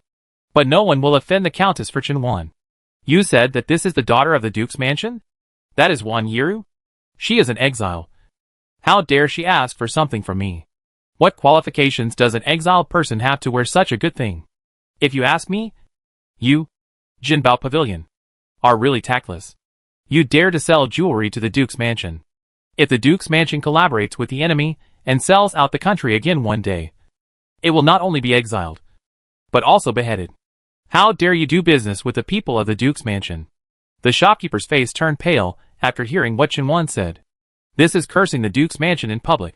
If this word reaches the ears of the people in the Duke's mansion, their store may also suffer. The momentum of the Duke's mansion is now more unstoppable than before the exile. The Duke's mansion now has direct descendants. And there are 3 generals in one family. Even Kingly has to give it some distance. She, a little lady of the Earl's mansion, dares to curse the Duke's mansion openly. It can be seen that she has been spoiled and lawless. Are you the Miss Chin who wanted to steal my things? Wan Yu stood at the stairs with a cold face, looking straight at Chinwan like a frozen sword. Chinwan looked up and met Wan Yu's eyes. She shuddered. Why is this person's eyes so scary? And the temperament around her. She doesn't look like an ordinary lady at all. Ordinary people only have nobility and quietness. But this woman is full of murderous aura. Chinwan didn't know Wan Yu, because Wan Yu rarely went out since she returned to the capital. And she would postpone banquets if possible, and generally would not attend. The shopkeeper secretly wiped a cold sweat and thought, it's over. Miss One must have heard what I said just now. But now the shopkeeper can't get a word in. Chinwan has already confronted Wan Yu. Chapter 553, Morality is in the Heart. After Chinwan came to her senses, she stiffened her neck and raised her face, trying to improve her temperament. But she could never compare to Wan Yu. Wan Yu came down the stairs step by step, holding Fubao in her hand. Fubao's face was not pretty at this time, and she also looked at Chinwan angrily, because she heard what Chinwan said just now. She didn't want Sister Ro's family to be exiled or beheaded again. She felt that the sister in front of her, who looked a little pretty, was too cruel. Unlike Sister Ro, who spoke gently and cared about others. If Haichuan was here at this time, she could order Haichuan to bite that vicious woman. She looked so beautiful. How could her heart be so black? You are Wan Yu? Others say you are beautiful. I think you are just like that. Right? You are just pretending to be mysterious. No wonder you didn't even attend the banquet. It seems that this face is not presentable? After Chinwan finished speaking, she covered her mouth with a handkerchief and laughed wildly. Ah! Suddenly, a shadow rushed straight towards Chinwan. Chinwan was laughing so hard that she didn't notice someone suddenly attacking her. She stumbled and fell to the ground. Sister Fubao, are you okay? Wan Yu saw clearly that Fubao didn't play by the rules and started fighting directly. She was impatient to fight with Chinwan. But women in Beijing usually quarreled and flattered others. How could they start fighting like Fubao? Fubao was still on Chinwan at this time. When she heard Wan Yu's voice, she immediately burst into tears. Wow! This sister is bullying people and beating children. Come and see. Let's judge. Fubao said, and climbed up from Chinwan and ran to the street. People on the street were immediately attracted by Fubao crying. A nosy woman saw that Fubao was cute and crying so hard that she was out of breath. So she asked with concern, Little girl, what's wrong with you? Where is your parents? Aunts and sisters. I was beaten by the sister inside. She was so scary. She beat me without asking any questions. You see? There are marks on my face. Fubao was fair-skinned. When she bumped into Chinwan just now, her nose hit Chinwan's jade pendant, and her face was indeed left with red marks. What? Dare to do it in broad daylight. This is the capital. Is there any law? The people outside were talking about Chinwan, who had not yet gotten up from the ground. Chinwan was usually spoiled and brought up. How could she have been beaten? What's more, Fubao hit her with all his strength. Chinwan felt pain in her abdomen, and she fell to the ground, hurting her buttocks and waist. She was helped to stand up by the maids, and she kept crying. She wanted to find the culprit, but found that the culprit had already run out to complain. How could she, Chinwan, suffer such a loss? She immediately turned her gun around and stopped fighting with Wan Yu. She was helped by the maids and limped out. You little bitch. You dare to hit me? Come on. Grab her. I will tear her face apart today. Chinwan's eyes were red with anger. Her eyebrows were erected. Her face was full of anger, and she looked a little hideous. Aunt. Sister. You see? This is the person who beat me. Not only did she beat me, she also cursed the Duke's mansion to be exiled and beheaded. We can have the peaceful life now. But those soldiers fought for us at the border. I, a child, know the truth. But she doesn't know it. Do you think she did it on purpose? What is she thinking? Is she a spy from the enemy country? She came to Artichi to spread rumors? Fu Bao cried while organizing his words in his mind, putting all the blame on Chen. In addition, Fu Bao's voice was soft and he cried pitifully, which resonated with everyone. Everyone pointed fingers at Chen at the same time. This woman looked so well dressed and like a lady from a rich family. How could she be so mean? She's not really a spy. Is she? Does anyone know which family she belongs to? I know. She's a lady from the Earl's mansion. Last month, she fought with someone for cloth and beat up another lady. But that lady was the daughter of a 5th-rank official. So they didn't dare to do anything to her. She even tore down someone's shop and smashed the door. Ah? So arrogant? She's totally lawless. She'd never get married. Chen face was already blue and purple with anger. She was a lady from the Earl's mansion. How could she let these vulgar people point fingers at her at will? Does she have any shame? Zir, why don't you go and pull that little bitch over to me? Are you just standing there waiting to die? Chen pushed the maid who was supporting her. Zir's eyes flashed with displeasure. But she endured it when she thought of what the lady had told her. She let go of Chen and tried to catch Fu Bao. But once she let go, Chen couldn't stand and immediately fell to the ground. What use is there for you? You slut? Don't you know how to greet people? Zier raised a faint smile at the corner of her mouth. And then pretended to be wronged. Miss? You asked me to catch people. And I can't hold you and catch people at the same time? This lady is really unreasonable. She was the one who ordered it. But she blamed the maid. Alas, this maid is also miserable. Chen was so angry that she got up from the ground and pointed at Fu Bao. It's all this little bitch's fault. She hit someone and complained first. If you catch her and bring her back to the mansion, I'm going to pickle her alive. Oh! Hurry up and report to the police. Someone's going to die. This lady is really cruel. When Chen heard this, she was a little scared and quickly explained, I was just talking casually. Besides, it was this little bitch who hit me first. And I was injured. Are you all blind? She is intact. And I limp because of her. Chen pointed at Fu Bao and spoke harshly. But Fu Bao just cried and didn't make any excuses. No one believed Chen. During this time, the waiter had packed all of Yir's jewelry. Miss your jewelry has been packed. Will it be sent back to you now? The shopkeeper came over respectfully and asked. Yir nodded gently. And her face was no longer as gentle as before. The shopkeeper could clearly sense the change in Yir's temperament. He did not dare to say much and asked the waiter to take the jewelry away immediately to avoid any more trouble. If the jewelry was sent away, Miss Chen would not be able to make a fuss. She could not go to the Duke's mansion. Right, Sister Fu Bao. Don't waste your breath with such a person. Let's go. Yir walked out with the servants and saw Fu Bao being protected by everyone. Everyone looked at Chen angrily, because they knew that Chen was of noble status. Everyone knew that it was impossible to do anything to Chen. Everyone spontaneously protected Fu Bao. And morality was in the hearts of the people. Chapter 554 Reversal. Yiru. Did I tell you to leave? You want to leave? Your bitch bumped into me. And you're just going to leave? Are you dreaming? Chen refused to give in, pulling Yiru's clothes hard, trying to tear them off and embarrass her. Chi Mei found something wrong, and immediately stepped forward to rip off Chen wrist, and deliberately pinched her wrist. Chen felt pain, and immediately let go of her hand, holding her wrist, her eyes red. She had never been wronged like today. She glared at Yiru hatefully. Miss Chen, if you still have a bit of shame, don't embarrass yourself here. Go back and reflect on it. And I remember all the words you cursed the Duke's mansion just now.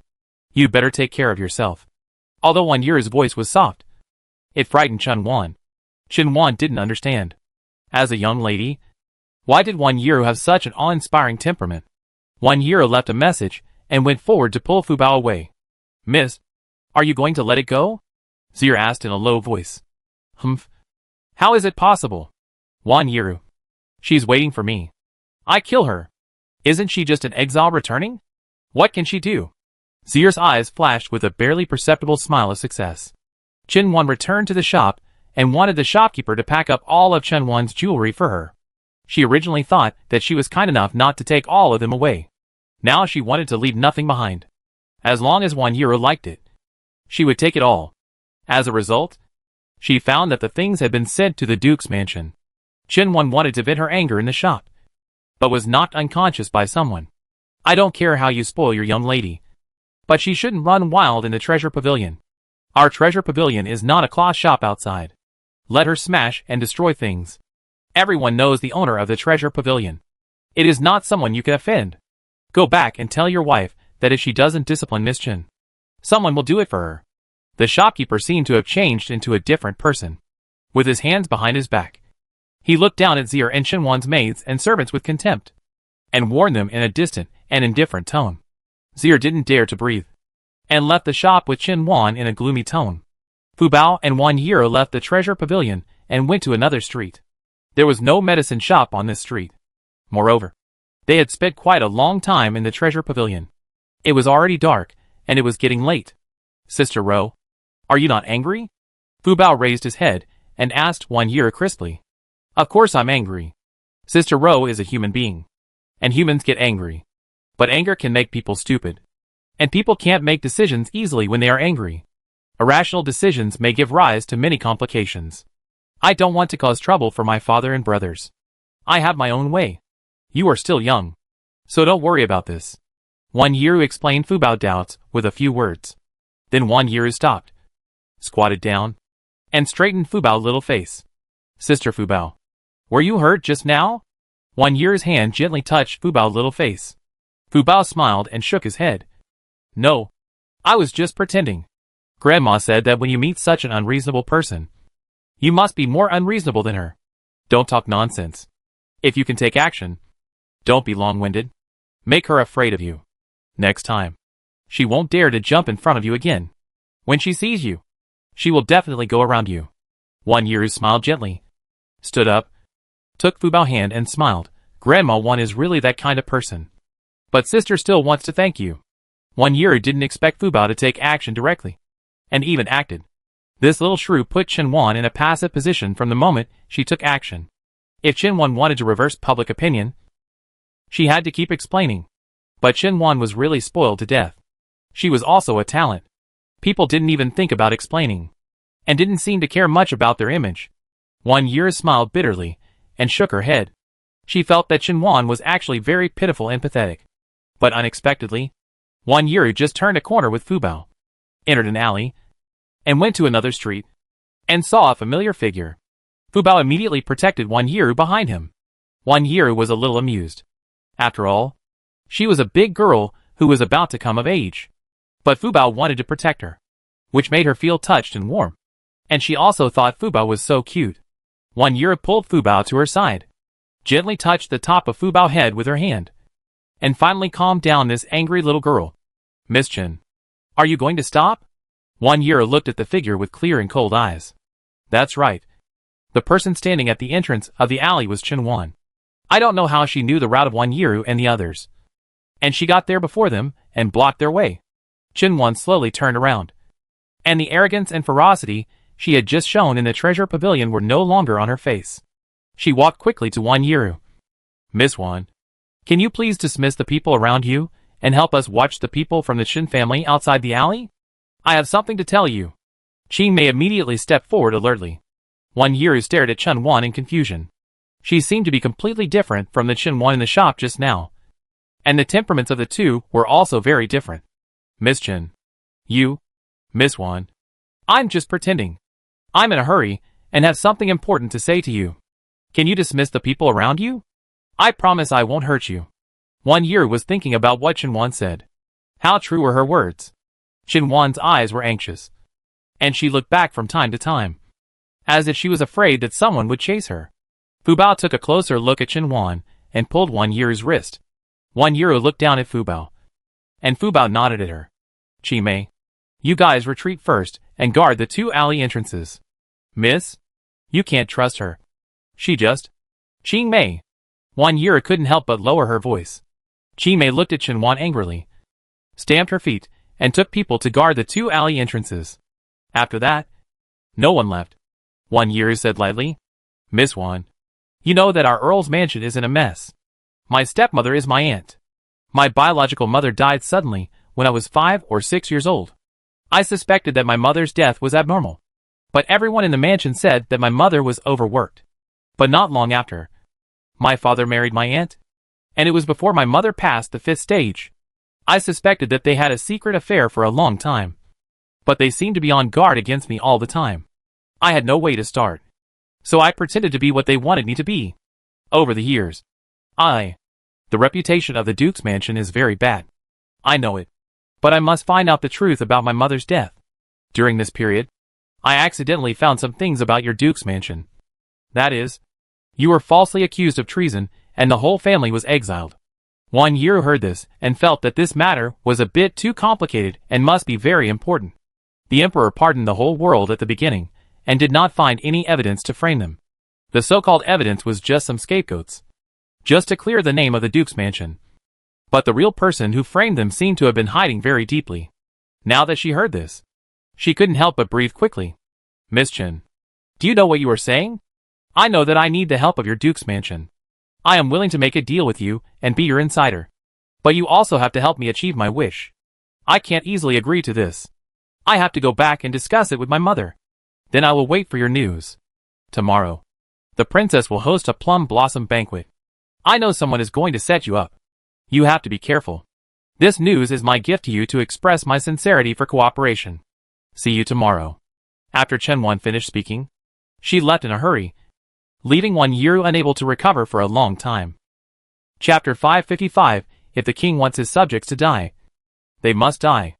Fu Bao listened to the conversation from beginning to end, a little confused, but she understood the last sentence.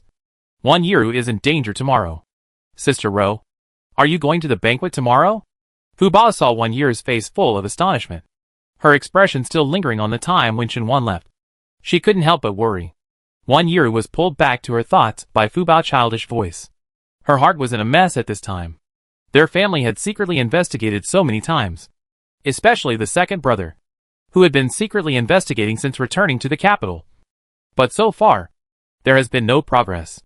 The other party has wiped out all traces completely, leaving no flaws at all, which makes them feel powerless. But now there was news, and it came from the notorious Chen Wan, which made her mind a little bit unable to accept it for a while. But now, no matter whether the news is true or false, Wan Yiru must first tell her mother and second brother about this matter. The eldest brother and father are far away at the border, and they are out of reach. Even if they send the news, it will take half a month to go back and forth. It's too late. They must come up with a countermeasure at home. Fu Bao, sister can't accompany you to go shopping again today. Do you think this is okay? Write down what you want to buy, and I let Qimei buy it? Fu Bao is of course willing, and she also knows the priorities of things. Okay, Sister Ro, let's go back. Wan Yiru looked at Fu Bao with relief, took her hand, and told Qimei, Qimei, go and call a carriage. Let's go back to the mansion. Yes, miss. Wan Yiru didn't want to go shopping again, so she took Fu Bao back to the mansion in a hurry. Zhao was telling the servants about the dinner when she saw Wan Yiru coming back with Fu Bao, looking anxious. Rower, what are you doing? Zhao waved her hand and asked them to go down first. Wan Yiru glanced at the servants in the room. You all go down and wait. The maids and servants bowed and filed out. In the warm room, there were only Zhao's mother and daughter and Fu Bao. Wan Yiru didn't avoid Fu Bao, because Fu Bao knew everything he should know. She felt that there was no need to avoid her, and she felt that this news was brought by the arrival of Fu Bao, the little lucky star. She had seen Fu Bao's ability, but she had never said it. Ro, what happened? How come you came back so soon after going out? Zhao was a little worried. Mother, there is news that our family was murdered. Chen Wan told me. Wan Yiru was too anxious and didn't know where to start, so she said this nonsense. But Zhao also understood. She excitedly clenched her daughter's hand, with tears in her eyes, and asked anxiously, Really? Ro, did you hear it wrong? Mother. No. Chen Wan told me herself. Chen Wan? Which Chen Wan? The lady from the Earl's mansion? Zhao was a little surprised. Yes. Mother. It's that Chen Wan. Hearing her daughter's affirmative answer, Zhao's expression was a little surprised. Ro, if you say that others said that this news is true, then I can still consider it. But if it is Chen Wan, then forget it. Right? You don't like to go out, and you don't know her reputation in the capital. Mom, I know. I know everything. When Shimei goes out to buy things, she will tell me the news she has inquired about as a joke. I originally thought that Xinwan was very unbearable. Including today, she wanted to snatch the jewelry I liked, and openly cursed our Duke's mansion. I was extremely disgusted with her. But it turned out that all this was just her acting. Zhao listened to Wan Yu slowly telling what happened today, with disbelief in her eyes. I didn't expect that Xinwan was so cunning that she even deceived her stepmother. Zhao felt that such a woman was a little scary, and it would be better not to have any contact if she didn't want to date her. Mom, I think she is also very pitiful. At such a young age, she had to endure humiliation and even ruin her image, just to endure and find out the truth about her mother's murder. If it were me, I'm afraid I wouldn't be as good as her. Wan Yu began to admire Chen Wanlai. Zhao took her daughter's hand and gently touched Wan Yu's face. Ro, don't worry. You are better off than Chen Wan. You won't suffer like her. Wan Yu gently leaned her head on Zhao's shoulder. Mother, Wan Yu called out coquettishly, her heart full of happiness and sweetness. Fortunately, all of their family members were there. Mother, Xinwan also told me a piece of news, saying that someone wants to harm me at tomorrow's plum blossom banquet. Zhao's eyelids jumped when she heard it.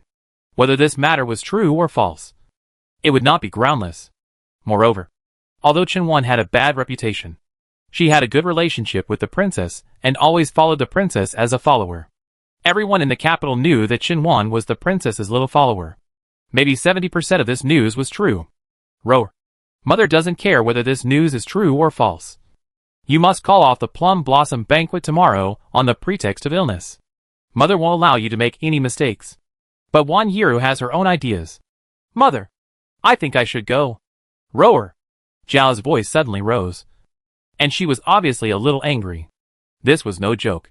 She knew all the secret methods in the harem. Think about how Prince Li showed goodwill from time to time in order to win over the Duke of Jinghua Mansion. But the Duke of Jinghua Mansion turned a blind eye and was loyal to the Emperor. If they wanted to harm Wan Yu this time, they would definitely make a fuss about her marriage. Zhao went through all the factions of Prince Li in her mind. But she was a woman and didn't know much. It would be better if Chinner was here now. Mother, don't worry. Listen to your daughter slowly. Wan Yu's voice was soft, and she held Zhao's hand gently. Mother, I must go to the plum blossom banquet tomorrow. Even for the sake of our Duke's mansion. I want to verify whether Xinwan is reliable. If someone really wants to harm my daughter tomorrow, it means that Xinwan is trustworthy, and the information she provides is highly credible. And we already know the other party's conspiracy in advance. So my daughter will definitely take precautions, and not give them the opportunity to frame her. Seeing that Zhao was still a little uneasy, Wan Yu stood up and knelt on the ground. Mother, I am also a member of the Duke's mansion. I cannot just enjoy the glory and wealth, but also contribute to the Duke's mansion. Mother, think about it. They can harm the Duke's mansion once. Can't they harm it a second time? Now that the border is peaceful, that person will definitely be afraid of our Duke's mansion under the instigation of someone with ulterior motives. Even if you don't believe it at first. Do you think he can stand the test after a long time? Wan Yu's mind is clearer than anyone else. She has never been blinded by the glory and wealth. She knows the truth that if the king wants the minister to die, the minister must die. Therefore, although she looks weak, she is very strong in her heart. Chapter 556 decided to attend the banquet. Zhao felt mixed emotions. She looked at her daughter who had not yet reached the age of marriage, and her heart was filled with mixed feelings. What is the difference between this and knowing that there is a tiger in the mountain, but still going to the tiger mountain? And she saw her own daughter fall into the tiger's mouth with her own eyes? Rower, get up quickly. You are not in good health to begin with, and the ground is cold. Zhao pulled Wan Yu up from the ground. Mother knows your painstaking efforts. But how can Mother be willing to gamble with your life? Zhao's eyes were full of heartache. Wan Yu said firmly, Mother, please believe in me. I am not as weak as you think. I will definitely get out of danger. This is related to the life and death of our Duke's mansion. We must find out the mastermind behind the scenes. This time, we finally got some clues. Even if Xinwan deliberately seduced me, I will go. I bet Xinwan really knows something, because her eyes can't deceive people. Zhao didn't see the changes in Xinwan's face before and after, so she didn't know what kind of person Xinwan was. But Wan Yu faced Xinwan's two faces and knew very clearly. Her intuition told her that Xinwan might be telling the truth. And, Mother, if Xinwan really seeks help from our Duke's mansion, I believe she will help me tomorrow. Otherwise, why would she negotiate with us? 1 year felt that Xinwan was not simple. And there might be a good show tomorrow. Since you have made up your mind, I will let you do it. But you have to take Hongmei with you. 1 year did not refuse this time. Hongmei was specially found by Wan Qingma to protect Zhao. She is not weak in martial arts. If there is any emergency, Hongmei can help 1 year escape. Seeing that her daughter did not refuse her arrangement, Zhao was relieved. Mother, it's nothing. I will go back first. I still have some things to prepare. By the way, I went to the treasure pavilion to buy a few pieces of jewelry today. Have you seen them? Some of them are for Grandma Wan and Aunt Wan. And one is for you. This is Master G's new product this year. I think it's pretty good. I saw it. It's really good. You are very thoughtful. It's hard for you to be thoughtful. Zhao smiled and praised. Fuba, you can't spread what Aunt and Sister Rose said just now. Understand? Don't worry. Aunt. Fubao knows. Fubao mouth is tight. He won't say anything. And Fubao will go to the banquet tomorrow. Fubao wants to protect Sister Ro. Zhao originally wanted 1 year to take Fubao to the Plum Blossom banquet to broaden Fubao horizons. But in this situation, it might be inappropriate to take Fubao with her.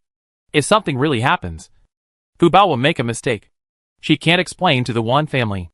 Fubao, tomorrow Aunt will take you to buy nice clothes. Okay? We won't go with your sister Ro. Zhao coaxed Fubao. No. Fubao wants to go.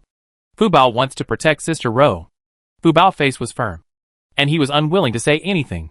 Besides, Fubao wants to have a delicious banquet. But we also have delicious food in our house. And he can ask the chef to prepare whatever you want to eat? No.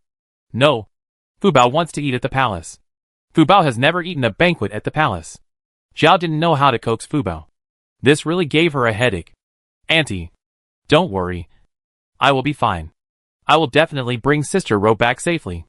Fubao patted his chest to promise. Zhao was a little amused and helpless. In the end, she couldn't persuade Fubao. She could only tell the servants to take good care of him tomorrow. If it didn't work, she would bring Fubao back first. Fubao and 1 year returned to Zhuyin Cottage and immediately took a pen to write down what they wanted to buy and handed it to Qimei. Sister Qimei, can you buy the things on this for me? Fubao handed the list to Qimei and turned to look at 1 year. Sister Ro, can you lend me some silver? My silver must be with my father. Can I ask my father for it and return it to you? 1 year was deeply moved. Fubao was so determined to protect her just now. She knew that this was Fubao's true words. Sister Fubao, I have silver here. You can spend as much as you want.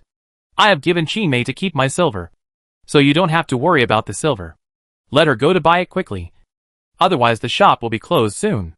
Although Fubao wanted to argue, she immediately urged Qimei to go quickly when she heard that the shop was about to close. However, even if she bought the things, she probably couldn't deliver them today, and she had to attend a banquet tomorrow. It seemed that she could only deliver them after she came back tomorrow. At this time, it was getting dark, and Mrs. Wei Yuan Marquis did not wait for Fubao to deliver the ointment to her door. She couldn't help but wonder in her heart, could it be that this little genius doctor was too playful and forgot about the ointment? If that's the case, how should she go to the Duke of Jinggua's mansion to find someone? Going to the Duke of Jinggua's mansion is not like going to an inn. You have to send an invitation. And you can't just go there rashly. However, Li Ruiyang and Zhao's relationship is still good. After all, both families are noble ladies in Beijing. If Li Ruiyang came to visit, it would be reasonable. But Li Ruiyang's face is now ruined, and he can't see anyone. Wei Yuanho's wife is an elder, and it's a bit unreasonable to suddenly visit Zhao. After thinking about it, Wei Yuanho's wife decided to send someone to the Duke of Jinggua's mansion to inquire about the situation.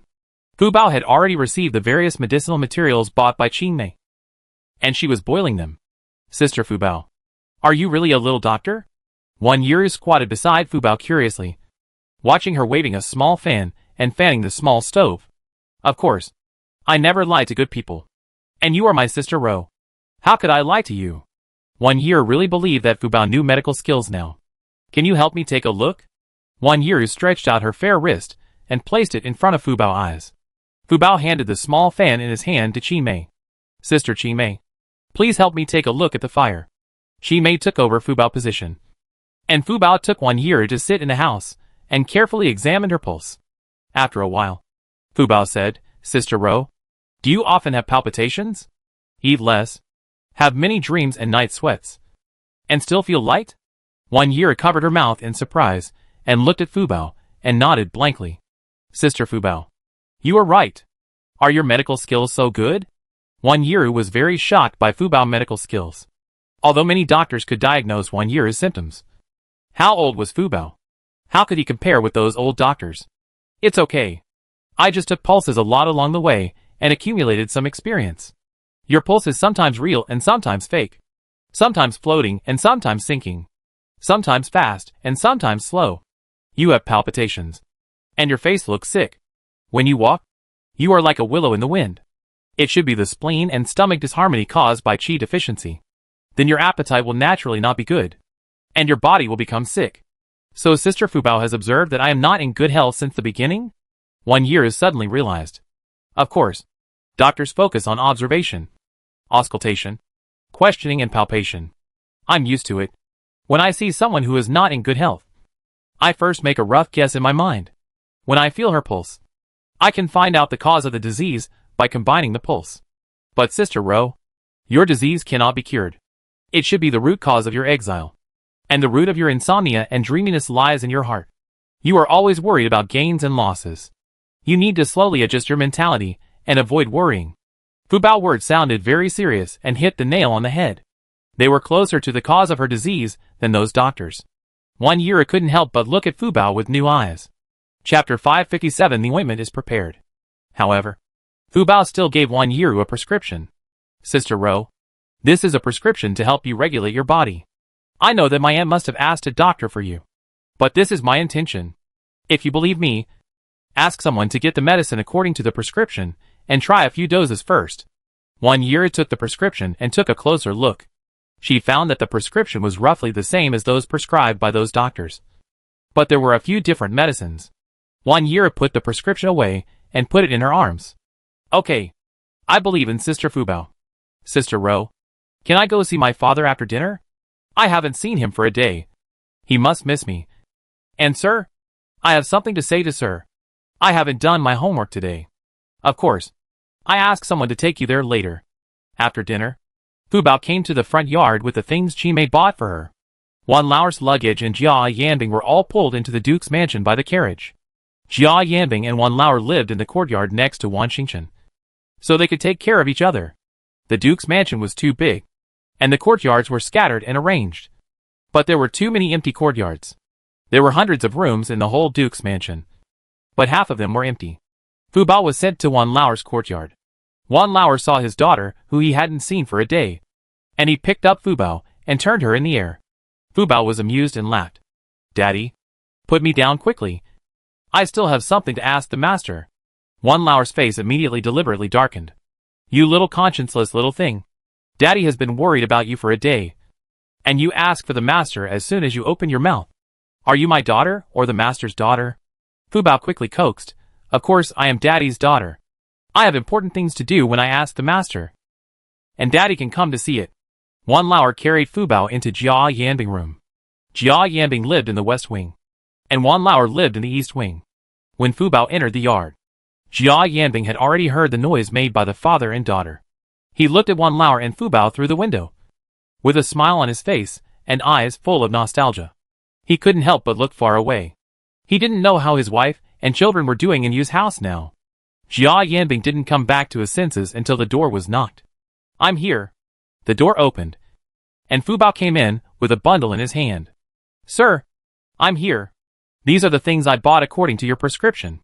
I have boiled these medicinal materials into paste, but I'm afraid I can't grasp the proportion well. I hope you can do it for the first time.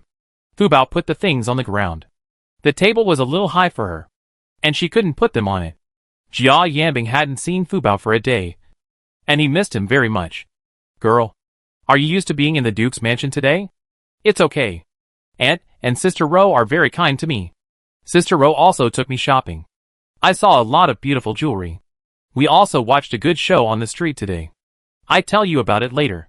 Jia Yanbing took Fubao's small bag and put it on the table. Jia Yanbing sat down at the table. Fubao quickly pulled out a stool and climbed up neatly. Her feet were shaking in the air and couldn't touch the ground at all. But it didn't stop her from studying carefully.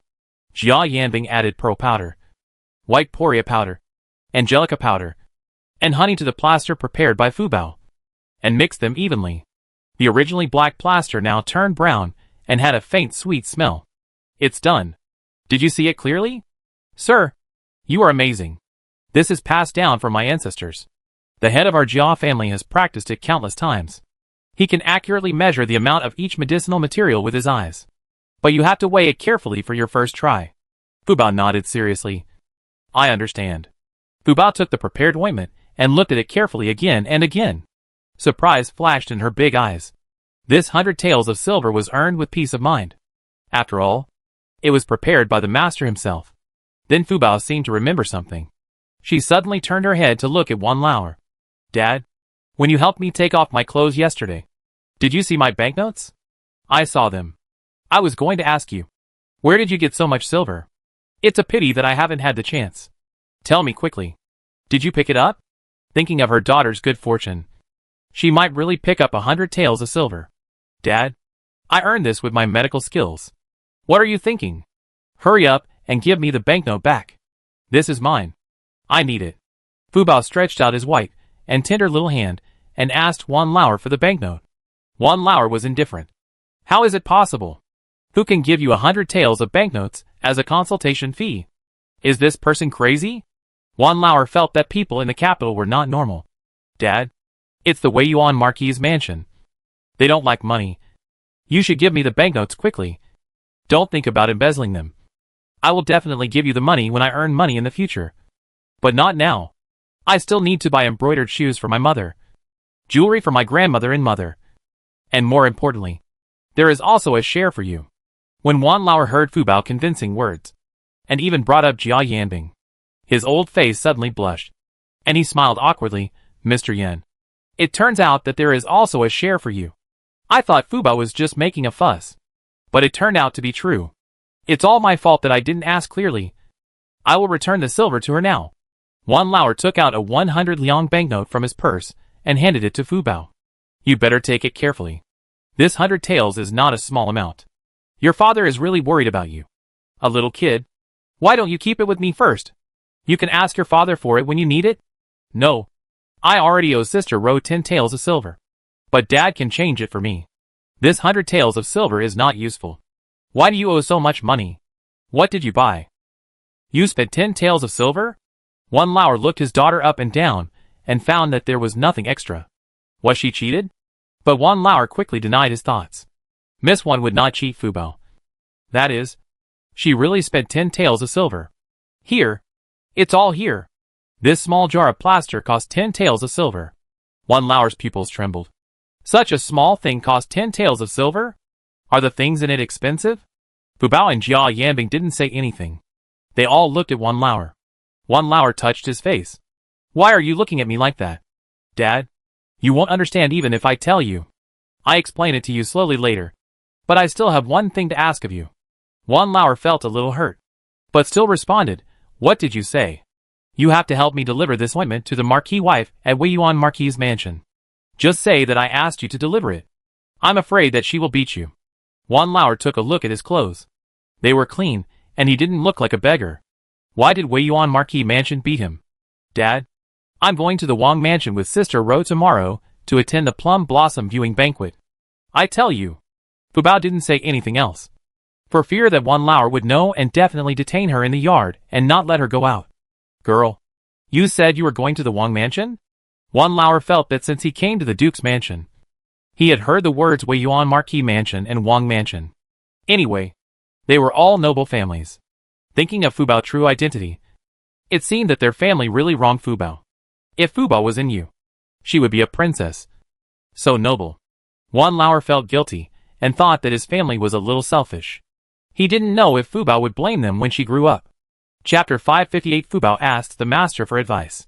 Fubao nodded. Dad, the princess sent a letter to Sister Ro today.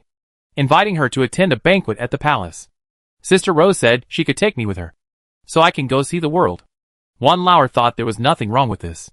Originally, the relationship between their two families at the border was good. Now that they are in the capital, it is natural for Wan Yiru and others to be nice to Fu Bao. My daughter, if you want to go to the palace, you must not run around. The palace is not our home, nor is it our village. There are some powerful people there. We can't afford to offend them now. Besides, Dad is not by your side and can't help you take the blame. If you think the situation is not right, quickly let your sister Ro take you back. Well, don't worry, Dad. I haven't finished my homework today. I have to do my homework. Dad, go to rest first.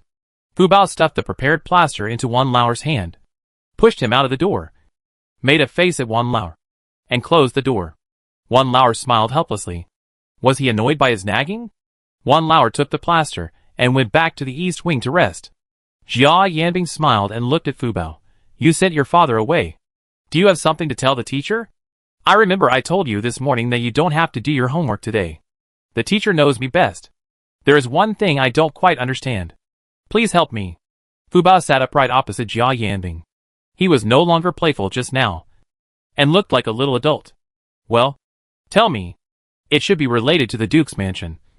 Right? Fu Bao nodded.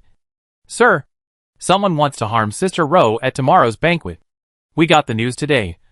But now only Sister Ro and Aunt know about this matter. No one else knows. So you have to keep it secret. Is the news reliable? It should be reliable, regardless of whether the news is true or not. Fu Bao thinks we should be on guard. Can you tell me some of the ways that the backyard harms people? Fu Bao has watched some things coldly in the past 2 days, and feels that the women in the backyard are more terrible than men. It is really hard to guard against them when they harm people. Jia Yanbing's slender fingers tapped rhythmically on the table a few times before looking up at Fu Bao. As far as I know, the palace seems to have been trying to win over the Duke of Jinghua Mansion. I don't know if the palace has any ambitions, but their actions seem to have crossed the line. However, the Duke of Jinghua Mansion's attitude is very clear. Their family has always been royalists. If someone wants to harm the Duke of Jinghua Mansion's legitimate daughter tomorrow, it must be to ruin her reputation and force her to marry someone else. Think about it along this line of thought. What might the other party do? Fu Bao's smooth forehead wrinkled slightly, and suddenly his eyes lit up and said, Sir, I heard that King Li is over 30 years old. He already has a princess and a concubine, and it is impossible for him to marry Sister Ro. If he wants to win over my aunt's family, will he let Sister Ro marry those who support him? Just like if someone in my village goes against me, I will ask my good friends to pull. Jia Yanbing frowned, then laughed. It's quite vivid. So you kids are also divided into factions? Of course. There are many children in our village, and there are many factions. But my faction is the biggest, because I can bring them candy every day. I will give candy to those who play with me. But some people eat my candy and say bad things about me. I never give her candy again. And she is hostile to me, deliberately saying bad things about me, so that other children stay away from me. Is this the same as what you just said? Sir? You can understand it this way. But things in the court cannot be solved with a candy. Some people are very greedy and have too big an appetite. One candy can't satisfy them, so they want to rob all your candy. Fu Bao nodded thoughtfully. So, sir, what do you suggest I do tomorrow? I suggest you don't go tomorrow. Will you listen? Jia Yanbing certainly didn't want his beloved disciple to get involved in this muddy water. The palace was a place where people were eaten. What he didn't understand was why the Duke's wife let her daughter go even though she knew there would be danger tomorrow. Didn't she consider the Duke's mansion? I want to protect Sister Ro, so I have to go. I begged my aunt for a long time before she agreed. Sir, can you not tell my father? What else can Jia Yanbing say? He knew that when Fu Bao sent her father out, he had a premonition of ill intentions. As expected, what you fear will come true. But now he knows it, and he didn't stop it. If something really happens to Fu Bao tomorrow, he can't escape the blame. But he can't enter the palace. So Jia Yanbing told Fu Bao all the problems that might be encountered tomorrow, including the people who might be met at the banquet tomorrow. He told Fu Bao in detail. Although there are many noble families in the capital, tomorrow's banquet is obviously premeditated. So the people invited by the palace must be people who are beneficial to them. but not necessarily beneficial to the Duke's mansion. Fuba, no matter what happens tomorrow, you must protect yourself. Yes, I understand. Jia Yanbing was very worried. Although Fubao was very smart, she was kind-hearted, especially a little protective of her shortcomings and liked to take action. She didn't seem to like to talk when she could take action. He was afraid that the girl would quarrel with others tomorrow, and they would not be able to intervene at that time. He was now a poor gentleman, and Wan Lauer was just a farmer. The status of the two was lower than each other, and they could not help it all. Now Jia Yanbing only hoped that Fubao could listen to his words and get out of it tomorrow. Fubao had almost learned from Jia Yanbing, and just happened to hear Qingmei calling her in the yard. Miss Fubao, our mistress asked me to ask if you have finished your homework, and can you go back to rest? Fubao heard Qingmei's voice, quickly climbed down from the stool, and bowed to Jia Yanbing. Sir, I will take my leave first. Well, remember what you said? Don't do anything unless it is absolutely necessary. Student remembers. Fubao opened the door and saw Qingmei's figure stretched out in the dim light. Sister Qingmei, I'm here. Fubao jumped out of the room, ran to Qingmei, and reached out to hold Qingmei's hand. Wan Lauer had not slept all the time. Hearing the noise, he quickly opened the door of the east wing. When he came out and saw his daughter was leaving, he felt a little uncomfortable. In the past, his daughter always slept with him, but now she suddenly didn't sleep with him. He felt a little empty in his heart. But his daughter had grown up, and it was time to separate. Otherwise it would not be good for Fubao's reputation in the future. Chapter 559. Wan Qingqing got the news. Fubao saw Wan Lauer standing at the door of the east wing, and she felt a little reluctant. She immediately let go of Qingmei's hand, ran over and hugged Wan Lauer's legs. Daddy, I'm leaving first. You have a good rest. I come back from the palace tomorrow and bring you delicious food. Wan Lauer was still in a sad mood just now, and Fubao's words made him laugh and cry. This girl only cares about this bite of food. It doesn't matter whether you bring food or not. You must listen to your sister Ro. Understand? Well, okay. I'm very obedient. Daddy, don't worry. Fubao comforted his father, and then went to the backyard with Qingmei. The next morning, Fubao put on new clothes and a beautiful headdress. The new clothes that Zhao made for Fubao were a rose-red brocade cotton robe. The brocade is embroidered with exquisite plum blossom patterns with silver threads. Plum blossoms bloom proudly on the cotton robe, as if the fragrance of plum blossoms is floating. The collar and cuffs of the cotton robe are inlaid with a circle of snow-white fox hair.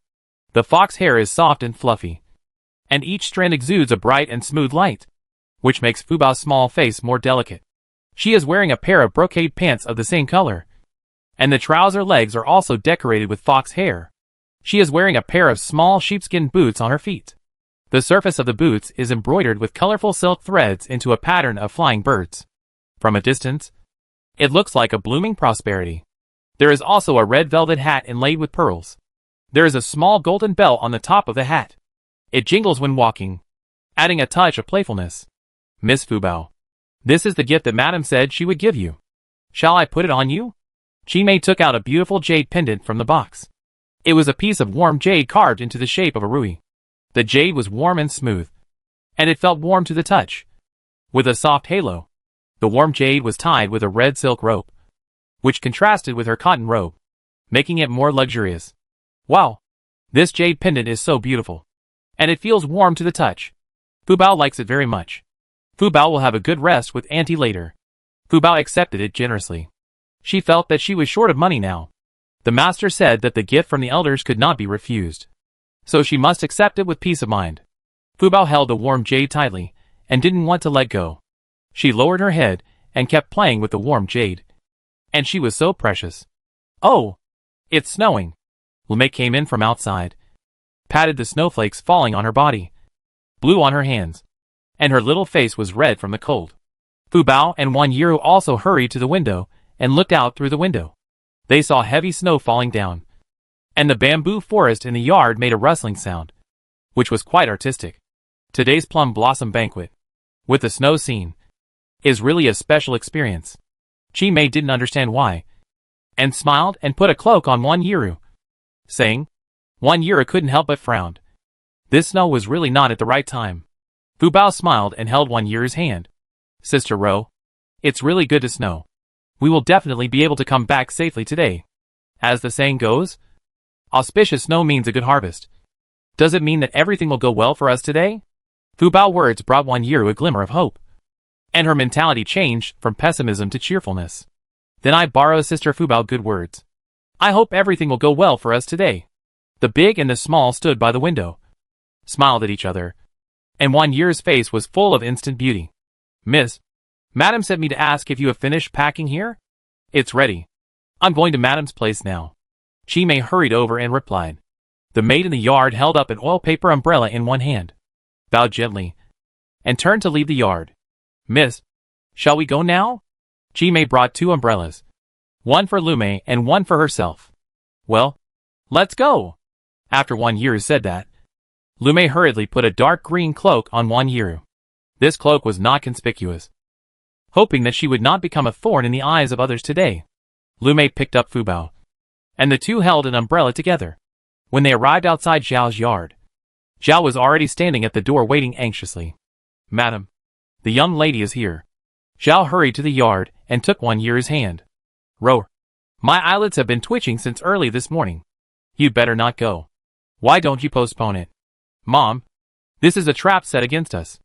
Even if I postpone it today, what about tomorrow? There are thieves who can do it for 1,000 days. But there are no thieves who can guard against thieves for 1,000 days? And this time we got the news in advance. Who knows what they will do next time? Even if there is a dragon's den and a tiger's lair today, I will definitely go there. Wan Yiru's voice was firm. Mom, my sister is right. I will go with her today. Wan Xingchen's voice sounded at the gate of the yard. And then a tall figure appeared at the gate of the yard. Chener? Why didn't you go on duty today? Zhao was surprised. Mom, I asked for leave today. Why didn't you tell me anything? Such a big thing. You still want to hide it from me? Wan Xingchen had a slight anger on his face, thinking that his mother and sister did not trust him. Chener, it's not like that. Let's go inside and talk first. Zhao took one son and one daughter on each side, and Chi Mei carried Fu Bao and followed into the warm room. Okay, you all go out. Zhao sent all the servants out of the room. Brother Chen, are you going to protect Sister Ro too? Fu Bao pulled Wan Xingchen's black brocade robe and asked with his head tilted up. Wan Xingchen bent down and picked up Fu Bao. You are going too? Wan Xingchen's eyes flashed with surprise. Yes. Fu Bao is going to protect Sister Ro and eat delicious food. Wan Xingchen looked at Gao and his sister, and saw that neither of them dared to look at him. And they were obviously a little guilty. Well, Chener, things are not what you think. Mother was going to let someone tell you, but she was afraid that you would worry. And you have to be on duty every day. Mother was worried that you would be affected. So I thought I would wait for your sister to come back from the palace. And then I would tell you about this in detail. Zhao also explained it. But Wan Xingchen was not very happy. Mother, I am not a child anymore. My father and brother are at the border. And I am the only man in the family. Didn't you tell me the first time you encountered a problem? Chener, then who did you hear it from? Zhao felt very strange. It seemed that only 3 people knew about this matter. She, her daughter and Fu Bao. Zhao couldn't help but look at Fu Bao. Did Fu Bao tell it? I heard from the servants that Fu Bao went to the front yard last night. Fu Bao immediately waved his hand. I didn't say that. I didn't see Brother Chen yesterday. Fu Bao explained quickly. Mother, please stop guessing. Someone wrote me a letter. I didn't believe it at first. So I asked Xiaowu to find out. As a result, the groom said that my sister was going to the palace today. I knew the news was true, and asked for leave to come here quickly. Letter? Who wrote it to you? Could it be Chen Wan? It's impossible. Chen Wan couldn't possibly send the letter to the Duke's mansion. She doesn't have the ability to do that. Okay. Mother, please stop guessing. Tell me what happened. I only know that my sister is going to the palace to attend the Plum Blossom banquet today. And someone wants to harm her. But why do you know this news? I wonder. When did the palace become so careless? Such rumors can leak out? Wan Xingchen doubted the authenticity of the news. Chapter 560 Fu Bao fights back for Wan Yiru. Zhao and Wan Yiru told Wan Xingchen the whole story. Wan Xingchen frowned. Chen Wan is notorious. She might be teasing you on purpose. If she is, it's a false alarm. But no matter what, I will accompany you to the palace today. There are so many eyes watching behind our Duke's mansion. Our family has gone through a change. We must be careful in every step, and be careful not to make mistakes. We must not give anyone any handle. Zhao clutched the handkerchief in her hand tightly. Chinner is right. We must guard the Duke's mansion well at home, so that your father and eldest brother can show their strength on the battlefield. Since Chinner, you have already asked for leave, then you can accompany your sister. I will be relieved if you go, but this backyard should still be inaccessible. If you go, you have to be careful. If someone tries to plot against your sister, they will plot against you. You can't guard against it. Mother, don't worry. I will be careful. Wan Xingchen glanced at Fu Bao. Mother, this is our family affair. Don't involve Sister Fu Bao. Right? Or let her stay at home with you. No. I must go. Brother Chen. I can help. Believe me. Fu Bao saw a faint gray gas lingering on Wan Xingchen's face. It was not a big problem. It had not turned black yet. But when he looked at Wan Yiru, he saw that there were black and red gases overlapping around Wan Yiru. Could there be something good in between? But Fu Bao couldn't say it. She had to go with her and remind her sister Ro all the time. Zhao felt a little headache. This palace was not a good place. Why did these two people like to go to the palace so much? In the end, no one stopped Fu Bao. Fu Bao got on Wan Yiru's carriage as he wished, and Wan Xingchen rode beside the carriage. It takes 3/4 of an hour to get from the Duke's mansion to the Prince's mansion. But it snowed today, and there was a traffic accident on the road. So there was some congestion. There was already a thick layer of white snow on the road outside. But even so, it couldn't stop pedestrians from going out. There were still a few days before the new year, and many people came into the city to buy New Year's goods. Although this was the inner city, there were a lot of carriages, because they were going to the Prince's mansion for a banquet today. And the carriages on the way to the Prince's mansion were even more crowded. After finally arriving at the gate of the Prince's mansion, there was already a long queue of carriages. It seems that there are many people coming to the Prince's mansion today, Wan Xingchen said in a deep voice outside the carriage. Wan Yiru and Fu Bao gently lifted a corner of the curtain and looked outside. They saw that the gate of the Prince's mansion was already open, and people were coming and going at the gate, and the carriages were parked far away. Everyone got off the carriage at the gate of the Prince's mansion, and the coachman drove the carriage away and found a place to wait. Second brother, you should be careful later. Brother Chen, you have to listen to Sister Ro. You may be unlucky today, so you have to be careful. Fu Bao covered his mouth and laughed. Wan Xingchen reached out and gently tapped Fu Bao's forehead. You little girl, you dare to joke with me. If I am unlucky today, I will punish you to write an extra homework when I go home. Fu Bao quickly retracted his head, touched his forehead, and was immediately held in Qingmei's arms. Miss Fu Bao, let's get off the carriage. Qingmei held Fu Bao and followed Wan Yiru out of the carriage. Lu Mei did not come, and was replaced by Hongmei, the maid sent by Zhao. As soon as Wan Yiru got off the carriage, a figure came from behind her. Oh, isn't this Miss Wan from the Jingguan mansion?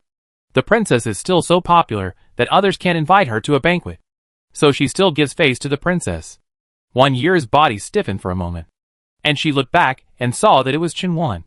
She was still accompanied by the maid Zir from yesterday. Wan Xingchen immediately protected Wan Yiru behind him, his sword-like eyebrows raised, one hand slightly clenched into a fist and behind his back, one hand hanging on the side of his body. His eyes looked at Chen Wan with a little chill. Who are you? Why do you slander my sister's reputation as soon as you open your mouth? Wan Xingchen could certainly hear that this person was deliberately making enemies for his sister. Since they came back from the border, Ro rarely went out for banquets, and she would refuse if she could. Unexpectedly, in the eyes of outsiders, she became noble. And this was at the gate of the palace. And this person was still so loud, as if he was afraid that others could not hear. Sure enough, as soon as Chen Wan's voice fell, several young ladies, who had just got off the carriage, came over. They gathered together and looked at Wan Yiru carefully. Is this the one from the Duke's mansion? This is the first time I've seen her. I saw her often before her family was exiled. But this is the first time I've seen her since she came back from the border. She has really changed a lot. I didn't recognize her at first. The climate and soil here are really not good for people. Look at Miss Wan's sickly face. The powder on her face is thicker than the city wall, but it still can't cover up her sickly face. I heard that she is in poor health and always takes medicine. She has become a sickly woman. It will be difficult for her to get married in the future. Fu Fu Bao was held by Qin Mei. She had better hearing than normal people. These people did not say it behind their backs, as if they were deliberately letting them hear it. Fu Bao glanced at Wan Yiru, and saw that she was nervously holding Wan Qingshan's sleeve. Fu Bao felt sorry for Wan Yiru. Sister Qin Mei, do you people in the capital say bad things to people so loudly in person? We are all young and not blind or deaf. Some people say such bad things on purpose for us to hear. Right? Can we also speak louder than them? Fu Bao hugged Qin Mei's neck. His voice was neither too loud nor too soft, with a childish and sweet voice that made people feel very comfortable. Qin Mei had been furious for a long time. Seeing Fu Bao asking, she immediately smiled and replied, of course. It's okay to talk normally. Then I feel relieved. Sister Qin Mei, look at the sister in pink clothes. A layer of pink falls down when she smiles. Let's not stand here. It's just the downwind. I squint my eyes. Sister Qin Mei, please help me blow. My tears are about to flow out. Qin Mei almost laughed out loud. Wan Yiru also gave Fu Bao a thumbs up in her heart, feeling that her whole body was unblocked. The girl in pink was the one who said Wan Yiru was wearing thick makeup. She heard Fu Bao didn't mention her by name, but she was the only one wearing a pink dress. What's the difference between this and naming someone? Whose kid is this? What are you talking about? You're talking so loudly. And I'm not deaf? Do you know the rules? Fu Bao snorted heavily. Humph. You know you're not deaf. Right? We're not deaf either. So why don't you speak loudly? I'm much more open and above board than you. I'm just talking about you. So what? I'm not like you, talking secretly and letting others hear you. Aren't you tired? It's so good to be like me. I'm not tired of talking. And you can hear clearly. The pink dress girl was so angry at Fu Bao's words that she jumped to her feet. But she couldn't fight with a child. She clutched her handkerchief, glared at Fu Bao fiercely, and twisted her waist to enter the palace. Fu Bao made a big face at the woman back. This was because her master had repeatedly warned her not to do anything. Otherwise her sharp teeth would bite her. Fu Bao angrily drove one away, and then looked at the other round-faced girl, who had just said something bad about Wan Yiru. Chapter 561 Princess. When the round-faced girl saw Fu Bao looking at her, she couldn't help but get nervous. She quickly recalled what she had just said. But before she could think of it, she heard Fu Bao say to Qin Mei again, Sister Qin Mei, look at the sister in yellow clothes. She is not white to begin with. And she is wearing such bright clothes. Like a clown. Moreover, she is strong and must be jealous of others' slender bodies. Such people have no self-awareness at all, and still come to the banquet. If I look like this, I won't go out. And maybe I can marry a good husband. The yellow-clothed woman has never been pointed out in person by someone. She has occasionally heard bad things about her from others. But that was also said behind her back. Being pointed out in person. Isn't it like stepping on her face? The yellow-clothed woman was a bit fierce, and wanted to go up to Fu Bao to argue. But when Wan Qingshan's tall figure stood in front of Fu Bao, the woman took a step back timidly. The woman could feel the coldness in Wan Qingshan's eyes. But the more she felt this way, the faster her heartbeat became. The blood of the Wan family is really good. And everyone is handsome. I heard that the eldest son of the Wan family is even more outstanding. The woman in yellow was a little scared at first. And then she hurriedly looked up at Wan Qingshan. Her face flushed. But because her skin was dark, even if she blushed, others could not see it, let alone shyness. With such a strong physique, shyness is completely out of place on her, which makes people feel a little disgusted. Fu Bao found that when the woman in yellow looked at Wan Qingshan shyly, the gray aura around Wan Qingshan became stronger. Could this be what the gentleman said, rotten peach blossom? Fu Bao suddenly covered his mouth and laughed secretly. The woman in yellow had not left yet. When she heard Fu Bao snickering, she looked up and glared at Fu Bao fiercely. And then she saw Wan Qingshan with an icy face. And she immediately lowered her head. General Wan. My daughter is? Sister. Shall we go in? Wan Qingshan ignored the woman in yellow and left before she even finished her words. The woman in yellow was embarrassed and wanted to find a crack in the ground to get into. She stamped her feet angrily and looked at the backs of several people with admiration and hatred in her eyes. Go and check for me. Has the palace invited male guests today? The woman in yellow ordered the maid in a stern voice. Yes, miss. Chen Wan lit a fire, changed the topic, looked at Wan Yiru meaningfully, and entered the palace first. Wan Yiru and Wan Qingshan took Fu Bao into the gate of the palace and saw a housekeeper standing at the door. Just now, The door was so lively, but the housekeeper didn't even go forward to smooth things over. It can be seen that this was all instructed by the host family. And it can be seen that this banquet today has a sense of power from the beginning. Miss Wan. General Wan. Please follow me. Wan Xingchen's eyes flashed. It seemed that a male guest was indeed invited today, but no invitation was sent to him. Come to think of it, if a male guest is not invited, how can the game be set up later? Wan Xingchen's face became even gloomier. The housekeeper couldn't help but shudder. She didn't dare to turn her head back and led a few people to the warm room where the banquet was held in the palace. The warm room is divided into the east and west warm rooms, separated by a hall in the middle. The female guests are on the west side, and the male guests are on the east side. This warm room is located in the middle of the plum forest. Surrounded by the plum forest, some plum blossoms are blooming next to the window. Within reach, when Wan Yiru came, there were already many people standing in the plum forest in twos and threes. The girl's silver bell-like laughter came from the middle of the plum forest from time to time.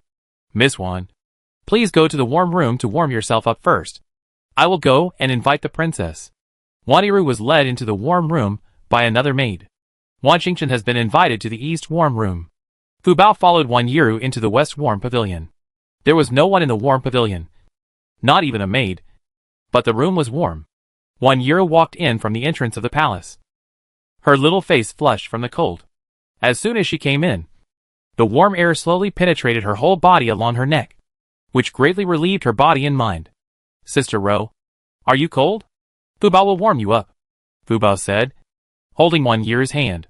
Wan Yiru felt that Fu Bao's chubby little hands were warm, more useful than sleeves.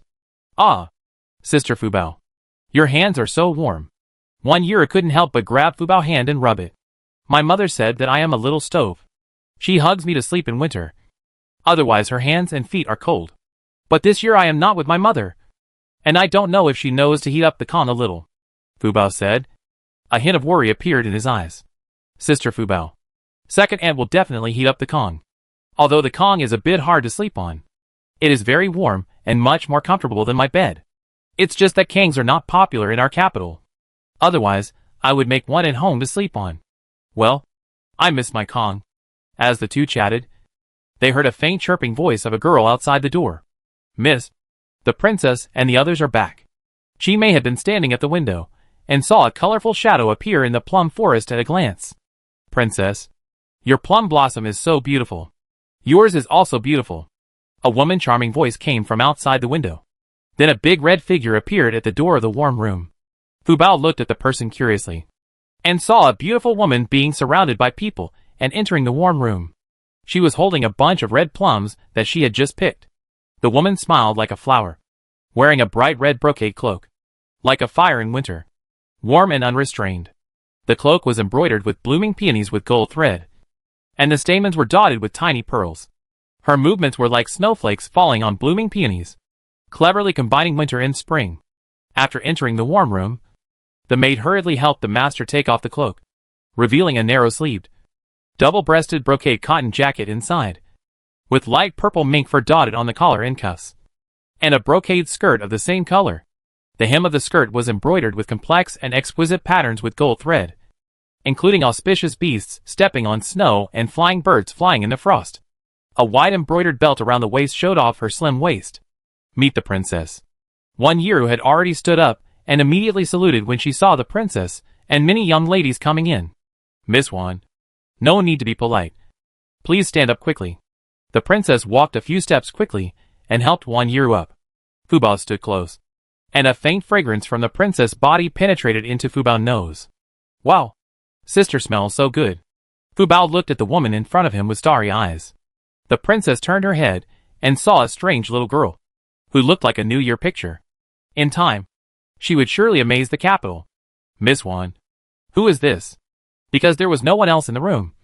The little girl must have been brought by Wan Yiru. Replying to the princess, this is my distant sister. She came to the capital to visit relatives yesterday. She heard that I was going to attend the banquet today, so she also wanted to come and see. I didn't get the princess permission, so I hope the princess won't blame me. The princess touched Fu Bao's little head. Such a cute little girl, with such a sweet mouth. I like her very much. The others exchanged a few words. greeted each other, and everyone sat down together. Miss Wan, you are late today. I will have to punish you with a few glasses of wine. Look at the plum blossoms we picked. It's a pity that you couldn't join us. I heard that Miss Wan loves plum blossoms the most. How about I take Miss Wan to pick plum blossoms alone after dinner? Thank you for your kindness, Princess. I will obey your order. Chapter 562 Banquet. Fu Bao sat next to Wan Yiru, memorizing all the people in the warm room, and asked Qi Mei in a low voice from time to time which person was from which family. Qi Mei didn't recognize some of them, so she could only answer Fu Bao questions in a low voice. Since Wan Yiru returned to the capital, she rarely attended banquets, unless it was a palace banquet. So Qi Mei also knew some people. In addition, she usually heard some gossips from some little girls in the mansion, so she knew more than her master. The two of them talked in a low voice, but they didn't interrupt the ladies' ridicule. They all seemed to have some hostility towards Wan Yiru. But the woman in yellow came a step later than Wan Yiru, so she didn't interrupt much. Princess, the banquet is ready. The princess nodded, stood up first, took Wan Yiru's hand and said with a smile, Miss Wan, shall we go together? Yes, Princess. Among the ladies invited by the princess today, only Wan Yiru has the highest status, except for Chen Wan. The others are the daughters of officials below the third rank, so only Wan Yiru and Chen Wan can stand beside the princess. However, the princess did not invite Chen Wan, and Chen Wan did not make any rash moves. She knew that the princess's target today was Wan Yiru. Chen Wan, why don't you hug the princess' thigh? The ladies who fell behind pointed their spearheads at Chen Wan again. Why did you provoke her? Another lady touched her friend, then pulled her friend away quickly. Why are you so afraid of her? Even if she is more powerful, what can she do to me? You are just stubborn. You forget the pain after the wound heals. Last month, you were beaten up by her because you said something about her clothes. Why don't you learn your lesson? The girl's face changed when her friend told her about her past. She lowered her head and walked away quickly. Chen Wanluo was the last one. She looked at the back of the person in front of her with a sneer in her eyes. The banquet was placed in another pavilion in Malin. Windows had been installed around the pavilion. When the windows were opened, the fragrance of plum blossoms could be smelled. The princess pulled Wan Yiru to sit in the main seat. Wan Yiru sat next to the princess, and Fu Bao sat next to Wan Yiru. Fu Bao looked at the long table in front of him, and everyone was kneeling on cushions to eat. It was the first time for Fu Bao to see people eating like this. She knelt for a while like others, and felt very uncomfortable. Her legs were easily numb. Fu Bao was very unhappy. She didn't know who came up with this. Was it to make things difficult for her body? Eating was supposed to be a very enjoyable thing. Sitting like this was like being tortured. Fu Bao looked around and saw that everyone was still kneeling upright. She felt more sympathetic towards these young ladies. She quietly changed from kneeling to sitting. Since she was young, no one paid attention to her. She sat cross-legged on the cushion, which made her feel much more comfortable. Qi Mei and Hong Mei served Wan Yiru and Fu Bao on the left and right. Qi Mei saw Fu Bao's little movements and couldn't help wanting to laugh. But she didn't point it out. She deliberately used the posture of serving food to Fu Bao to cover Fu Bao in decent sitting posture, and quietly let Fu Bao change to an elegant sitting posture. Fu Bao playfully stuck out her tongue. She secretly looked at the princess on the main seat, just in time to see the princess's eyes fall on the pink-dressed woman at the end. Fu Bao also looked at the pink-dressed woman, who nodded silently. The two exchanged glances, as if they were sending a secret signal. Fu Bao immediately felt something was wrong. And sure enough, he saw the pink-dressed woman standing up with a cup and walking towards them. Miss Wan, the princess is the host today. You are late. Just now in the warm room, you promised the princess that you would punish yourself with 3 cups. I will drink a cup with you on behalf of the princess. The pink-dressed woman approached Wan Yiru with a cup in one hand and a wine pot in the other. How could Wan Yiru drink? Princess, I have not been feeling well. Everyone in the capital knows it. The doctor said that I cannot drink. Please forgive me. Princess. Wan Yiru quickly stood up and saluted. The pink-dressed woman seemed to have known that Wan Yiru would say this, and quickly changed her words. Since Miss Wan cannot drink, let's drink tea instead of wine. Wan Yiru had no choice. It seemed that she had to drink the tea today. The maid in the palace brought a pot of brewed tea and a cup. The pink-dressed woman personally poured a cup of tea for Wan Yiru and handed it to her. Miss Wan, please? Wan Yiru's palms were sweating. This tea. She didn't dare to take it. But she couldn't refuse. Was she destined to die here today? Wan Yiru glanced at Hongmei. Hongmei was about to take action. But she didn't expect a little hand to grab the cup of tea faster than Hongmei. Sister Ro, Fubao is thirsty. I taste it for you.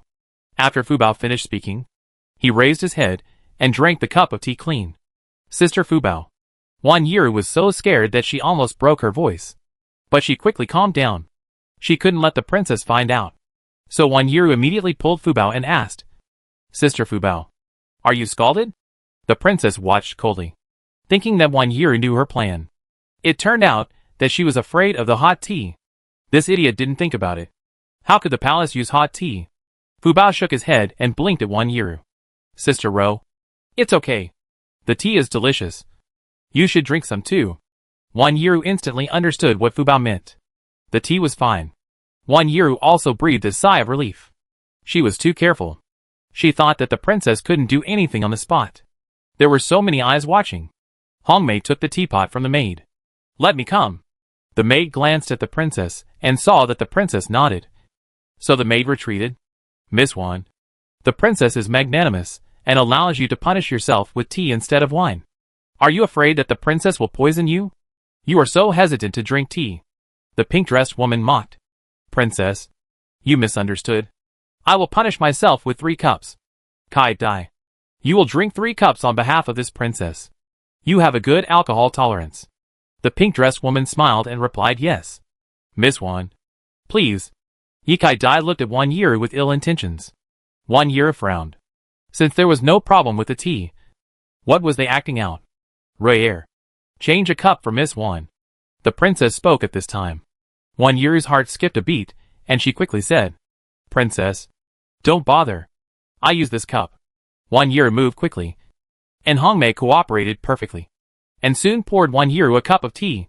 Wan Yiru raised the cup lightly, then covered her face and raised her head to drink. Ye Kai Dai also drank the cup of wine in her hand, and she poured a second cup. The two drank 2 cups in this way. When Wan Yiru was about to drink the 3rd cup, Ye Kai Dai suddenly shook and fell straight towards Wan Yiru. Ouch! Accompanied by Ye Kai's scream.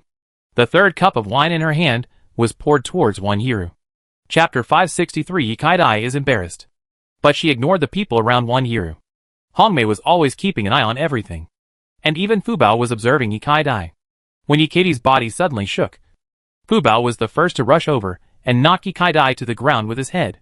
Moreover, she lay on Ye Kai Dai and couldn't get up, holding Ye Kai's waist tightly.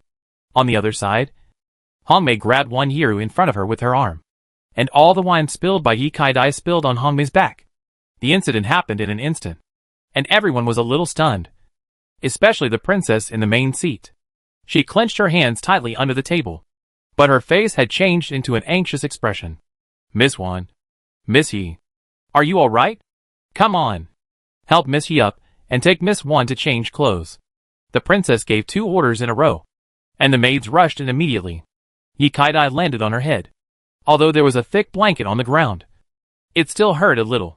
She tried hard to push Fubao away from her body, but Fubao was not light in weight, and she was still holding Ye Kai's belt. No matter how hard Ye Kai Dai tried, Fubao was like an octopus. Qinwan watched coldly and found that this move was so familiar. She suddenly remembered that it seemed that it was this girl who threw her down in the shop yesterday. I don't know what kind of shit luck Wan Yiru had that even a little girl protected her. Qinwan felt a little bitter in her heart. On the other hand, she was fighting alone. The maid rushed in and took a long time to pull Fubao off Ye Kai Dai. But Ye Kai's belt was torn by Fubao. Ye Kai Dai was helped up from the ground by the maid. Her hair was a little messy. Her belt was directly untied, and her clothes were instantly opened, revealing the white underwear inside. Miss, Ye Kai's maid immediately stepped forward and hurriedly pulled up Ye Kai's clothes. Ye Kai's face flushed. Then she raised her head angrily, stretched out her hand and grabbed Fubao's collar, wanting to hit Fubao. Qinwan watched from the side, with a sneer on her lips. This idiot dared to hit the child in front of him. This child is not a waste raised by a noble family. Sure enough, Fubao burst into tears. Help! Bad guys hit children. Is there any justice? I'm going to the prefect to sue you. Sir. Ye Kai's hand was halfway up and was raised high at this time. But she couldn't hit him anymore. She had never thought that this girl was so naughty. As a girl from a noble family, how could she have seen such a young girl be so naughty? And she also knew that she had to go to the prefect to complain.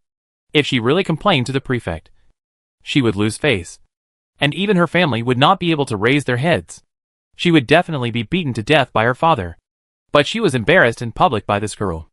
If she didn't get her face back, how could she stand among these people in the future? Ye Kai-dai looked at the princess for help. But the princess drank tea by herself, and had no intention of caring about her at all. Ye Kai-dai bit her lower lip lightly, knowing that she was disliked by the princess. If she ruined the princess's big things again, she would be marginalized by the princess in the future. Ye Kai-dai unwillingly changed her palm into a fist, and gently put down her hand, with resentment in her eyes, as if she wanted to shoot Fu Bao through. But Fu Bao is so easy to mess with. Don't you want to make trouble? Then I will muddy the water, and see how you make trouble. Fu Bao felt his clothes being untied, and his heels firmly on the ground before he stopped sobbing. Everyone thought that the matter was over, and Ye Kai-dai was about to go down to change clothes. But Fu Bao's voice exploded in everyone's ears like a thunder. Don't leave. You want to hurt people and dare to run? You have to give me an explanation for why you deliberately poured wine on my sister Ro? What do you think? Fu Bao's eyes were slightly red, without a single tear, and the redness was still from her rubbing just now. Ye Kai-dai just turned around, and was almost hit by Fu Bao's words. For this kind of thing, everyone usually knows it in their hearts, but no one dares to say it out loud. If you say it out loud, it will be a matter of arguing. You say I did it on purpose, and I say I didn't mean it. And in the end there is no result. And it hurts your face. And it will be embarrassing to meet in the future. But Ye Kai-dai was unlucky today, and met Fu Bao, who was unreasonable. She didn't care about the rules of the family, and she didn't understand them. She just knew that she had to apologize if she did something wrong. But Ye Kai-dai obviously wanted to follow the tricks used in their circle, and directly shirked. I didn't mean it. You little girl. How can you talk like that? Who taught you to be so vicious and throw dirty water on others casually? You don't have to be so sarcastic here, looking at me as a little kid who doesn't understand you. You're saying that my behavior was taught by my sister Ro, right? Your heart sees everything as dirty, and your intentions are so obvious. Do you need others to teach you? Let me tell you, this Fu Bao eyes are very powerful, and can see through all your conspiracies and tricks. If you apologize to my sister Ro now, and ask for her forgiveness, I will let you go. Otherwise I will go to the gate of the palace and shout, so that everyone knows what you did. As Fu Bao said, his little face raised, staring at Ye Kai-dai, looking fierce and fierce. But it was quite intimidating. Fu Bao heard from his teacher that women in the back house, especially those with face, must have a good reputation, and must not have any stains. If she goes out and shouts, even if there is no such thing, others will remember Ye Kai-dai deeply, and it may become a topic of conversation after dinner. Little girl, are you deaf? Can't you hear what I said? I didn't mean it. Ye Kai-dai was almost fainted by Fu Bao fuss. Humph. Don't try to deceive a child. Let's not talk about whether you did it on purpose.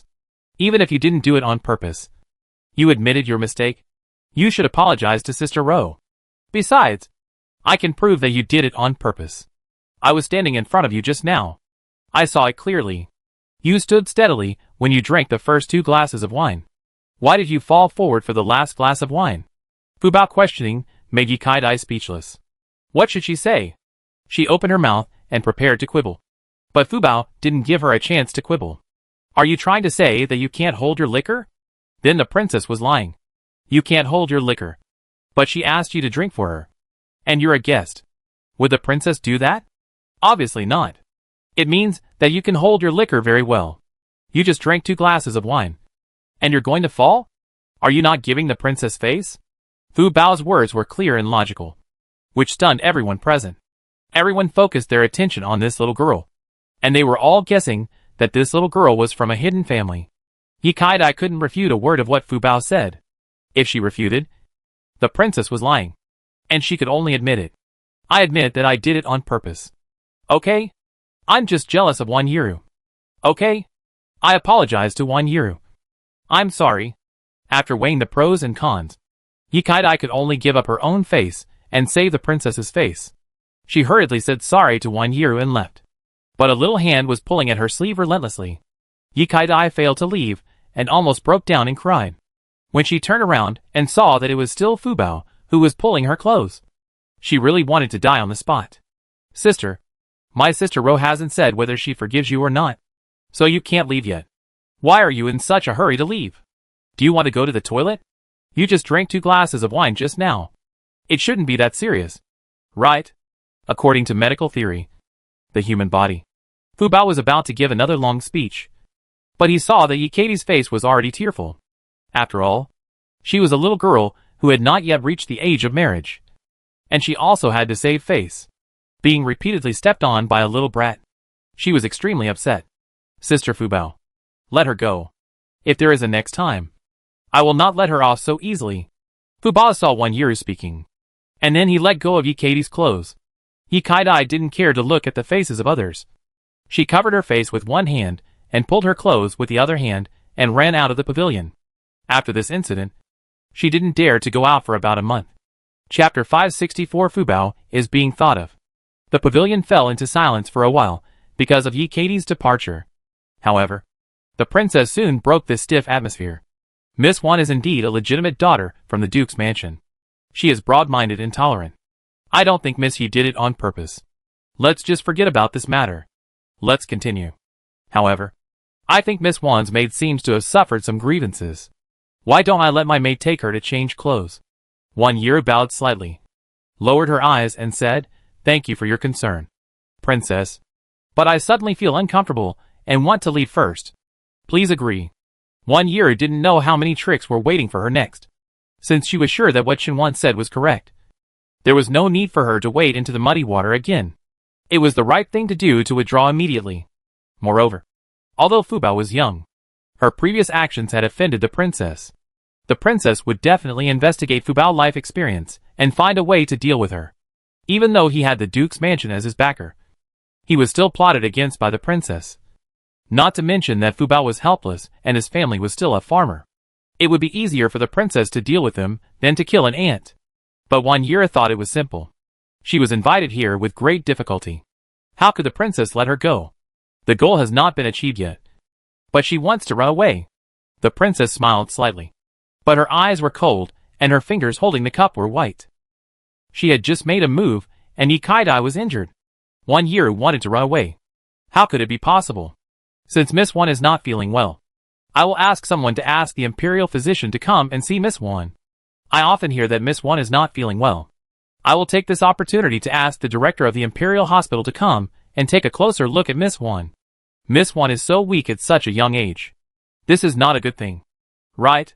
The princess raised her eyebrows and looked at Wonyiru. Her voice was unquestionable and firm. Wonyiru said respectfully, Thank you for your kindness, Princess. But I have my usual doctor, so I don't want to disturb the director. What's the point of disturbing or not disturbing? The director is also a doctor, and it is their mission to treat patients. Miss Wan, you are welcome. After the princess finished speaking, she was about to order the servants to take her note to invite the imperial physician. Wonyiru was a little flustered. Princess, it's really not necessary. I feel better now. There is really no need to disturb the imperial physician. After Wonyiru finished speaking, she knelt down at the long table. It seemed that she would not be able to get away today. A smug smile flashed across the princess's face. Since Miss Wan feels better, shall we continue? Princess, please. Wonyiru nodded slightly. Miss Wan, I don't know where your lovely little sister is from, the princess asked calmly. Wonyiru's hand holding the cup shook. Did she start questioning on the spot? Sister Princess, my family is at the border. Why are you asking this? It was too late for Wonyiru to stop Fubao. This child didn't understand the mind of the women in the back house, let alone that someone wanted to kill her. Wonyiru quickly pulled Fubao. Sister Fubao, don't talk nonsense. You are not allowed to speak unless the princess asks you. It's rude. Wonyiru winked at Fubao. But although Fubao understood, she didn't understand why she was not allowed to speak. What's wrong with her family living at the border? The princess couldn't help but frown when she heard it. So far away? When did Miss Wan have relatives at the border? Could it be that they were adopted as relatives when they were exiled? Wonyiru's face suddenly turned pale. The princess exposed people's scars in public. This was not a smart move at all. But she did it. obviously to vent her anger for Ye Kai Dai. The princess is joking. My sister is originally from my Wan family. There is no godparent relationship. And my mother intends to let Sister Fubao stay in the capital. So she probably won't go back to the border. After 1 year of finished speaking, Fubao wanted to refute. 1 year quickly pinched Fubao's hand and wrote the word kill on the palm of Fubao's hand with her slender fingers. Fubao frowned slightly. A little puzzled. Why did Sister Ro write the word kill? She looked up at the princess and saw that her smile did not reach her eyes. And she looked at her from time to time with inquiry in her eyes. Fubao suddenly realized that the princess wanted to kill herself. Fubao quickly looked at 1 year and blinked at her. Sister Ro, is the princess going to kill me? 1 year received Fubao's signal and nodded gently, yes. The two of them finished their silent communication. But 1 year did not see fear on Fubao's face. She was a little surprised. Of course Fubao was calm. She didn't know how many people had chased her along the way. She had even escaped from Xiao Qianshou. Is there anyone scarier than Xiao Qianshou? Fubao sat down calmly and gave 1 year a don't worry eyes. 1 year was a little overwhelmed at this time. Because the princess, who was sitting on the throne, had already asked the maid to serve the dishes. 1 year was very careful throughout the whole process. And rarely touched the food. Hongmei helped to serve the dishes. Hongmei was very thoughtful. She saw what the princess's maid picked for the princess. And she picked what she picked for 1 year. She didn't touch the dishes that the princess's maid didn't touch. The princess obviously also noticed this. There was a disdainful smile in her eyes. She lowered her head elegantly and finished the meal. Everyone rinsed their mouths and left.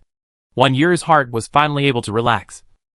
But she suddenly felt a little itchy, especially her hands, which had a layer of red rashes. Sister Fubao, I'm so itchy. My hands are itchy. 1 year looked at Fubao as if asking for help. She knew that Fubao knew medical skills. And only Fubao could be trusted at this time. Sister Ro, don't panic. I take a look. Fubao quickly touched 1 year's wrist. After a moment, she frowned slightly. Poisoned? Fubao immediately wanted to smell the tea that 1 year had just used to rinse her mouth. But strangely, the tea had all been taken away. The guests had not left yet. But the things had been taken away. It was obvious that there was something fishy. But this did not bother Fubao. She looked around, and it seemed that there were a lot of green plants in the pavilion. She seemed to see a pot of aloe vera, and a pot of orchids in full bloom. She walked over, broke off an aloe vera, picked a few orchids, rubbed the orchids vigorously, mixed the aloe vera juice into it, and then applied it on 1 year's hands. The cool feeling made 1 year feel very comfortable. The princess had been observing 1 year. When she saw her reaction, she just raised a triumphant smile. And then she saw the little girl running to the bonsai to destroy it. Then she rushed to 1 year, rubbed the two things together, and applied them to 1 year. Seeing 1 year's anxious expression eased, the princess almost broke her nails. It was this little girl again. Could she be her nemesis? She repeatedly ruined her plans. Chapter 565. Do not look at anything indecent. Sister Ro, you are poisoned. Although I can temporarily relieve your itching, you still have to go back to the mansion. I want to detoxify you. 1 year nodded. Sister Fubao, thank you. I will tell the princess, and we will go home. Princess, I seem to be allergic. I can't see anyone like this. Please forgive me. I will take my leave first. 1 year bowed, stood up and looked at the princess. Miss Wan, if you go back like this, the Duke's wife will think that our palace is not welcoming enough. The Duke and General Wan are fighting for our daki at the border. If their families walk out of the palace like this, I don't know how people in the capital will talk about our palace tomorrow. Since Miss Wan is allergic, I will immediately ask the palace doctor to come and see Miss Wan. The princess' tone was unquestionable. She wanted to keep the person to the end.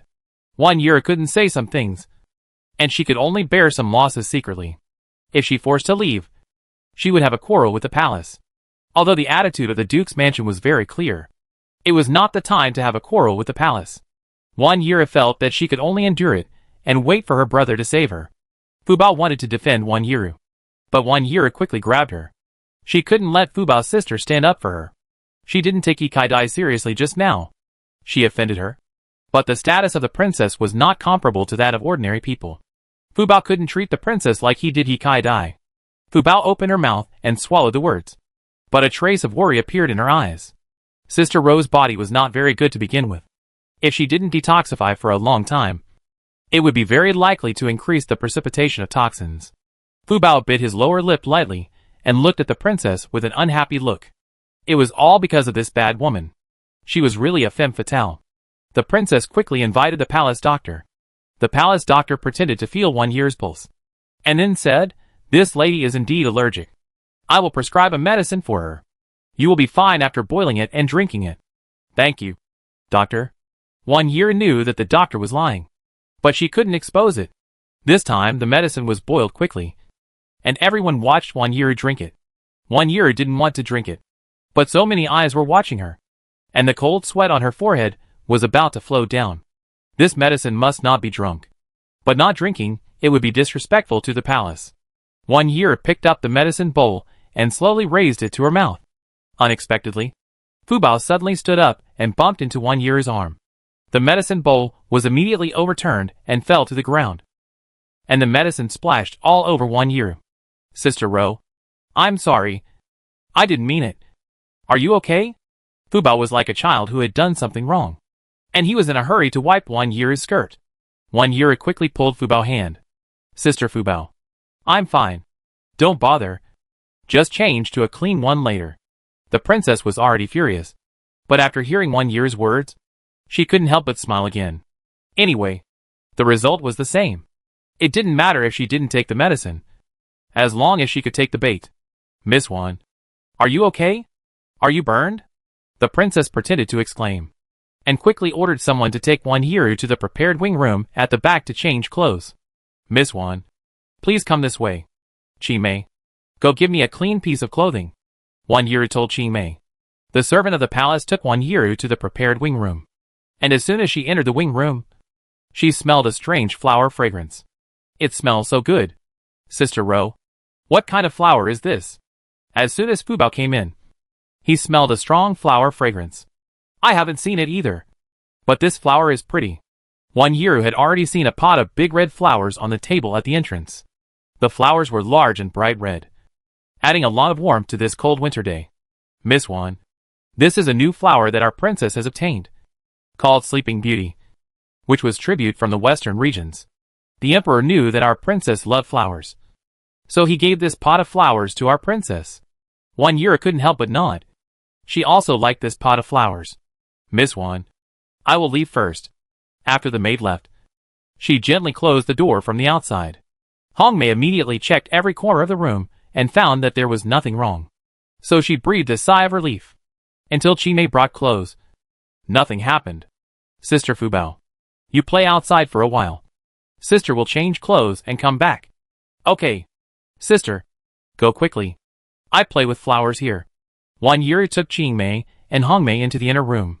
Fu Bao only heard some rustling sounds from inside, and the voices of the master and servants talking.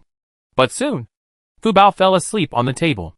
At the same time, the door was pushed open again from the outside, and a handsome man walked in.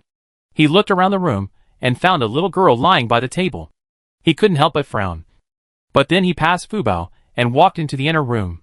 He thought he could see the beauty lying on the bed inside, but he saw nothing. No one inside. At this time, the door outside was locked. Fu Bao was sleeping, and suddenly she felt someone calling her.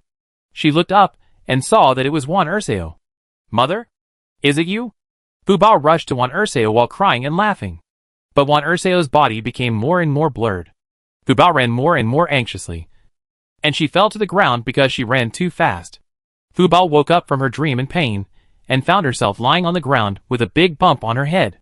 Fu Bao covered her forehead and got up from the ground with a grin. She felt something was wrong. When did she fall asleep? Fu Bao immediately took out a handkerchief from her clothes and covered her face. She looked up and glanced at the inner room and felt a little quiet. "Sister Ro, are you in there?" But no one answered Fu Bao. Fu Bao sensed something strange, so she held her breath and came to the door of the bedroom. She looked inside and found a naked man lying on the ground. His face was flushed and his breathing was heavy. He was holding a tied big dog and shaking it. Fu Bao quickly covered her eyes, turned around and ran outside, muttering, "Don't look at anything indecent. Don't look at anything indecent." But her collar was quickly lifted up, and she immediately flew into the air and climbed onto the beam. Fu Bao almost screamed out. And then she heard a familiar voice behind her. Sister Fubao. Don't be afraid. Fubao turned her head and saw that it was Wan Qingchen. Brother Chen? Why is it you? This is not a place to talk. Someone is coming outside. You stay here and don't make a sound. Let's watch the show. Although Wan Qingchen said so, he still covered Fubao's eyes. I can just look at it. You are too young to look at it. It will easily cause corns. Fubao did not protest. She did not want to look at it. Her father said that she could not look at any part of a man. It would easily cause her to suffer. Chapter 566 A Narrow Escape. As soon as Wan Qingchen finished speaking, he heard the chatter of a group of women coming from the door. Princess, I just heard Miss Wan's cry for help. I wonder if something happened. Let's go in and take a look. As soon as Fubao heard the voice, he whispered to Wan Qingchen, Brother Chen. It's Chen Wan. That bad and pitiful woman. Wan Qingchen's eyes flickered slightly. He didn't know what this woman was singing. It was obviously she who sent him a message to save Roer just now. But now she appeared here again. It seems that this woman can no longer be described as familiar with the terrain of the palace, but is familiar with it by heart. Maybe she has her own connections. This woman cannot cooperate. Wan Qingchen has already denied Chen Wan in his heart. Such a person will turn against you at any time. For the sake of interests, she may stab you in the back and make you doomed. Cooperating with her is simply courting death. It is not worthwhile. Wan Qingchen was analyzing Chen Wan in his heart, and the voice of the princess came from outside. Chen Wan, did you hear me right? My palace is heavily patrolled. How could there be any danger? Then the door was pushed open from the outside, and a group of beautiful women came in. Wan Qingchen suddenly felt a little dazzled, and he couldn't help but complain that it was still better in the military camp. Just when Wan Qingchen was about to watch the show, a woman in yellow at the back looked up inadvertently. Wan Qingchen's position was not hidden, but no one thought of looking at the roof. But the last woman, with a somewhat sturdy and dark skin, saw him. The two were surprised at the same time, and Wan Qingchen immediately showed a cold light. If the woman dared to scream, he would immediately shoot a hidden weapon and kill her with one shot. The woman in yellow was the girl I met at the gate of the palace. She came here today to make up the crowd. Her father was only a 5th-rank official, and she was ugly, so not many people were willing to make friends with her sincerely.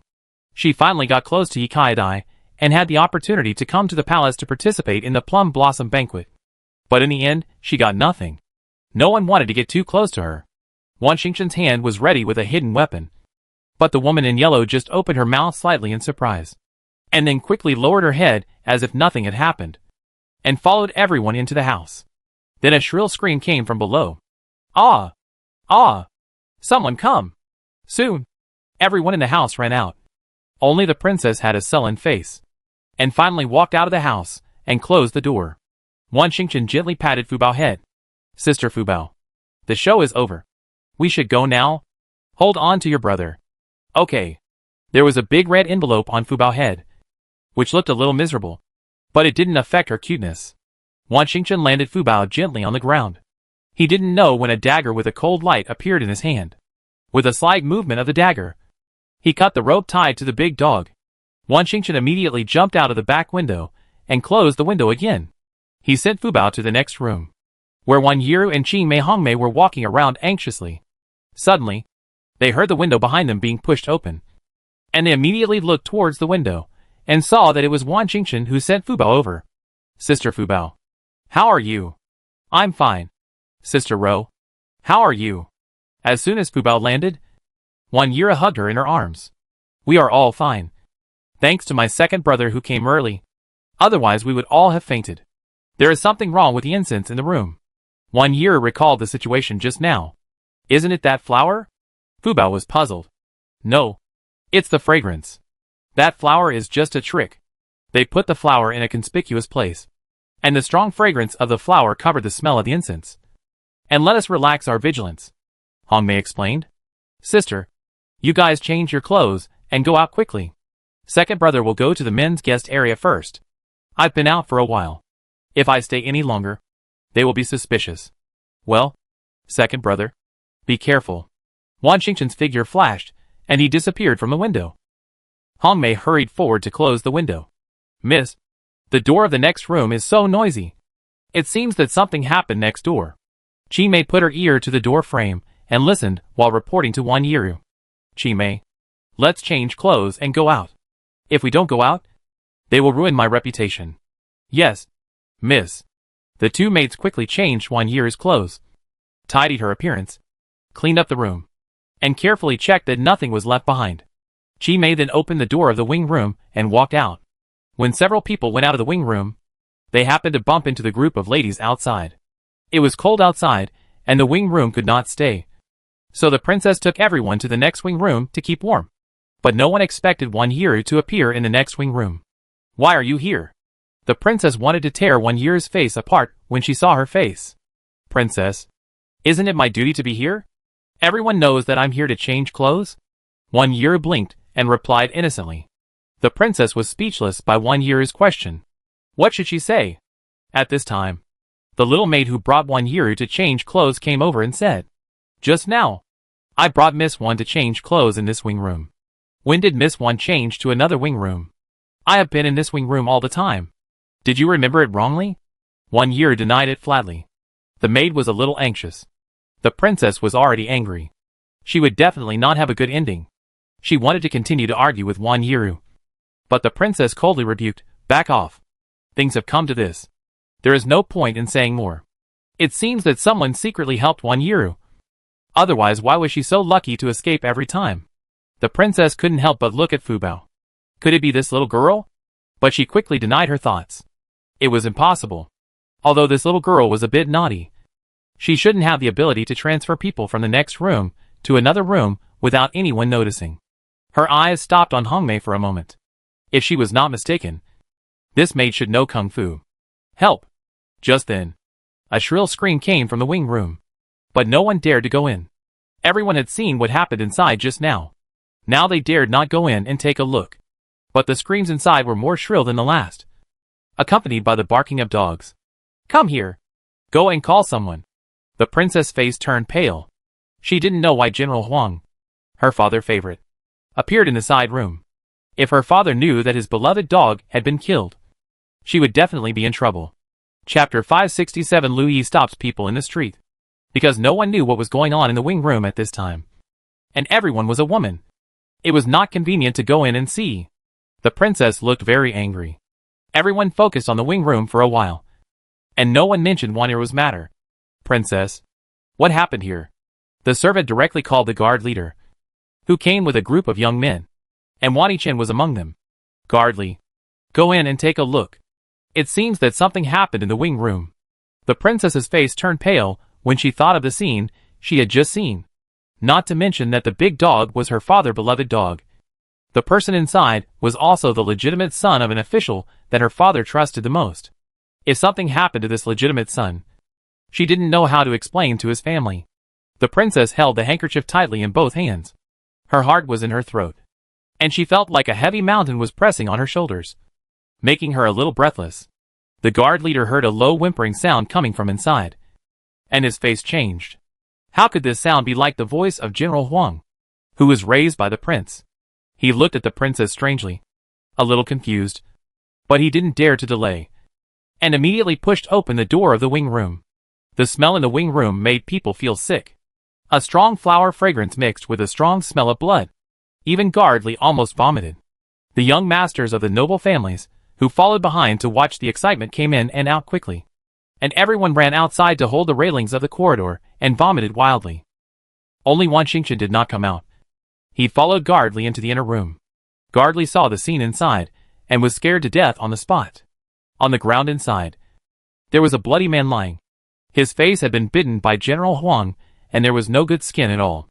The exposed skin was full of bite marks from the big yellow dog, and there were pools of blood on the ground.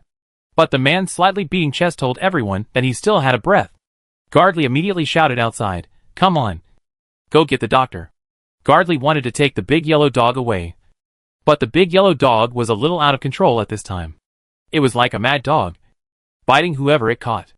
Guardly was almost bitten by it, but fortunately, he was good at fighting. He dodged the big yellow dog's attacks several times. But the big yellow dog seemed to be venting at this time, and kept attacking Guardly. The room was small, and Guardly was afraid that if he got on the big yellow dog, the prince would definitely blame him. so he wanted to lead the big yellow dog out. But thinking that there were still the princess and the ladies of the noble families outside, it seemed inappropriate for him to lead the big yellow dog out. Just as he was stunned, the big yellow dog suddenly pounced on Gardley and threw him to the ground. The big yellow dog was very brave and very strong. Like a calf, a bloody mouth was about to bite towards Li Sherwei's neck. If it bites this time, Li Sherwei will definitely die. In a hurry, Li Sherwei pulled out a dagger and put it in the mouth of the big yellow dog. The dagger was sharp and instantly cut the corner of the big yellow dog's mouth. Blood dripped along the dagger and dripped onto Li Sherwei's body. Li Sherwei couldn't help but tremble a few times in his heart. It seemed that he would die to apologize. The big yellow dog immediately let go of the dagger. It was injured and became more crazy. It held Li Sherwei tightly and continued to attack Li Sherwei's face with extremely fast movements. Just when Li Sherwei thought he was dead, the big yellow dog suddenly fell to the ground. The big yellow dog fell on Li Sherwei's body, motionless, and obviously had no life. Li Sherwei gently pushed the big yellow dog, but found that he couldn't push it at all. And the big yellow dog didn't respond at all. General Huang? General Huang. Guardian Li pushed hard a few times, but found that the big yellow dog was still motionless. And he was immediately panicked. Just at this time, the doctor, guards and the son of the noble family all came in. And everyone saw that the big yellow dog was lying on Guardian Li's body motionless. Guardian Li, did you kill the general's dog? The deputy guard leader immediately pointed at Guardian Li and asked loudly.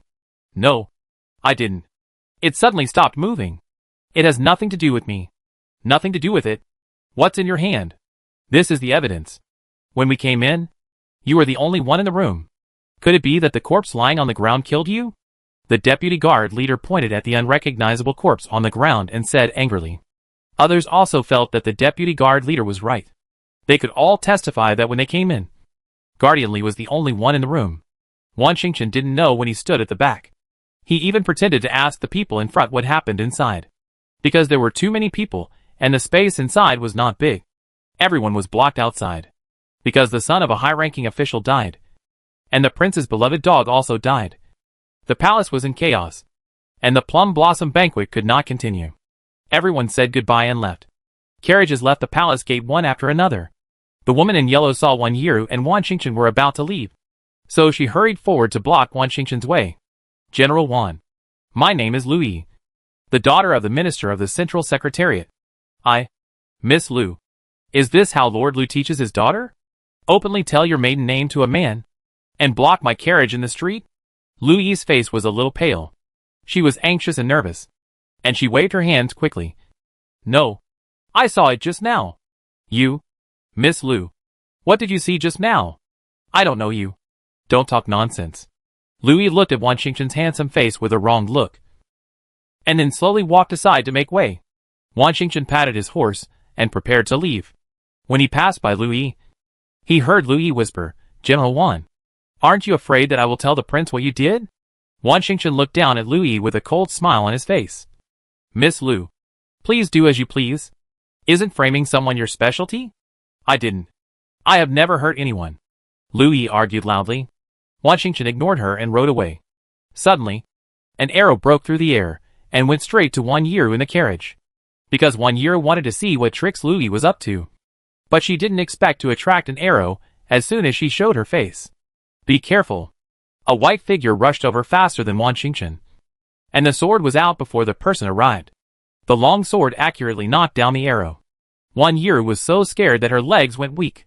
She clearly saw the arrow flying towards her forehead. The edges of the arrow were clearly reflected in her eyes. She thought she was dead. But unexpectedly she was saved by someone. Chapter 568 Granted Marriage. Rower. Wan Xingchen got rid of Lu Yi's entanglement, and turned around to see Wan Yiru was almost assassinated. He was immediately annoyed.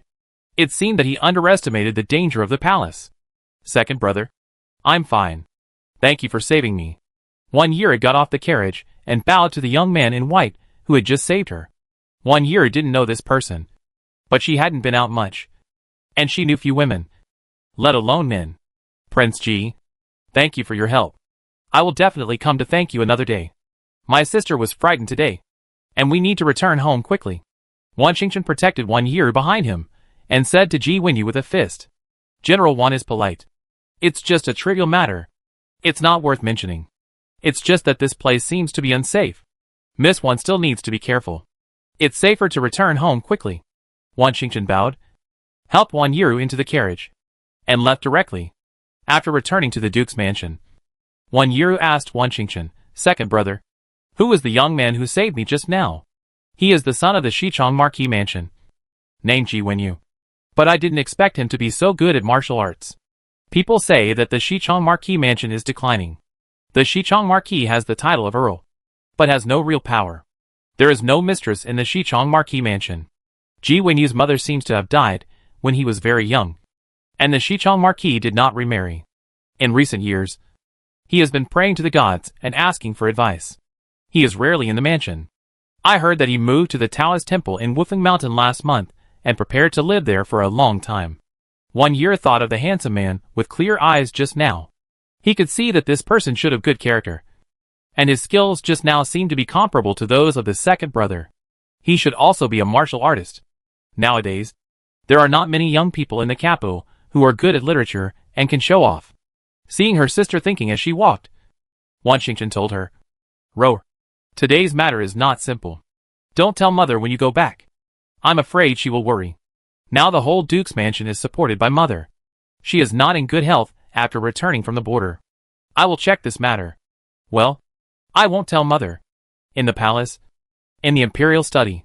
Your Majesty, Prince Ji wants to see you.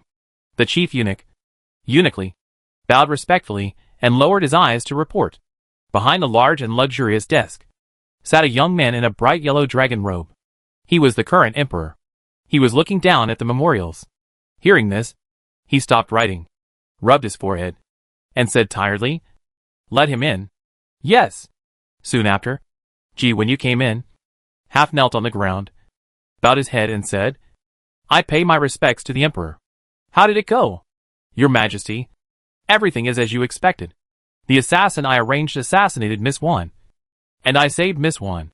Wan Xingchen already suspected that it was an assassin sent by the palace. Well done. The emperor stood up from the dragon chair, walked around the desk, and came down. Stand up. Ji Wenyu stood up from the ground and stood aside respectfully. Your Majesty, what you did will deepen the rift between the prince's mansion and the duke's mansion. I am worried that it will affect the Duke of Jingguo's garrison at the border. The emperor did not speak for a long time before he said, Ji Wenyu, are you of marriageable age? Ji Wenyu was surprised for a moment, wondering why the emperor asked this. But he immediately replied respectfully, Your Majesty, I am 18 years old this year, and I am indeed of marriageable age. But I don't want to get married yet. What if I grant you a marriage? Ji Wenyu was even more surprised. Why did the emperor suddenly grant him a marriage? He has been working for the emperor in secret since he was 15 years old. Why did the emperor suddenly grant him a marriage? Your Majesty granted me a marriage because he must feel sorry for me, because I don't have someone who understands me. Thunder and rain are all the emperor's grace. Kneel down and pay your respects. After Ji Wenyu knelt down anxiously, he became more and more confused about this emperor. After he left the palace, the emperor said to Eunuchly, pass the order down and ask them to draft an imperial edict for marriage. The legitimate daughter of the Duke of Jingguo should be coming of age soon. So marry her to the prince of the Marquis of Xichong. Eunuchly did not understand the emperor's intention. The Duke of Jingguo and the general of the cavalry were both guarding the border. How could he let Miss Wan marry? Everyone in the capital knew that the Marquis of Xichong was declining. This was obviously not a good match. Would the Duke of Jingguo agree to it? But Eunuchly did not say much, but bowed and left to do business. The next morning, the Marquis of Xichong and the Duke of Jingguo received the imperial edict for marriage at the same time. This marriage came too suddenly, which caught Zhao and Wan Yiru off guard. But they received the eunuch's edict first. After sending away the eunuch who announced the edict, Zhao took Wan Yiru back to the warm room and sent everyone out. Rower, what happened when you went to the palace yesterday? Why did the emperor suddenly grant me a marriage? And to the Xichong Marquis' mansion? Our two families are not equal in status. How can we get married? In fact, after Wan Yiru got over the initial surprise, she felt a little happy in her heart. Ji Wenyu's clear eyes appeared in her mind again. Mother! But this is an imperial decree. If we don't agree, it would be disobedience. Zhao walked around the room anxiously. No. I will write to your father and your elder brother immediately. I don't agree with this marriage. I must find a way to cancel it. Zhao twisted her handkerchief, thinking about how to tell her husband and Wan Qingmo about this matter. Mother, calm down. This may not be a bad thing. Why don't you send someone to inquire about the Xichang Marquis mansion? What is there to inquire about? You don't need to ask them. They know that Xichang Marquis is always seeking immortals, and there is not even a mistress in the mansion. I heard that the servants in the mansion are very rampant. If you marry him, although you will be the mistress as soon as you enter the house, you have been weak since childhood. How can you calm those people? As Zhao said this, she suddenly looked at Wan Yiru. Since the imperial edict came down, this daughter didn't seem to object too much. This was very wrong. Rower, tell me honestly, have you seen this Ji Wenyu? Wan Yiru's eyes were a little evasive, but she was soon saved by Wan Qingchen. Mother, sister. Wan Qingchen strode in and saw that the atmosphere between the mother and daughter was a little strange. Chenner, you came just in time. Didn't you also go to the palace yesterday? You came back and said it was a false alarm. Why did the emperor suddenly grant a marriage today? Are you hiding something from me? Wan Qingchen also came for the marriage. Mother, this has nothing to do with what happened yesterday. This is the emperor's idea. But don't tell father and elder brother about this. Rower is still more than a year away from her marriage. Let's wait and see what the emperor does. He will definitely not let us down. I think the emperor will take action. Zhao didn't understand the situation in the court. She only cared about the future of her children. Chenner, but this is a major event in your sister's life. You can't be confused. Right? Mother, don't worry. We still have time. If the Xichang Marquis mansion is really that bad, the emperor will not grant a marriage. Wan Qingchen remembered that his elder brother told him when he left that if the emperor granted a marriage to the three of them in the future, he must not be reckless. The emperor must have his intentions. But now you and your elder brother haven't married yet. But your sister has been granted marriage first. What's going on? Zhao sat on the couch angrily, feeling sullen. She knew that the marriages of her three children would definitely be decided by the emperor.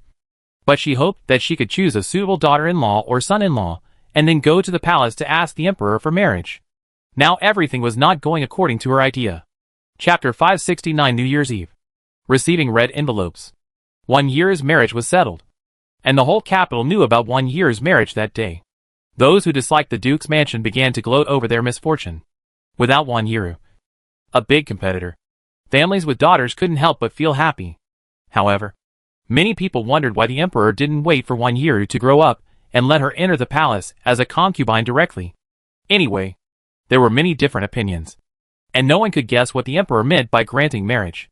On the second day of the marriage, Ji Wenyu, the prince of the Changbo mansion, was suddenly promoted by the emperor to the position of Dali Temple Shaoqing.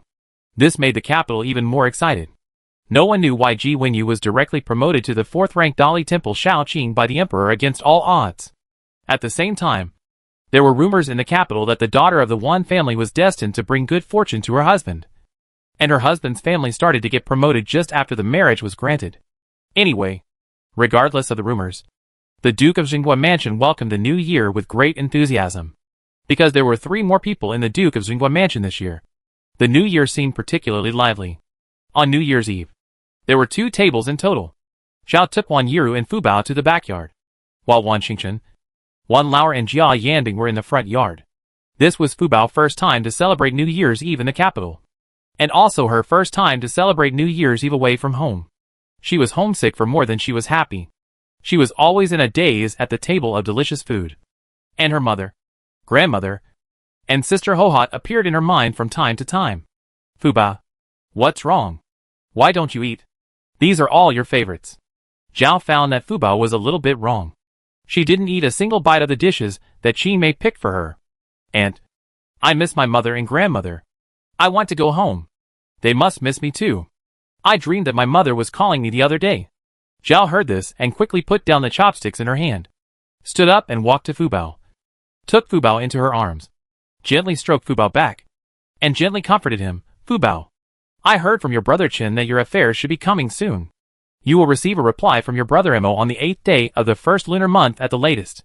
Fu Bao immediately widened his eyes in surprise, raised his little head, looked at Zhao with sparkling eyes and said, Aunt, is what you said true? Brother Mo's letter really came back so soon? It took more than 2 months to get from the border to the capital. It's only been a few days. Can we receive a reply from Brother Mo? Of course. Auntie never lies. We use carrier pigeons to send messages to your brother Mo. Birds fly faster. Definitely faster than carriages. And they rest less. So they can go in a straight line. Our carriages have to go around mountains. In this comparison, aren't birds much faster? Fubao nodded excitedly. Yeah. Yes. Fubao feels hungry. Fubao wants to eat a lot of delicious food. Xiao saw that Fubao's mood had improved. And she was also secretly relieved. This girl is really easy to coax. She likes and loves her from the bottom of her heart. But this is still someone else's daughter. She can keep her, but not her heart if she forces her to stay. Forget it. Xiao saw that Fubao had already started to eat with big mouthfuls. With a smile in her eyes. Wan Yiru also picked up dishes for Fubao from time to time. After eating the New Year's Eve dinner, heavy snow suddenly fell outside. Wow! It's snowing again. This is really a sign of a good harvest. Zhao stood outside the warm room, looking at the snowflakes outside, thinking that the family was relatively peaceful and happy this year. The only variable was that her daughter was granted marriage near New Year's Eve. Now her future son-in-law has become the Shaoqing of the Dali Temple. She felt much more comfortable. It seems that Amor is right. She should not interfere in the marriage. However, the men in Wei Yuan Marquis' family are also on the battlefield. But the family is lively, with children and grandchildren. The 3 sons have married and have children. Unlike their house, which is cold and deserted. If Fubao hadn't come, there would be no lively atmosphere in this house. Xiao looked at Fubao and Wan Yiru playing snowballs in the snow. And a few little maids. The giggles came from the yard from time to time, adding a lot of warmth to the quiet Duke's mansion. Zhao was afraid that Fubao would be cold. And she was also worried that her daughter was weak. So she quickly asked someone to call the 2 back. Fubao, you have to give out red envelopes during the Chinese New Year. Come and wish your aunt a happy new year. Your aunt has prepared a big red envelope for you. Fubao's face was flushed. The maid had taken off her cloak and gently brushed off the snowflakes on Fubao's body with a handkerchief. Fubao's eyes were particularly bright. And he looked at Zhao. Aunt prepared a red envelope for me? Wow. Fubao will be rich in the new year. Happy New Year. Aunt. Fubao immediately kowtowed to Zhao, making the maids and women around him laugh. Zhao also covered her mouth with a handkerchief and laughed. Girl, go in first. It's cold here. Zhao smiled and pulled Fubao up and walked into the warm room. Wan Yiru also smiled and followed Zhao. After entering the warm room, Zhao used a handkerchief to carefully wipe the sweat off Fubao's forehead. And the maid also took a cushion and placed it in the middle of the warm room. Miss Fubao, your legs won't hurt if you kneel here, Chi Mei said to Fubao with a smile. Fubao glanced at the pink cushion on the ground and said to Chi Mei with a smile, Sister Chi Mei, my legs don't hurt. Sometimes when I do something wrong, my mother punishes me to kneel. And I don't feel any pain no matter how long I kneel. My legs are very strong. But Fubao didn't say that every time Wan Erseo punished her to kneel. She asked her to wear an extra pair of pants. Wan Erseo sewed a thick layer of cotton on the knees of the pants, which was no different from kneeling on a cushion. But Fubao didn't know Wan Erseo's painstaking efforts. However, although Fubao said so, he still walked to the cushion and knelt down. Aunt, Fubao wishes you a happy new year. Fubao wishes you good health, longevity, and more beauty. It was the first time that Zhao heard someone say such a congratulatory message. She thought it was quite strange. Besides, which woman didn't want to become more and more beautiful? Zhao was very happy. The servants had prepared a tray with a big red envelope on it. Aunt has received your blessing. Come! Aunt also wishes you a happy new year. Peace every year. And more beauty. Fubao climbed up from the cushion and ran to Zhao. Zhao handed the red envelope to Fubao. This is called New Year's money. When you go to bed later, put this red envelope under your pillow and open it tomorrow morning. It can ward off evil spirits.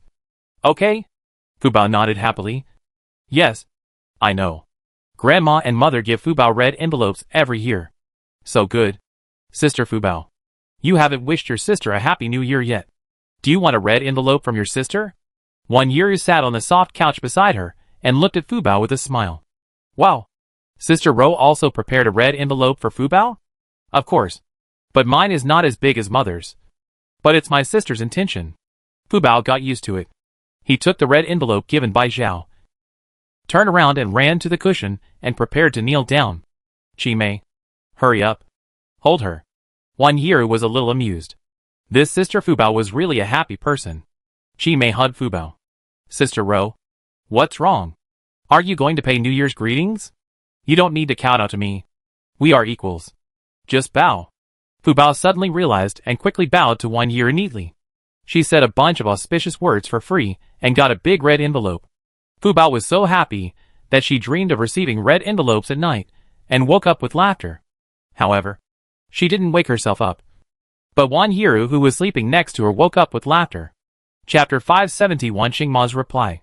On the first day of the Lunar New Year, Fubao went to pay New Year's greetings to his father and master after breakfast. Last night, Fubao felt empty because he didn't celebrate the New Year with Wan Lauer. After breakfast this morning, he ran to find Wan Lauer. Dad, Fubao is here to pay New Year's greetings to you. Before Fubao entered the yard, his voice had already sounded outside the yard. Wan Lauer was sitting in the hall with Wan Xingchen and Jia Yanbing and talking. When they heard Fubao's voice, they all stood up and walked out. Run slower. The ground is slippery. Wan Lauer saw little Fubao in a pink jacket and skirt rolling towards him like a gust of wind. But as soon as he finished speaking, Fubao slipped and fell to the ground. But he didn't lie on the ground, but knelt down. Girl, why are you so anxious to kowtow to your father and me? Jia Yanbing looked at Fubao's posture with amusement. Fubao himself was a little confused. This was a complete coincidence. But since he had already slipped and knelt on the ground, why not just say Happy New Year together? Fubao wishes Daddy and Mr. a Happy New Year. Daddy and Mr. Happy New Year. I wish you good health, longevity, and great fortune this year. Wan Lauer pulled Fubao up from the ground distressfully, and was a little amused. This girl said she was smart, but sometimes she was a little silly. The ground was so cold and there were ice chips, but she just knelt in the snow and kowtowed. Are you hurt? Wan Lauer gently rubbed his daughter's knees. Fubao would not admit that he fell down. How embarrassing. Daddy, I didn't fall down. I was just wishing you a Happy New Year. Wan Lauer saw through his daughter's little thoughts, but didn't point it out to her. Instead, he smiled and said, Okay. Daddy received it. This is the red envelope prepared for you. Keep it? Fubao immediately looked at the red envelope in Wan Lauer's hand with starry eyes, and quickly took it with both hands, thanking with a smile, Thank you. Daddy? Daddy earned a carriage of silver notes this year, Fubao said, making a big circle with both hands. Wan Lauer smiled and said, If Daddy can really make so much money, Daddy will buy you whatever you want. Wow. Daddy is so nice. Fubao lay on Wan Lauer's face and kissed him hard. Wan Lauer was even happier, picked up Fubao and walked into the house. Girl, this is for you from the teacher. I hope you will make further progress in your studies in the new year. Thank you, sir. Fubao was very happy. She received 2 red envelopes in a short while. She felt that this year would definitely be a happy year. Jia Yanbing had no money. He sold the clothes made of leather on New Year's Eve for a total of 11,000 taels. Wan Lauer generously gave him a share of 1,000 taels. Jia Yanbing did not refuse. After all, he had to go back to Jiangnan at the beginning of the year. He needed money everywhere. He couldn't ask Wan Lauer for money. Wan Lauer gave Fubao a red envelope of 100 taels of silver notes. It was different now that he had money. He was much more confident. Jia Yanbing also gave Fubao a red envelope of 100 taels of silver notes. Last night, Zhao gave Fubao a red envelope of 1,000 taels of silver notes. And Wan Yiru gave Fubao a red envelope of 500 taels of silver notes. Fubao is now a real rich woman. Much richer than ordinary ladies in the boudoir. Sister Fubao, you haven't wished Brother Chen a Happy New Year yet. Don't you want to get an extra red envelope? There were no children in the Duke's mansion, so the red envelopes could not be given out every year. This year, it was not easy for a little Fubao to come to the house for the new year. They all experienced the joy of giving out red envelopes. Fubao had just received 2 big red envelopes when someone offered her another red envelope. She instinctively knelt down and kowtowed to wish a Happy New Year. But thinking of the joke she made last night, she quickly controlled her knees and ran to Wan Xingchen with a bright smile on her face. Brother Chen, Happy New Year. I wish you a promotion and wealth this year. Marry a beautiful wife, and give birth to a big fat boy. Wan Xingchen couldn't help but frown when he heard this blessing. but Wan Lauer, Jia Yanbing, and the servants present all laughed secretly. Fu Bao bowed and stood up, just in time to see Wan Xingchen's stinky face. Brother Chen, what's wrong with you? Did Fu Bao say something bad? Wan Xingchen squeezed out a good from between his teeth, and then took out the red envelope that had been prepared long ago from his arms. Fu Bao happily took the red envelope and added, Brother Chen, the red envelope you gave is so big, so let me give you another one. I wish you 2 babies in 3 years. Your aunt will definitely be very happy. Wan Xingchen couldn't help but hold his hand. He really wanted to take this girl out and throw her into the snow to freeze. Puff. Wan Lauer was drinking tea. When he heard his daughter's words, he spit out a mouthful of water. Daughter, where did you learn this? Don't talk nonsense. How can you, a child, know so much? I heard it from the midwife. Isn't it normal to have a child? It's a good thing. Why can't a child say it? Fu Bao took the red envelope and turned around and ran out. She wanted to show off her new gains to her aunt and sister Ro. Wan Lauer couldn't catch up with her. The first day of the new year passed happily. The Duke's mansion was extremely busy. Different people came to the mansion every day to send greetings and New Year's. Wan Lauer could hardly see Wan Xingchen. Jia Yanbing has been secretly inquiring about his own news these days. But he got nothing. And someone wanted to assassinate him. He couldn't investigate openly, but could only inquire secretly. But the results were minimal, and there was basically no progress. Fu Bao followed Wan Yiru and Zhao every day, and was introduced to the major families by Zhao. However, Fu Bao's reputation had spread in the backyard since she attended the Plum Blossom banquet in the palace last time. Now everyone wants to see who this little girl in the Duke's mansion is. But seeing Fu Bao afterwards, everyone's reaction was similar. This little girl looked cute and well-behaved, but she was a little bit spiritual, but not as exaggerated as the legend said. Busy days always passed quickly, and Fu Bao also met a few people of the same age. But she felt that these children had no vitality. Everyone was like a mold. Walking and sitting were all very formal. Not interesting at all. Speaking in a soft voice. Wanting to laugh, but afraid that the elders would say they were rude. Even laughing wildly was not allowed. Not to mention that like Fu Bao, when she smiled, she showed a few millet teeth, and she would be punished by the elders to kneel. Just after lunch that day, Wan Xingchen finally received a reply from Wan Xingmo. He hurriedly took the letter to find Wan Lauer. Wan Lauer was in the Duke's mansion, with food and drink, but he was a person who could not sit still. This kind of life made him feel very bored. If he stayed any longer, he would definitely get sick. Fortunately, good news finally came. Chapter 571 I Take Care of Everything. Wan Xingchen also took some time out of his busy schedule today, as he will be attending a banquet soon. Uncle Wan, my elder brother has replied. Wan Lauer heard Wan Xingchen's words in the room, and immediately ran out of the room in a hurry. Xingchen, what did you say? Did your brother reply? Yes. I just received it, and sent it to you. Take a look. Wan Lauer's hands were shaking with excitement. He glanced at Wan Xingchen, and quickly took the note from him. Wan Lauer opened the note in front of Wan Xingchen. But Wan Xingchen did not inquire, but kept his distance and stood aside. Wan Lauer unfolded the note, and there was a sentence written on it. I take care of everything. Uncle Heir, don't worry. Do what you should do. And Happy New Year. Wan Lauer turned the note over and over, but didn't find any more words. This was in line with Imor's personality. He spoke concisely, and never said nonsense. Moreover, he said that he was responsible for everything, which meant that he had already taken action to solve the problem. With Wan Xingmo's words, Wan Lauer felt that the invisible mountain pressing on his back had finally broken. Xingchen, I received the letter. Your eldest brother also told me that he could help me. I will leave the capital and return to the border tomorrow. I have been out for 2 or 3 months. I guess your aunt and your grandmother didn't have a good New Year. Wan Lauer was still a little nervous. He didn't know if his wife would make him kneel on the washboard after he returned. Second uncle, you can't leave tomorrow. I haven't taken you around in Beijing yet. Tomorrow I will definitely cancel all social events and take you out for a good stroll. Even if you want to go home, you should buy some gifts for your aunt and grandma. Right? You can't come to Beijing without bringing anything. Right? Wan Lauer felt that what Wan Xingchen said made sense. It was not easy for him to come to Beijing, and he hadn't visited the shops in Beijing yet. Before the new year, he was short of money and didn't dare to go out. So he stayed in the Duke's mansion all day. Now that his wallet is full, it's time to go out for a stroll. Otherwise it would be a pity. Maybe this is the first and last time he comes to Beijing in his life. Okay, Xingchen.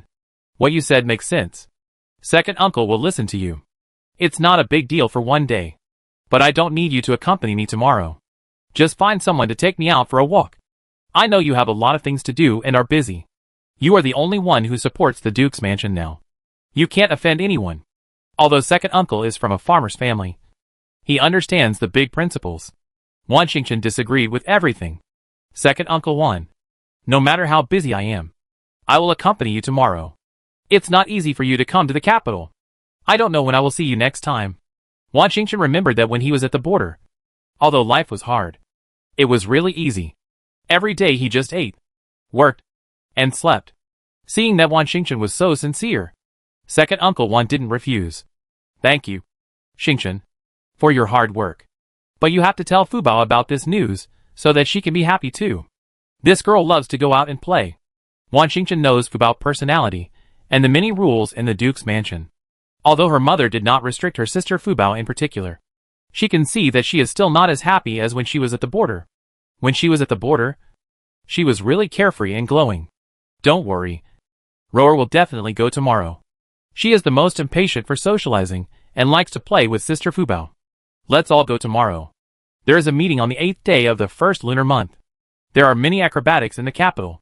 They will definitely like it. Not to mention Fubao. Even the adult Wan Lauer felt itchy in his heart. Although there are meetings at the border every year during the new year, they are not as lively as the capital.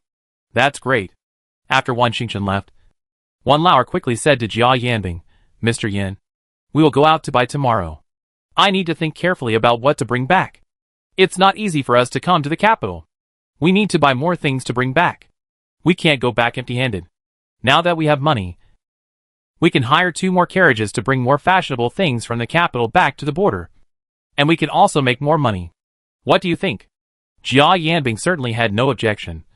Brother Wan, your idea is of course good. But I have to go back to Jiangnan first and bring my family with me. I may not go with you. We have to say goodbye first. Wan Lauer was stunned for a moment. He had heard Jia Yanbing talk about this before. But he was so happy just now that he forgot about it for a while. Then I give you my address at the border. When the time comes, you can pick up your family and go to the border to find me. I wait for you there. Wan Lauer really likes Jia Yanbing. A business genius. He still doesn't know how Jia Yanbing sold those skins for 11,000 taels. Even if he asked Jia Yanbing, he wouldn't understand what he said. He just collected the money and didn't bother to worry about anything else. He was going to lure Jia Yanbing back to the border to help him do business. The family just needs someone to manage the business. Isn't this like sending a pillow when you are sleepy? The daughter is lucky to be able to keep such a talent. He knew that he could not keep Jia Yanbing by himself. He was willing to go to the border only for Fubao's sake. Well, okay. It's settled. I will bring my family to the border to find you. Please take care of me in the future. Brother Wan. Don't worry.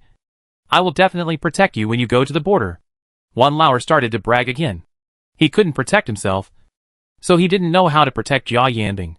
However, he did know a lot of people at the border. So it wasn't all bragging.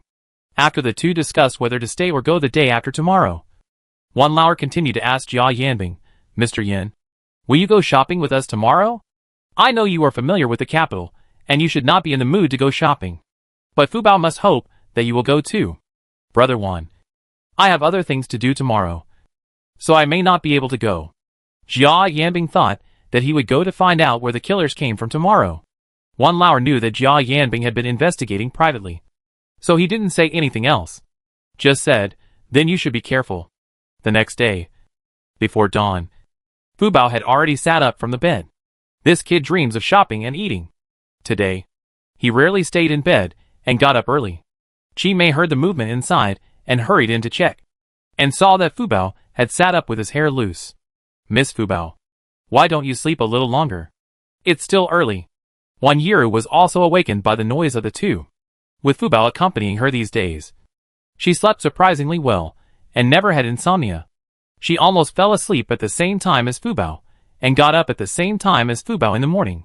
In the past half-month, Wan Yiru's complexion has improved visibly.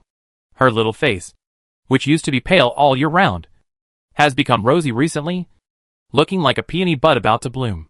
Chapter 572 Going Out for Breakfast. Fubao rubbed his eyes and looked outside, and found that the sky outside was still dark. Sister Chimei, when will the sky get light? I feel like I'm almost full in my dream. But it's not even light yet. And I'm hungry now. Chimei was touched by Fubao's cute appearance. She had long black and smooth hair draped behind her, and her palm-sized face looked even whiter. She pouted her mouth slightly, looked aggrieved, and her little hands kept rubbing her belly. But Chimei didn't see that Fubao's belly was deflated, but plump and very cute. Miss Fubao, how about I go to the kitchen to see if there is anything to eat, and get some for you first? Fubao shook his head immediately. No. I still need to save some space for delicious food. I want to buy all the delicious cakes that Sister Chimei told me about before. Taste them one by one, and bring some back to my mother, grandmother, and Sister Hohot. They will definitely like them too. Fubao never eats alone. If there is something delicious, even if she likes it very much, she will share it with her family. 1 year took the clothes handed over by Chimei and put them on Fubao. Sister Fubao, put on the clothes quickly. Don't catch a cold. Otherwise you won't be able to eat delicious food. Fubao nodded obediently. Sister Ro, let's sleep a little longer.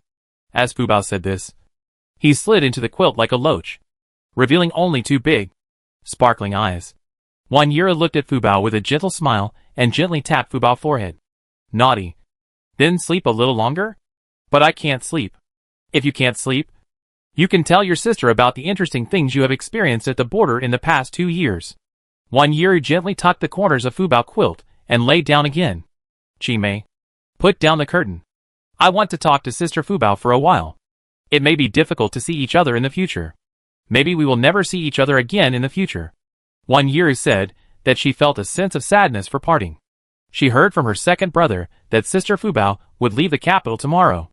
Even if she came to the capital again in the future, they would not be able to sleep on the same bed like now and talk about their common memories at the border. She would get married after she reached the age of 15. And she would no longer be a lady of the Duke's mansion. Sister Ro, we won't miss each other. Don't worry. I will definitely come to visit you. Although the capital is far from the border, it will only take more than 2 months. If you miss me, just write to me. I will learn to ride a horse when I go back. When you get married, I will definitely come to see you off. At that time, I will ride a horse. My teacher said that horses run faster. Fubao said his thoughts happily, without any sadness at all, giving people a kind of longing imagination. Then let's make a deal. When I get married, you must come to see me off. It's a deal. We can make a pinky promise. If we make a pinky promise, we won't regret it. And not only when you get married, I will also come when you give birth. I will definitely study medicine well when I go back. When you give birth, I will deliver your baby. Puff. As soon as Fubao finished speaking, Chingmei's low laughter came from outside. She really couldn't help it. 1 year shyly scratched Fubao's armpits with her hands. How do you know so much at such a young age? You dare to say anything. You are still a yellow-haired girl. Just talking about giving birth. Don't say anything nonsense in the future. Fubao was tickled by 1 year, and she was panting with giggles. Sister Ro, help. Fubao won't say it anymore. 1 year let her go, and the 2 sisters laughed at the same time. 1 year felt that being with Fubao was not like being with a little girl at all, but more like being with a close friend.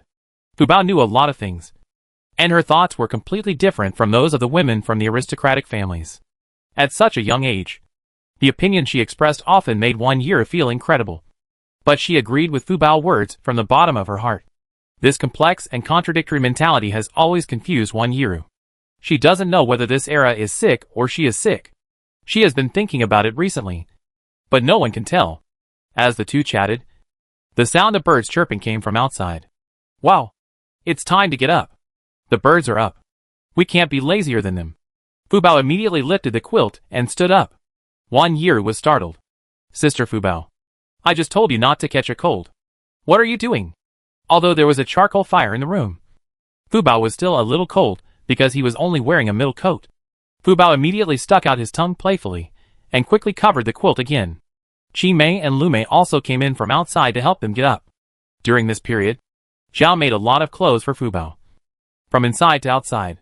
Fu Bao was dressed like a fairy by Qimei every day, and the servants in the mansion liked Fu Bao very much. Qimei and Lu Mei quickly dressed up Fu Bao and Wan Yiru. Fu Bao took Wan Yiru's hand and was about to go out. Sister Ro, let's go find Brother Chen. My father and Mister. We won't have breakfast at home. Right? I want to go to the tea house that Mr. mentioned for breakfast. I heard that the buns in that tea house are very delicious. And there are also barbecued pork buns, which I have never seen. Wan Yiru was a little embarrassed. She had never eaten in a restaurant outside, let alone in the morning. Sister Ro, what's wrong with you? Fu Bao took Wan Yiru's hand and asked immediately when he saw that she was a little embarrassed. Sister Fu Bao, let's go to pay respects to my mother first. Well, okay. I have to tell my aunt first. I was too careless. Fortunately, Sister Ro reminded me. Fu Bao was used to Wan Yiru's daily visit to pay respects to Zhao Shi.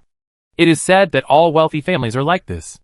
Fu Bao and Wan Yiru came to Zhao Shi's yard, and Zhao Shi was already handling affairs. In the side hall outside the warm room, there was a room full of housekeepers, but no one dared to speak. Everyone held their breath and stood with their heads bowed. It was the first time that Fu Bao got up so early, and it was also the first time that she and Wan Yiru came to pay their respects to Zhao. She looked at so many people curiously, and quietly pulled Wan Yiru's hand. Sister Ro, what are these people doing here? Why are they all up so early? Sister Fu Bao, they are all housekeepers in the Duke's mansion. Every day, Mother has to listen to their reports, and then assign tasks, and take the cards to receive silver. Mother is handling affairs now.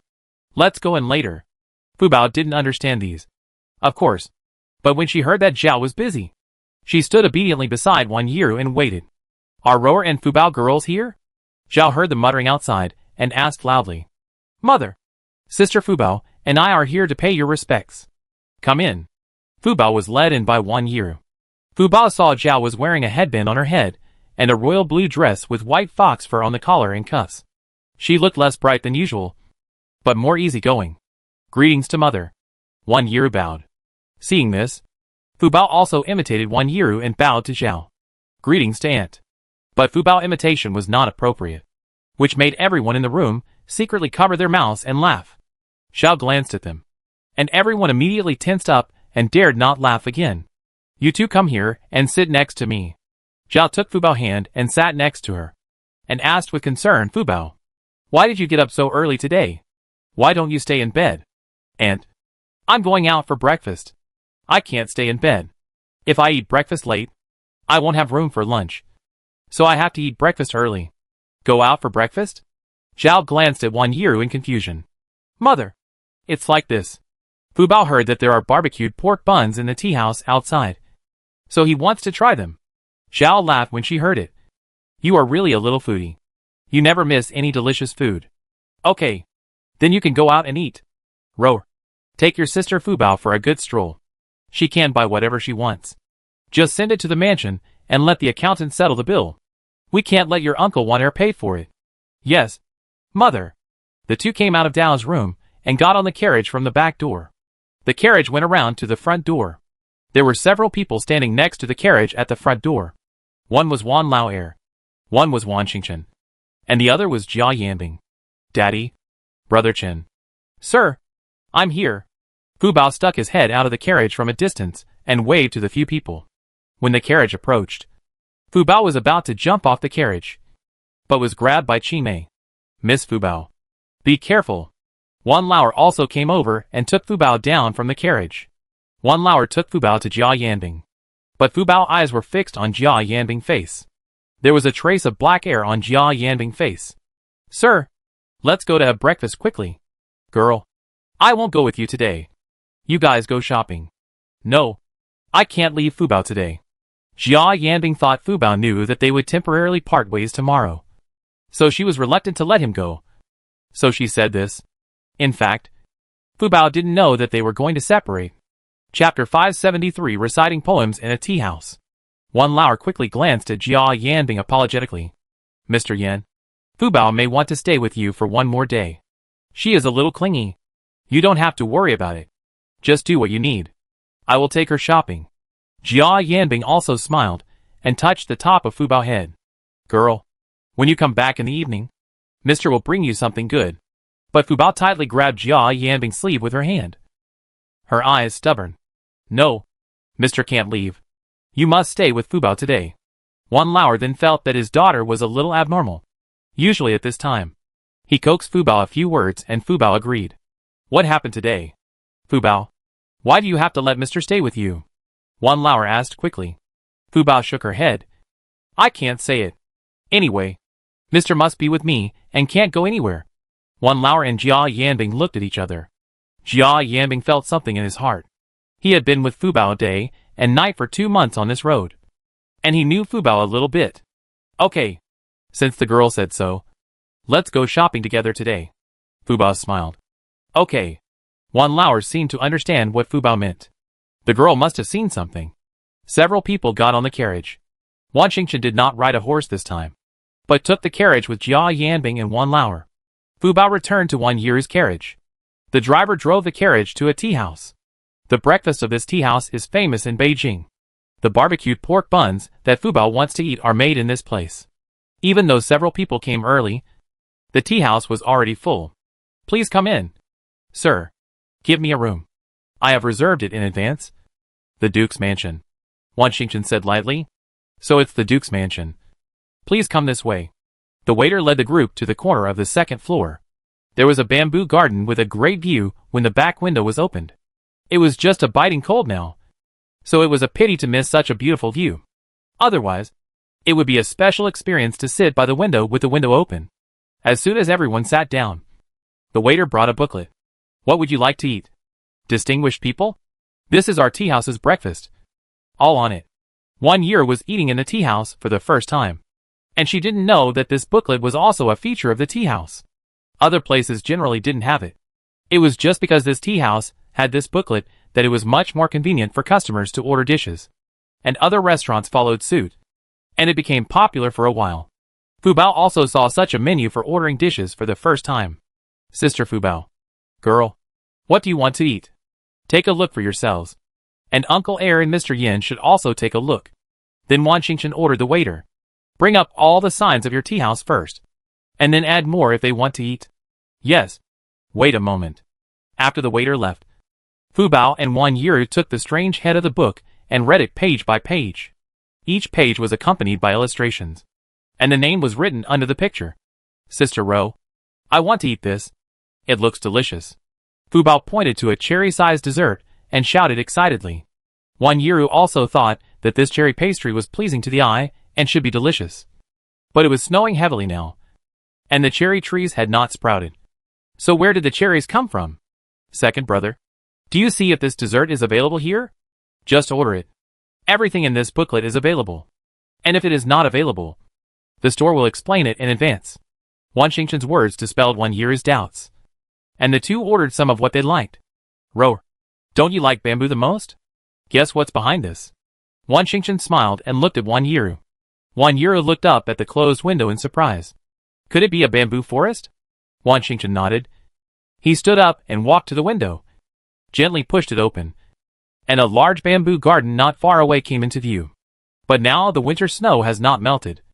The bamboos are bit by the snow, and the green is submerged under the white snow. Wan Yiru also stood up and stood beside Wan Xingchen, her eyes full of joy. Second brother, such a bamboo garden is more artistic, Wan Yiru said, and wrote a poem on the spot. The sky is full of jade buds dancing in the sky, and the bamboo garden is covered with white and gold. The thin bamboo is covered with silver, and its posture is more upright. And it is humble, and holds its branches against the frosty wind, looking at the mottled green shadows from a distance. There seems to be a clear sound and elegant rhyme. Standing quietly here, forgetting the world. The meaning of ice and snow is endless. Good poem. My Ruer is really a talented woman, Wan Xingchen exclaimed. Wan Yiru blushed and felt that her second brother was exaggerating. 6 petals of flying flowers cover the bamboo village, and the snow on the 10,000 bamboos is lingering. The bamboo shoots break through the jade curtain, and the roots are deeply buried with strong branches and chapters. The residual sound in the wind scares the sleeping birds, and the plain scenery in the garden makes me sad. Who can appreciate this quiet place with me, lonely and speechless facing the cold light? A voice sounded from behind the brother and sister. Wan Xingchen and Wan Yiri turned their heads and saw that it was Jia Yanbing standing behind them with his hands behind his back, looking through the window at the swaying bamboo forest outside. Snowflakes falling. And his voice was full of endless sadness and loneliness. Mr. Yan seems to be in a bad mood? Is he missing home? Wan Xingchen asked with concern. I just said a few words casually. It's okay. After Jia Yanbing finished speaking, he turned around and sat back in his seat. Wan Yiri looked at Jia Yanbing back thoughtfully. They all felt the loneliness of this gentleman just now. And they didn't know what the identity of this gentleman of Fu Bao's sister was. He wore a mask all day long. Cold and frightening. But because of the poem just now, Wan Yiri felt that this gentleman was also a person with flesh and blood and emotions. Fu Bao was playing with Haichuan at this time.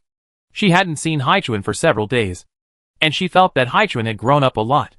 Not long after, the waiter brought the signature dishes. Fu Bao immediately stopped and sat down obediently, without Wan Lauer greeting her. Wan Xingchen wanted to close the window, but Wan Yiri said, "Second brother, just open it. There is no wind blowing in here, so it's not cold." Wan Xingchen looked at everyone and saw that no one had any objections, so he opened the window halfway so that he could see the snow outside. Sister Fu Bao, this is the barbecued pork bun. Try it and see if it tastes good. Wan Xingchen put a barbecued pork bun on the plate in front of Fu Bao. Yeah, it tastes good. Fu Bao ate several in one breath. When she was almost done eating, Fu Bao burped. She looked at the people around her a little embarrassedly. Seeing that everyone was looking at her with a smile, she quickly made an excuse that she was full and went to play with Haichuan. Fu Bao was playing with a feather duster to tease Haichuan. When the two were having fun, suddenly an arrow with a strong wind shot straight at Jia Yanbing. But fortunately, Fu Bao feather duster blocked it, and the arrow shook the feather duster in Fu Bao hand away. Fu Bao screamed, and the arrow deviated and hit the door panel opposite. Chapter 574 Assassination. Wan Xingchen and Jia Yanbing reacted the fastest. Jia Yanbing immediately picked up Fu Bao and hid to one side. Wan Xingchen held Wan Lauer with one hand and Wan Yiri with the other hand and hid to the other side. What can be confirmed now is that the other party is hiding in the bamboo garden. Since Wan Xingchen saw Wan Yiri being assassinated at the gate of the palace last time, he has been on guard. He didn't expect that the other party would come as soon as Roar went out. Who did Roar? A girl in the boudoir. Offend? Wan Xingchen had no doubt that the arrow was shot at Jia Yanbing. But Jia Yanbing knew that the arrow was aimed at him, because if Fu Bao didn't block it, the arrow would hit his head. Jia Yanbing's heart was still beating fast. He was still looking for the other party's whereabouts. He didn't expect that the other party had found him and had come to kill him. It seems that he will have no good days in the future. He has no background now. Even if he is killed, it is like an ant being crushed to death. No one cares. Thinking about his current situation, Jia Yanbing couldn't help but feel sad and hugged Fu Bao tightly. If Fu Bao hadn't insisted that he follow her to the tea house today, he would definitely be a corpse now. Right? Jia Yanbing's eyes changed several times when he looked at Fu Bao. But he didn't say anything, but felt that he would double his help to this student in the future. However, if he wants to have a future, he still has to get through this hurdle in front of him. He looked up at the three figures hiding behind the screen opposite him. Now the only one who can help him is the Duke's mansion. What if he relies on himself to find out? It's not that he can't do anything to those people, and he still has to rely on powerful families to achieve his goals. Just as several people held their breath and concentrated, dozens of arrows whizzed in. But this time, it was not only shot in from the window, but all the paper pasted on the side facing the bamboo garden was pierced by arrows, and dozens of arrows were instantly inserted into the room. Wan Xingchen did not bring any weapons with him today. He had all the skills but was helpless. However, the most important thing now was to leave this room. Roar, you and Uncle Wan will leave here in a while. I will cover you. Wan Xingchen whispered to Wan Yiri, then turned to look at Wan Lauer. Uncle, please take Roar back to the Duke's mansion in a while. The carriage is outside.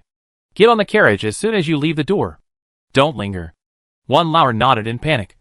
But he immediately asked, Xingchen, what about Fu Bao? She is still with Mr. Yan? Wan Lauer was a little anxious. These arrows seemed to have eyes, and were all shot towards the opposite side. They were relatively safe here. Wan Lauer suddenly remembered what Fu Bao said to Jia Yanbing in the morning. Wan Lauer's heart skipped a beat. Could it be that these arrows were aimed at Mr. Yin? Once this idea formed in Wan Lauer's mind, he also observed carefully in secret. Seeing that the arrows seemed to have most likely landed there, Wan Lauer was now more certain of his thoughts. Xingchen, don't panic. This group of people is not coming for you, but for Mr. Yin. Wan Xingchen had a preconceived notion that the assassins this time were the same group of people who were at the gate of the palace last time, and he didn't notice that the arrows rarely shot at them. After Wan Lauer's reminder, he calmed down and observed carefully, only to find that the other parties seemed to be shooting only at Fu Bao's husband. Second uncle. What's going on? Why was Mr. Yin being hunted down? Wan Xingchen couldn't help but think more at this time. If it was an ordinary gentleman, why couldn't he show his true face to others? And was assassinated? This is not a small move. Being able to ambush in the bamboo garden and assassinate in broad daylight can be said to be very arrogant. Xingchen, this is a long story. Let's save the person first. Shall we? No wonder Fu Bao insisted on asking Mr. Yin to follow her today. It shows that Fu Bao had already seen that something was wrong. Wan Xingchen looked at Wan Lauer suspiciously. What does this have to do with Fu Bao's sister? However, Wan Xingchen also remembered Fu Bao's strange behavior in the morning. But now is not the time to think about these things. He must find a way to save people first. Second uncle, even if I save people, you have to tell me. Didn't Mr. Yin offend someone he shouldn't offend? Wan Xingchen didn't want to wade into muddy waters. After all, the Duke's mansion couldn't make too many enemies now. So he learned from past mistakes. Wan Lauer assured Xingchen, I don't know who Mr. Yin offended, but I can guarantee that he is a good person. Definitely not a bad person. I will tell you in detail when I get back. Wan Xingchen looked at Wan Lauer for a long time, and finally agreed, Second uncle, I am doing this for you and Sister Fu Bao's sake. Thank you. Second uncle, I will accept your favor. Wan Xingchen waved his hand, and quickly pushed the screen in front of him to the window, just blocking the view outside. The arrows shot from the bamboo garden suddenly seemed to have lost their target, and began to attack indiscriminately. Ah! An arrow flew past Wan Yi's ear, and almost hit her face. Wan Yi screamed in fear, and squatted on the ground with her head in her arms. Wan Xingchen was startled by Wan Yi's scream, but after realizing that it was a false alarm, he immediately pushed Wan Lauer and Wan Yi out of the door. Second uncle, since the other party's target is not us, you and Ruer are safe. You go out and hide first. I will rescue Sister Fu Bao. Their target is Mr. Yin. I must take Mr. Yin away to divert their attention. Okay. We wait for Fu Bao here. With Wan Xingchen's words, Wan Lauer's heart was relieved a little. Wan Xingchen turned around, and an arrow shot straight at his face.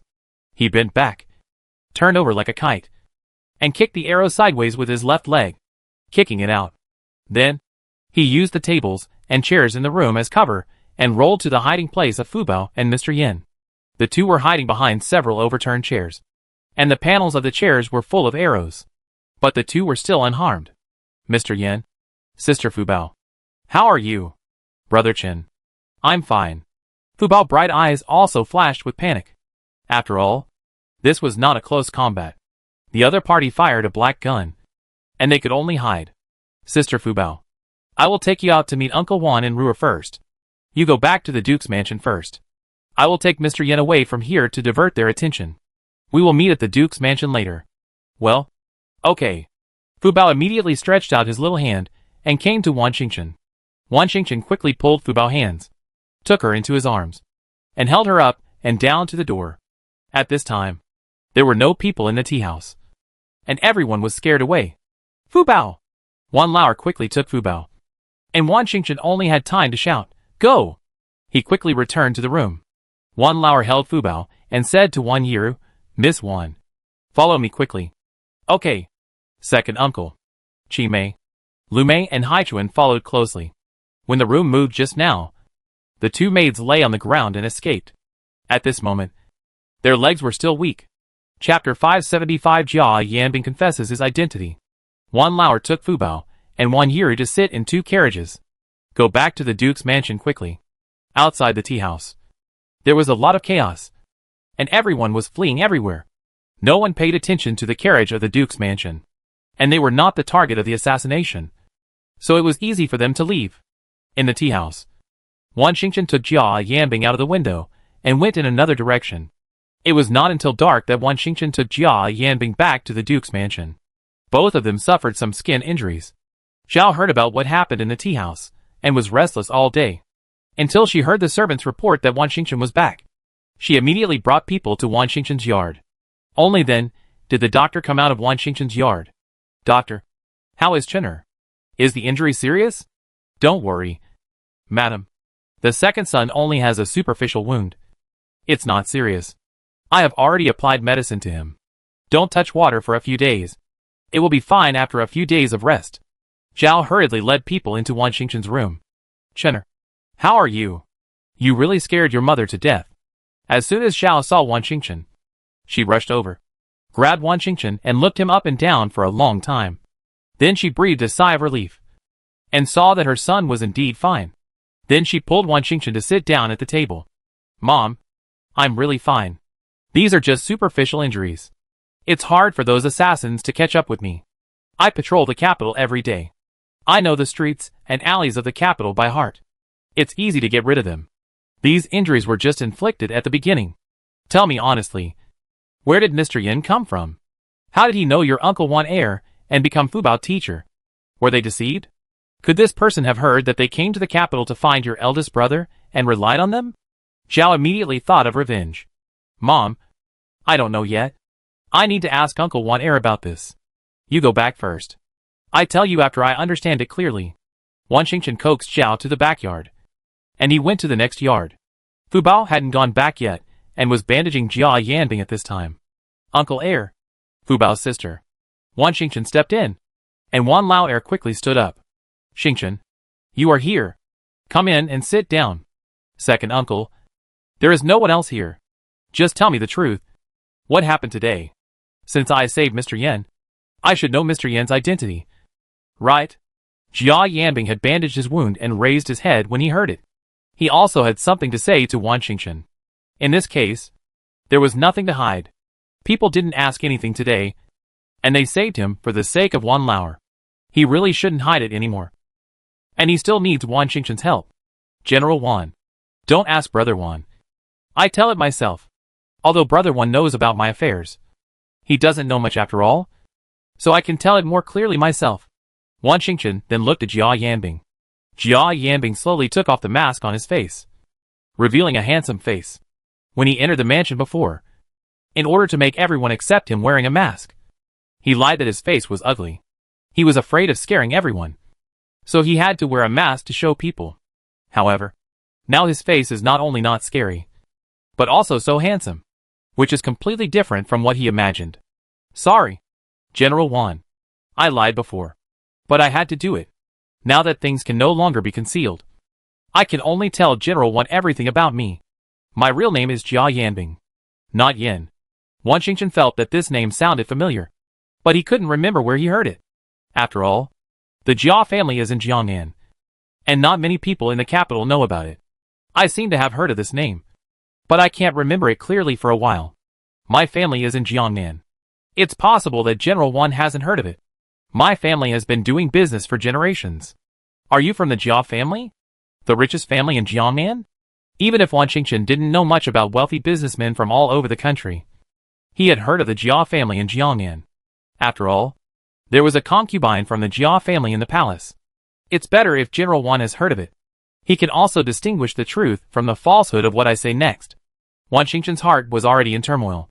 He finally remembered who this Jia Yanbing was. He was the current head of the Jia family. But looking at his current dress, he was obviously down and out. Wan Xingchen did not respond, but let Jia Yanbing tell all his past, especially his experiences along the way and his speculation. After listening, Wan Xingchen frowned.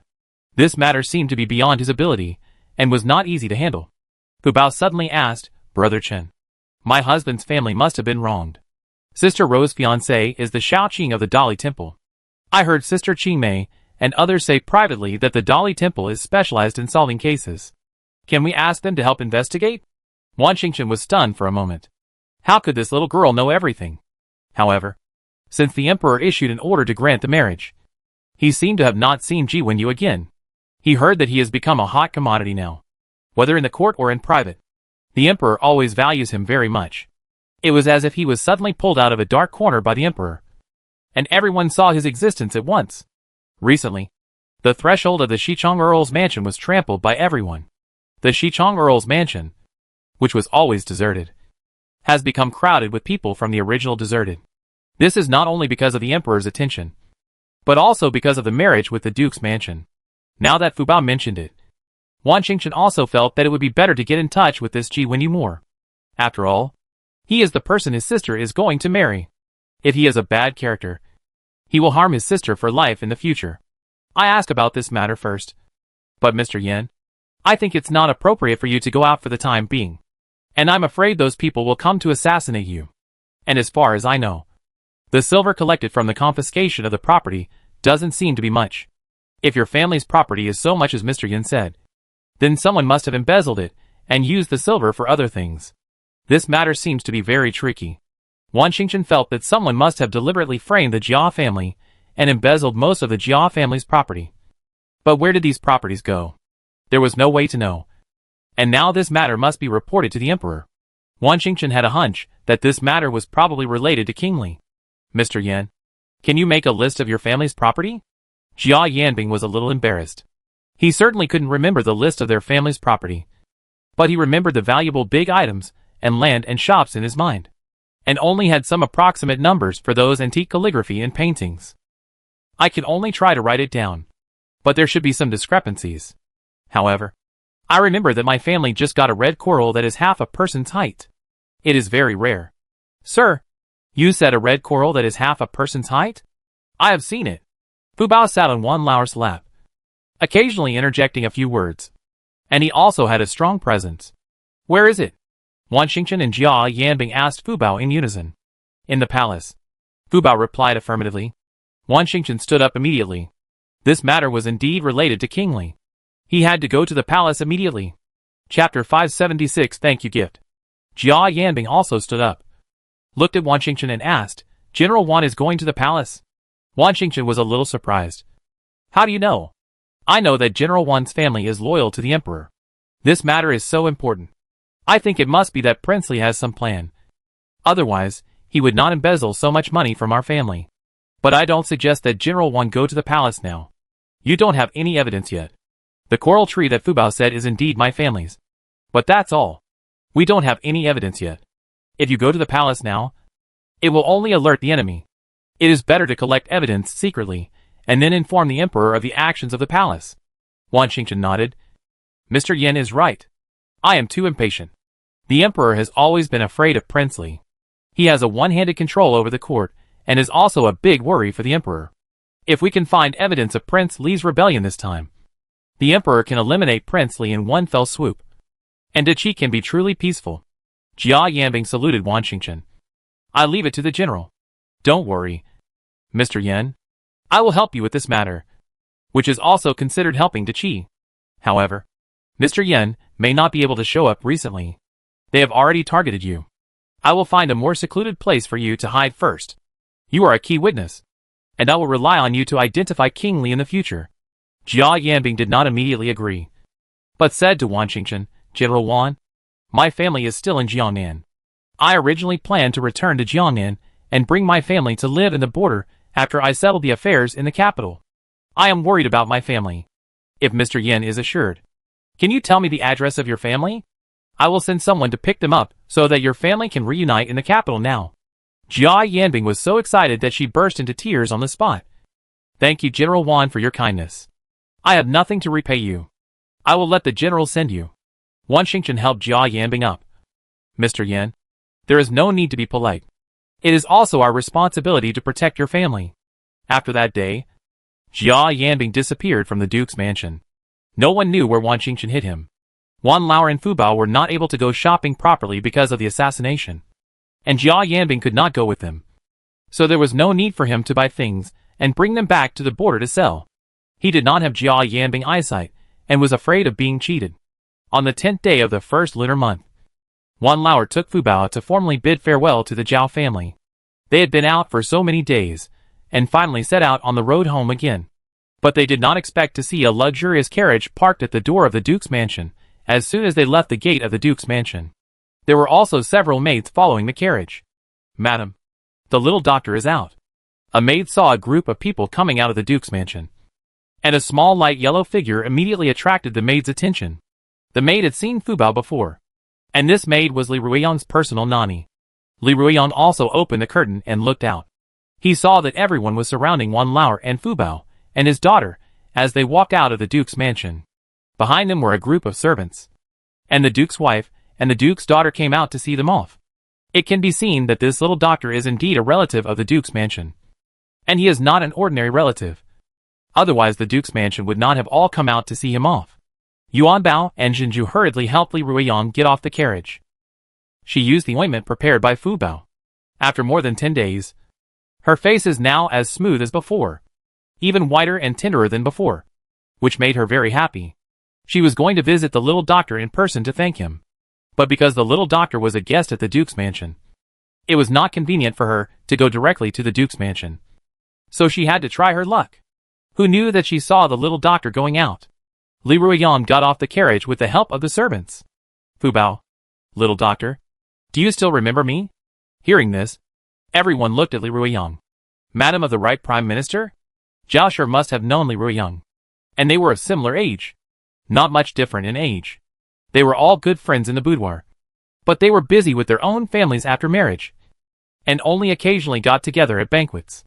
The emperor advocated frugality in this year's palace banquet, so he directly skipped it, and only gave one dish to each prince and minister. So Zhao Shi and Li Ruiyang had not seen each other for a long time. Madam of the Duke. After the two of them exchanged greetings, Fu Bao recognized Li Ruiyang. She recognized the pearl beside Li Ruiyang. And then she knew who the visitor was. She didn't expect that the auntie who had her face healed would be so beautiful. "Are you that auntie?" Fu Bao held Wan Lauer's hand and asked crisply. Li Ruiyang smiled and nodded. "Yes, I am the aunt. Are you going out?" "I am going home. My home is not in the capital.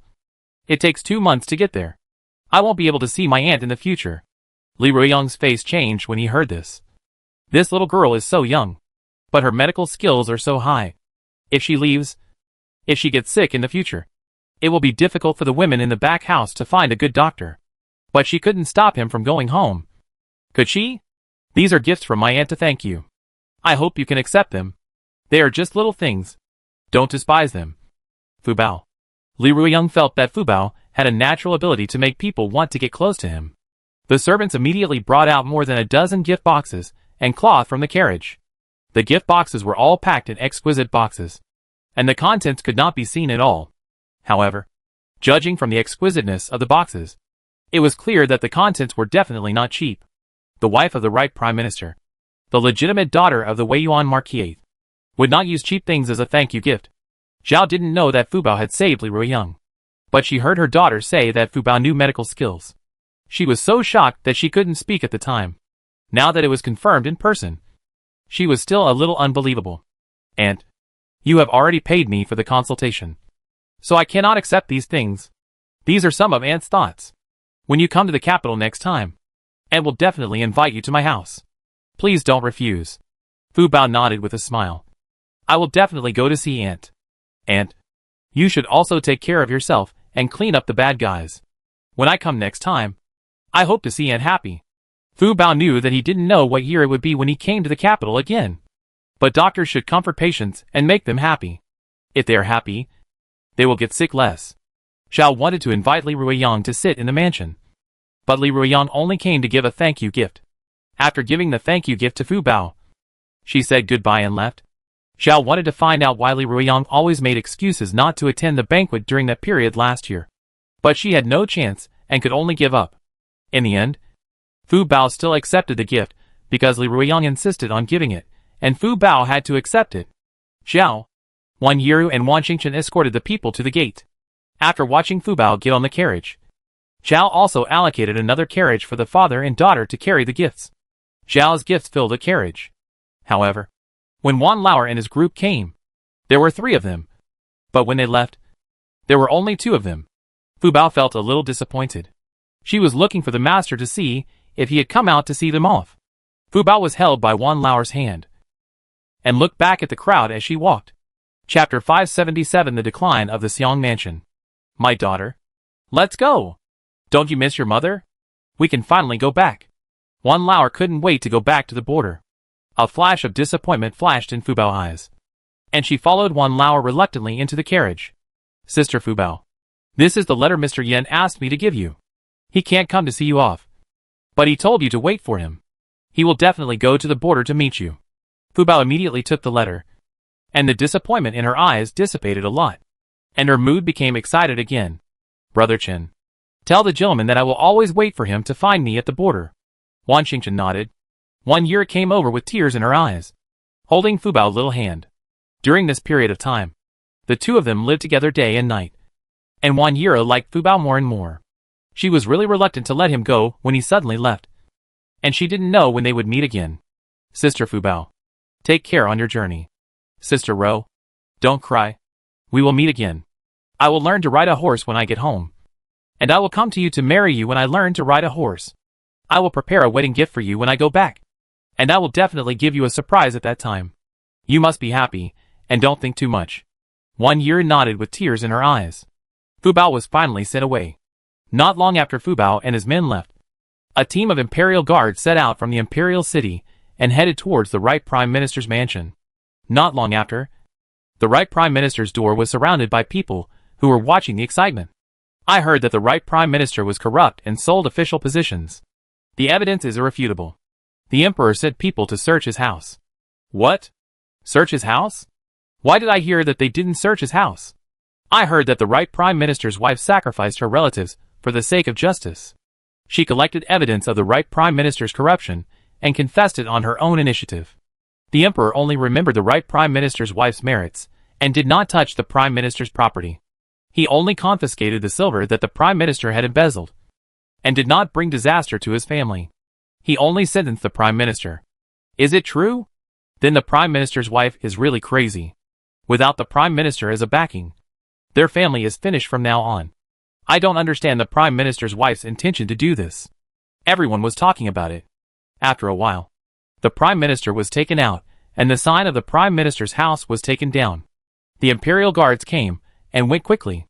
The Prime Minister was taken directly to the Ministry of Justice for interrogation. After the Prime Minister was taken away, a carriage slowly arrived at the gate of the Prime Minister's residence. However, the gate of the Prime Minister's residence was full of cabbage leaves, rotten eggs, and even feces. It was dirty and smelly. The Prime Minister's residence, which was bright and beautiful a quarter of an hour ago, was now a place that everyone avoided. Madam, it seems that the master has been taken away. Right? Mammy helped Li Ruiyang get off the carriage and stood at the gate of the Prime Minister's residence, looking at the mess on the ground. But a comfortable smile appeared at the corner of her mouth. It seems that it should be. The master and servants entered the gate. But as soon as they entered, a man came out from the side, holding a pair of scissors in his hand, and was about to stab Li Ruiyang. Fortunately, Li Ruiyang dodged quickly. Otherwise, he would have been caught by the other party. Come on! Quickly take down this lunatic. He dared to commit a crime against the mistress. He is so bold. Mammy's heart was beating fast with fear. The servants in the yard heard the maid shouting, and several of them came out. Bitch! You bitch! Why don't you die? You vicious woman! You framed your husband. It's really a misfortune for the family. A misfortune for the family. Li Ruiyang only saw clearly at this time that the old woman with loose hair was actually her good mother-in-law. Li Ruiyang didn't want to touch her so quickly, but she jumped out to seek death. Come here. The old lady is crazy. Please ask the doctor to see the old lady. In order not to hurt innocent people, only one maid is allowed to serve her. Tie her up with cloth strips during the day to avoid hurting others. She can only be released at night when she sleeps. Yes, madam. The old lady was immediately carried away by several young and strong maids. And she was still cursing Li Ruiyang. Li Ruiyang, you bitch. You vicious woman. You will not die well. You disrespect your mother-in-law. And you framed your husband. I want to see how you will explain to your son. Li Ruiyang turned a deaf ear to her, and the old lady's mouth was immediately blocked by someone. Li Ruiyang returned to his yard. Madam, what should we do with the eldest son? Don't notify Butai yet. When he comes back, let him come to me. I will explain to him. Even if his father is not in prison, it will not help him much. He wants to join the army. I will send him to his grandfather and uncle and let him train with them for a few years. His mind is not on the court. This child has a pure mind. If he knows what his father does, he will definitely be disgusted. What about the second son? Don't worry about Bakong. He is now in Lushan Academy. The news will not reach there for a while. I heard from the teacher that he is talented and his future achievements will definitely not be worse than his father. What do you plan to do with the old lady? The nanny asked while pounding Li Ruiyang's arm. Humph. That old woman. Don't let her die so early. I will slowly torture her to death. Let someone give her a bowl of porridge for each meal 3 times a day. In addition, I don't want to hear her voice again. All the people in her yard will be removed. I remember that there is a deaf-mute mother-in-law in our house. Let her take care of her, and not let her leave the house. Yes, madam. The nanny took the order and left. In this way, the old lady might not live for more than a year. She would eat, drink, defecate and urinate in the same room. Madam wanted to poison her to make her mute. The old lady was already old. If she was tortured like this, she would be dead.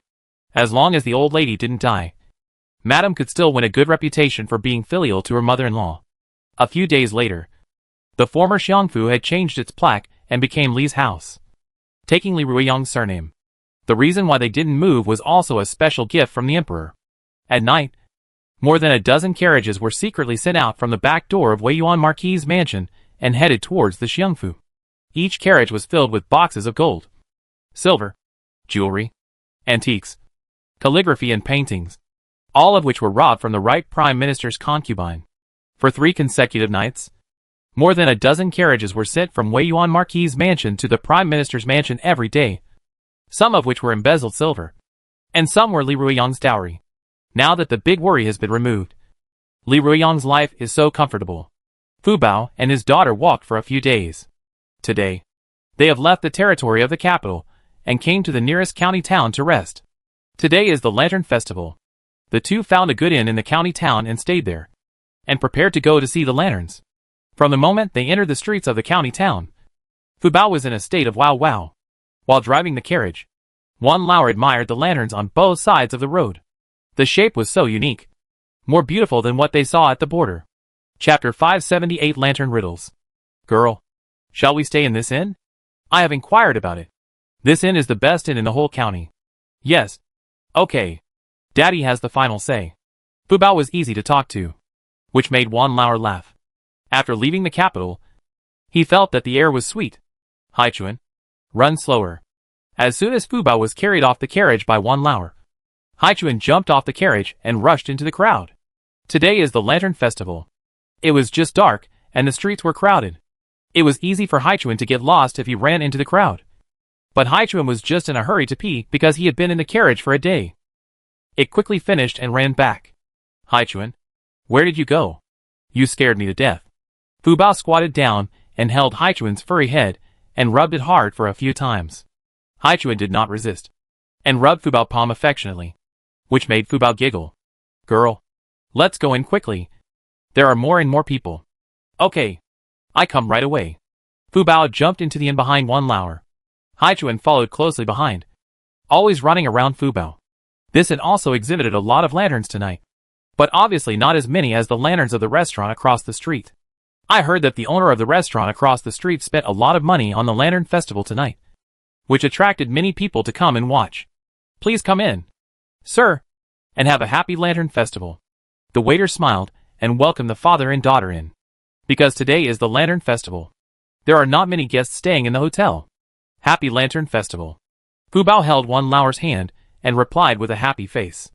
Fu Bao wore a bright red coat and skirt today, with white fox fur embellished on the collar and cuffs, and auspicious cloud patterns embroidered on the coat and skirt with gold and silver threads. Looking like a lady from a wealthy family, Wan Lao looked a bit like a servant.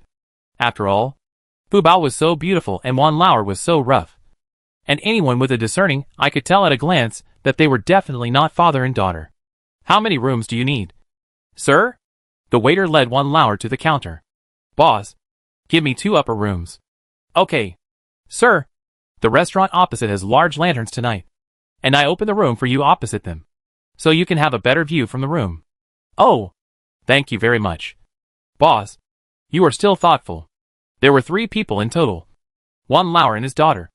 And the other one was the driver that Zhao asked to deliver things to One Lauer. One Lauer did not treat him differently along the way, but ate together and stayed in the same conditions.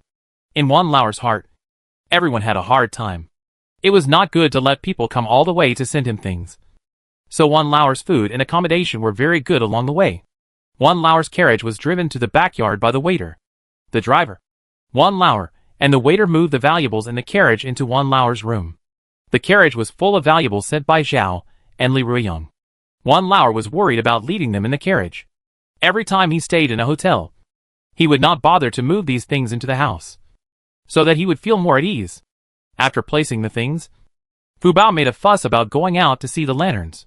One Lauer gave the driver 1 or 2 taels of silver and asked him to watch over the store.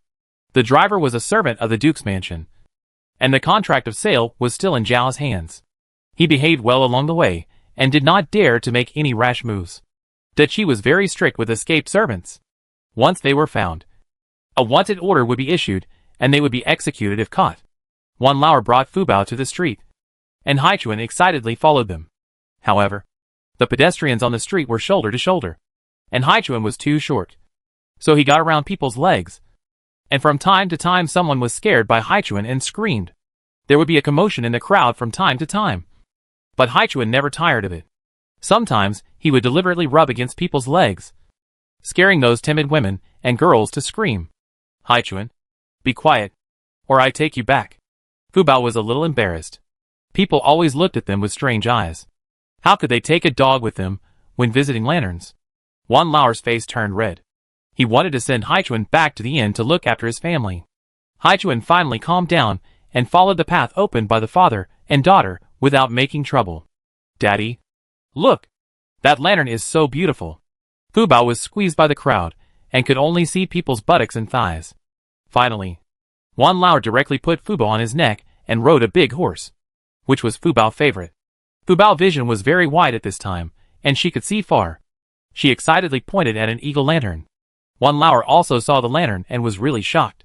The craftsmanship of the person who made the lantern was really good. The eagle lantern was hung at the highest point at this time, and someone was staring at it. Pa! Bang! Bang! With a series of loud noises, colorful fireworks suddenly exploded in the sky. Wow! Daddy! Look! It's so beautiful! It's fireworks! Fu Bao raised his little face, and colorful fireworks exploded in the sky, reflected in Fu Bao's sparkling eyes, and also illuminated Fu Bao's little face with excitement and surprise. At this time, everyone on the street looked up at the sky, and the fireworks lasted for a quarter of an hour, and One Lauer's neck was a little sore. Finally, the fireworks ended, and lanterns were lit up one after another on the street. At first, only a few families lit lanterns to attract the attention of tourists, and then the lanterns on the street were gradually lit up. Wow! Wow! It's so beautiful! Fu Bao rode on One Lauer's neck, dancing excitedly, and One Lauer's hair was almost pulled bald by his daughter. But he was lost in the exclamations of his daughter. As long as his daughter was happy, it didn't matter if he was bald. One Lauer always had a doting smile on his face. Daddy, there is an eagle lantern over there. I want it. Let's go buy it. Okay. Daddy has money. Let's go buy it. The two finally squeezed through, but were told by the store owner that this lantern can only be obtained by guessing lantern riddles. One Lauer immediately looked like a deflated ball, and said to Fu Bao with some regret, Girl, what should we do? You know that Daddy's knowledge is limited. We may not be able to get this lantern. Fu Bao had already looked up and saw a riddle written on the lantern. There is wind, but it does not move. There is no wind, but it moves. Fu Bao looked at it and read it out softly. One Lauer also heard it. Girl, what did you say just now? Daddy, the riddle written on the eagle lantern is, there is wind, but it does not move. There is no wind, but it moves. There is no wind, but it moves. Let's guess an object, not a riddle. One Lauer immediately became interested. As long as it was not a riddle, he could still try, and maybe he could win this lantern for his daughter. Fan. Before One Lauer and Fu Bao could guess the answer, they heard a voice in the crowd. They looked at the man and saw that he was a young man. In the middle of winter, he was holding a fan in his hand. He was dressed like a peacock, more fancy than the maid next to him. Fu Bao rolled her eyes unhappily. She thought that this man must have been lucky. He was holding a fan in the middle of winter. It just so happened that the answer to the riddle of the lantern was also a fan. Chapter 579. Not a good person. The shop owner was standing on the platform and said loudly, "Congratulations, young man. This eagle-winged lantern is yours. Please keep it." The shop owner personally handed the lantern to the man. Fu Bao watched the lantern being taken away, with a flash of disappointment in his eyes. Wan Lauer seemed to be able to sense his daughter's unhappiness. "Daughter, we will buy it with money. Don't worry. Daddy will ask the young man if he is willing to sell it." Unexpectedly, Fu Bao shook his head. "Dad, forget it. Look at the man wearing fancy clothes. He must not be a good person. Do you still remember Chia? Let's not make trouble. Fu Bao doesn't necessarily have to have that lantern." Wan Lauer also remembered Chia's affairs. But later there seemed to be no news about Chia. "I don't know where he was sent to. But I heard from the nearby residents that everyone was very happy because there was one less bully. Then Daddy will buy you something else later. Something better. There are still many lanterns here. We haven't seen them yet. Take a look. Daddy will definitely help you get them this time."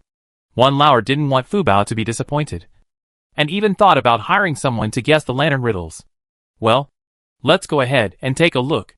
Wan Lauer was carrying Fu Bao, and was about to leave, but was stopped by the man. "Little sister, I see you have been looking at this lantern. Do you like it? Call me Big Brother, and I will give you this lantern." Wan Lauer and Fu Bao turned their heads to look at the man at the same time. In fact, the man looked pretty good except that he was wearing some fancy clothes. At least, he was a standout among the crowd. "You are wrong. I don't like this lantern. Daddy, let's go quickly." Fu Bao felt that this person was being too attentive for no reason. He was either a traitor or a thief. She must be careful. She had suffered a lot and had experience. Wan Lauer was a little entangled looking at the lantern. "Girl, why don't you just call me Big Brother? Let's take the lamp and leave." "Daddy, it's a big loss to be greedy for a small gain. Let's go quickly. Don't talk to strangers. Isn't this what you taught me? Why do you want to take advantage of others? How can it be so good? A pie will fall from your mouth just by opening your mouth." The man couldn't help but pull the corner of his mouth. "This little girl is quite vigilant. Does she look like a bad person? Wan Xingmo didn't say that this girl is so smart and has such a clever mouth?" The man is Yuansong, Wan Xingmo's friend, who asked him to protect Fu Bao back to the border. Yuansong thought Fu Bao was easy to coax. He wanted to tease this beautiful little girl with Xiao. But she didn't respond to his words at all, and wanted to run away. Yuansong touched his nose with his hand, and looked at Fu Bao with a smile, ready to give the things directly to Fu Bao. But Fu Bao saw his smiling face, and pulled Wan Lauer's hair, anxiously saying, "Daddy, hurry up. Go back. Fu Bao doesn't want the lantern." Wan Lauer also felt that this strange man seemed to have some bad intentions. Wan Lauer immediately squeezed into the crowd with Fu Bao on his back. Yuansong stretched out a hand to keep him, opened his mouth. But before he could speak, the father and daughter had disappeared in the crowd. Yuansong glanced at the lantern in his hand, and a look of disbelief flashed across his face. He turned his head, and saw the maid who was laughing secretly. "What are you laughing at? Your son is suave. Everyone loves him, and flowers bloom when he sees him. That little girl doesn't know what he is." After Yuansong finished speaking, he used a fan to lift a strand of hair scattered on his forehead, which seemed to be a bit coquettish. "Sir, don't you think that you are very much like a shrew when you try to please her?" The maid stopped talking halfway, which made Yuansong angry. "Xiao Tao, you have learned to speak half sentences now. Right? Tell me, what do I look like? Also, how can I please that little girl?" After Yuansong finished speaking, he tapped Xiao Tao on the head with a fan. Xiao Tao shrank her head, frowned with a smile, and said playfully, "If I say it, you must not be angry. You say it first, and I will see if I am angry or not." "No, I won't say it." Xiao Tao put her hands behind her back, turned her face to the side, and ignored Yuansong. "Hey, you, good Xiao Tao. You have also learned to control me, right? It seems that I have not been in the capital for a few years, and you have become more capable." Yuansong was so angry that he jumped up and down, but he wanted to know how he had offended the little girl just now, and suddenly said in a soft tone, "Good Xiao Tao, I am not angry. You tell me." Xiao Tao smiled and snorted. "If I tell you, If you get angry, I will never believe you again. Yuan Song was almost swearing. Xiao Ao said, you are obviously a handsome and elegant young man. But you have to wear such fancy clothes. You smile, like a second-rate person in the capital. If Miss Fubao was not young, I would think you were teasing a good girl. Yuan Song looked down at his clothes. What was so fancy about them? Isn't he just wearing a pink brocade robe with auspicious cloud patterns embroidered on it with silver thread? He saw the clothes worn by the son of the Shangshu family next door, and thought they looked good. He also dressed up. So how could it be fancy? No. Xiao Ao, don't you think I look very romantic in this outfit? Yuan Song couldn't help but touch his black hair while speaking. Xiao Ao couldn't bear to watch. Sir, I have limited aesthetic taste. If you think it looks good, then it looks good. Have you forgotten your mission? Mr. Mo said that if you hurt Miss Fubao hair, he will pluck out all your hair. Xiao Ao, if you don't speak, no one will think you are dumb. Yuan Song said through his teeth, cursing Wan Xingmo in his heart. This black-hearted guy will never get married. Xiao Ao had already disappeared into the crowd with a smile. Chasing Wan Lauer and Fubao, Yuan Song glanced at the eagle lantern in his hand, and said hey in the direction where Xiao Tao disappeared. But he could no longer see the maid's back. You silly girl. I don't even know who is the master and the servant between us. Can you at least help me hold the lantern? You run so fast that even a rabbit can't catch up with you. Yuan Song muttered and hurriedly chased after them. Xiao Tao easily found the father and daughter who had been squeezed in the crowd for a long time, and followed them not far away. No matter how crowded the crowd was, Xiao Tao could always keep this distance, which showed that Xiao Tao was not simple. Chapter 580 Lanterns are released by the moat. And something unexpected happens. After Wan Lauer took Fubao away from Yuan Song, Wan Lauer finally breathed a sigh of relief. My daughter, you are right. You can't take advantage of others. Daddy just found that the man didn't seem to be a good person. Fortunately, we ran fast. Wan Lauer's heart was still pounding. This is not the capital. If they meet bad guys, no one will save them. Daddy is wrong. You ran fast. And you were carrying Fubao. Daddy is so awesome. Fubao was generous with his praise. Wan Lauer couldn't help but stand up with his chest after receiving the praise from his daughter. His eyes were also a little proud, and his face was full of smiles. Then, my daughter, are you going to buy a lantern? We should have gotten rid of that peacock. Now we can play without worry. Fubao turned his head and looked back.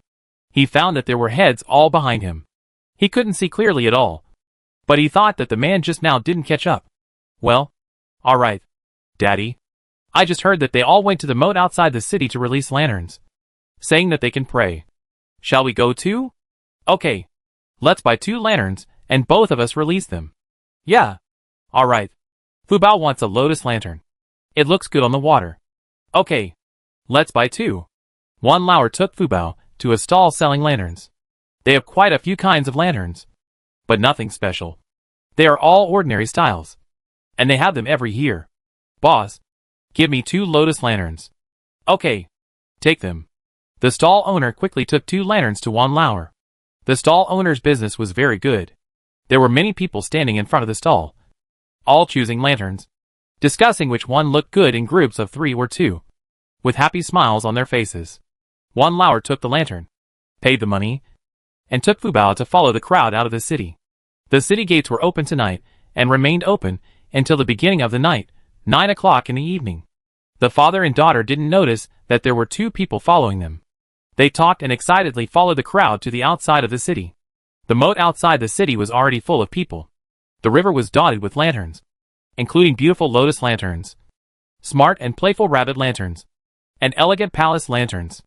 They swayed with the slight ripples of the water, and the candlelight swayed and merged with the lights reflected in the water.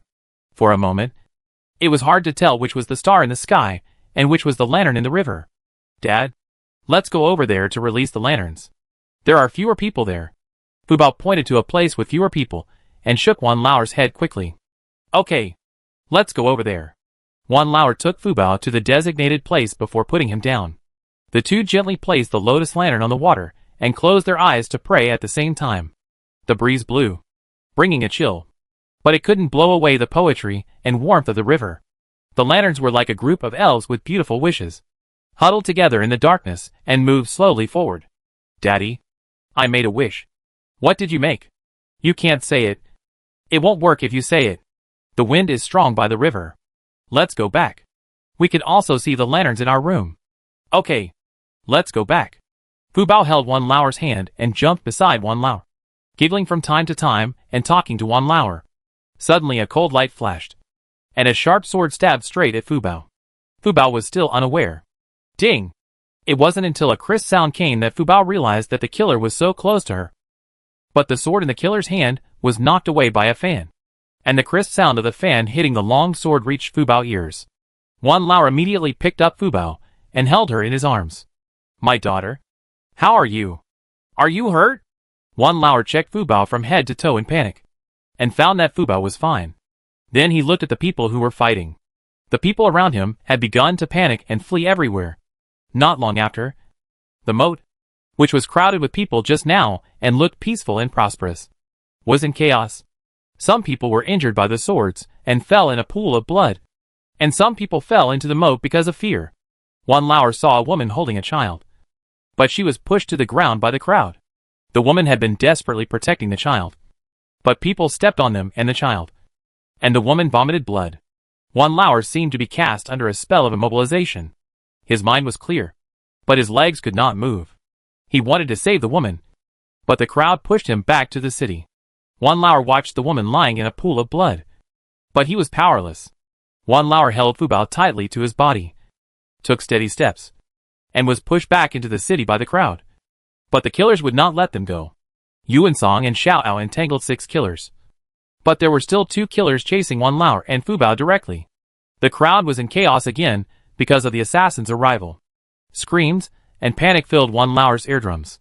His eyes were red and his heart was beating non-stop. It was almost in his throat. He might spit out a heart if he opened his mouth. Fu Bao, hold on to Daddy. Daddy won't let these people hurt you. Dad, didn't you say that Brother Mo said that no one would assassinate us? Where did these people come from? Although Fu Bao was also afraid, he was still calm and didn't sweat like Wan Lao. Wan Lao didn't know that he was also thinking about this question. Daddy doesn't know. We don't know if these people are from you. After Wan Lao's reminder, Fu Bao suddenly remembered the plum blossom banquet she attended in the palace a few years ago. At that time, because she ruined the princess's trick designed for Sister Ro. Sister Ro wrote the word kill on her palm. Could it be that these people were sent by the princess to kill her? Fu Bao thought it was very likely. But it had been almost 20 days, and she had forgotten about it. She didn't expect the princess to still remember it. This princess really holds grudges. And she is so tolerant. Unlike her, who would take revenge on the spot. Just when the two were guessing each other's identities, the assassin had found the two and rushed towards them at lightning speed. A little cold light was reflected in Fu Bao's big eyes. Daddy, are we going to confess here this time? Don't worry. Dad will confess first. Wan Lao hugged Fu Bao and lay down on the ground directly, because the assassin was coming towards the two. The people around them all ran away, which exposed Wan Lao and the two. Wan Lao protected Fu Bao in front of him and used his body to block Fu Bao. The black group screamed anxiously, gritting at the assassin, jumping up and down. But it was useless. Puff. The assassin's back was pierced by a hidden weapon. Just as his sword was about to pierce Wan Lao's back, he fell straight to the ground. Then Wan Lao felt a blur in the corner of his eyes, and a pink shadow started fighting with another assassin. Then there was a delicate shout, and another petite figure joined the battle. Wan Lao's legs were so weak that he couldn't stand up at all. Beads of cold sweat flowed down his cheeks and dripped onto the bluestone slabs.